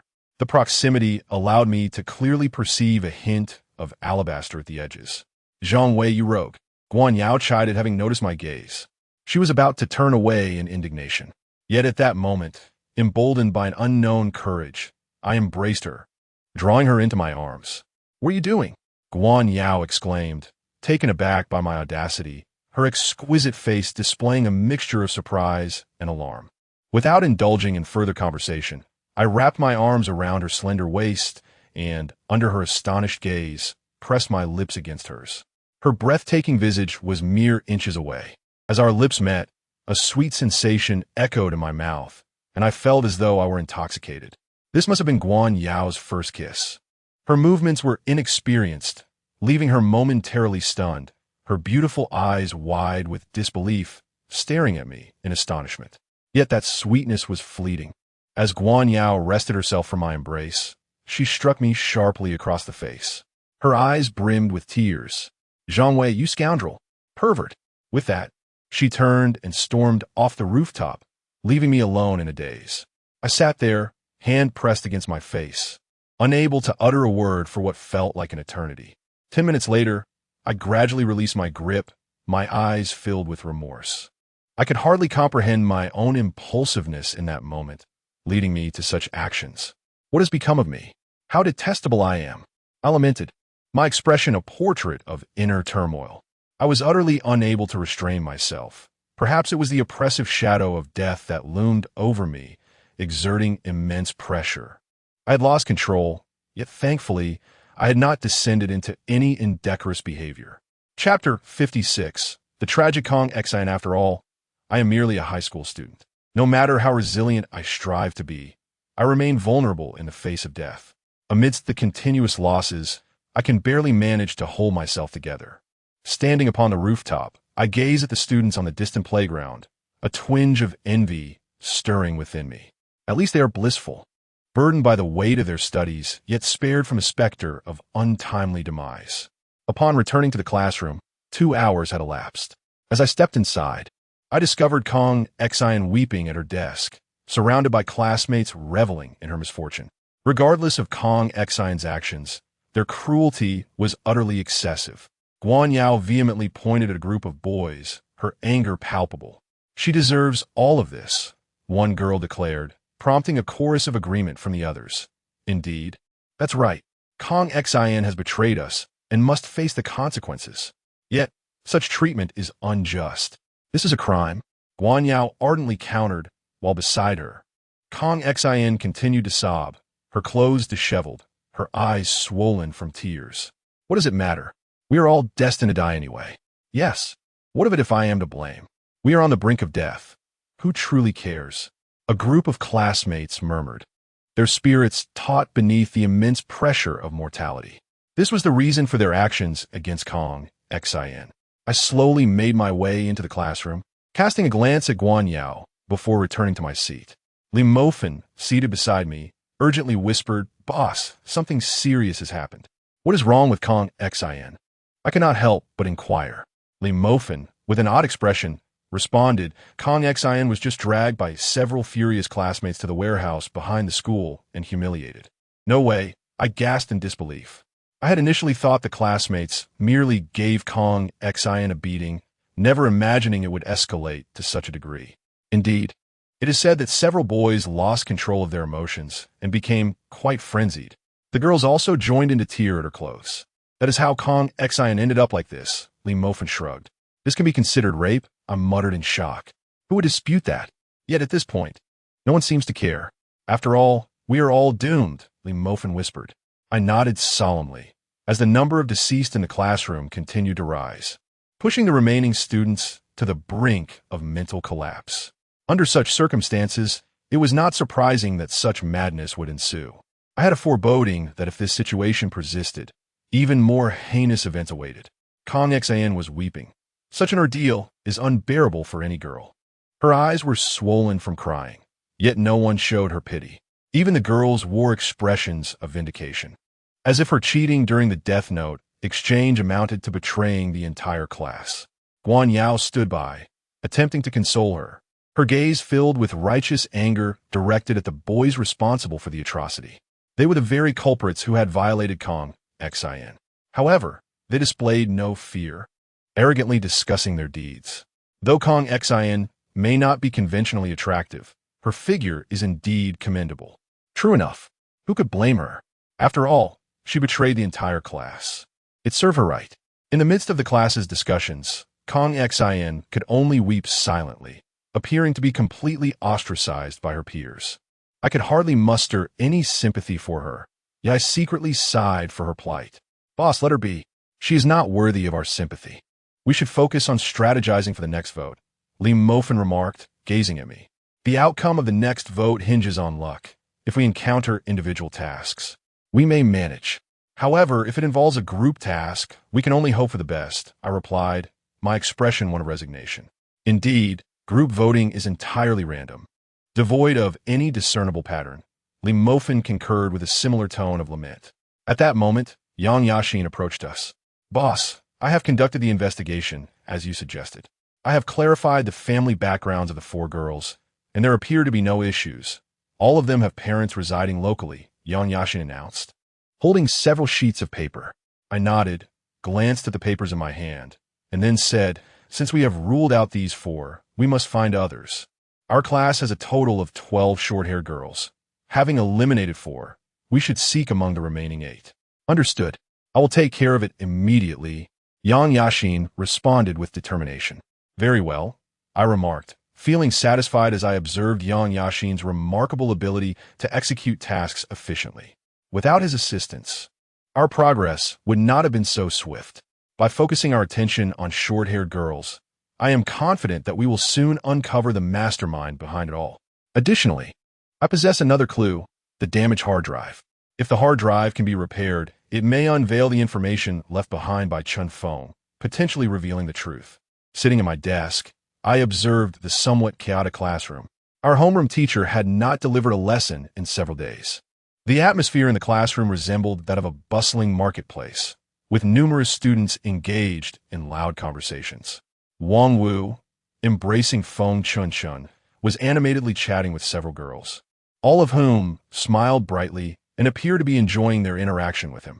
The other boys mirrored this carefree demeanor.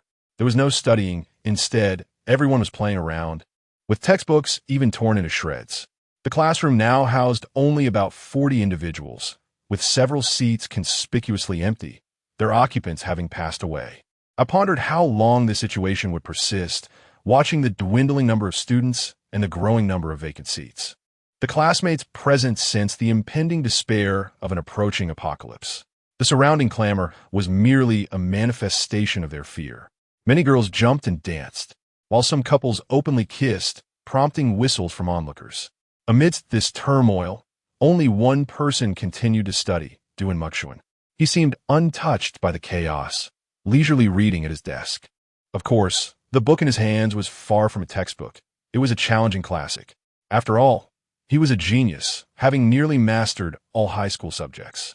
Muxuan, why aren't you joining us in our revelry? Wang Wu sauntered over, his arm around Feng Chunchun, casting a defiant glance at Muxuan. His handsome visage remained unchanged. He calmly remarked, I have no interest in engaging in such meaningless activities. Don't say that. If you want to play, let's play together. How about borrowing my girlfriend? Wang Wu said, wrapping his arm around Feng Chunchun's waist with an air of triumph. Upon hearing Wang Wu's words, Feng Chunchun did not take offense. Instead, she gazed at with gentle eyes. Not interested, he replied indifferently, then turned his attention back to the book in his hands. A flicker of anger surfaced in Wang Wu's eyes, yet he chose not to confront and merely scoffed before turning to leave. The classroom descended into chaos, prompting even Li Mofin to become restless. He joined a few boys at the back in a game of chess. I decided to join them as well. The surrounding boys and girls looked at me in surprise, exclaiming, Zhang Wei, are you going to play too? Yes, I nodded and began to play chess with a girl. After experiencing the brutal game of Death Beast chess, chess seemed trivial in comparison. I effortlessly overwhelmed several boys, leaving them in disarray. Zhang Wei, you are truly impressive. If I ever find myself in a death game again, you must help me, one girl flattered. No problem, I replied directly, feeling a swell of pride within. Our class had thus far endured 3 death games: Death Rock Paper Scissors, Death Beast Chess, and Death No Passing. Aside from, I could confidently claim to have participated in the most death games. As an individual well-versed in gaming experiences, I am undeniably a person that my classmates cannot afford to offend, for I possess the ability to guide them toward survival. Zhang Wei, who is more formidable? You or Muxuan? Inquired a girl beside me, her gaze firmly fixed upon me. Her question drew the attention of those around us, all eyes converging on my figure. I had never engaged in a comparison with him, and thus no one truly knew the answer. However, I assuredly stated that I would not be defeated. After a moment of hesitation, I settled on this response. Though I bore no fear of Muxuan, the thought of him as my adversary was undeniably troublesome. He represented the greatest threat within our class, a feeling that even Wang Wu had never instilled in me. A premonition lingered within me, suggesting that a confrontation between us was inevitable. Yet, until I possessed unequivocal confidence in my victory, I was resolute in my unwillingness to engage in a contest with Muxuan, for his penetrating gaze exuded an aura of formidable challenge that was truly daunting. My words elicited a heightened admiration from those surrounding me, leaving me in a state of exhilaration. During evening study hours, I boldly opted to skip class, taking Li Mofin with me to a computer repair shop. Sir, I would like to have this disc repaired, I said, producing the disc I had taken from Chun Feng's room. The proprietor, a middle-aged man, accepted the disc and furrowed his brow slightly, stating, this has suffered physical damage, and it is quite severe. Repairing it will be quite difficult, no matter the cost. I assure you, I will pay, I replied hastily. This disc held immense significance. If it could be restored, it might very well lead me to the truth. Well, I won't ask for much. How about 18,000? The boss pondered for a moment before slowly responding. What? 18,000? Are you jesting? A new disc only costs a few hundred. Before I could utter a word, Li Mofin beside me could no longer contain his thoughts. There's no choice. The disc is damaged to such an extent. The cost of repair is exorbitant. I suggest you purchase a new one. It would be more economical than attempting to fix it, the boss earnestly advised. But the data inside the disc is crucial to us, I exclaimed, my anxiety evident. There's nothing to be done. Repairs are simply that costly, the boss shrugged. Ultimately, we were unable to reach an agreement, and I could only return home with the disc in hand. The empty house felt particularly dark and desolate. I turned on the light and sat on the bed, helplessly tossing the damaged disc aside. As I lay on the bed, just as I was about to catch my breath, a sudden pain pierced through my chest. A burning sensation enveloped my heart, causing me discomfort. Oh no, is it happening again? I lamented as I lifted my shirt. Chapter 57. The loss of the most important thing from a young age. I have been plagued by a peculiar ailment that has accompanied me throughout my growth. Despite numerous examinations, even the hospital could not discern its origin. At times, an inexplicable pain would seize my chest, rendering me nearly incapacitated. Although this torment has gradually diminished with age, it still resurfaces occasionally. I remain oblivious to the true nature of my affliction, and even when I inquire with my father, he remains reticent. Gradually, I have learned to disregard it entirely. The discomfort in my chest is merely a slight ache, not yet unbearable. The suffering persists. After a full hour, the pain finally subsided, allowing me to breathe a sigh of relief as I opened my phone to converse with Guanyao. "Are you there, Guanyao?" I typed. "I am," came her swift reply. "I sincerely apologize for today's events," I hastily expressed. "It's nothing. After all, boys can be quite revolting," Guanyao retorted, her irritation evident. "How is Kang Xin faring?" I quickly redirected the conversation, anticipating her ire. "What else can be said? He is now emotionally stable and has received treatment," Guanyao informed me. "Oh, Zhang Wei, why are the students in our class so despicable? I strive to save them, yet they respond in this manner." Guanyao voiced her dissatisfaction. "It would be prudent for you to abandon such notions. You're not their savior," I replied. This time, Guanyao did not respond to me, indicating that she too was lost in contemplation. I set my phone down and turned away to sleep, for tomorrow would bring new voting opportunities, and I needed to conserve my energy. The following day, I arrived in the classroom to find that my classmates had all come early. Not a single one was late. However, this had become quite the norm. No one in our class dared to arrive tardy anymore. Seated at my desk, I noticed Li Mofin engaged in animated conversation with a girl named Lin Yichu. Though not conventionally beautiful, she possessed a petite charm. Li Mofin appeared to be quite engrossed in their discussion. Upon seeing me approach, he turned his head, greeting me with a casual boss. I nodded in acknowledgement, casting a glance at Lin Yichu before indifferently averting my gaze. Undeterred, Li Mofin continued to chat with Lin Yichu, eliciting from her a series of melodious giggles. It seemed that Li Mofin harbored a fondness for her, and she reciprocated his feelings. Watching their display of affection left me feeling somewhat speechless. Yet, to be fair, there were only a few single boys in the entire class, and now even Li Mofin had found his target. It appeared that I was destined to remain solitary. However, in this precarious environment where death could strike at any moment, I had little interest in squandering time on romantic pursuits. With that time, I would be better off uncovering the truth and swiftly extricating myself from the clutches of impending doom.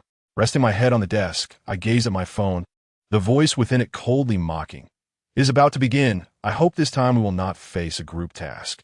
Others were also eagerly anticipating the emergence of the vote. Even Wang Wu was anxiously embracing Feng Chunchun, glancing at his phone with trepidation. The class bell soon rang. Yet the teacher had yet to arrive.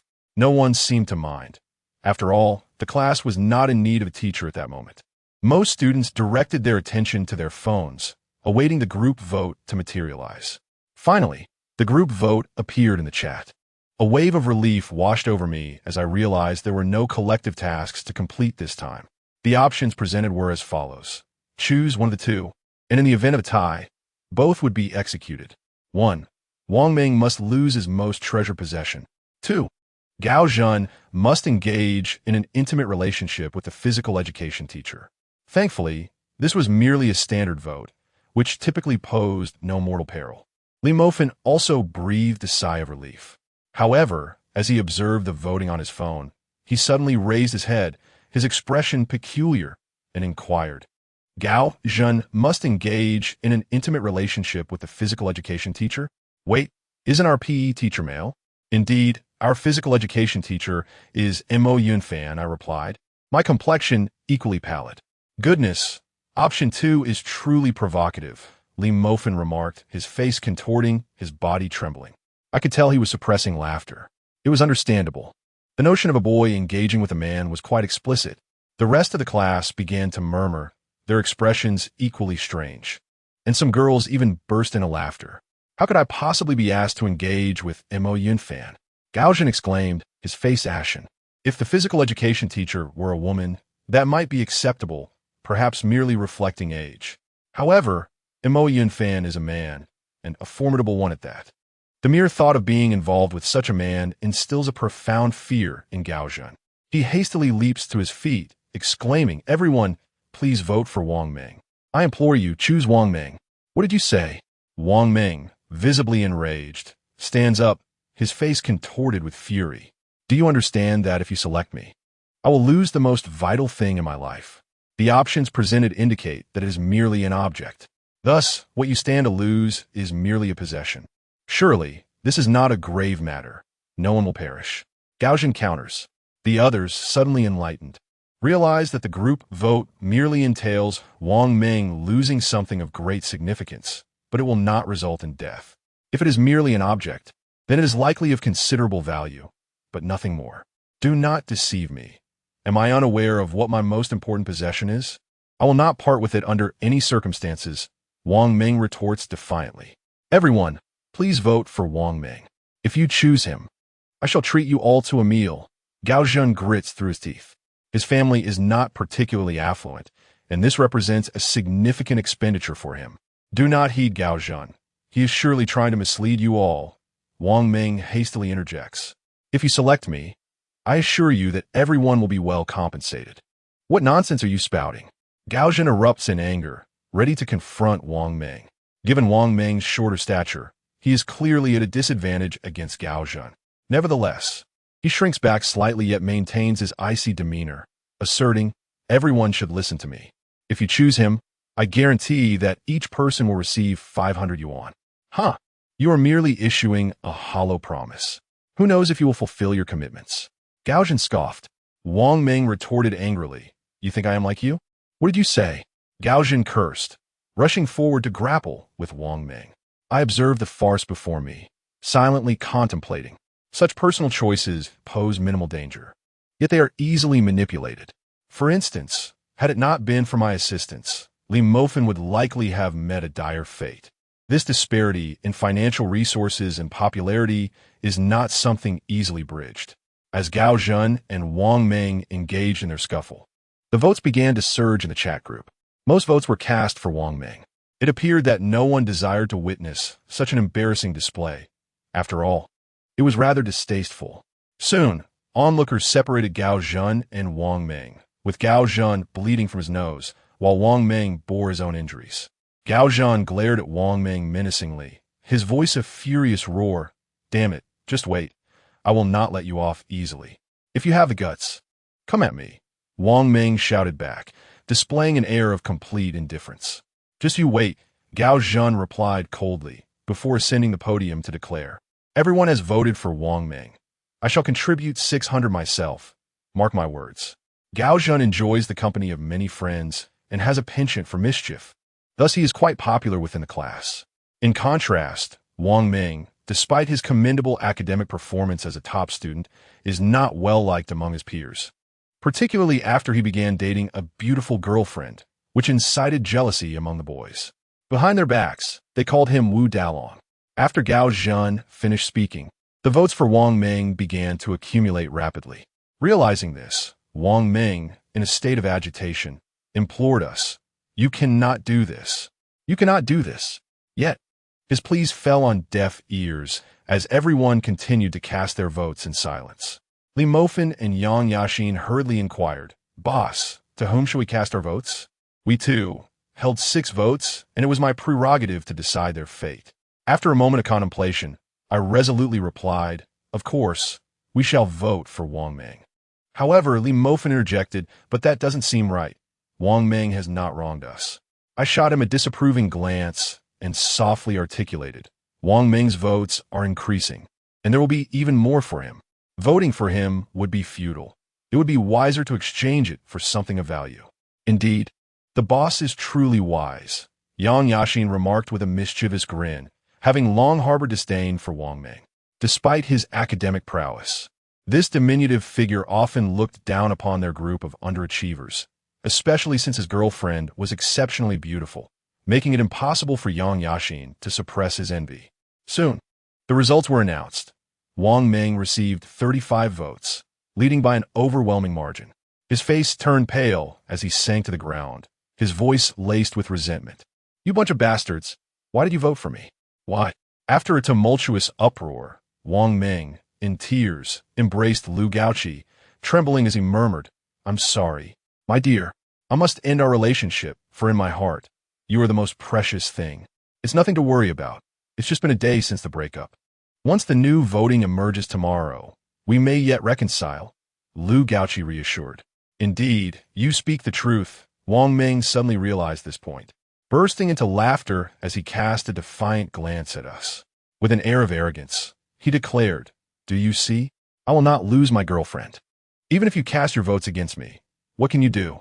Lu Gaoqi's words rang true. If a breakup were to occur, then once the voting takes place tomorrow, today's actions should become void. "It seems Wang Ming need not worry about his fate," Li Mofen remarked. "No, quite the contrary.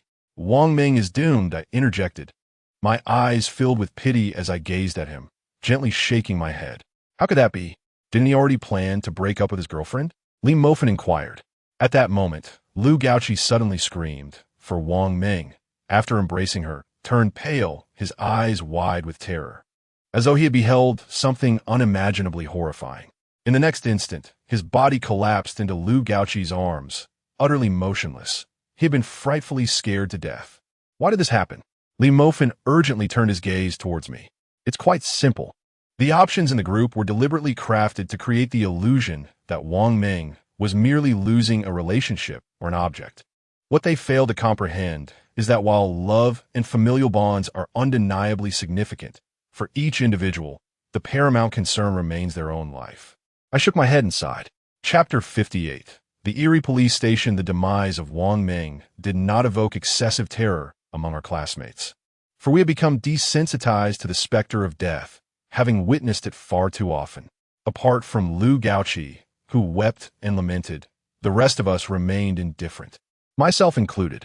I gazed numbly at Wang Ming's lifeless form, devoid of any emotion.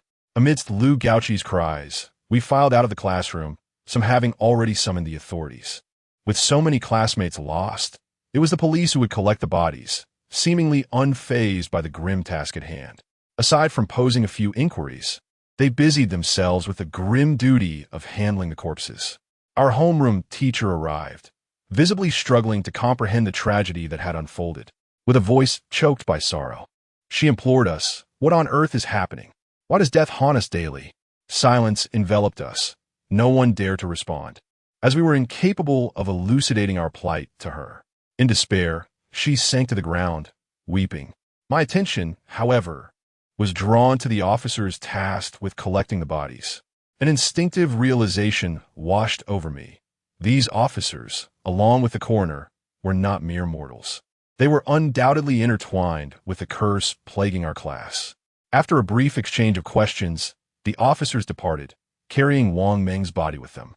Once they were gone, I hastily urged Yang Yaxin and Li Mofen to follow. We hailed a taxi, and my heart sank suddenly, as it seemed the truth had become evident. These policemen were deceased, and only we could perceive them. Though the reason eluded me, an unsettling fear began to take root within. "Very well, I shall instruct you on the way. Simply follow my directions," I said to the driver from the passenger seat. He acquiesced, steering the vehicle toward the suburbs as per my guidance. In the distance, 4 police cars were in motion, apart from the initial few.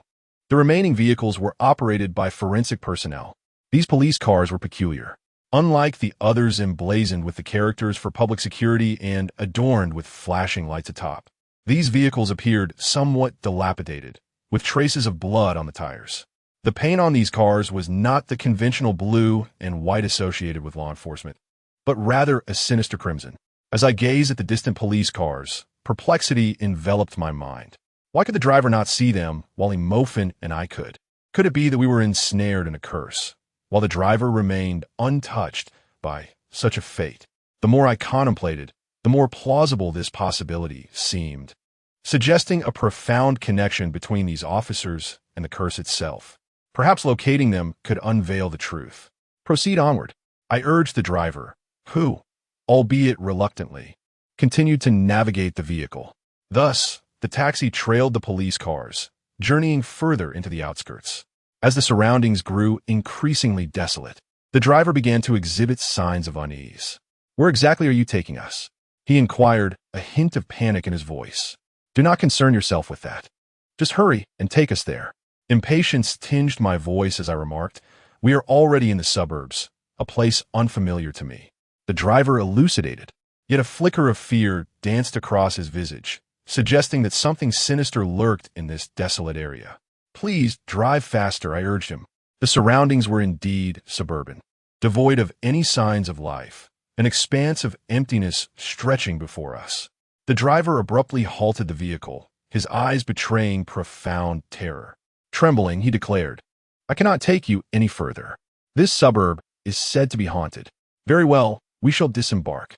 Yang Yashin, you pay," I turned to say, subsequently stepping out of the car. Li Mofin and Yang Yashin followed suit, and the taxi sped away as if it had seen a ghost. As I suspected, we were once again near the fateful police station where we had encountered death. I surveyed the surroundings and reflected on our previous escape from that station, teeming with the deceased.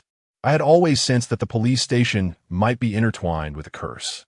However, while the memory lingered, the details of our departure had faded into obscurity. "Let us proceed. This area holds significance," I asserted, eyeing the vicinity. Li Mofin and Yang Yashin nodded nervously, and the three of us cautiously made our way toward the police station. Despite the daylight, an eerie chill enveloped the air, rendering the place desolate.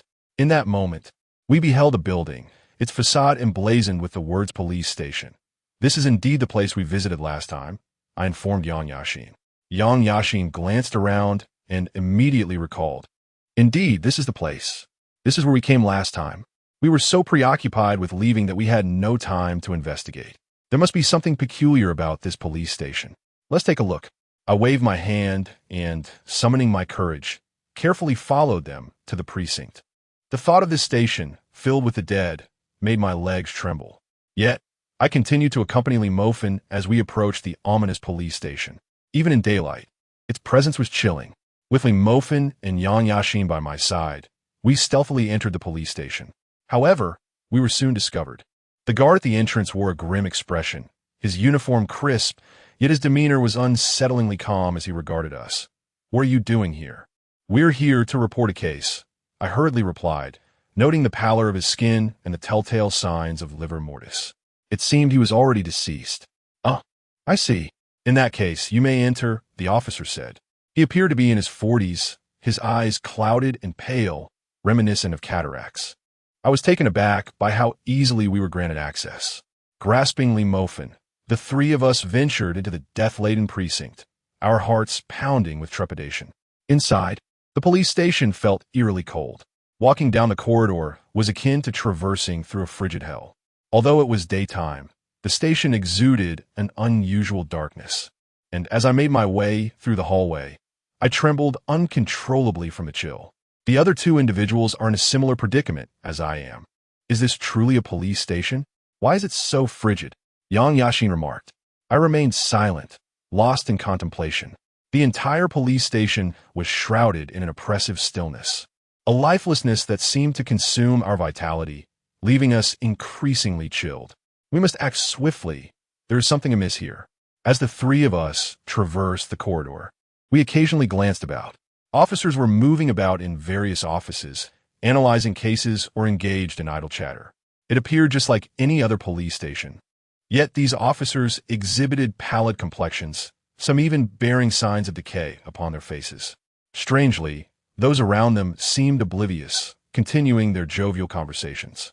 It seems my suspicions were not unfounded. A calamity must have befallen this station, leading to the demise of its personnel.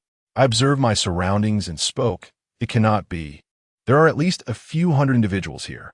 If they were all dead, it would surely send shockwaves throughout the nation." Yang Yashin responded incredulously. "Indeed, that is several hundred lives," Li Mofin concurred, his expression suddenly shifting to one of alarm. "Boss, could it be?" I grasped his implication, pondering whether this police station was cursed, much like our classroom, resulting in the demise of all its inhabitants, which would explain the lack of awareness. I spoke calmly, however. "We cannot yet ascertain whether such a scenario exists. Nonetheless, the possibility cannot be dismissed." As we continued down the corridor, the surrounding officers occasionally cast glances in our direction, yet none approached us to inquire. They were all quietly engaged in discussion, while I found myself engulfed in a profound sense of unease.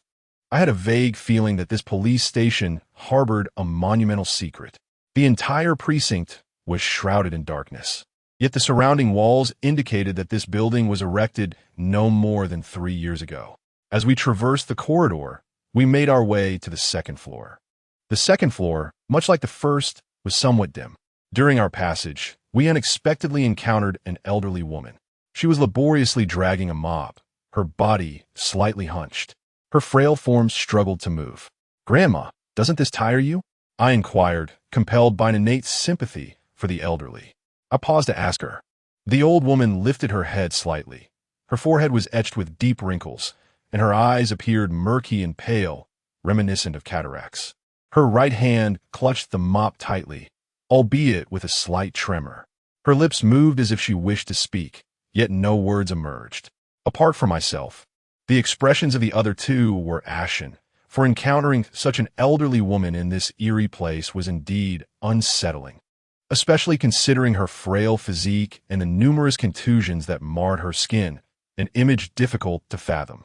"Boss, let us go," Li Mofin stammered, retreating from the old woman, and Yang Yashin mirrored his actions. However, to my surprise, I stepped forward and grasped the old woman's hand. Her hand was chillingly cold, sending a shiver through me. Nevertheless, I spoke, "Regardless, please take care of yourself." After uttering these words, I released her hand and prepared to depart with Li Mofin. At that moment, the elderly woman spoke, her voice raspy and laden with dryness. "If you find yourselves in peril, seek refuge in the room marked by a red symbol." "I understand.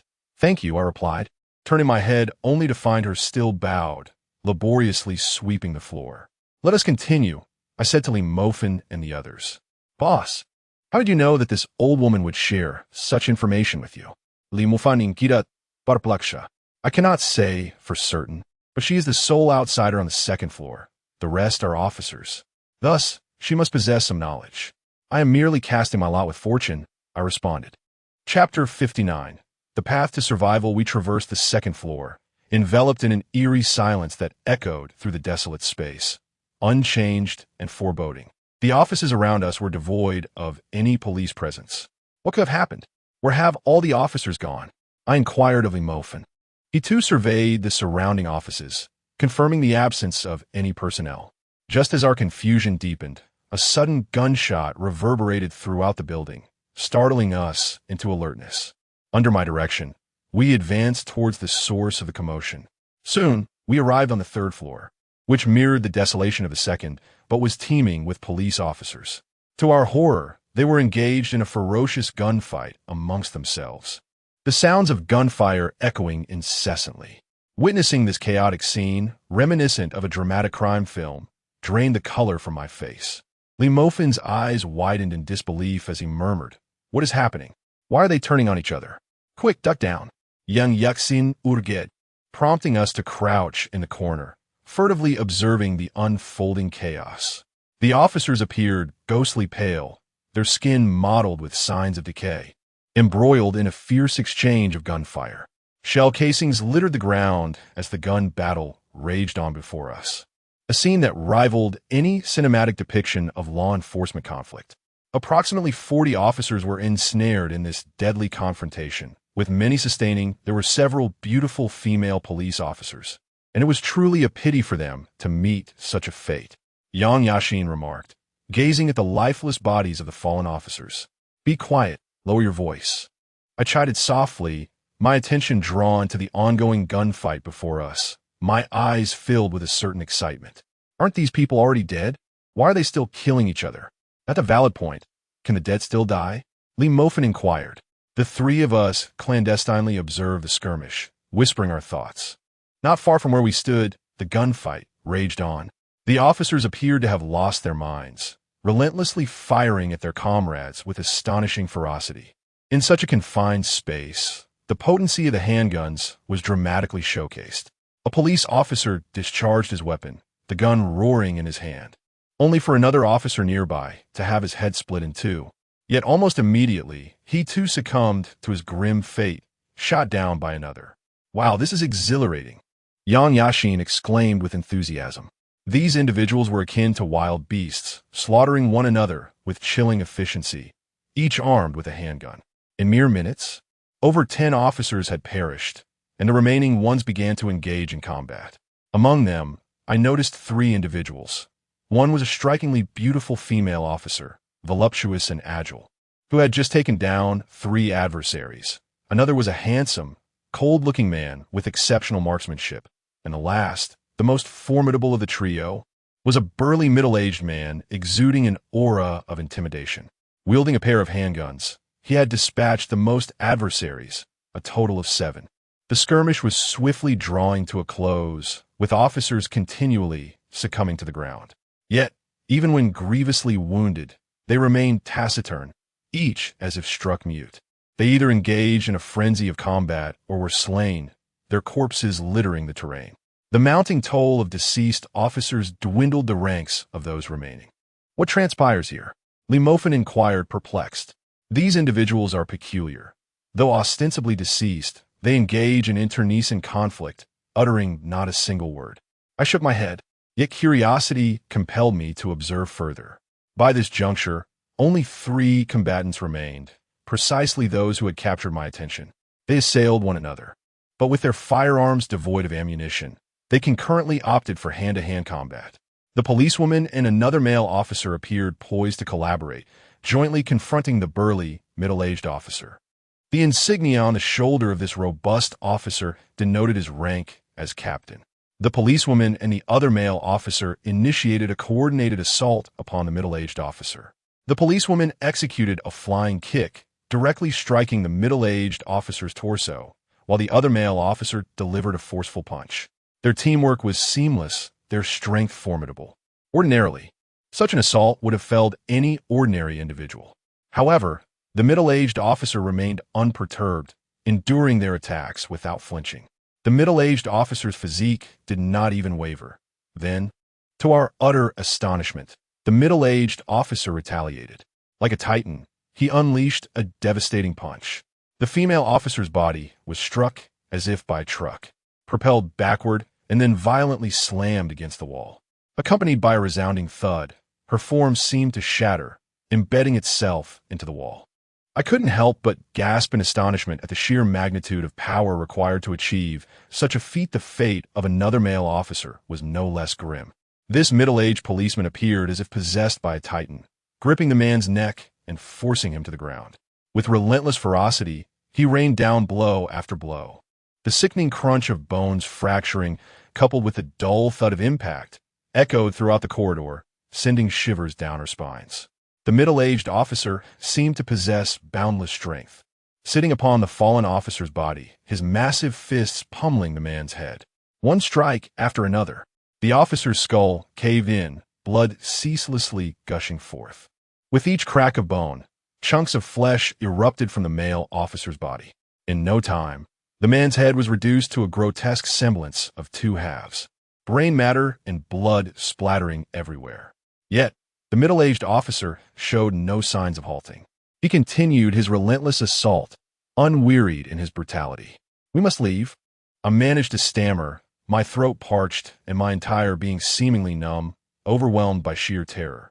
Limofin and Yang Yashin share my plight. We stood transfixed, as if enchanted, watching the middle-aged officer dismember the fallen policeman, witnessing the gruesome scene of disarray on the floor, limbs scattered about. Soon, the male officer turned his head, seemingly aware of our presence. When he turned to gaze upon us, we were all rendered speechless. Was this truly a human? Purple veins crisscrossed his face like a grotesque map, his eyes filled with an icy malice. His entire body was riddled with swollen veins, making him appear immensely formidable, akin to a monstrous entity. Without a moment's hesitation, I seized Limofin's hand and dashed away, with Yang Yashin hurriedly following in our wake. The 3 of us sprinted downwards, our minds consumed with the singular desire to escape. Any notion of investigation had evaporated. However, upon reaching what we thought was the ground floor, we were astonished to discover that we were still on the 2nd floor. Behind us, the thunderous roar of a middle-aged policeman echoed, a sound reminiscent of a hellish inferno, so powerful that it reverberated throughout the entire building. "Everyone follow my lead." Do not falter, I urged calmly. This treacherous staircase posed no significant challenge for me. As long as one comprehended its rhythm, exiting would be a mere trifle. Li Mofin and Yang Yashin complied with my instructions, and we descended to the first floor. It was then that we realized the main entrance had been sealed. I pounded frantically on the door, my voice laced with urgency. This is hopeless. We cannot escape. In a moment of desperation, Yang Yashin grabbed a nearby fire extinguisher and hurled it against the glass. Yet no sign of shattering appeared, regardless of how forcefully it was struck. The roaring behind us grew ever closer, prompting me to rush to the guard station and implore the officer, "We need to leave. Please, let us out." As I entered, the notion of escape became futile. The officer slowly turned his head from his seat, revealing a gruesome gash in his neck, his head precariously dangling from his shoulder. A sinister smile adorned his face, and his gaze pierced through me, reminiscent of a lifeless corpse. Infuriated, I delivered a swift kick, sending his body sprawling. I then burst out of the communication room, addressing the two panicked individuals. "We cannot remain here. We must ascend to the upper floors." "But there is that monster above," Yang Yashin exclaimed in distress. "We could take the alternate staircase," I responded. "We have no other choice. If we linger here, we will be at the mercy of that creature when it descends upon us." "What if we reach the upper floors?" Li Mofin inquired. "We must seek out the room described by the old woman, the one marked with red symbols." "It may hold our salvation," I murmured. Our situation was dire. The entire building was sealed, and all exits had vanished. Without a plan, death awaited us. The police station comprised at least 5 floors, and surely one of them bore the red-marked door. "There is no alternative. We must proceed," I concluded, leading the two of them toward the alternate staircase. The building was teeming with officers, who remained indifferent to our escape, yet trembled in fear at the sight of the middle-aged officer. As we ascended the stairs, a thunderous roar erupted behind us. I swiftly turned my head, only to behold a middle-aged police officer charging toward us. His upper body was grotesquely muscular, towering at an astonishing 2 meters. This was my first encounter with such a formidable creature, instilling me with sheer terror. We hurriedly sprinted forward, while the imposing officer relentlessly pursued us. Despite his massive physique, he moved with alarming speed. We continued to ascend the staircase, with the officer hot on our heels, closing the gap between us with each passing moment. "Run!" I shouted frantically, as the colossal shadow loomed ever closer. Our trio was fatigued, having exhausted our strength in this frantic escape, while the officer, seemingly tireless, continued his relentless chase. I realized that if we did not devise a plan, our fate would be sealed.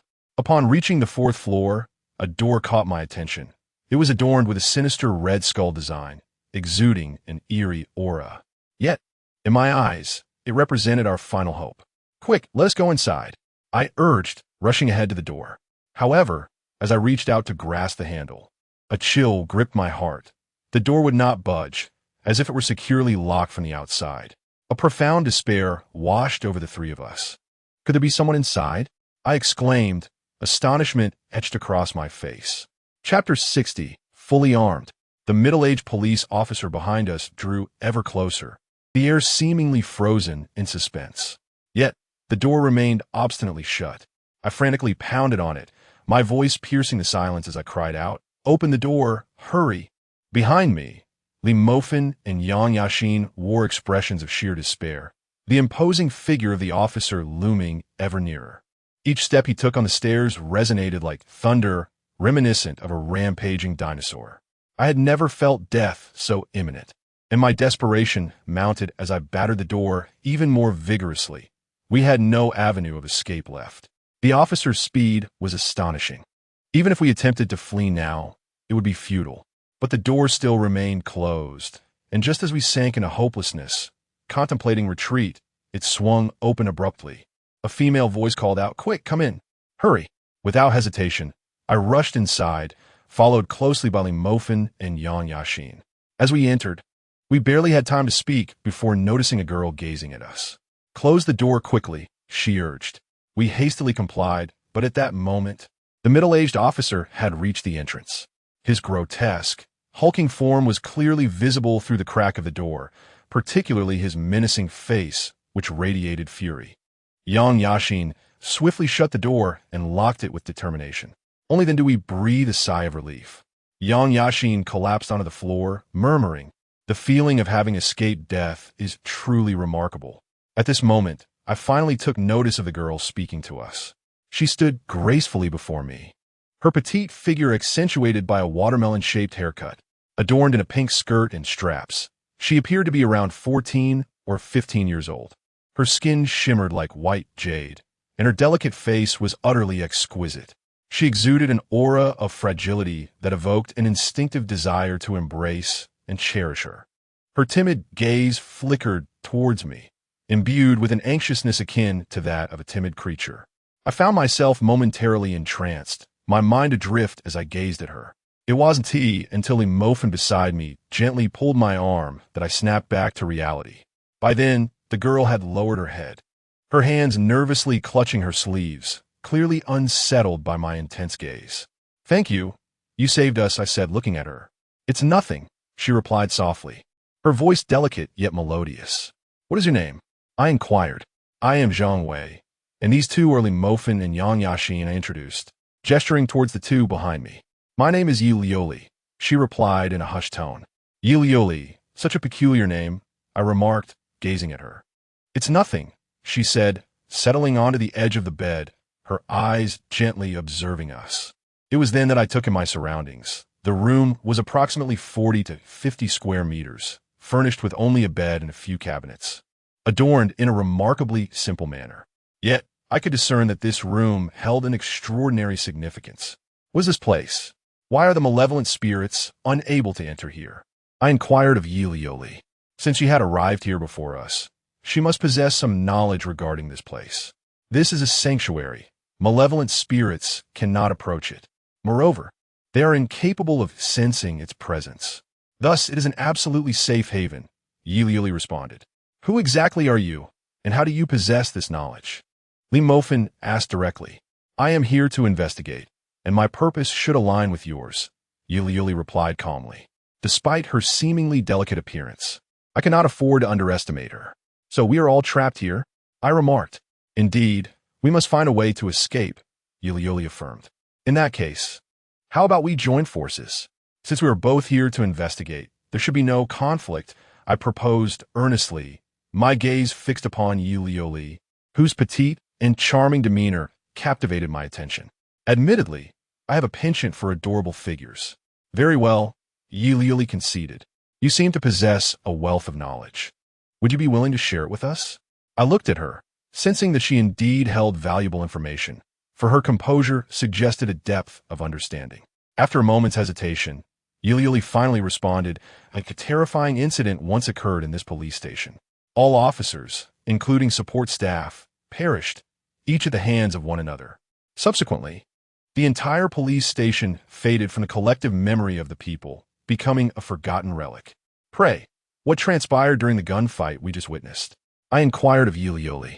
The deceased in the police precinct seemed to perpetually relive past events. It is almost a daily occurrence for a gunfight to erupt. Those who have perished are not truly dead. They continue to resurrect. "Such events will transpire again on the morrow," Yi Lioli replied with tranquility. Indeed, my suspicions were confirmed. What we had observed was merely a reenactment of a prior game. This implies that the last survivor was none other than the captain. Yet he too is transformed into a monster. It appears that the entire police station has met its demise, leaving no survivors. I conducted a calm analysis. Yet the more I pondered, the more peculiar the situation became. According to my deductions, the captain should have been the sole survivor of the precinct, and now he too has succumbed. Thus, there exists not a single survivor. "No, there is a survivor," Yi Lioli asserted. Suddenly, a thought struck me, and I exclaimed, "Could it be the elderly woman on the second floor? But she has already passed away. She died after that incident. Her spirit is merely bound to this police station. She is indeed the sole survivor," Yi Lioli explained. "How do you know this so definitively?" I couldn't help but ask. "Because that old woman is my kin," Yi Lioli replied, her eyes dimming with sorrow. "Ah, I see. I'm truly sorry," I murmured, lowering my gaze. "It is of no consequence," Yuli said softly, her demeanor remarkably composed despite her youthful appearance, exuding an air of indifference. Throughout our conversation, her expression remained devoid of fear or trepidation. "We cannot possibly remain here for a lifetime. We must find a way to escape." I surveyed the cramped room around me, nearly devoid of anything substantial. It was imperative that we devise a means to venture outside. However, the thought of potential dangers lurking beyond the door filled me with trepidation. Fortunately, there were several cabinets within the room, and I began rummaging through them with determination. Given that this place was referred to as a sanctuary, perhaps it concealed the items we desperately sought. Upon opening one of the cabinets, my expression transformed into one of exhilaration. The shelves were brimming with firearms. Most notably, there were numerous 97-style 18mm riot guns, along with bulletproof vests and ammunition. "Wow, firearms!" Yang Yashin exclaimed with delight, while Li Mofin rushed over, equally thrilled. For any man, firearms possess an irresistible allure, and for us they are undoubtedly miraculous instruments. With a sense of pride, I seized a riot gun from a cabinet. The sleek, black weapon was imposing, exuding an air of formidable power. Holding in my grasp filled me with an exhilarating rush. Gazing down the length of the barrel, I felt confident in my ability to obliterate any obstacle that stood before me. "Ha! With these, the police outside are nothing but a mere nuisance," Yang Yashin proclaimed triumphantly, clutching a 97-style riot gun. Even Li Mofin swayed with glee, basking in our newfound power. "Here is the manual. Let us all take a look." I tossed a manual into the air, inviting participation. I then donned the bulletproof vest, while Yuli stood in a daze, her voice softly breaking the silence. "These firearms are only effective against the police. They are of no use against true malevolent spirits. Regardless, I resolved to eliminate the evil spirits first." I triumphantly grasped the riot gun in my hand and secured a few revolvers at my waist. Li Mofin and Yang Yashin also equipped themselves in a similar fashion. To my surprise, the cabinets in this refuge contained an abundance of supplies, thousands of rounds of ammunition alone. I slung a belt of bullets across my waist, feeling akin to Rambo. Li Mofin and Yang Yashin hastily donned their gear: revolvers, magazines, and bulletproof vests, each piece fitting seamlessly onto their bodies. Soon, we stood fully armed before Yuli. "At last, I've longed for a gunfight," Yang Yashin declared proudly. I turned to Yuli and asked, "What is wrong? Why aren't you wearing a bulletproof vest?" "Such things are ineffective against spirits. They only defend against ordinary physical attacks," Yuli replied, shaking her head. "Nevertheless, you should wear one. It might prove useful," I suggested, handing her a vest. She glanced at it and ultimately decided to put on. Standing before her, I admired her jade-like neck and delicately exquisite face, marveling at her undeniable beauty and charm. Especially her demeanor, fragile and gentle, evoking a sense of pity. Soon after, I turned my gaze, adopting a serious expression. "All right, everyone prepare to head out. Is everyone ready?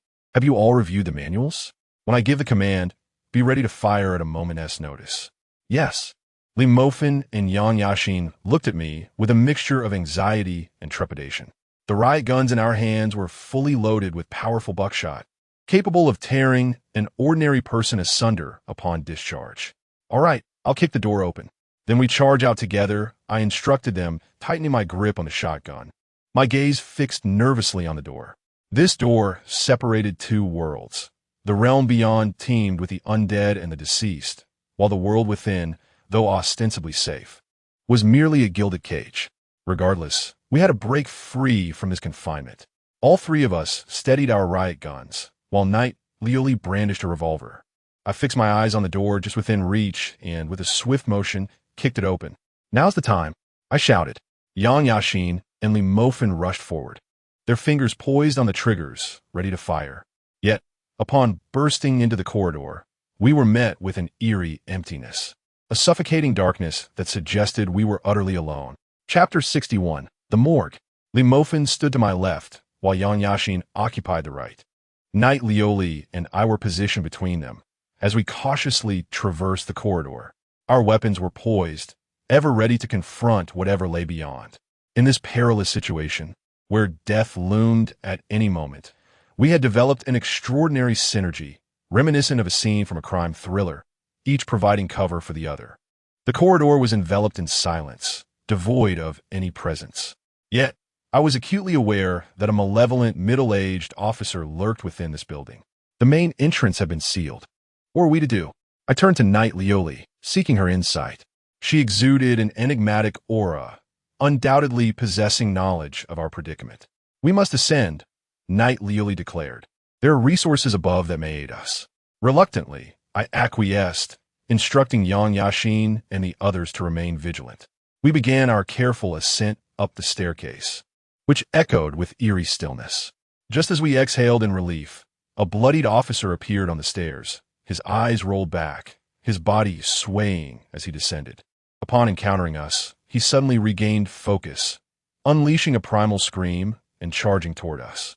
Despite my confusion regarding his aggression, there was no time to ponder. Yang Yashin, overcome with tension, squeezed the trigger of his weapon. Naturally, as it was his inaugural experience firing a gun, the shot went astray. However, the thunderous boom of the shotgun reverberated through the corridor, shattering the silence.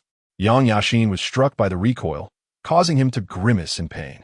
In that moment, I rushed forward, witnessing the grim visage approaching us. I extended my hand, firmly grasping the riot gun, and aimed it directly at the officer with unwavering resolve. Without a moment's hesitation, I pulled the trigger. The tremendous recoil left my arm tingling, my body swaying backward.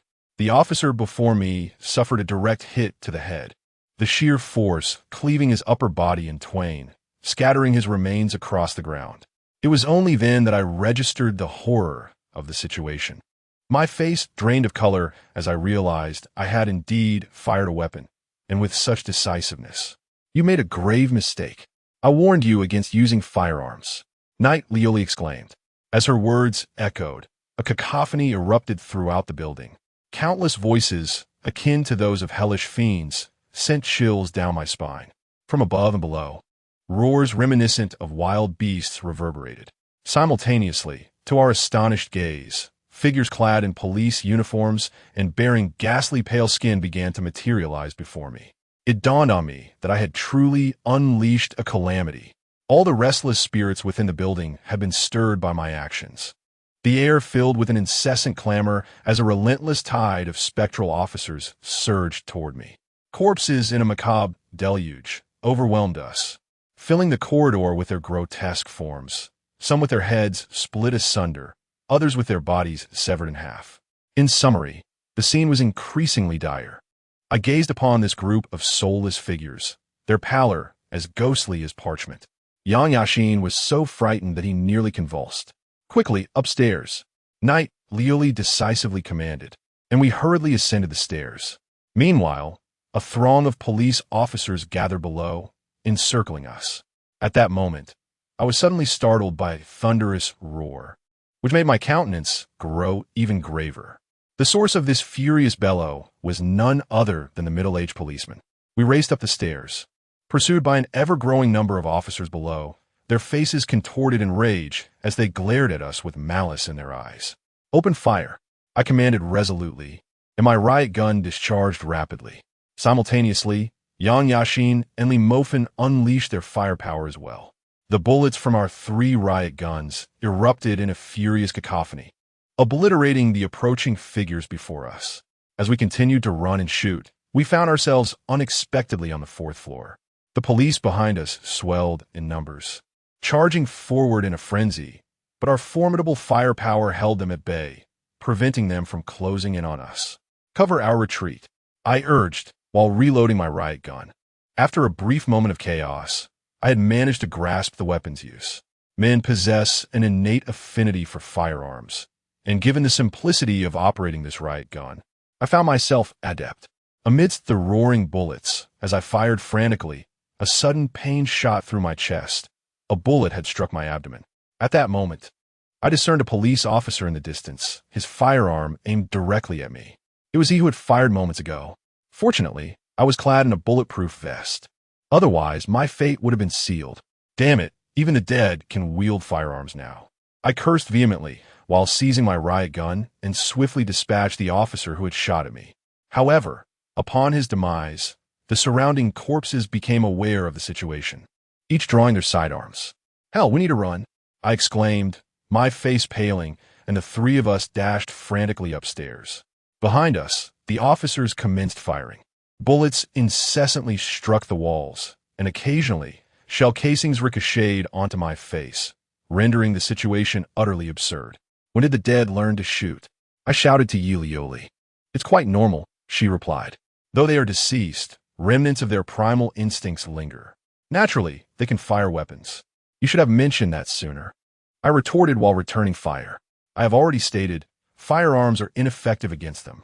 They merely produce louder sounds, drawing their attention, Yulioli explained. Very well, I conceded, desperately firing while reloading. In the liminal space between life and death, our potential surged, enabling us to load and fire with remarkable speed. Boss, I'm out of bullets, Lee Mofin announced. Here, I tossed a few rounds to him. The riot gun employed special ammunition, necessitating the removal of the casings for reloading. My gun is jammed, Yang Yashin exclaimed anxiously, having fired several shots, only to discover that he could not pull the trigger at all. Just throw it away, I declared decisively. But this is my equipment, Yang Yashin replied reluctantly. I swiftly delivered a slap to his face, reprimanding him loudly at a time like this. Do you think this is a game? People can die. Yang Yashin was momentarily stunned, then resolutely discarded the riot gun he held. Step back, I suddenly commanded, pulling out a grenade. The three of us then hurriedly ascended to the 5th floor.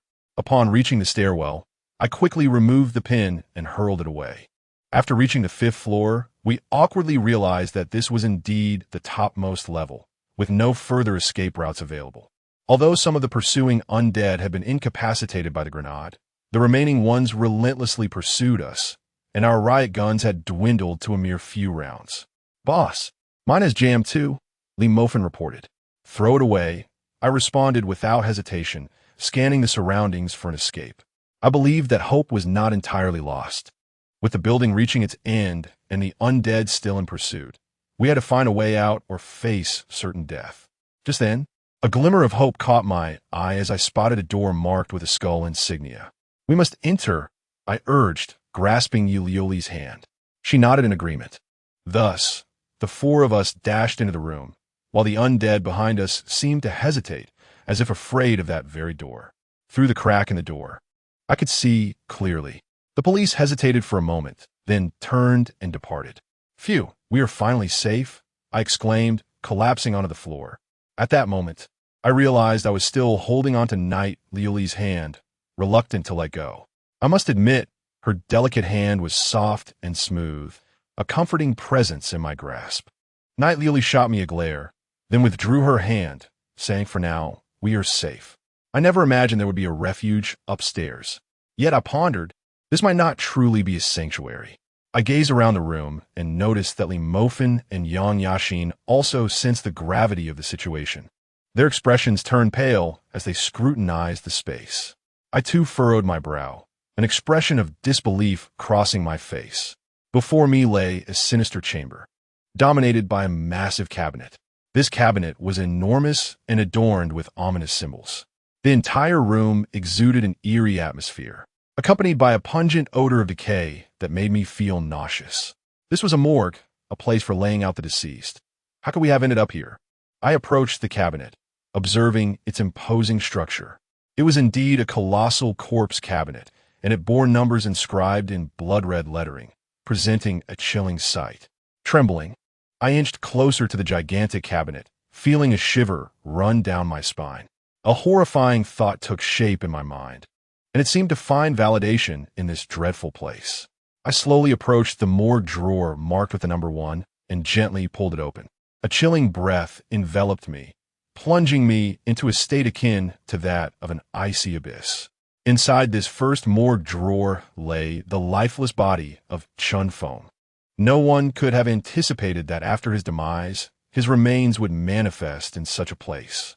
Chun Feng's body was remarkably preserved due to the cold, save for his pallid complexion and the blood that marred his neck. Aside from these, there were no significant injuries. Why? I pondered, would Chen Feng's corpse be found here? As I contemplated the implications of his being in drawer number 1, a terrifying thought struck me, prompting me to hastily pull open the adjacent drawer marked with the number 2. As the second drawer slid open, the sight of the frozen, lifeless body within caused my complexion to change drastically, leaving me feeling weak and unsteady. Chapter 62. Predicament. The second drawer contained the lifeless body of Li Yuxuan, a sight far more harrowing than that of Chen Feng. Her head was grotesquely severed in two, and her body was drenched in blood. Coupled with the frigid air, it sent chills racing down my spine. Trembling, I extended my hand and pushed the chilling freezer back into the corpse cabinet, finally exhaling in relief. Meanwhile, Li Mofin and Yang Yaxin stood beside me, their faces drained of color. "Boss, what on earth is happening? How could the corpse of our classmate be here?" Yang Yaxin exclaimed in disbelief. In a fit of impulsiveness, Li Mofin began to open drawer after drawer. The third drawer revealed Suya, her body marred by countless wounds. Her skin an eerie pallor. Rigor mortis had already set in. Upon seeing Suya's lifeless form, Li Mofin teetered on the brink of madness, his voice a cacophony of terror. "What is going on? Suya is here too. What comes next?" Without hesitation, he lunged toward the fourth drawer. In that moment, a dreadful realization dawned upon me. I swiftly grasped Li Mofin's hand, desperate to halt his reckless advance. It was too late. The drawer had already creaked open slightly. From the narrow gap, a pale hand emerged, one that did not belong to any human being. Its skeletal structure was nearly bare, with only a thin layer of flesh clinging to the bones, rendering it utterly repulsive. As this grotesque hand slithered out from the crevice, the pallor of fear washed over us all. "Quick, stop her!" Knight Liuli cried out urgently. "If she escapes, it will be disastrous." Even without her words, I understood the gravity of our predicament. It was abundantly clear to all of us who resided within the fourth drawer. If she were to escape, I would be doomed. I hurriedly extended my hand to push the drawer, attempting to close it. However, the fingers protruding from the gap rendered my efforts futile, no matter how much strength I exerted. Finally, in a fit of desperation, I delivered a forceful kick to the hand that intruded upon the opening, while Li Mofin swiftly pushed from his side. Eventually, the hand began to withdraw, and the drawer was finally shut. Phew, that was terrifying. It would have been disastrous if she had emerged. Yang Yaxin, pale-faced, remarked, casting a fierce glare at Li Mofin. Li Mofin appeared somewhat embarrassed, yet refrained from saying anything. It was Knight Liuli who spoke up. "It seems this place is not a refuge, but rather a repository for corpses. These bodies belong to our classmates." I gazed at the vast mortuary, noting that the cold storage unit alone measured an impressive 5 to 6 meters. The entire space felt exceedingly expansive. Staring at the cold storage unit before me, an absurd thought crossed my mind. How many people does this unit truly contain? Wasn't Chen Feng's body taken by his parents? How could it possibly be here? Li Mofin inquired, looking at the first cabinet. "I don't know, but the tragedy that befell our class remains unknown to the outside world. Perhaps it is inextricably linked to this precinct," I replied, my gaze fixed on the cold storage unit. Indeed, each time a classmate dies, a patrol car arrives. Yet they do not engage in any investigation. To date, there has been no progress in the case. They may very well be complicit, Yang Yaxin realized, his expression shifting to one of understanding. Indeed, the connection between the police and the curse plaguing our class is undeniable, I remarked to Yang Yaxin. At that moment, I noticed that the nearby Yi Liuli's expression shifted upon hearing the mention of the class curse, though she quickly regained her usual composure. I opened the first drawer containing Chen Feng's lifeless body, suppressing my fear as I began to search him. "What are you doing, boss?" Yang Yaxin inquired, a look of confusion on his face. I continued to endure the coldness in my hands as I whispered, "Chen Feng's phone is missing. It might very well be on him." As I spoke, I rummaged through Chen Feng's pockets, hoping to find the phone. The class curse originated from the group chat, and to dissolve it, we must locate Chen Feng's device. If we could disband the group, we would successfully free ourselves from the curse. With Chen Feng's phone, we could either dissolve the group, or, even if we chose not to, I could still delete the group voting. In essence, Chunfeng's phone had become an essential tool. Yang Yaxin soon grasped the situation and began searching alongside me. However, despite our thorough examination, I found no sign of phone on Chunfeng's person, which left my heart heavy with despair. It appeared that someone had taken Chunfeng's phone. The question now lingered. Who possessed it? Slowly, I closed the drawer containing Chunfeng's body, my mind swirling with uncertainty. Chunfeng was the group leader and the initiator of the voting process. Yet he was now deceased. Someone was undoubtedly exploiting his privileges, and that person was, without a doubt, the mastermind behind it all. As the drawer of the morgue closed, the clouds of uncertainty in my heart deepened. Chunfeng's body had been discovered, yet his mobile phone was missing. Coupled with the diary found in his room and the damaged computer, a chilling truth seemed to loom ever closer. Yet, I was unable to grasp it, nonetheless. It was evident that Chunfeng's demise appeared to have been predetermined. It seemed that all members of our class, upon their death, were subsequently transported to this place. Clearly, what I had witnessed was merely the tip of the iceberg. Yuli stood beside me, calmly surveying the bodies. She appeared unperturbed by the morgue, her gaze sweeping across the vast space filled with cabinets, presumably intended for the storage of corpses. If my assumptions were correct, this precinct existed solely to manage the remains. These officers were responsible for the aftermath, I observed aloud. Indeed, each time a classmate perished, they would take charge of the arrangements. Initially, we considered this a given. After all, they were law enforcement. We dared not approach the bloodied corpses. Yet, it was becoming increasingly clear that their role was strictly to handle the aftermath. Yang Yaxin remarqued. What are you speaking of? Yi Liuli inquired. This does not concern you. I am more curious about your purpose for visiting this precinct, I replied, studying Yi Liuli. She was immaculate, her features exquisitely charming, yet there was an enigmatic, almost surreal quality about her. Me? I am merely here to see a relative. Yi Liuli responded. Is that truly the case? I fear that may not be the whole truth. I gazed intently at Yi Liuli, hoping to discern something within her eyes.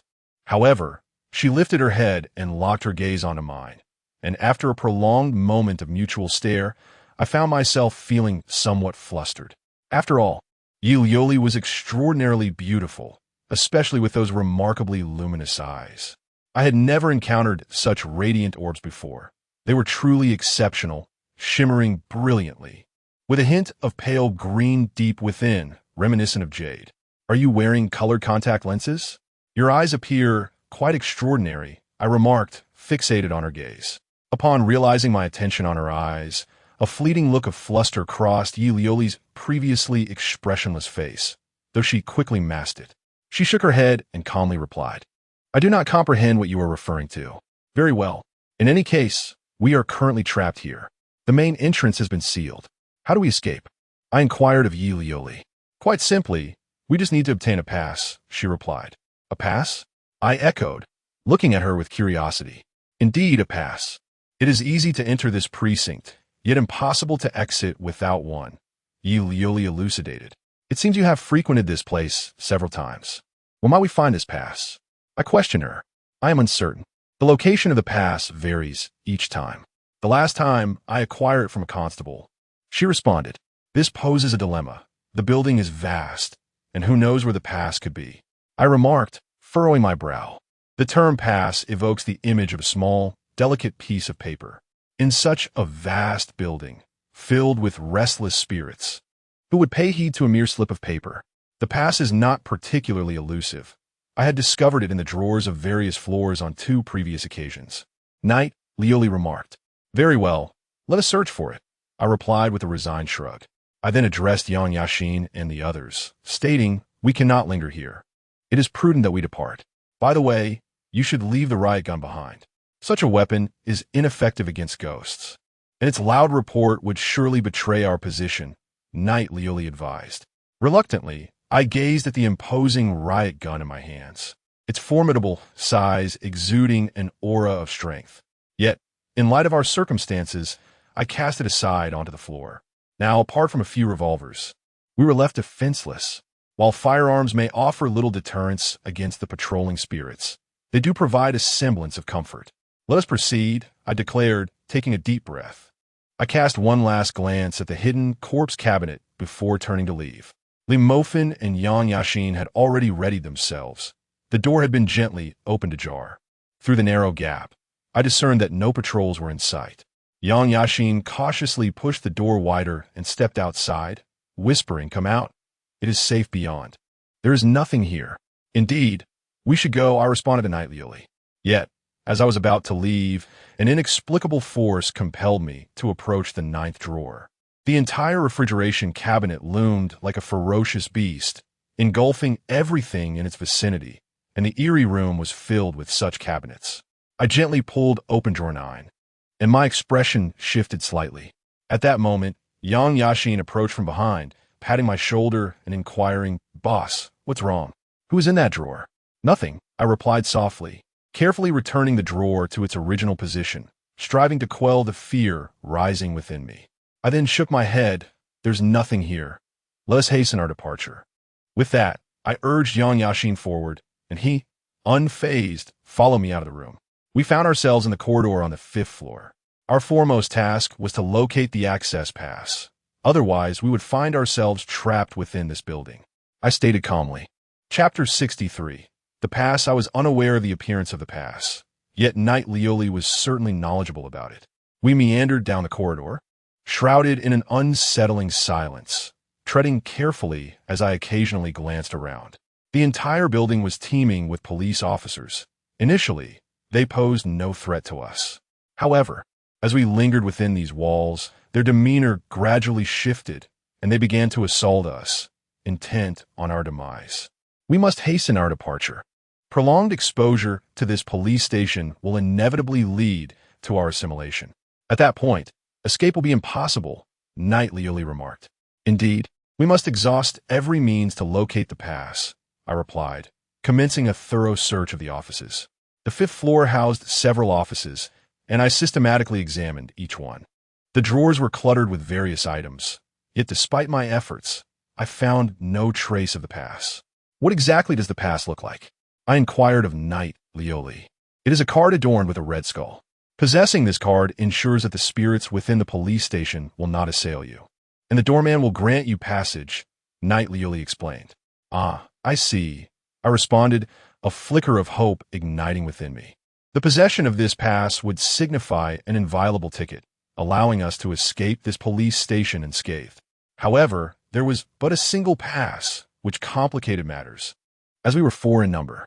Contemplating this predicament, I furrowed my brow, though I chose to remain silent. Following Yi Lioli, we tread cautiously within the ominous confines of the Death Police Bureau. Though it remains daylight, a chilling breeze pervades the entire building, and each of us feels an unsettling cold.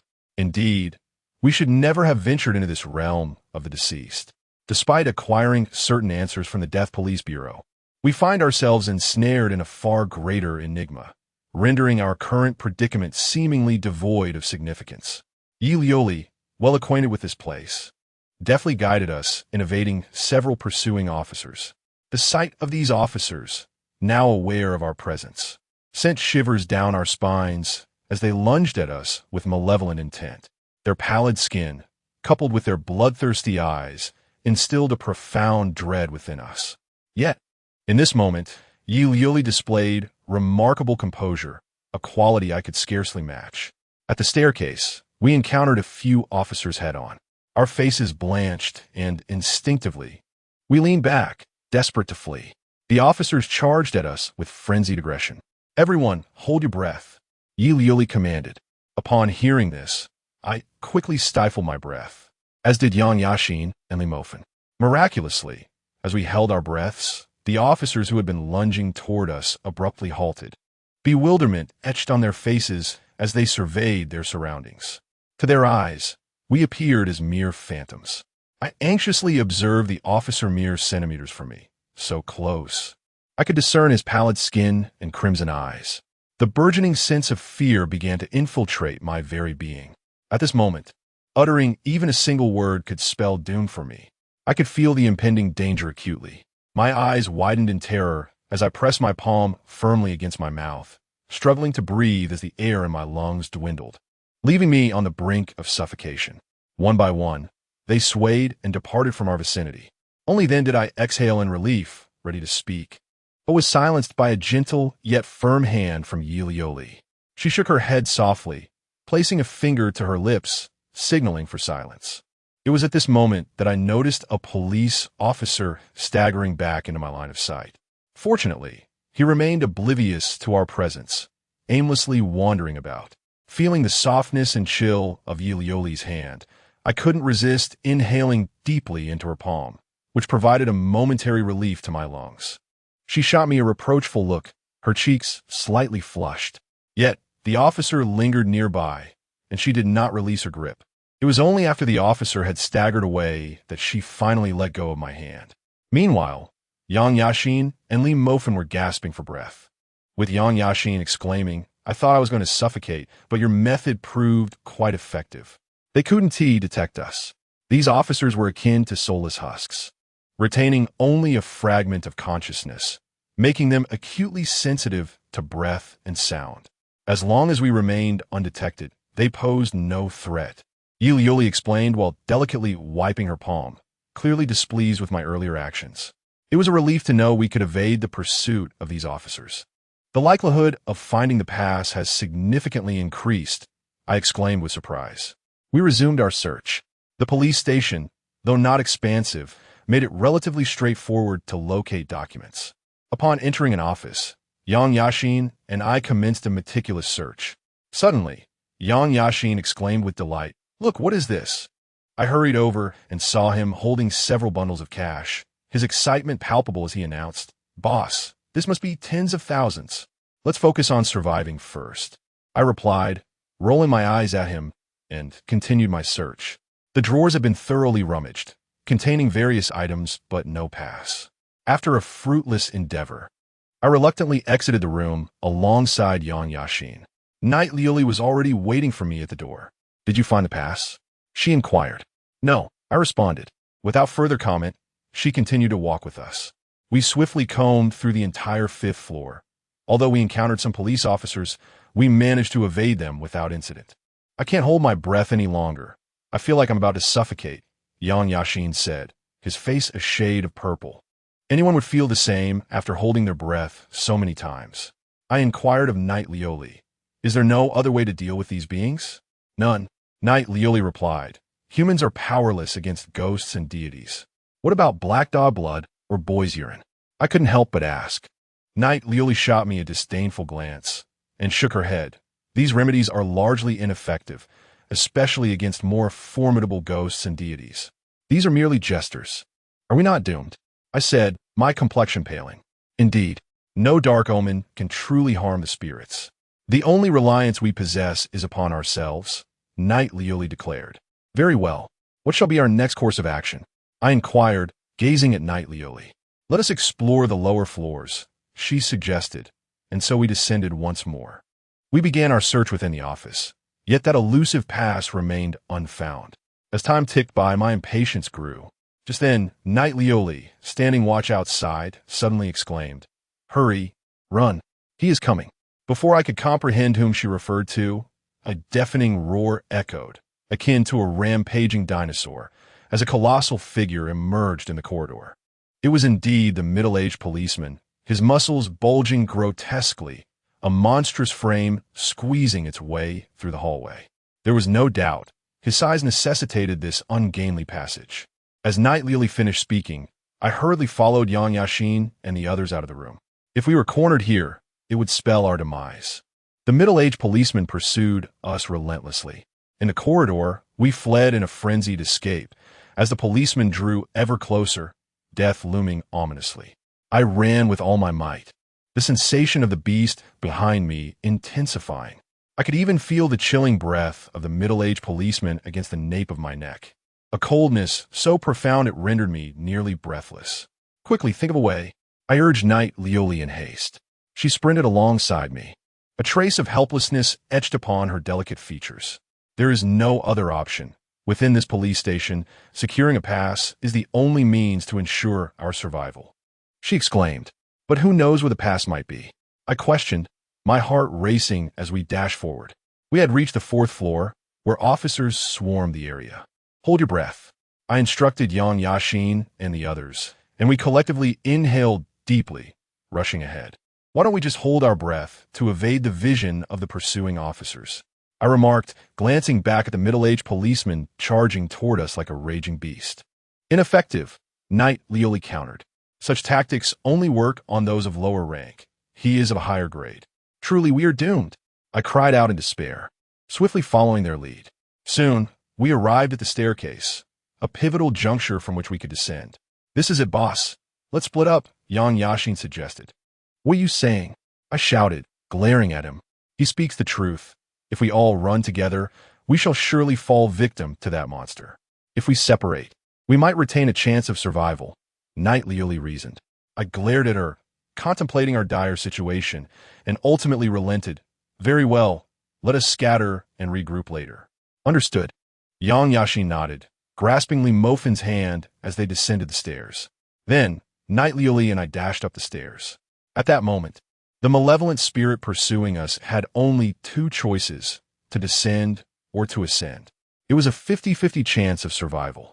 The formidable ghost, resembling a burly middle-aged policeman, was extraordinarily powerful, with a physique that was utterly terrifying. Such a creature was undoubtedly an ultimate killer. To contend with it was utterly impossible. Even with riot guns in our possession, confronting it would be nearly futile. Apart from fleeing, I found myself devoid of any other options.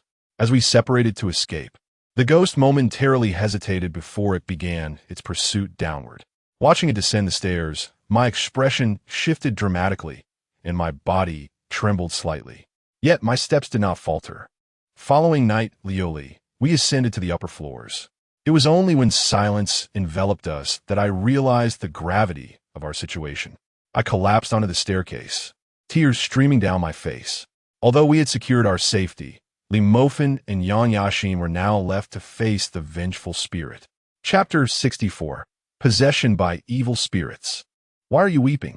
Knight Leoli inquired, her countenance etched with confusion. Did you not escape? At the very least, you need not face death now. Yet, my brothers, they have all perished. As I listened to the cacophony emanating from below, my pallor deepened. I found myself utterly powerless. We had no choice but to part ways moments ago. Otherwise, all four of us would have met our demise. Now we are safe. The vengeful spirit has chosen to pursue Yang Yashin and the others instead. While this ensures our survival, it spells doom for them. The thought twisted my heart in anguish. What, pray tell, is the source of your sorrow? Knight Leoli asked. Friends and brothers. Such notions are utterly meaningless. As long as one can endure. A person may sacrifice anyone but themselves, is that not so? She regarded me with an unflinching gaze, her expression inscrutable as she articulated these sentiments. I was taken aback, staring at Knight Leoli with incredulity, unable to contain my astonishment. How can you entertain such peculiar thoughts? Is it truly so strange? Do you not have those around you who would forsake others for their own survival? Knight Leoli questioned, her eyes glimmering like crystal. Yet, I found myself unable to meet her gaze. I fell into silence, unsure of how to respond. There are indeed many such individuals in my life, like me, Xiaoyu, Suya, Zhao Qinhe. Even I am complicit in this. During the deadly game of chance, I claimed the lives of two. Ultimately, I possess no right to assume a fade of nobility. There is nothing left to say. In truth, every individual is the same. To survive, sacrificing the lives of others means little. Yi Leoli remarked, then turned to leave. Where are you going? I inquired, feeling an overwhelming sense of helplessness and fear in that moment. Yi Leoli cast a glance my way, her voice icy as she replied. I'm going to find the pass. Do you know where the pass is? I asked her. No, but staying here will lead to death as well. Yi Leoli shot me a look before turning to depart. From her eyes, I sensed a hint of disdain. I stood up with a bitter smile. Although my heart was heavy with sorrow, I wiped away a tear and declared, I will go with you. Yi Leoli said nothing further, and we descended the stairs together. The entire building was eerily silent, as if the earlier events had never transpired. In this perilous structure, Yi Leoli and I walked cautiously. We arrived at a room on the 4th floor, a storage space filled with a multitude of items. Yi Leoli began to search meticulously in the drawer of an old table, But soon her brow furrowed, and she closed the drawer. "What's wrong?" I asked, observing her. "It seems there is no pass. It was here last time," she replied, her expression still etched with concern. She looked rather lovely when she frowned, yet at that moment, I had no heart to admire her beauty. At present, the fates of my two closest brothers remain uncertain, and we find ourselves ensnared within this ominous edifice, which fills my heart with profound turmoil and indignation. Yet, what weighs more heavily upon me is a sense of utter helplessness. This deep-seated impotence is driving me to the brink of madness. Ever since the curse befell our class, I have been engaged in relentless battles, enduring rounds of deadly games such as deathly rock, paper, scissors, and perilous chess. Yet I have persevered until the end. I once believed I could survive till the last moment. But given the current circumstances, I feel my sanity slipping away. Each time I approach the police station, the access passes seem to materialize across various floors, becoming increasingly elusive.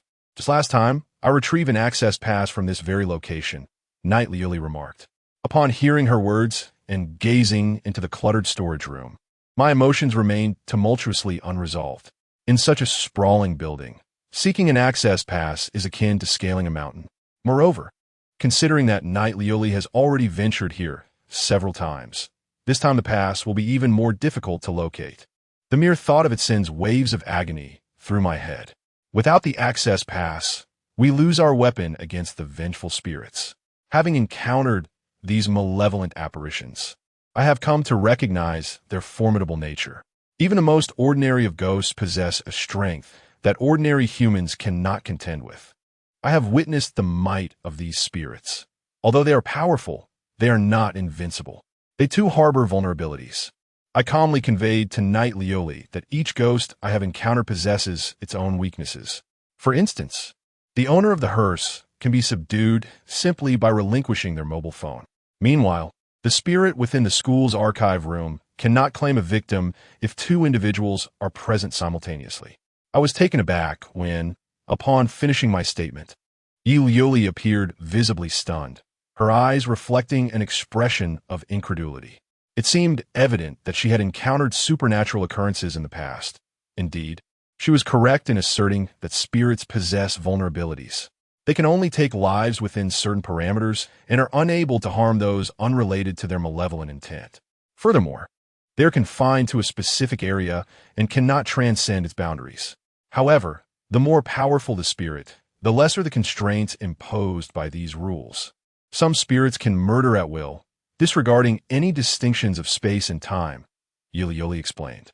As she concluded her words, my countenance changed dramatically.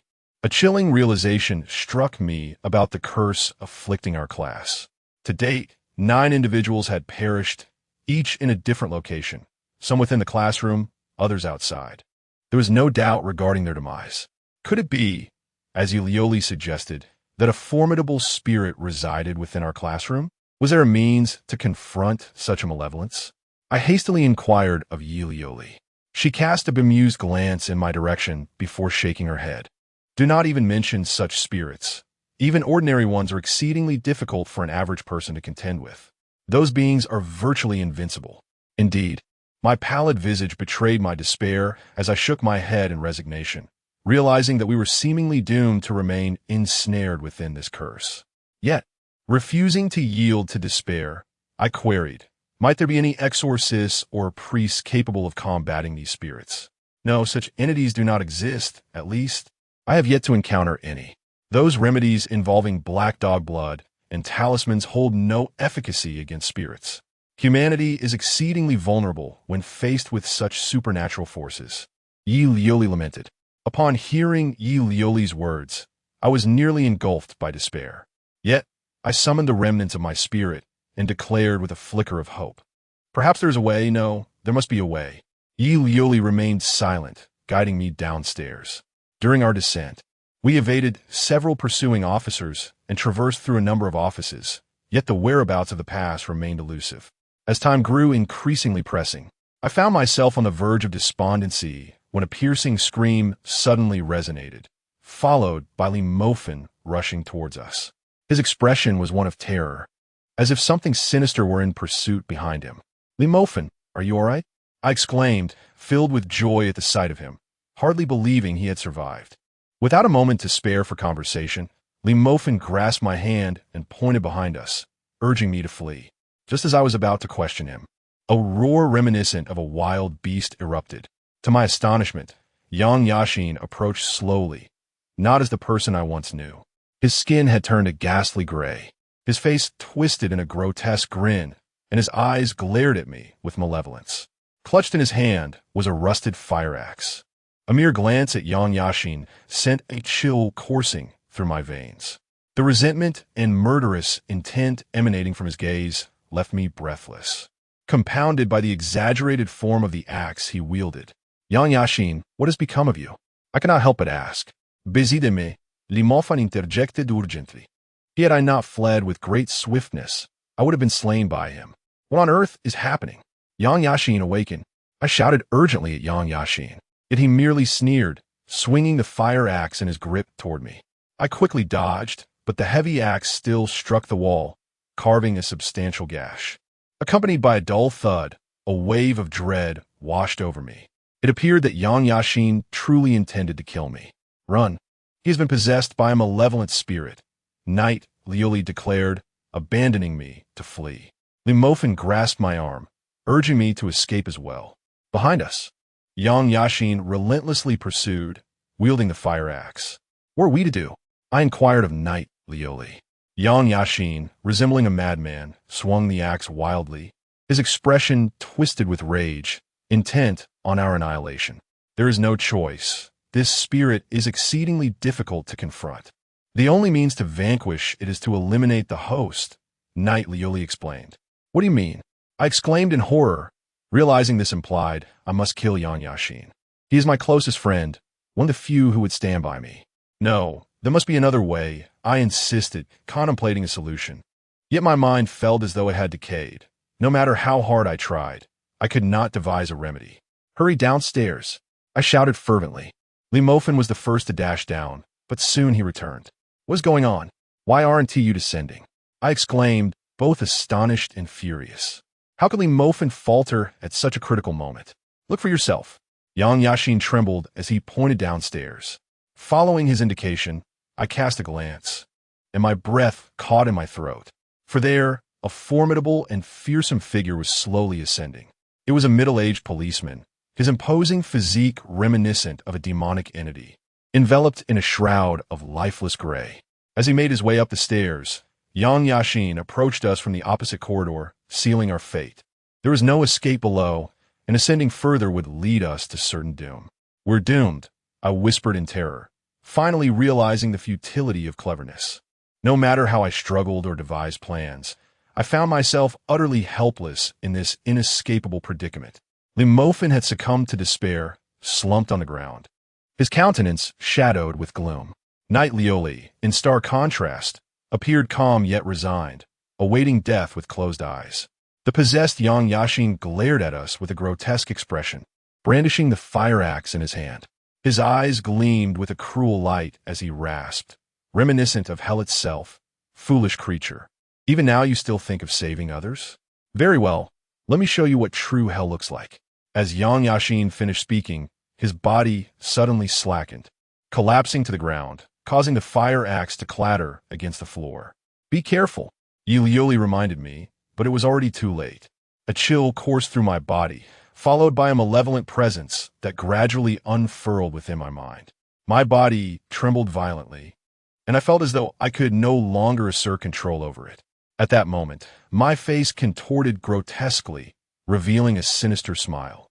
Limofin stood there, utterly astonished, his gaze filled with despair as he murmured, "Boss, what has happened to you?" I stood in agony, my complexion shifting erratically. A colossal wave of darkness battered against my consciousness, and I felt my body slipping further from my grasp, my awareness growing increasingly nebulous. This malevolent spirit had indeed taken possession of me. Chapter 65, Devoured. No one could have anticipated that I would become possessed by a malevolent spirit. As the negative thoughts in my mind multiplied, my resistance waned. I realized that everything had come to an end. Just as Knight Leoli had stated, a human cannot contend against a ghost.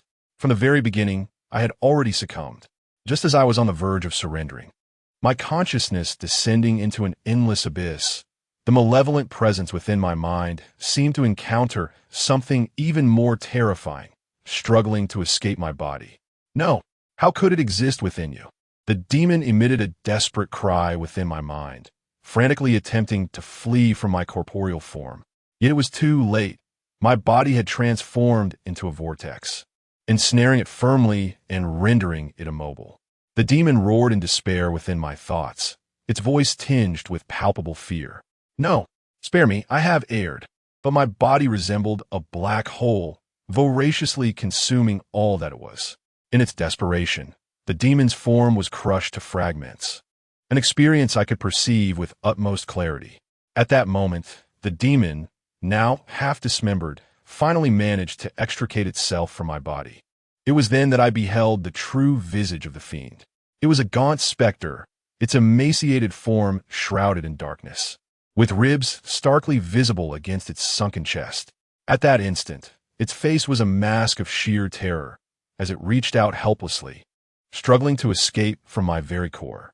Yet, as it struggled with all its might, an inexplicable force within my body seemed to gradually consume it. The malevolent spirit fought even harder, yet its resistance appeared feeble in the presence of this power. Soon, its form was inexorably drawn into my being, utterly devoured, vanishing completely from my consciousness. Although this sequence of events felt protracted, in reality, it transpired within mere seconds.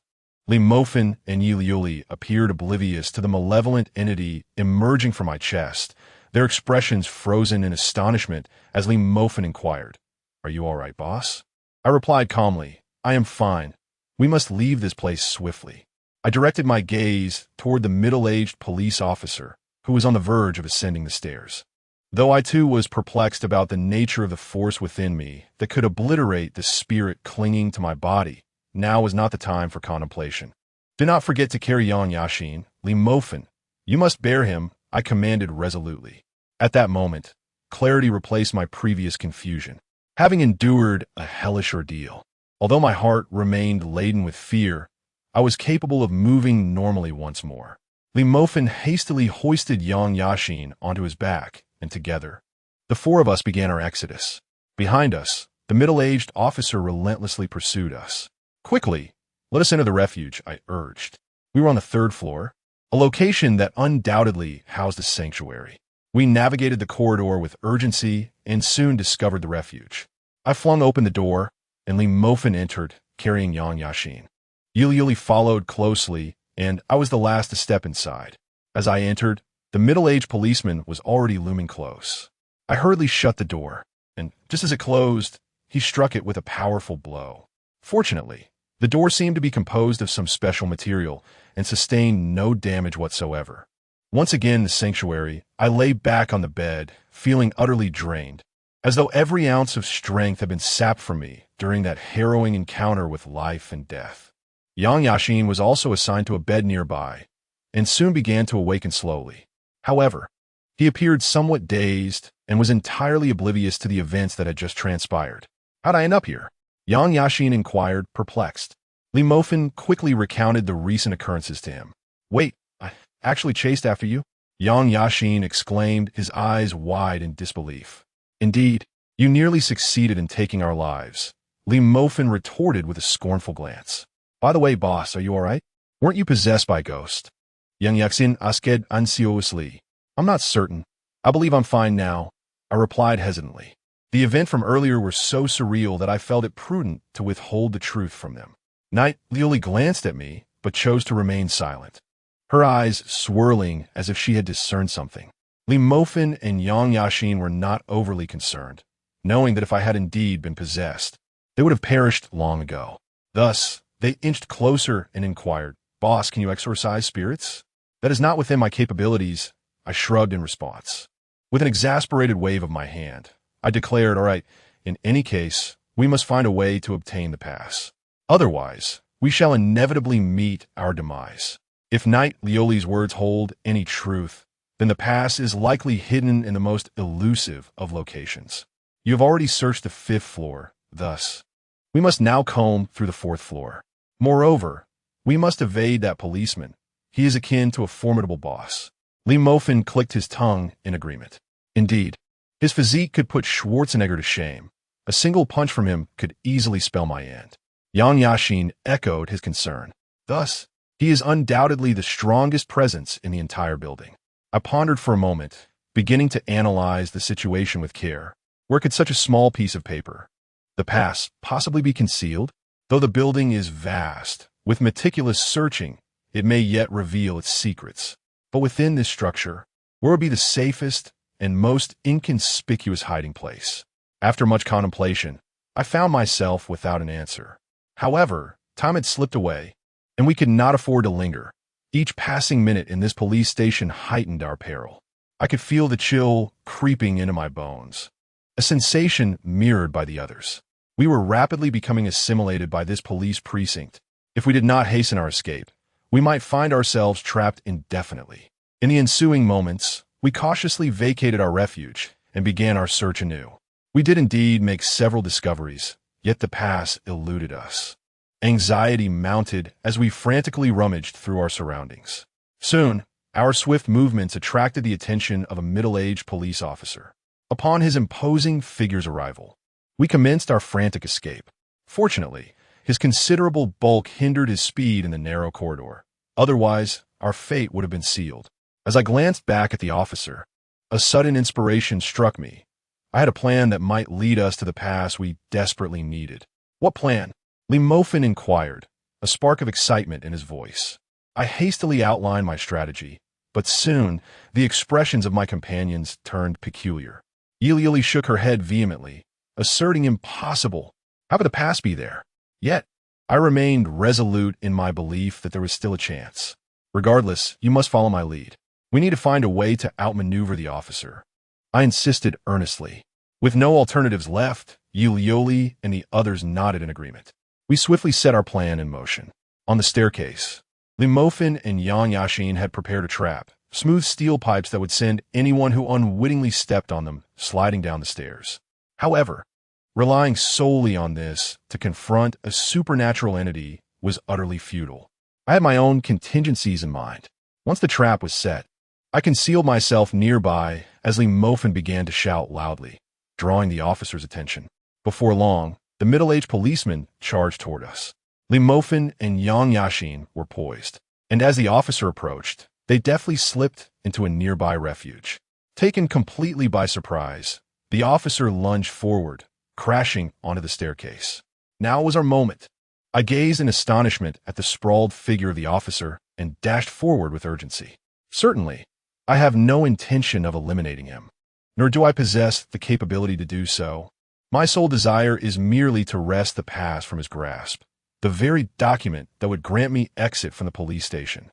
Since earlier, I have been contemplating the safest location within this precinct to conceal such a vital pass. After much deliberation, I find myself at a loss.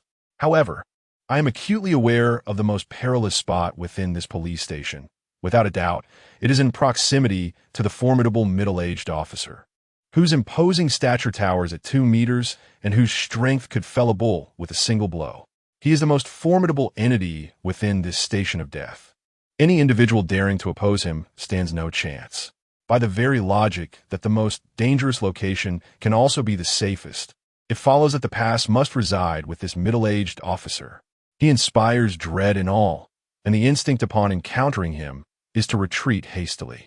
No one would ever surmise that the pass is situated upon his person. Moreover, even if one were to become aware of the pass's existence, acquiring it from this tyrannical figure would verge on the impossible. If one could best the middle-aged officer, there would be no need for a pass. One could simply wreak havoc unimpeded.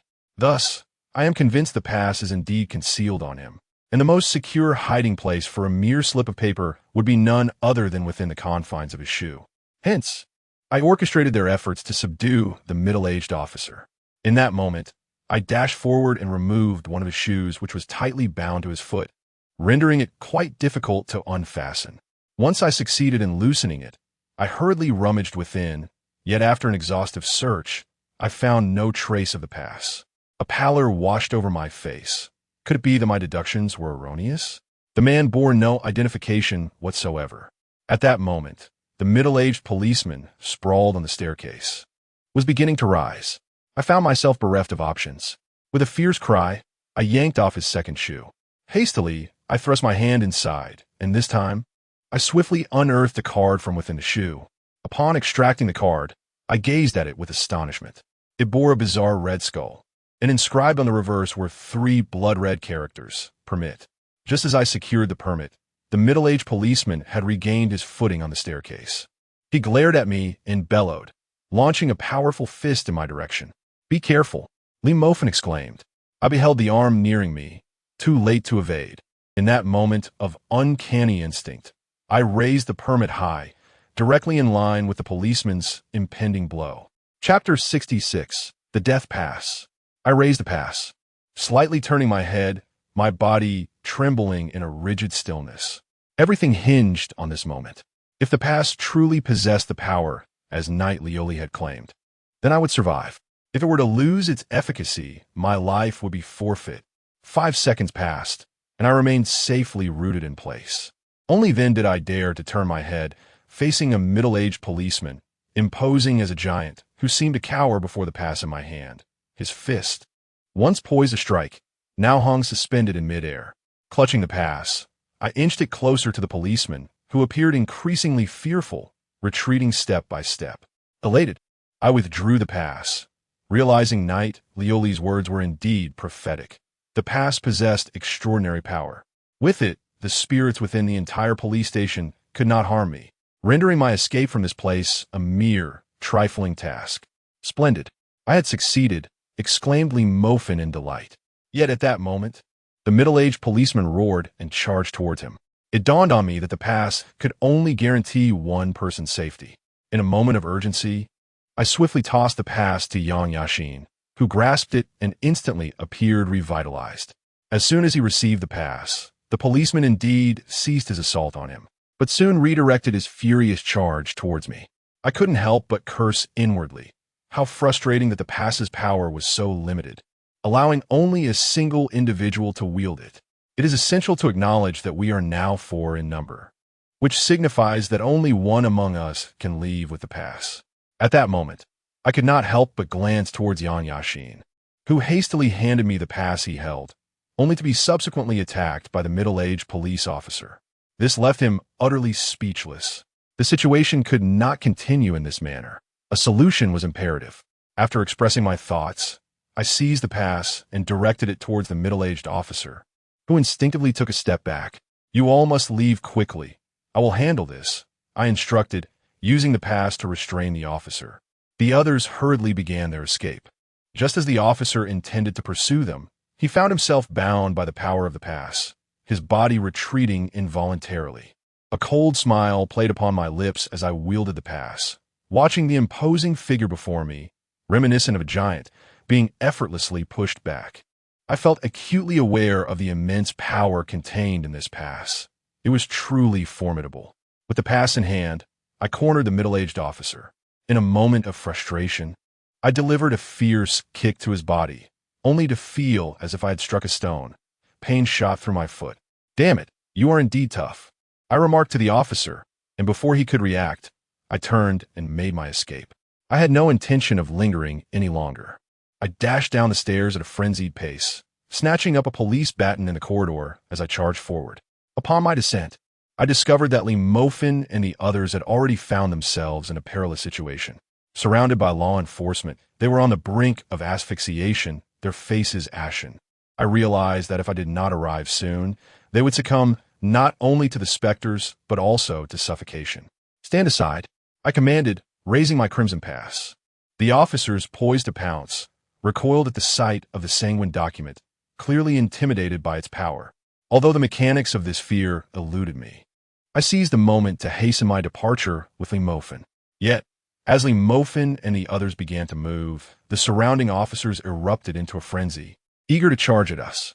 I positioned myself among them, wielding the pass, which deterred any rash actions. Grasping Yi Liuli's hand firmly, I urged with utmost seriousness, everyone, gather close to me and do not let go. Li Mofan and Yang Yashin quickly drew near, their expressions taut with anxiety as they surveyed the chaos around us. Armed with a baton, I unleashed a flurry of strikes upon the encroaching specters. The presence of the pass rendered me invulnerable to their assaults, allowing me to strike without restraint. With each swing, accompanied by the sharp crack of impact, several figures crumpled to the ground. I took hold of Liuli's delicate hand and led my companions swiftly toward the exit. The baton swung mercilessly in my grasp. Any shadow that dared impede my path was swiftly dispatched. Such exhilaration was beyond mere description. Knight Liuli silently observed me, her reluctance palpable as I grasped her hand. However, she chose not to voice her discontent at that moment. Soon, we arrived at the entrance, where the gatekeeper I had previously knocked down remained stationed in the communication room. I approached him directly, raising my pass high.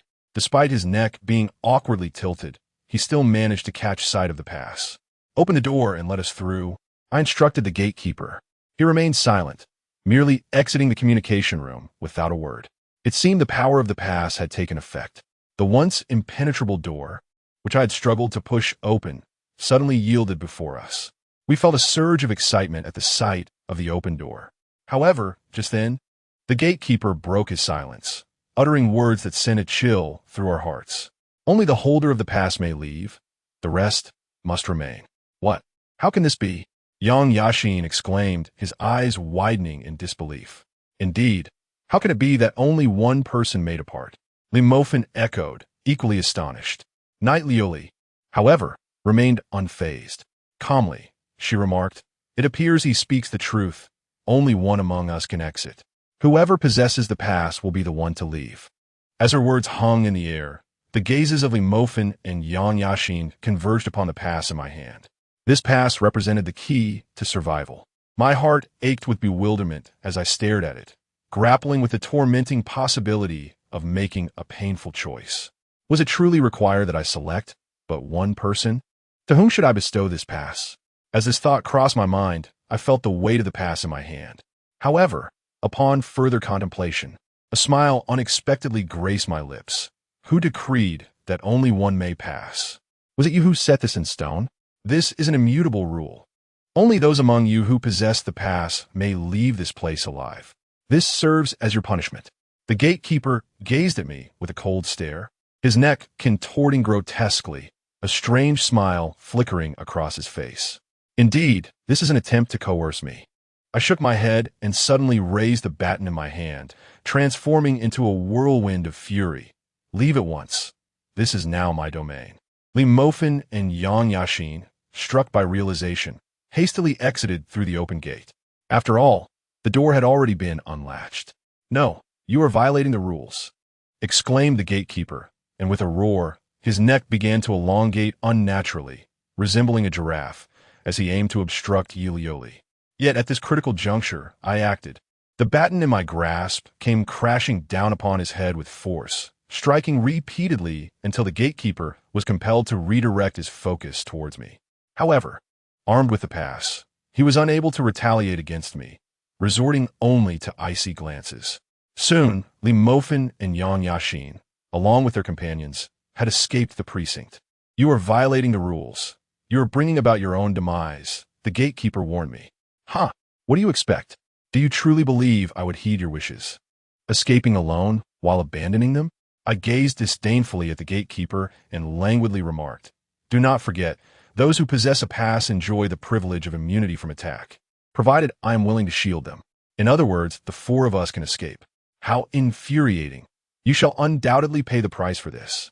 The gatekeeper glared at me with palpable malice, yet even he dared not approach. The pass, within the enigmatic precincts of the police station, was synonymous with a guarantee of survival. Regardless of my actions, I remained untouchable. Nothing more, nothing less. The purpose of rules is to be subverted. I slowly approached the entrance, gazing at the vacant glass doors, and softly spoke. Then, I turned and walked out. As I departed from that morbid police station, the crimson pass in my palm began to disintegrate into ashes.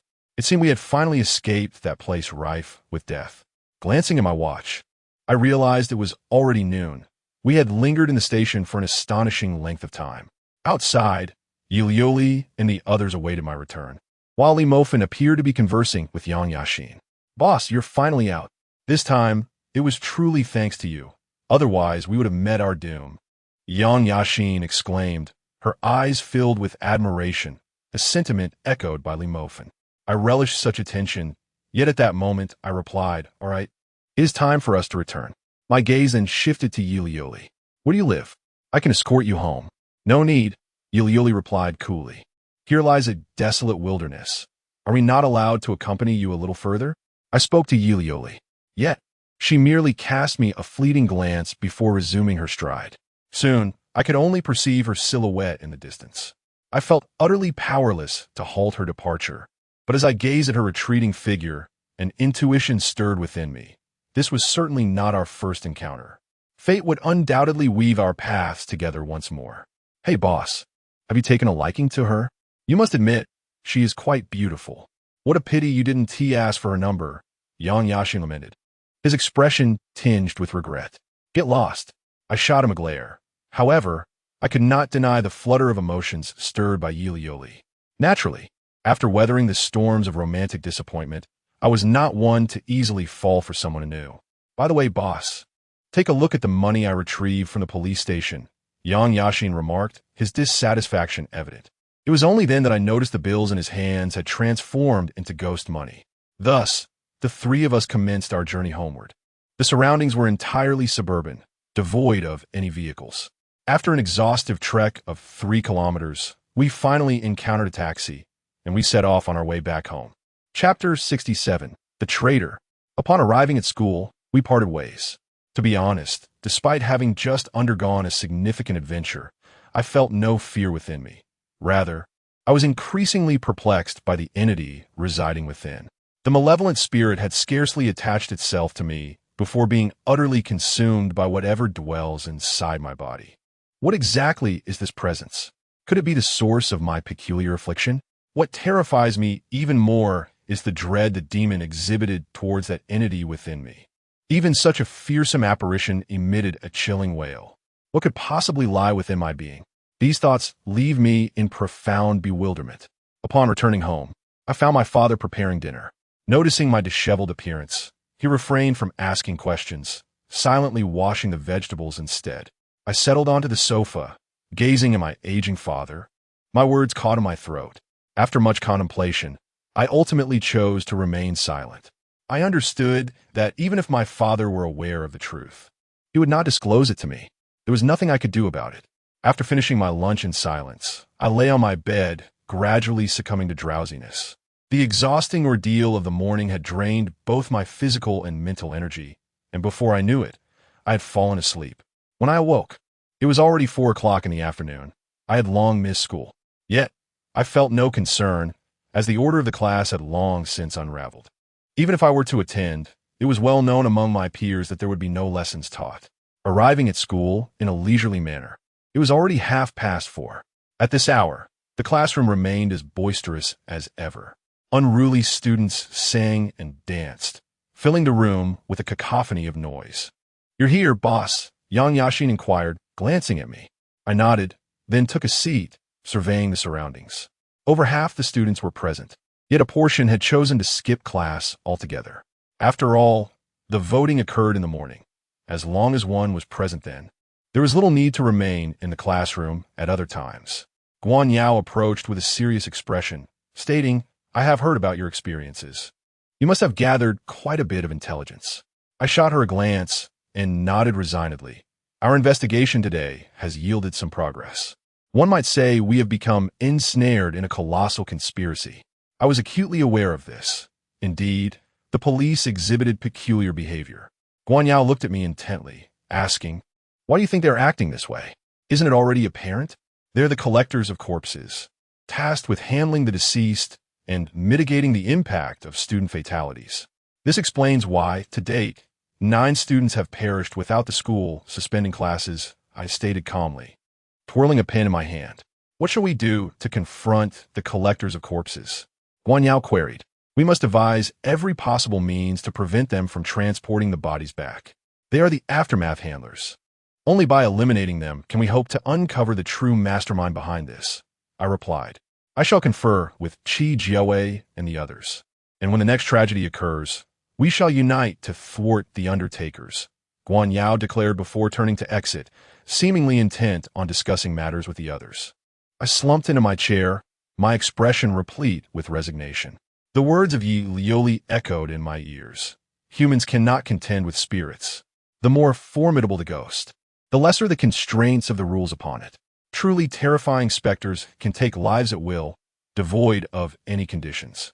Such formidable entities are akin to the Grim Reaper. Encountering them equates to a fate without a grave. It was evident that the specter we faced in our classroom was of this caliber. In the face of such a ghost, I found myself utterly bereft of solutions, for its power was overwhelming. The limits of cunning are palpable, and I have come to recognize this boundary with clarity.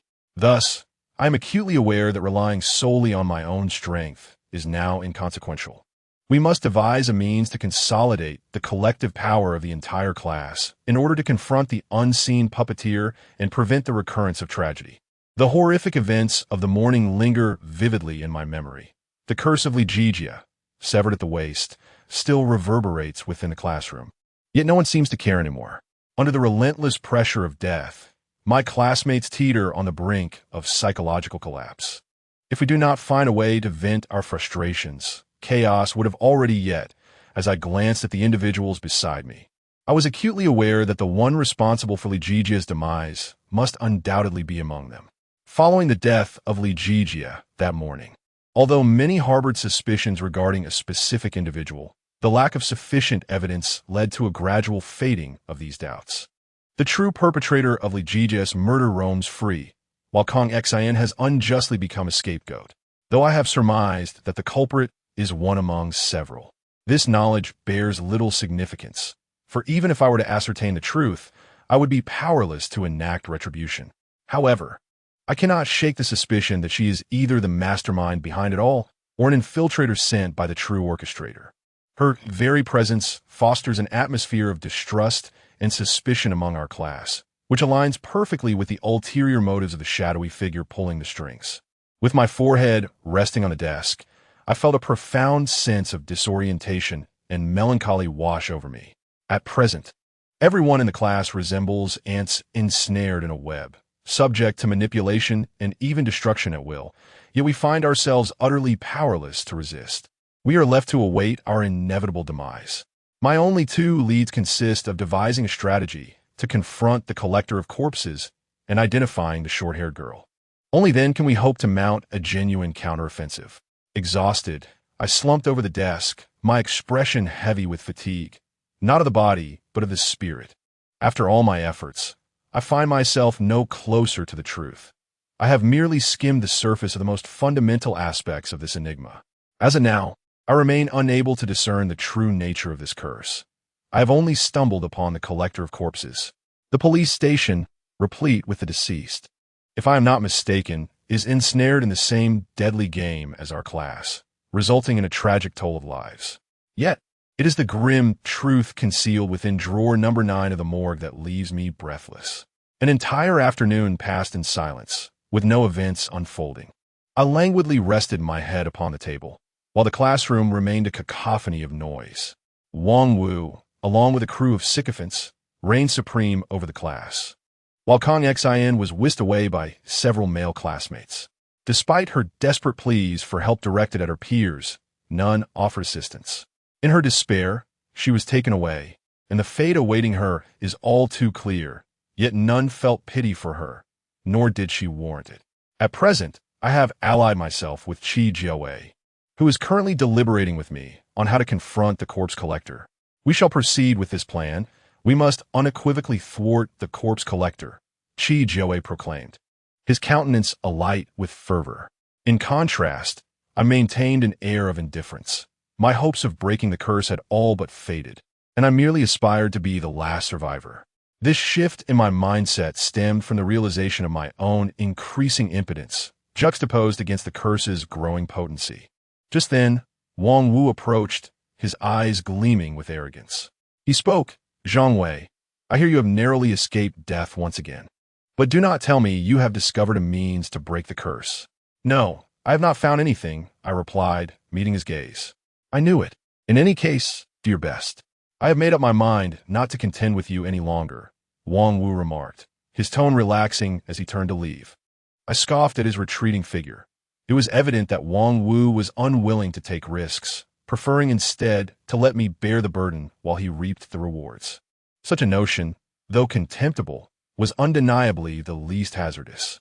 Soon, the afternoon classes dwindled to nothing, leaving only the evening study session. Naturally, I had no interest in squandering my time, and just as I was about to depart, my phone unexpectedly buzzed with a message, prompting me to head to the playground. "What do you want from me?"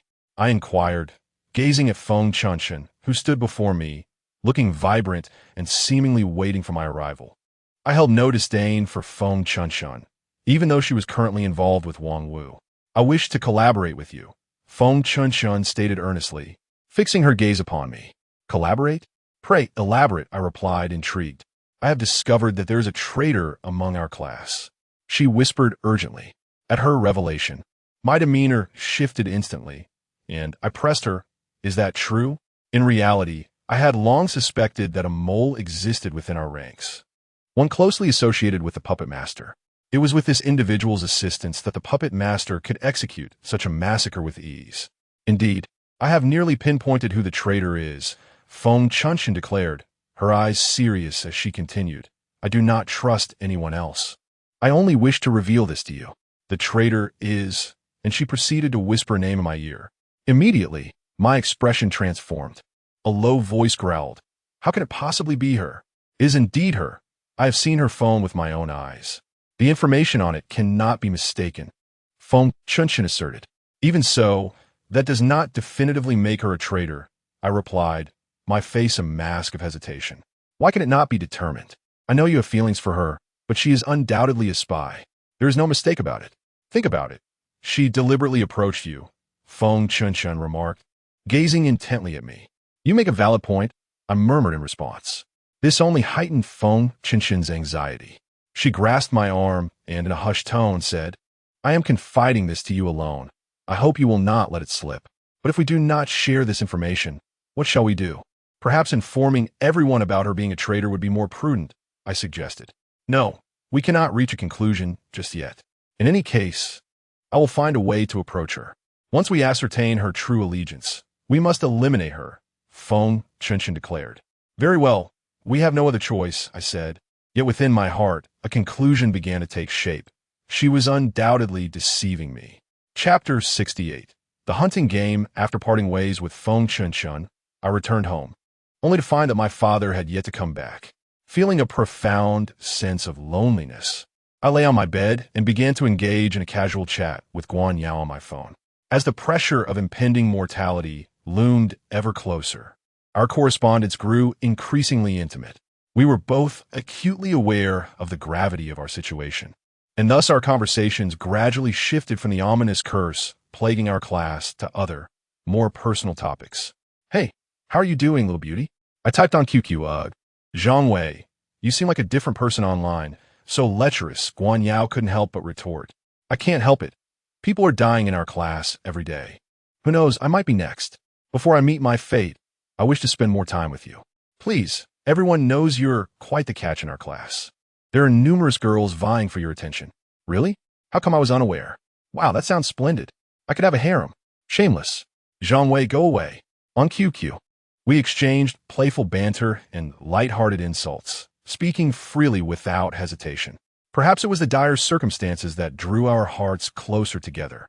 Although outwardly our relationship appeared unchanged, we had blossomed into confidants who shared everything. "Zhang Wei, what do you think will become of our class? Will there be more deaths?" Guan Yao suddenly inquired on QQ. "Perhaps, but fret not. I promise I will save you when the time comes," I replied earnestly. "Thank you, Zhang Wei." In a moment of heartfelt emotion, Guan Yao expressed in QQ, "It's fine, as long as you are willing to share the bed with me every day. You, Zhang Wei, can roll as far away as you wish." Observing Guan Yao's fury conveyed through the screen, I smugly set my phone aside. However, when my hand brushed against my chest, a flicker of somberness crossed my face. Within me, there undoubtedly lurked a formidable presence, one that had devoured the malevolent spirits that sought to invade my being. Perhaps it was this same entity that had rescued me during my last encounter in the archives. Otherwise, it would be difficult to explain how I awoke unscathed, with the menacing specter wielding a kitchen knife having vanished entirely. This was sufficient evidence that whatever resided within me posed no immediate threat. In fact, it could be my savior in crucial moments. I decided to dismiss these thoughts for now, placing my phone aside before turning over and swiftly drifting into slumber. The following day, I entered the classroom with an air of tranquility, where my classmates were already awaiting the group vote.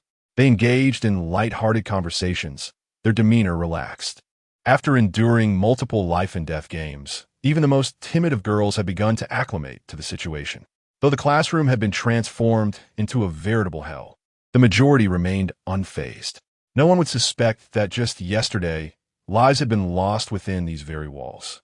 As I took my seat, I surveyed the harmonious classroom and remarked in disbelief, "What has gotten into everyone today?" "Oh, nothing much," Yang Yashin replied with a serious expression.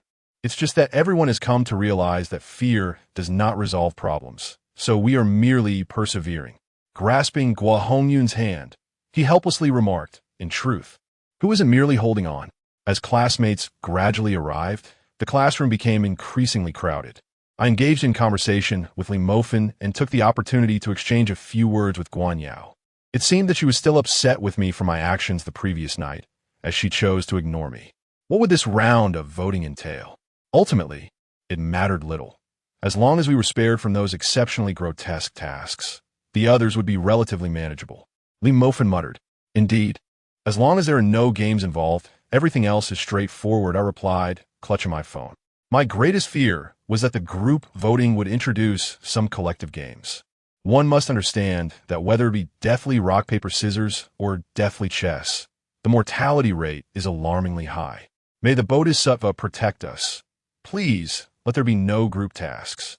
A careless mistake could lead to dire consequences, Yang Yashin remarked, holding her phone. "We'll have to see.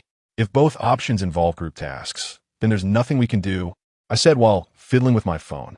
I did not harbor excessive dread regarding the impending group vote. In fact, a subtle thrill stirred within me. At times, I questioned whether I was in my core, somewhat deranged. Soon, my phone emitted a series of beeps. I hurriedly opened it, and indeed, the new group voting had commenced. This time, the choices posed a formidable dilemma. 1. The entire class must participate in a deadly battle royale. 2. The entire class must engage in a hunting game. What is happening? Another group task, and the option for a death survival game. I recall it appearing once before, Li Mofin remarked while gazing at his phone. "Indeed, it has appeared before. I never expected it to resurface this time," I replied, frowning at the screen. The term death survival game alone sends shivers down my spine. Upon seeing this name, I felt an ominous premonition. If we opt for this, our inevitable fate would be obliteration. Let us choose option 2.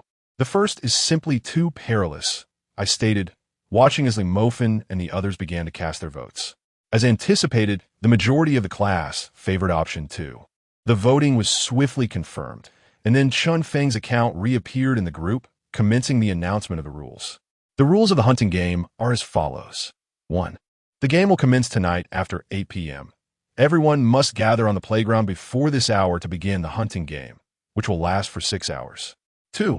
Once the game starts, a student will be randomly selected to act as the hunter, while the others must conceal themselves to avoid capture. During this time, leaving the school premises is strictly prohibited. Violators will face execution. The game concludes with the possibility of normal departure. 3. At the game's onset, the hunter will close their eyes and silently count to 200. This interval is of utmost importance. One must swiftly find a hiding place during this time. 4. The hunter's victory condition. They must capture at least 3 individuals within the 6-hour time frame, or they shall face execution. The conditions for victory as prey are simple. If one can evade capture by the hunter for 6 hours, they emerge victorious. However, should one be caught, execution awaits. Isn't this merely a game of hide and seek? Lee Mofin remarked, gazing at his phone. Indeed, it bears resemblance, yet this hunting game is far more brutal. Those who are captured face death, and if one refrains from hunting others, they too shall meet the same fate. I replied, contemplating the screen before me. I have endured collective tasks twice, and I am acutely aware that sacrifice is an inevitable aspect of such endeavors. That is exceedingly cruel. Being chosen as a hunter necessitates the capture of at least 3 individuals, which equates to the loss of at least 3 lives, Lee Mofin said, his face pale with fear. Beside him, Go Han Yun mirrored his disbelief. Yet, should one be selected as a hunter and fail to pursue, it is the hunter who will perish. I continued, reflecting upon the implications of the rules laid out in this hunting game. The regulations are straightforward, yet the avoidance of death is utterly unattainable. If the hunter refrains from hunting, they seal their own fate. If they choose to hunt, then more lives are inevitably lost. Thus, regardless of the hunter's choices, death looms for someone. How is it that we find ourselves entangled in yet another inescapable game? Lee Mofin lamented, his complexion ashen as he stared at his phone. The entire class must participate, which means it is highly probable that one among us will be designated as the hunter.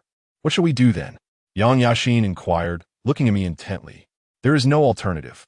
None among us can target the other 2 should one of us become a hunter. Thus, it has been resolved. I gazed earnestly at Yang Yashin and the others, stating that the 3 of us have weathered numerous storms together, even within the confines of the Death Police Station. That singular pass representing our only glimmer of hope could not sever our bond. I firmly believe our friendship can withstand the trials ahead. Indeed, regardless of who among us becomes the hunter, we shall not turn against one another. We 3 declared in unison. As the hunting game commenced, an air of tension enveloped the classroom, with each individual casting wary glances at their neighbors. Some even fled the classroom in haste. Why are you looking at me? Who is looking at you? Dandin, if you become a hunter, please do not target me. Fear not. We're good friends. Such exchanges echoed throughout the class. Although the hunting game was not set to begin until 8 o'clock tonight, anticipation ran high, with everyone eagerly seeking allies. Guan Yao approached, her eyes filled with concern as she asked, "How many do you think will perish in this hunting game?" "I do not know, but our immediate priority is survival," I replied calmly. Then, accompanied by Yang Yashin and Lee Mofin, I exited the classroom, followed by others. It seemed everyone was in search of their own hiding places, as tonight's hunting game would determine the fate of many lives. Even I must prepare in advance. The hunting game encompasses the entire campus, and within such a vast area, there are countless places to conceal oneself. The 3 of us wandered about aimlessly. "Boss, where do you think we should hide?" Lee Mofin inquired, glancing at the nearby thicket. "This grove seems quite suitable. No one will see us at night." I observed the area briefly. Indeed, this grove was an excellent hiding spot, with its lush branches and a massive shrub providing ample cover. Let us remember this place. It shall be our first refuge. Besides this, we should scout a few more locations, just in case we encounter unforeseen circumstances. I stated calmly. The boss is truly astute. I had forgotten the wisdom of having multiple hideouts. Yang Yashin chuckled sheepishly, and we resumed our leisurely exploration of the campus. There remains ample time before the hunting game commences, allowing us to prepare thoroughly. Chapter 69. Omen of Death. Like us, others had meticulously plotted their hiding spots, hoping they would prove advantageous when the time came. The vast expanse of the school offered ample opportunity to conceal oneself, as long as one found a secluded area. The prospect of being discovered, even after 6 or 8 hours, seemed improbable. Yet, everyone deliberately avoided one another, not wishing to reveal their intended sanctuaries. Accompagné by Yang Yaxin, I selected several locations: the woods, a sanitary pad storage, the rooftop, and various other secluded areas. Each of these sites was chosen with great care, ensuring they provided a broad field of vision and were not easily detectable. Even if discovered, escape would be a simple task. While I scouted for hiding places, others were equally occupied, their figures scattered throughout the school. Amidst them, I caught sight of Yi Ruoxue. She appeared markedly frail, her delicate features scanning the surroundings with a piercing gaze. Forcing myself to turn away, I chose not to look at her. At that moment, Guan Yao approached, noticing my demeanor. With a hint of exasperation, she remarked, "Zhang Wei, if you truly care for her, why not reconcile? After all, she is the school beauty." I cast a sorrowful glance toward the distant Yuruashua, but remained silent, instead gripping Guan Yao's hand tightly. Guan Yao was taken aback, allowing me to hold her hand. Her head bowed as she timidly inquired, "Is Yuruashua that significant to you?" "It's all in the past now." I shook my head, offering no words. Yet my grip on Guan Yao's hand tightened, marking the first time I had conveyed my feelings to her. This was once an unimaginable scenario, yet now the entire classroom is shrouded in uncertainty. Even I, who have always been rather dull, am acutely aware that my life could slip away at any moment. I have learned to express myself. "You must not look at her in the future." Guan Yao glared at me, a girl of tough exterior yet gentle heart. Though her expression may appear intimidating, I know her tenderness well. Gently pulling her into my embrace, I spoke softly, "All right, I promise you." "That's wonderful. We will surely survive." Guan Yao replied, her gentle gaze meeting mine. As I held her close, silence enveloped us. Soon, Guan Yao and I returned to the classroom, hand in hand. Though she felt a bit shy, I stubbornly believed that not holding hands in front of our classmates would reflect poorly on me. Ultimately, Guan Yao, the tall and gentle class monitor, acquiesced. I couldn't help but smile proudly as I gazed at her classical beauty and her long, lustrous black hair. "This is all you're doing," Guan Yao chided, her eyes filled with playful ire, yet she continued to hold my arm. Thus, we stepped into the classroom together. Most of our classmates had gone out for a break, leaving only a few behind. The sight of our closeness drew curious glances, particularly from the girls, who began to chatter excitedly among themselves. Undoubtedly, I am no longer the person I once was. After enduring several harrowing trials of death, I have become a formidable presence among my classmates. I truly envy Guan Yao. She has become Zhang Wei's girlfriend. How quietly she seized the opportunity. "It seems I have missed my chance," a girl whispered. "What is so remarkable about Zhang Wei? He is neither handsome nor charming, and he lacks wealth. Who would be attracted to him?" Another girl retorted indignantly. "Do not speak so carelessly. If he hears you, you will regret it." Currently, in our entire class, aside from Duan Muxuan, no one can contend with Zhang Wei. He has participated in every survival game and has emerged alive each time. Indeed, apart from Duan Muxuan, he is the only seasoned participant. If one could become his girlfriend, one would not perish in the games, a girl remarked enviously. "Ah, it is the curse haunting our class. In the past, I would have disregarded a boy like Zhang Wei entirely. Yet now, I find myself wishing to be his girlfriend. I would endure his scorn and abuse willingly." A beautiful girl sighed, her eyes filled with resignation. Who can argue with that? I am genuinely terrified. The thought of dying, especially in such a horrific manner, sends shivers down my spine. Li Jijie was bisected. Every time I sleep, I dream of her tragic fate. It is utterly terrifying. I would rather meet my end than endure such torment.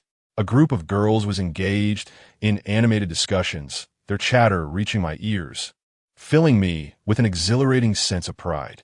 I found myself basking in a newfound sense of self-importance. Once a mere underachiever, I had never expected to be the center of attention.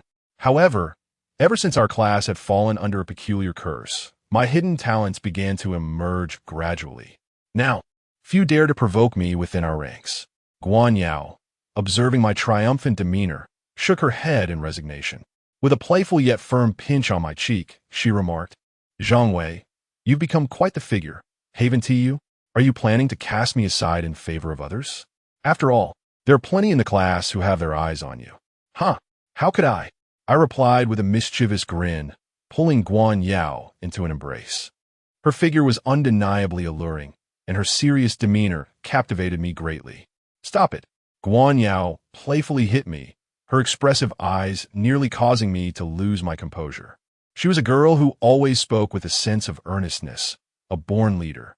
Although she had lost some of her authority in my eyes, she remained the formidable class monitor.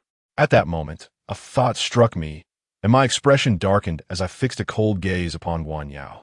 "Guan Yao, do you remember what happened in our first year of high school?" "What do you mean?" Guan Yao asked, puzzled.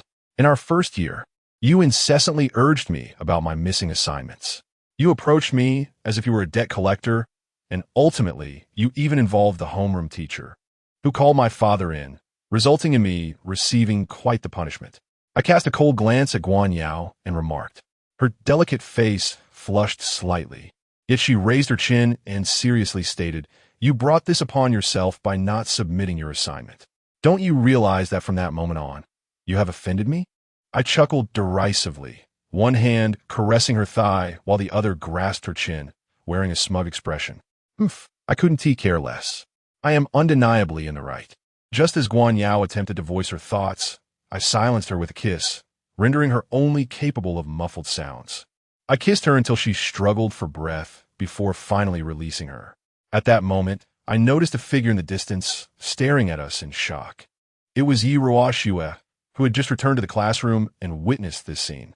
However, she said nothing, biting her lip, her face adorned with a pitiable expression as she gazed at me. Though I was momentarily taken aback, I quickly turned my attention back to Guan Yao and resumed our intimate moment. Guan Yao, unable to bear it any longer, pushed me away several times. Her expression a mix of embarrassment and annoyance as she said, "Stop it. Someone else watching." "Very well," I replied with feigned resignation, gently wrapping my arm around her waist. In a languid tone, I inquired, "Tell me, when did you start to like me?" "How would I know? I just think you're amazing. No problem seems to faze you," Guan Yao replied, her gaze filled with admiration. Yet, I shook my head, my expression suddenly darkening. Deep down, I was aware that I was not remarkable, and indeed, not every problem was insurmountable for me. At least now, I understood that I was facing imminent death, with no means to escape it. Indeed, within the eerie confines of the mortuary drawer at the peculiar police station, I opened the 9th drawer. To my astonishment, the lifeless form contained therein was none other than my own. This revelation plunged me into a state of profound shock, bordering on terror. Was I truly deceased? Was my corpse lying within the confines of drawer number 9? However, a mere glance revealed a different truth. The figure before me appeared hazy, and upon a gentle touch, I discovered that my hand passed through it effortlessly. It seemed that what I beheld was not a tangible entity, but rather a spectral apparition. No, it would be more accurate to describe it as an ominous harbinger of death. This foreboding signaled that I was destined to become the next victim, with absolute certainty. Thus, after hastily uttering a few words upon opening the 9th drawer, I relinquished my grip. Initially, I thought I was merely imagining things, but upon further reflection, it dawned on me that this might indeed be a portent of my imminent demise. Chapter 70. The Despairing Classroom. What troubles you? Your complexion appears rather poor, Guan Yao remarked with evident concern as she gazed at me. I feigned a nonchalant demeanor, reluctantly shaking my head. However, once Guan Yao departed from my vicinity, my expression grew solemn. The ominous signs emanating from drawer 9 were unmistakable. Barring any unforeseen circumstances, I was destined to perish in tonight's hunting game. There was no alternative possibility. With this thought weighing heavily on me, I found myself increasingly restless. Ultimately, I resolved to approach Duan Muxuan. "Duan Muxuan, I need to speak with you," I uttered with difficulty. Duan Muxuan did not look up, yet his voice floated to me, light as a feather. "What could you possibly want from me?" "Let us discuss this outside," I replied. We both stepped out simultaneously, soon arriving at the rooftop. "Speak," Duan Muxuan said calmly, his gaze fixed upon me. Clad in designer apparel, his handsome visage and piercing eyes exuded an air of aristocracy. I could not deny that in terms of stature and appearance, Duan Muxuan surpassed me by a considerable margin. "I require your assistance," I said, meeting his gaze. "Do you truly believe I would aid you?" Duan Muxuan inquired, his expression unchanging. "You will, for we are friends," I asserted, looking intently at him. "Oh," Duan Muxuan appeared momentarily taken aback, astonished by my declaration. Yet he did not dismiss my words outright. Instead, he responded with an aloof tone. "How do you wish for me to assist you?" I felt an urgent need to collaborate with you. I sensed that tonight's hunting game would result in numerous fatalities if we did not join forces. I gazed intently at Duan Muxuan and spoke earnestly. "All right, I agree," Duan Muxuan replied before turning away, leaving behind a graceful silhouette. Once Duan Muxuan consented to ally with me, my anxiety dissipated instantaneously. As the foremost intellect in our class, Duan Muxuan possessed an intellect that rendered me almost envious. With such an extraordinary academic achiever as my ally, my confidence for the upcoming hunting game soared. Subsequently, I reached out to Li Mofin and his companions, and together we identified a location to conceal ourselves. We awaited the commencement of the hunting game. The atmosphere in the classroom fraught with trepidation as everyone sought their own hiding spots. To mitigate the risk of anyone among us becoming a hunter, most opted to act independently.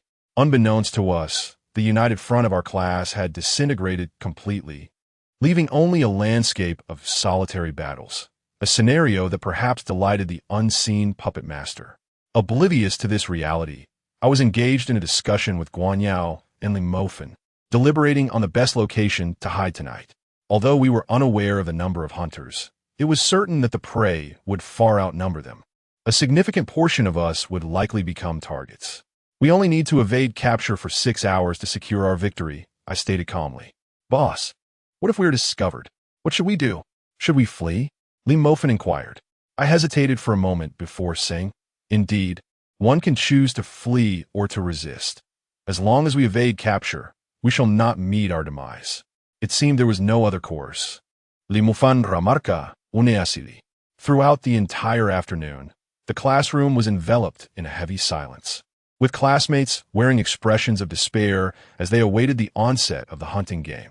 While some had managed to secure hiding places in advance, no one could ascertain whether they would survive the ordeal.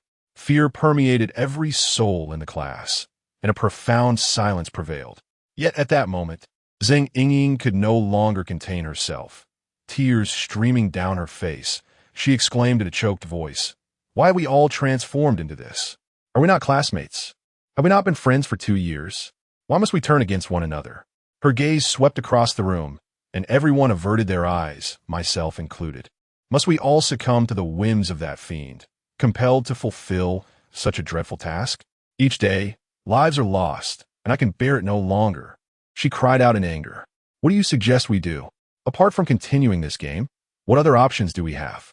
Gao Zhen stood up, his face flushed with agitation as he shouted. He was also a survivor of a previous death vote, and while he harbored deep fears of the deadly game, he understood all too well that failing to proceed would undoubtedly result in more deaths. Are we not merely playing into the hands of the sinister puppeteer behind this scheme by turning against one another? Zheng Yingying solemnly declared, I have made my decision. If I am chosen as a hunter, I will forsake the pursuit of others and shall never harm my fellow classmates. Upon her proclamation, several girls beside her rose in solidarity. The once silent classroom suddenly buzzed with fervor. In the end, one by one, they earnestly vowed that if selected as hunters, they would abandon the chase of others. This is splendid, boss. That way, even in death, only the hunters will perish. At most, only 1 or 2 will fall. Li Mofin exclaimed with delight. Do you truly believe their words? That they would relinquish hunting if chosen as hunters? I observed the animated classroom, my gaze laced with irony. Well, that should be possible, right? Li Mofin rappelia uncettling. Do not be deceived by their current declarations. Once they are selected as hunters, their resolve will surely waver. After all, how many can maintain their original mindset in the face of impending death? I remarked with self-deprecation. Boss, if you become a hunter, will you not have to hunt us? Li Mofin inquired, his eyes searching mine. I hesitated for a moment before nodding affirmatively. I can only assure you that I will not lay a hand on you. As for the other classmates, I may be compelled to act otherwise to survive. I understand. Boss, ultimately, it is this game that is to blame, Li Mofin replied, his expression one of resignation. There is no escape as long as this game persists. We remain shackled, I stated while glancing at my phone, noting that the hunting game was but moments away. Everyone was fervently preparing for what lay ahead. As Wang Wu and several boys brazenly brandished their weapons, he polished a sharpened machete with a certain finesse. The surrounding classmates instinctively distanced themselves from the group. Wang Wu, you can't possibly be carrying that knife, can you? It's too dangerous for everyone, Guan Yao remarked, her gaze fixed upon him. Haha, my esteemed class monitor. I only carry a knife for self-defense. I would never harm anyone, Wang Wu replied, his eyes greedily roving over Guan Yao's curvaceous figure, though he dared not act on his impulses. Guan Yao, feeling a mix of embarrassment and indignation, took a step back, well aware of Wang Wu's long-standing infatuation with her. Regardless, having a knife is perilous. It poses a threat to everyone, she asserted firmly. Wang Wu, don't think that just because you have Zhang Wei backing you. I fear you.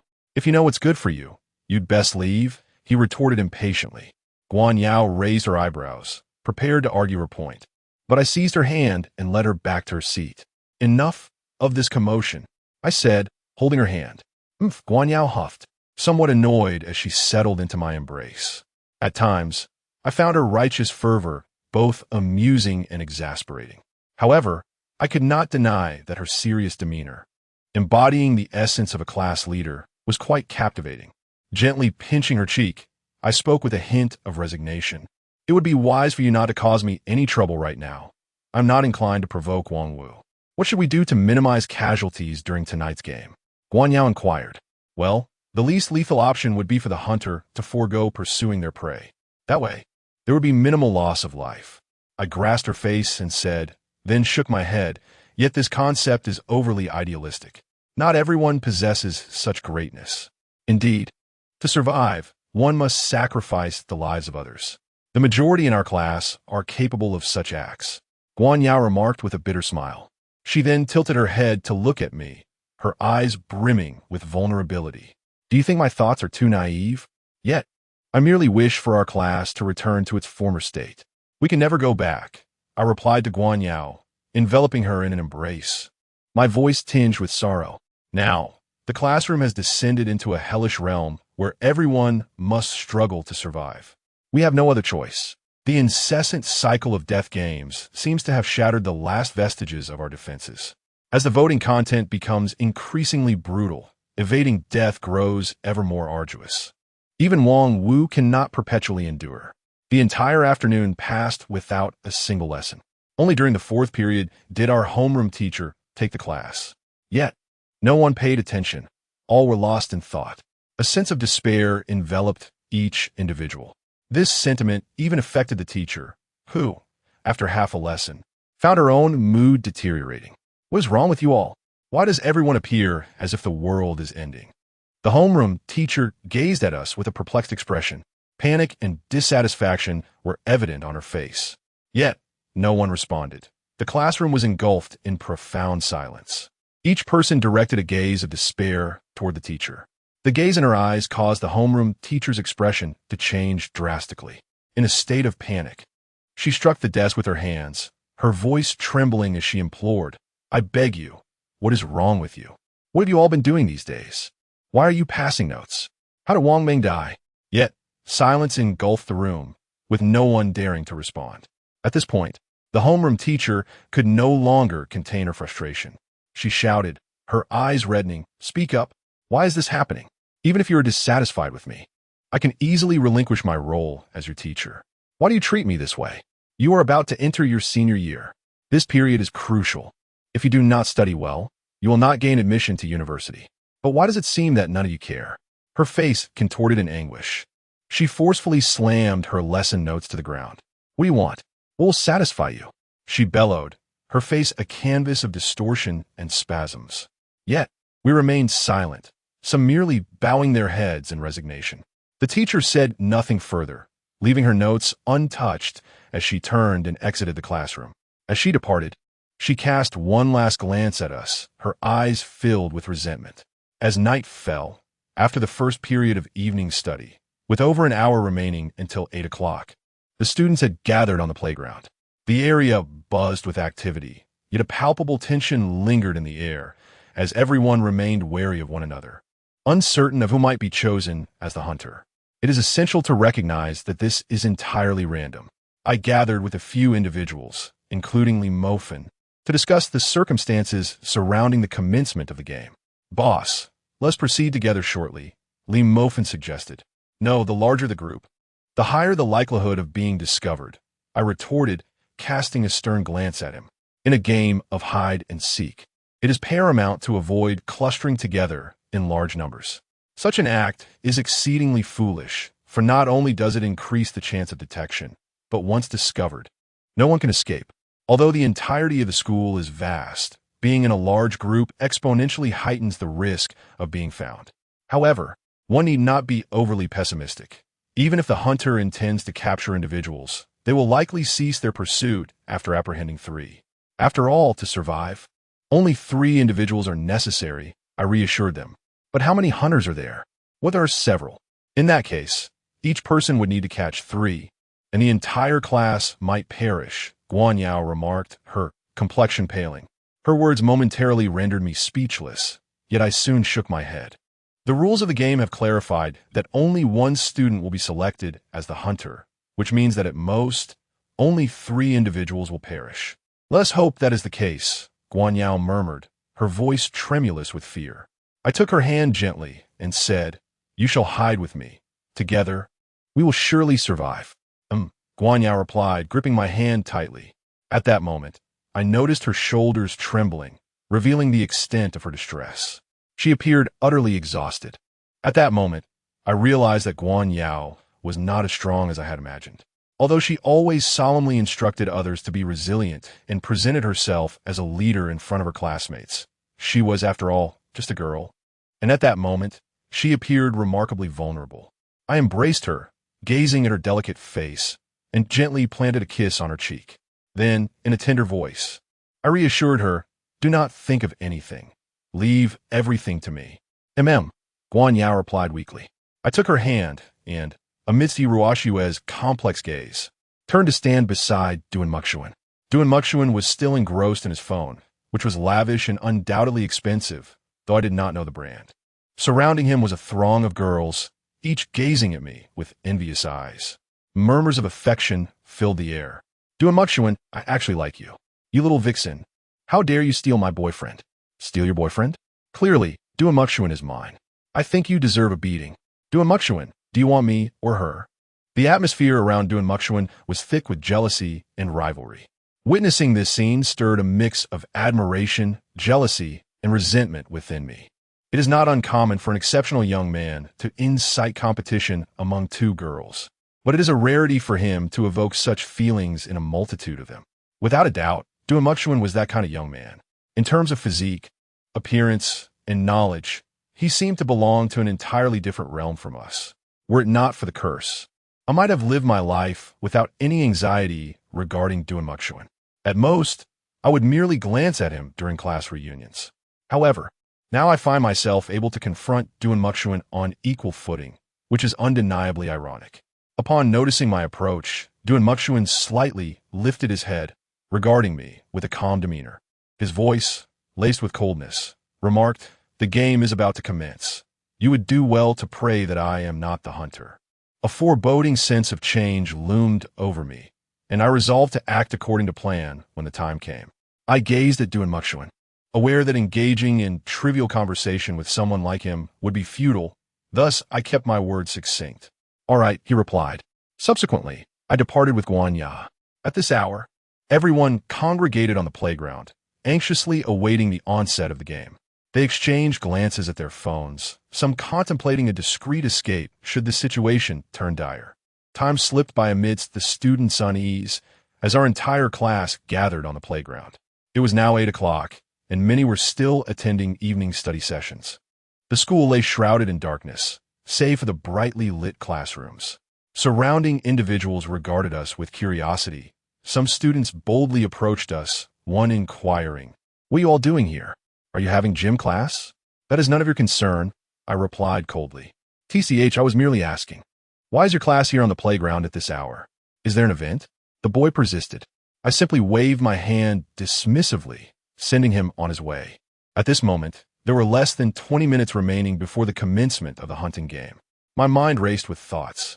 The scope of this hunting game had transcended previous limitations, expanding its reach to encompass the entire school. In the past, whether it was the deadly game of rock, paper, scissors, the perilous beast chess, or even the treacherous note passing, the game was confined within the boundaries of a single classroom. However, Now it had proliferated beyond those confines. As I surveyed the throng of onlookers, I felt an immense pressure. These students were not from our class, but rather from other schools. They continued to gather in increasing numbers, yet fortunately, it was evening study time with perhaps 50 or 60 present. "Are you all going to play the game? Why not take me along?" A girl from another class approached, her eyes wide with anticipation. My expression turned to one of incredulity. The game we were about to engage in was likely to claim numerous lives, and she wanted to join us? What was she thinking? I shook my head and firmly replied, "No, that's impossible." Without further ado, I gently pushed her aside. The girl shot me an annoyed glance, muttering a few choice words before walking away. I could only manage a wry smile as I returned to my thoughts. Guanyao looked at me with gentle reproach, her voice laced with exasperation. Honestly, how can there be such people? If she knew the nature of the game we were about to play, she would surely be terrified. I gazed at the surrounding crowd, noting that many were mere spectators. Unaware of the curse that looms over our class, a gathering of onlookers observed us with keen interest. As the time for the hunting game drew near, our collective attention became fixated on our phones. Despite a few oblivious individuals attempting to join, we largely rebuffed their advances. After all, what we were engaging in was no mere game. It was a hunting contest that could determine the fate of us all. With less than 5 minutes remaining before the game commenced, as we braced ourselves for the impending challenge, a nonchalant voice pierced through the air. "With so many of you gathered here, are you plotting against me? I am curious to see who possesses such audacity." At that moment, I turned to follow the sound, my gaze landing on a burly figure approaching us, flanked by a few unruly youths. This imposing man, his hair dyed a striking red, exuded an aura of menace, a quintessential delinquent. As he made his entrance, the boys in our class fell silent, while the girls turned pale with fright, hastily retreating. Most of us recognized this red-haired figure. He was Sun Jiqiang, the undisputed leader of the sophomore class. His notoriety within the school was unparalleled, even among the athletes, who typically avoided confrontation with him. He was a tyrant, ruthless and shrewd, with a touch of wealth that allowed him to thrive in this environment. The mere sight of him sent shivers down the spines of those who crossed his path, and the majority of the girls in our class instinctively sought to distance themselves from Sun Jiqiang. Even the likes of Qi Jiawei and Wang Wu, the epitome of high achievers, appeared somewhat disconcerted upon encountering Sun Jiqiang. Sun Jiqiang seemed to relish this aura of intimidation. He sauntered over, his voice brashly demanding, "What's going on here? Why have you gathered so many people?" Initially, he presumed that the assembly of so many individuals was intended for confrontation. However, upon surveying the crowd, he was perplexed to find that the majority were girls, entirely devoid of any combative demeanor. "Hey, brother Sun, our class has a little something going on." Gaojin hurriedly approached, having a slight rapport with Sun Jiqiang, having shared meals together in the past. "Oh, what's the matter?" "Do share," Sun Jiqiang replied, puffing on a cigarette, his gaze greedily lingering on the girls around him. The girls in their class undoubtedly boasted the finest looks among the liberal arts classes, making it difficult for him to divert his attention. "What? Are you all planning to play hide and seek at school? That sounds amusing. I want to join." Sun Jiqiang exclaimed with excitement, his eyes fixated on the girls. Nearly drooling, Gao Zhan wore a pained expression, desperately shaking his head, his voice trembling. "Brother Sun, you truly cannot participate. This game is not as lighthearted as it seems. Enough of the nonsense. I have made my decision. My friends, and I will take part." "ISNT that, right?" Sun Jiqiang gestured to the 7 or 8 boys and girls behind him, who were indeed his companions. "Yes, we're with Brother Sun." The group eagerly chimed in. At this age, it was natural to revel in playful antics. Upon encountering such an amusing event, they naturally desired to partake. "No, absolutely not," Gaojin shouted incessantly. This only deepened Sun Jiqiang's scowl. Just as he was about to take action, our mobile phones suddenly chimed. In the group chat, Chun Feng's QQ finally came online, yet he did not announce the game rules. Instead, he uttered a perplexing statement. "Welcome to Class 5. Immediately thereafter, a female classmate made a startling discovery and exclaimed, "Look, the number of people in the group has increased." Chapter 72. The Curse Spreads, Part 2. Originally, The group comprised 54 individuals, yet it inexplicably swelled to 62. Aside from a few classmates who had met their demise, the sudden addition of 8 new members astonished everyone. Gazing at Sun Jiqiang and his companions, we finally grasped the true meaning of the adage, "Those who court danger shall find it." The planned hunting game was abruptly interrupted by the unwelcome presence of Sun Jiqiang and his cohort.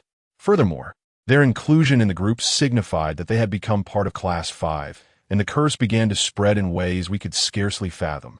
How is it possible that more people can join a group? Wang Wu exclaimed in disbelief as he stared at his phone. Upon receiving this information, Gao Zhen's expression shifted dramatically. He trembled as he gazed at Sun Jiqiang, rendered speechless by fear. "Kid, you better not disrespect me. You know who I am. If you don't let me play, you'll bear the consequences," Sun Jiqiang remarked with a cold smile. "Fine, do as you wish," Gao Zhen replied, his face pale as he stared at his phone. He realized he had landed himself in serious trouble.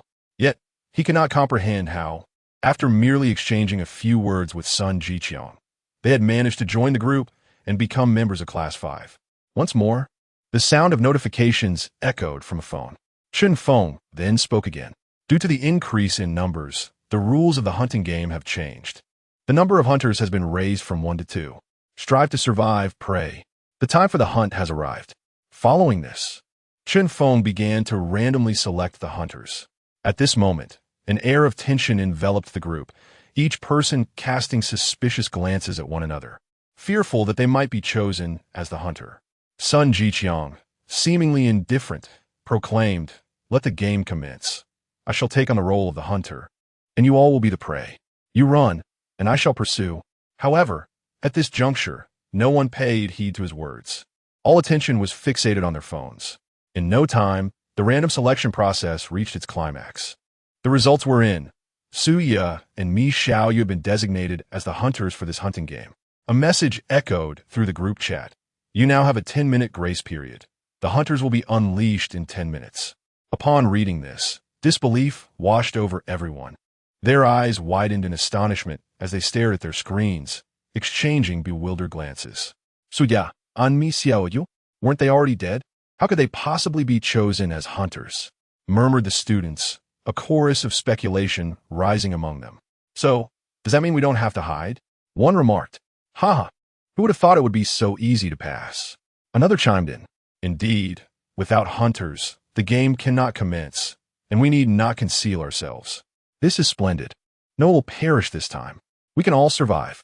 Zhang Yingying exclaimed, joyfully leaping into the air, her face alight with excitement.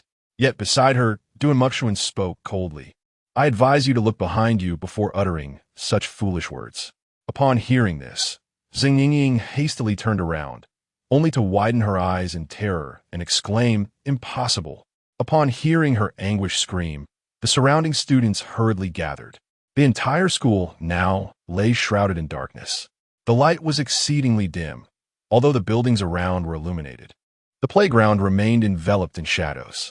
Initially, no one took notice, but it was only after Zhang Yingying's piercing cry that everyone realized there were 2 additional girls among the female students. These 2 girls had their heads bowed, rendering them invisible to the others. When they were finally noticed, the faces of all the students paled in terror. Gao Zhen cast a glance at them, and his body collapsed to the ground, followed by his frantic retreat. His mind had completely shattered. As he ran, he shouted, "A ghost! A ghost!" The surrounding classmates, though not as frantic as Gao Zhen, were equally ashen-faced, with some girls collapsing in fear. They whispered in terror, their gazes fixated on the 2 unexpected figures. Guanyao, trembling, curled up in my embrace, while I too quaked, merely suppressing my urge to break down. My legs felt numb, on the verge of giving way. The 2 additional figures were none other than the long-deceased Su Ye and Mi Xiaoyu. They stood coldly to the side, clad in the garments they wore on the day of their demise. Had it not been for the messages in our group, no one would have noticed their presence. Their complexions were eerily pale, rendering them inconspicuous as they stood there. Strangely, they appeared immaculate, devoid of blood or any signs of disarray. Yet, this very aspect made it all the more chilling. No one could fathom the horror of seeing classmates who had perished just days prior suddenly materialize before us. This suffocating sense of despair sends a chill down the spine of us all. Yet, the foolish son Jiqiang remains oblivious to his predicament. He gazes at Suya and Mi Xiaoyu with disdain, exclaiming, "What do they consider themselves, hunters? They should let me take the lead. Indeed, let brother Sun take charge." His words resonate. As his followers echo, "We have no regard for their cries. To us, they're already as good as dead." We cast fearful glances at Suya and Mi Xiaoyu, who have remained silent from the very beginning. Their faces are pallid, yet their eye sockets are entirely dark, devoid of any hint of white, resembling gaping black holes. Simultaneously, Suya and Mi Xiaoyu fix their gaze upon me. In their eyes, I perceive a mixture of resentment and murderous intent, an extreme emotion that leaves my mind in a daze. I never imagined that Mi Xiaoyu and Suya could truly transform into apparitions. As I behold them, a phrase from a film suddenly resurfaces in my thoughts. When hell is full, the dead shall return to the living. The current scenario eerily aligns with this sentiment. However, I find myself too weary to dwell on it any longer. Mi Xiaoyu and Suya stand silently, not uttering a word, but instead begin to count. 1, 2, 3, 4, 5. Their faces are expressionless, resembling mechanical puppets, as they lower their heads and murmur to themselves. Their voices are hoarse and parched, akin to a voice shattered, each utterance accompanied by a sound reminiscent of a throat being torn apart. At this moment, a realization struck. The game had commenced, and urgency filled the air. "Quick! We have only 10 minutes." With this revelation, the students began to scatter in a frenzy, fleeing in all directions. Even a few girls who had collapsed on the ground were assisted by others as they departed. Everyone understood that the hunting game had begun. Only a few, led by Sun Jiqiang, remained arrogantly fixated on Mi Xiaoyu and Suya, their voices dripping with mockery. "Sister, you look quite decent, yet your attire resembles that of a ghost, and your makeup truly unflattering. What a pity for such a lovely face," remarked a nearby girl. Mi Xiaoyu and Suya chose not to retort, their focus still on counting mechanically. Sun Jiqiang, however, was no fool, as he observed their peculiar demeanor. A flicker of fear crossed his mind, though he masked it well. Calmly, he directed several of his followers, "You lot keep an eye on them. If anything arises, call me." With that, he turned and fled. Watching him escape, a pretty girl among the group scoffed, "What kind of class leader is that? Such a lack of courage." Another girl chimed in, "It's just a game of hide and seek. Who hasn't played that since childhood? Besides, being caught won't lead to death." Meanwhile, I was desperately pulling Guan Yao and Li Mofin as we sprinted away, our faces betraying sheer terror. In a mere 2 minutes, we had traversed a significant portion of the playground. Soon, we found ourselves in a dense thicket, which was none other than the garden behind the school. Neglected for years, the area was overgrown with lush trees, making it an ideal refuge. Concealed within its shadows, one could hardly be detected. We decided to take shelter here. I stepped aside to allow the others to hide within, following suit shortly after. Our location was not only secluded, but was also surrounded by climbing plants. A perfect hiding spot. "Boss, we could actually hide inside the building," Li Mofin remarked with relief. "That would be tantamount to courting death." I shook my head in disapproval. Taking refuge indoors was the most foolish choice one could make. After all, if discovered, there would be no escape, especially with 2 hunters on the prowl. Glancing at my phone, time slipped away, each second bringing us closer to the imminent danger. Only 10 minutes remained until the moment we could consider ourselves safe. A tumult of anguish and fear swirled within me as I watched the seconds tick away. Initially, this hunting game seemed somewhat brutal. Yet it was still a game in which humans could participate. The objective was simple: conceal oneself and avoid being caught by the hunters. Even if caught, one could resist. This was precisely why Wang Wu armed himself with a knife. For no matter who our adversary was, as long as they were human, they possessed vulnerabilities.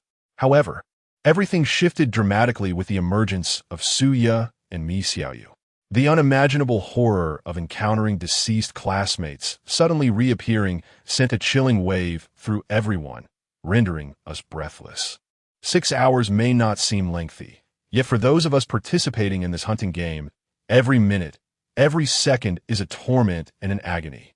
I have turned off my phone, for its light could betray our position. Now, I can only face the faint glow of the moon, glancing at the watch in my hand while cautiously surveying my surroundings. As the 10-minute safety interval draws to a close, the two silent girls, Mi Xiaoyu and Suya, suddenly cease their counting, while a few boisterous boys cast arrogant glances in their direction. "Hey girl, have you not absorbed anything for what I just said?" One of the boys, sporting a rather flamboyant hairstyle, inquired, shaking his head as he looked at Mi Xiaoyu. Her eyes were entirely devoid of white, an abyss of darkness. Observing this boy, a chilling smile crept upon Mi Xiaoyu's lips. Before he could comprehend the situation, he felt a sharp pain in his abdomen, as Mi Xiaoyu had audaciously grasped his midsection and extracted his heart. Chapter 73. The Hunt Begins. Mi Xiaoyu's arm pierced through the boy's abdomen, ascending directly to tear apart his body, extracting his heart with ease. The scene was a gruesome spectacle, with entrails and blood splattering everywhere. Witnessing this bloody tableau, the surrounding students were gripped by terror, yearning to flee. However, the 10-minute grace period had elapsed, and now Suya and Mi Xiaoyu had transformed into harbingers of death. With effortless ease, Mi Xiaoyu retrieved the pulsating heart from the boy's chest.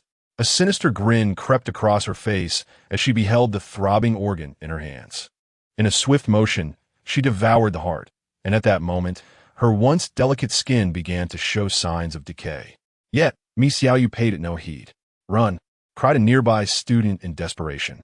They could hardly fathom that after counting down, Mi Xiaoyu and Suya had morphed into relentless murderers, all desperate to escape. But it was too late. Mere mortals could not contend with the supernatural, especially at such close proximity.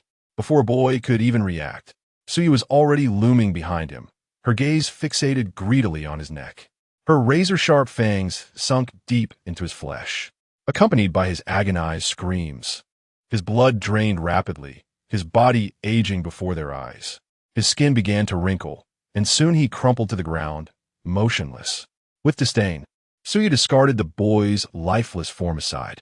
At that moment, a flush of color graced her cheeks, as she appeared considerably more at ease. Around them, students were frantically running, yet none could escape the clutches of death. Suya and Mi Xiaoyu were no longer human. They had transformed into formidable specters. A group of boys raced ahead, not daring to pause even for a moment. One boy, lagging behind, expressed his unease, feeling an ominous presence pursuing them. "I sensed something cold at the back of my neck," he murmured, too frightened to glance back. At that moment, someone turned around abruptly, hastening their pace, their voice filled with terror. "Beware what's behind you." The boy, slightly taken aback, turned to look, only to be met with a shocking sight. Mi Xiaoyu's pallid face loomed ominously behind him. Before he could utter a scream, he felt a sharp pain in his neck. In an instant, his head fell to the ground, and in his final moments, a look of defiance flickered in his eyes. How could this happen? They had joined the game merely for amusement. "Boss, where are you now?" A boy cried into the phone, tears streaming down his face.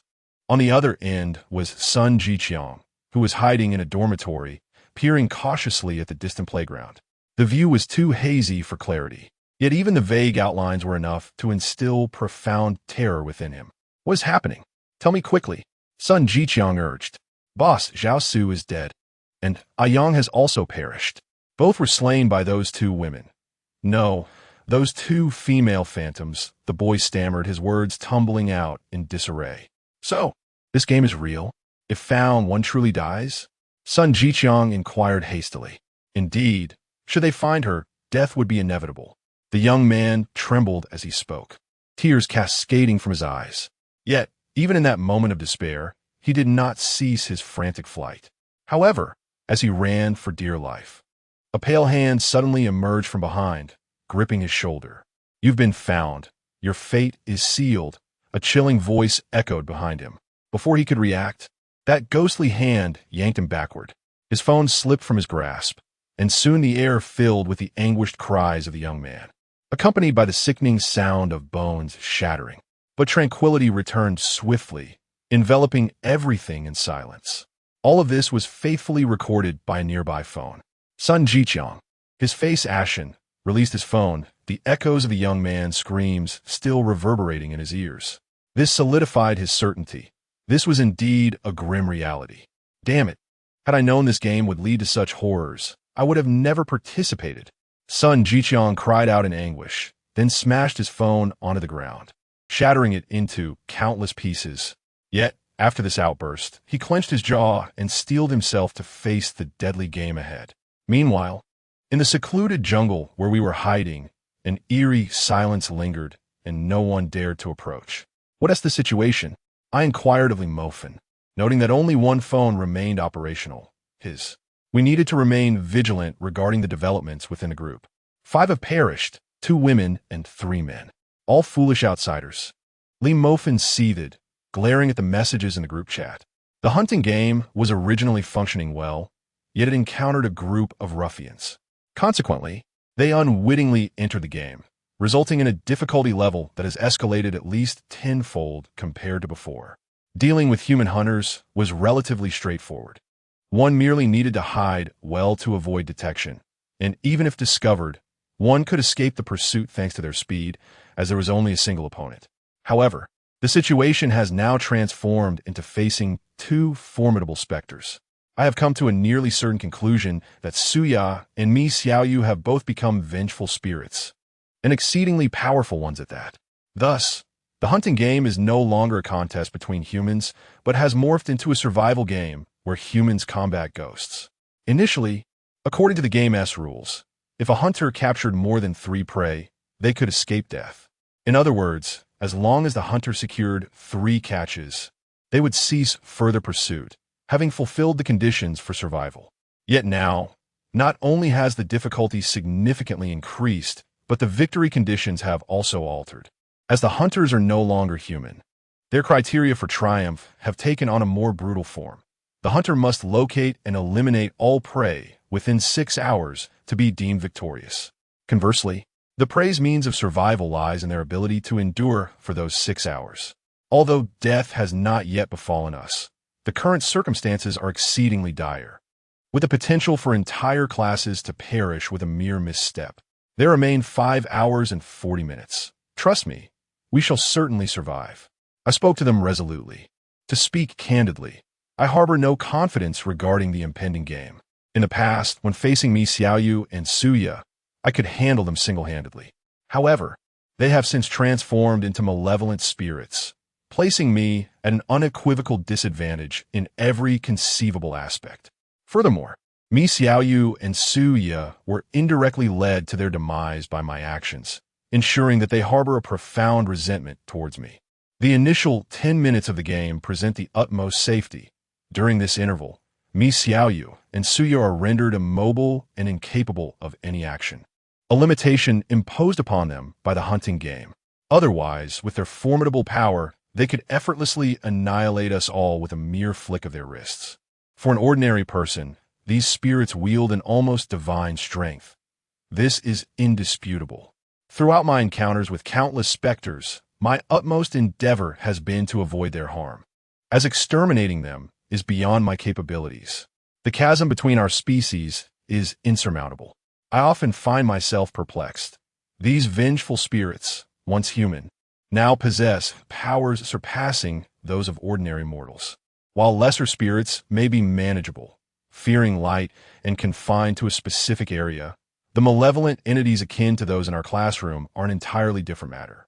They can traverse regions and times at will, committing acts of murder without restraint. "I believe in you," Yang Yaxin declared first, followed by expressions of trust from Gu Hongyun and Guan Yao. This reassurance calmed my anxious heart significantly. I hold on to the belief that we shall evade this impending doom. Yet, unbeknownst to me, the carnage has already commenced. After having taken the lives of 5 individuals, Suya and Mi Xiaoyu strode through the school with an air of audacity, their presence invisible to the surrounding populace, who seemed oblivious to their existence. Only those who participated in the game could perceive their silhouettes, rendering their murderous endeavors remarkably effortless. They exchanged a subtle nod and then commenced their separate missions, thus expanding the scope of their search. With a student body numbering in the thousands, the school boasted numerous educational buildings, and, compounded by the cloak of night, the vastness of the premises was undeniable, even though they were akin to phantoms. The task of locating over 40 individuals with merely 2 sets of hands was no trivial pursuit, especially given the constraints of a mere 6 hours, during which their quarry could shift at any moment. At 8:30, students remained engaged in evening study sessions, with only a sparse few lingering on the playground. As the night wore on, the students began to disperse, seeking refuge in various hideaways. Some chose to act alone, while others banded together. Some concealed themselves within the girls' dormitory, while others found sanctuary in the home of the old boiler master. In essence, every conceivable and inconceivable refuge was occupied by students seeking to elude detection. Zhang Yingying had taken refuge within a vehicle, specifically the principal's prized automobile, for which she possessed the keys. The principal was her own uncle, which elucidated why she was able to procure the storeroom key from Guan Yao with such ease. Zhang Yingying's presence facilitated this acquisition. Like Guan Yao, Zhang Yingying harbored the desire to unravel the curse besieging their class and restore it to its former glory. Her demeanor is gentle, although she remains inconspicuous within the class. She maintains amicable relationships with most of her female peers. She is also the staunchest opponent of the internecine strife that plagues her classmates, firmly believing that unity among those in the classroom can conquer the curse. This conviction is even more resolute than that of Guan Yao. However, at present, she can only curl up in the car, silently reassuring herself, "It's all right. Even if she discovers me, she cannot enter. Yes, she cannot enter. I'm safe now." In the midst of her incessant self-soothing, she inadvertently casts a glance toward the passenger seat. What meets her eyes is a visage marked by blood-red pupils, pallid complexion, and an expression brimming with malice.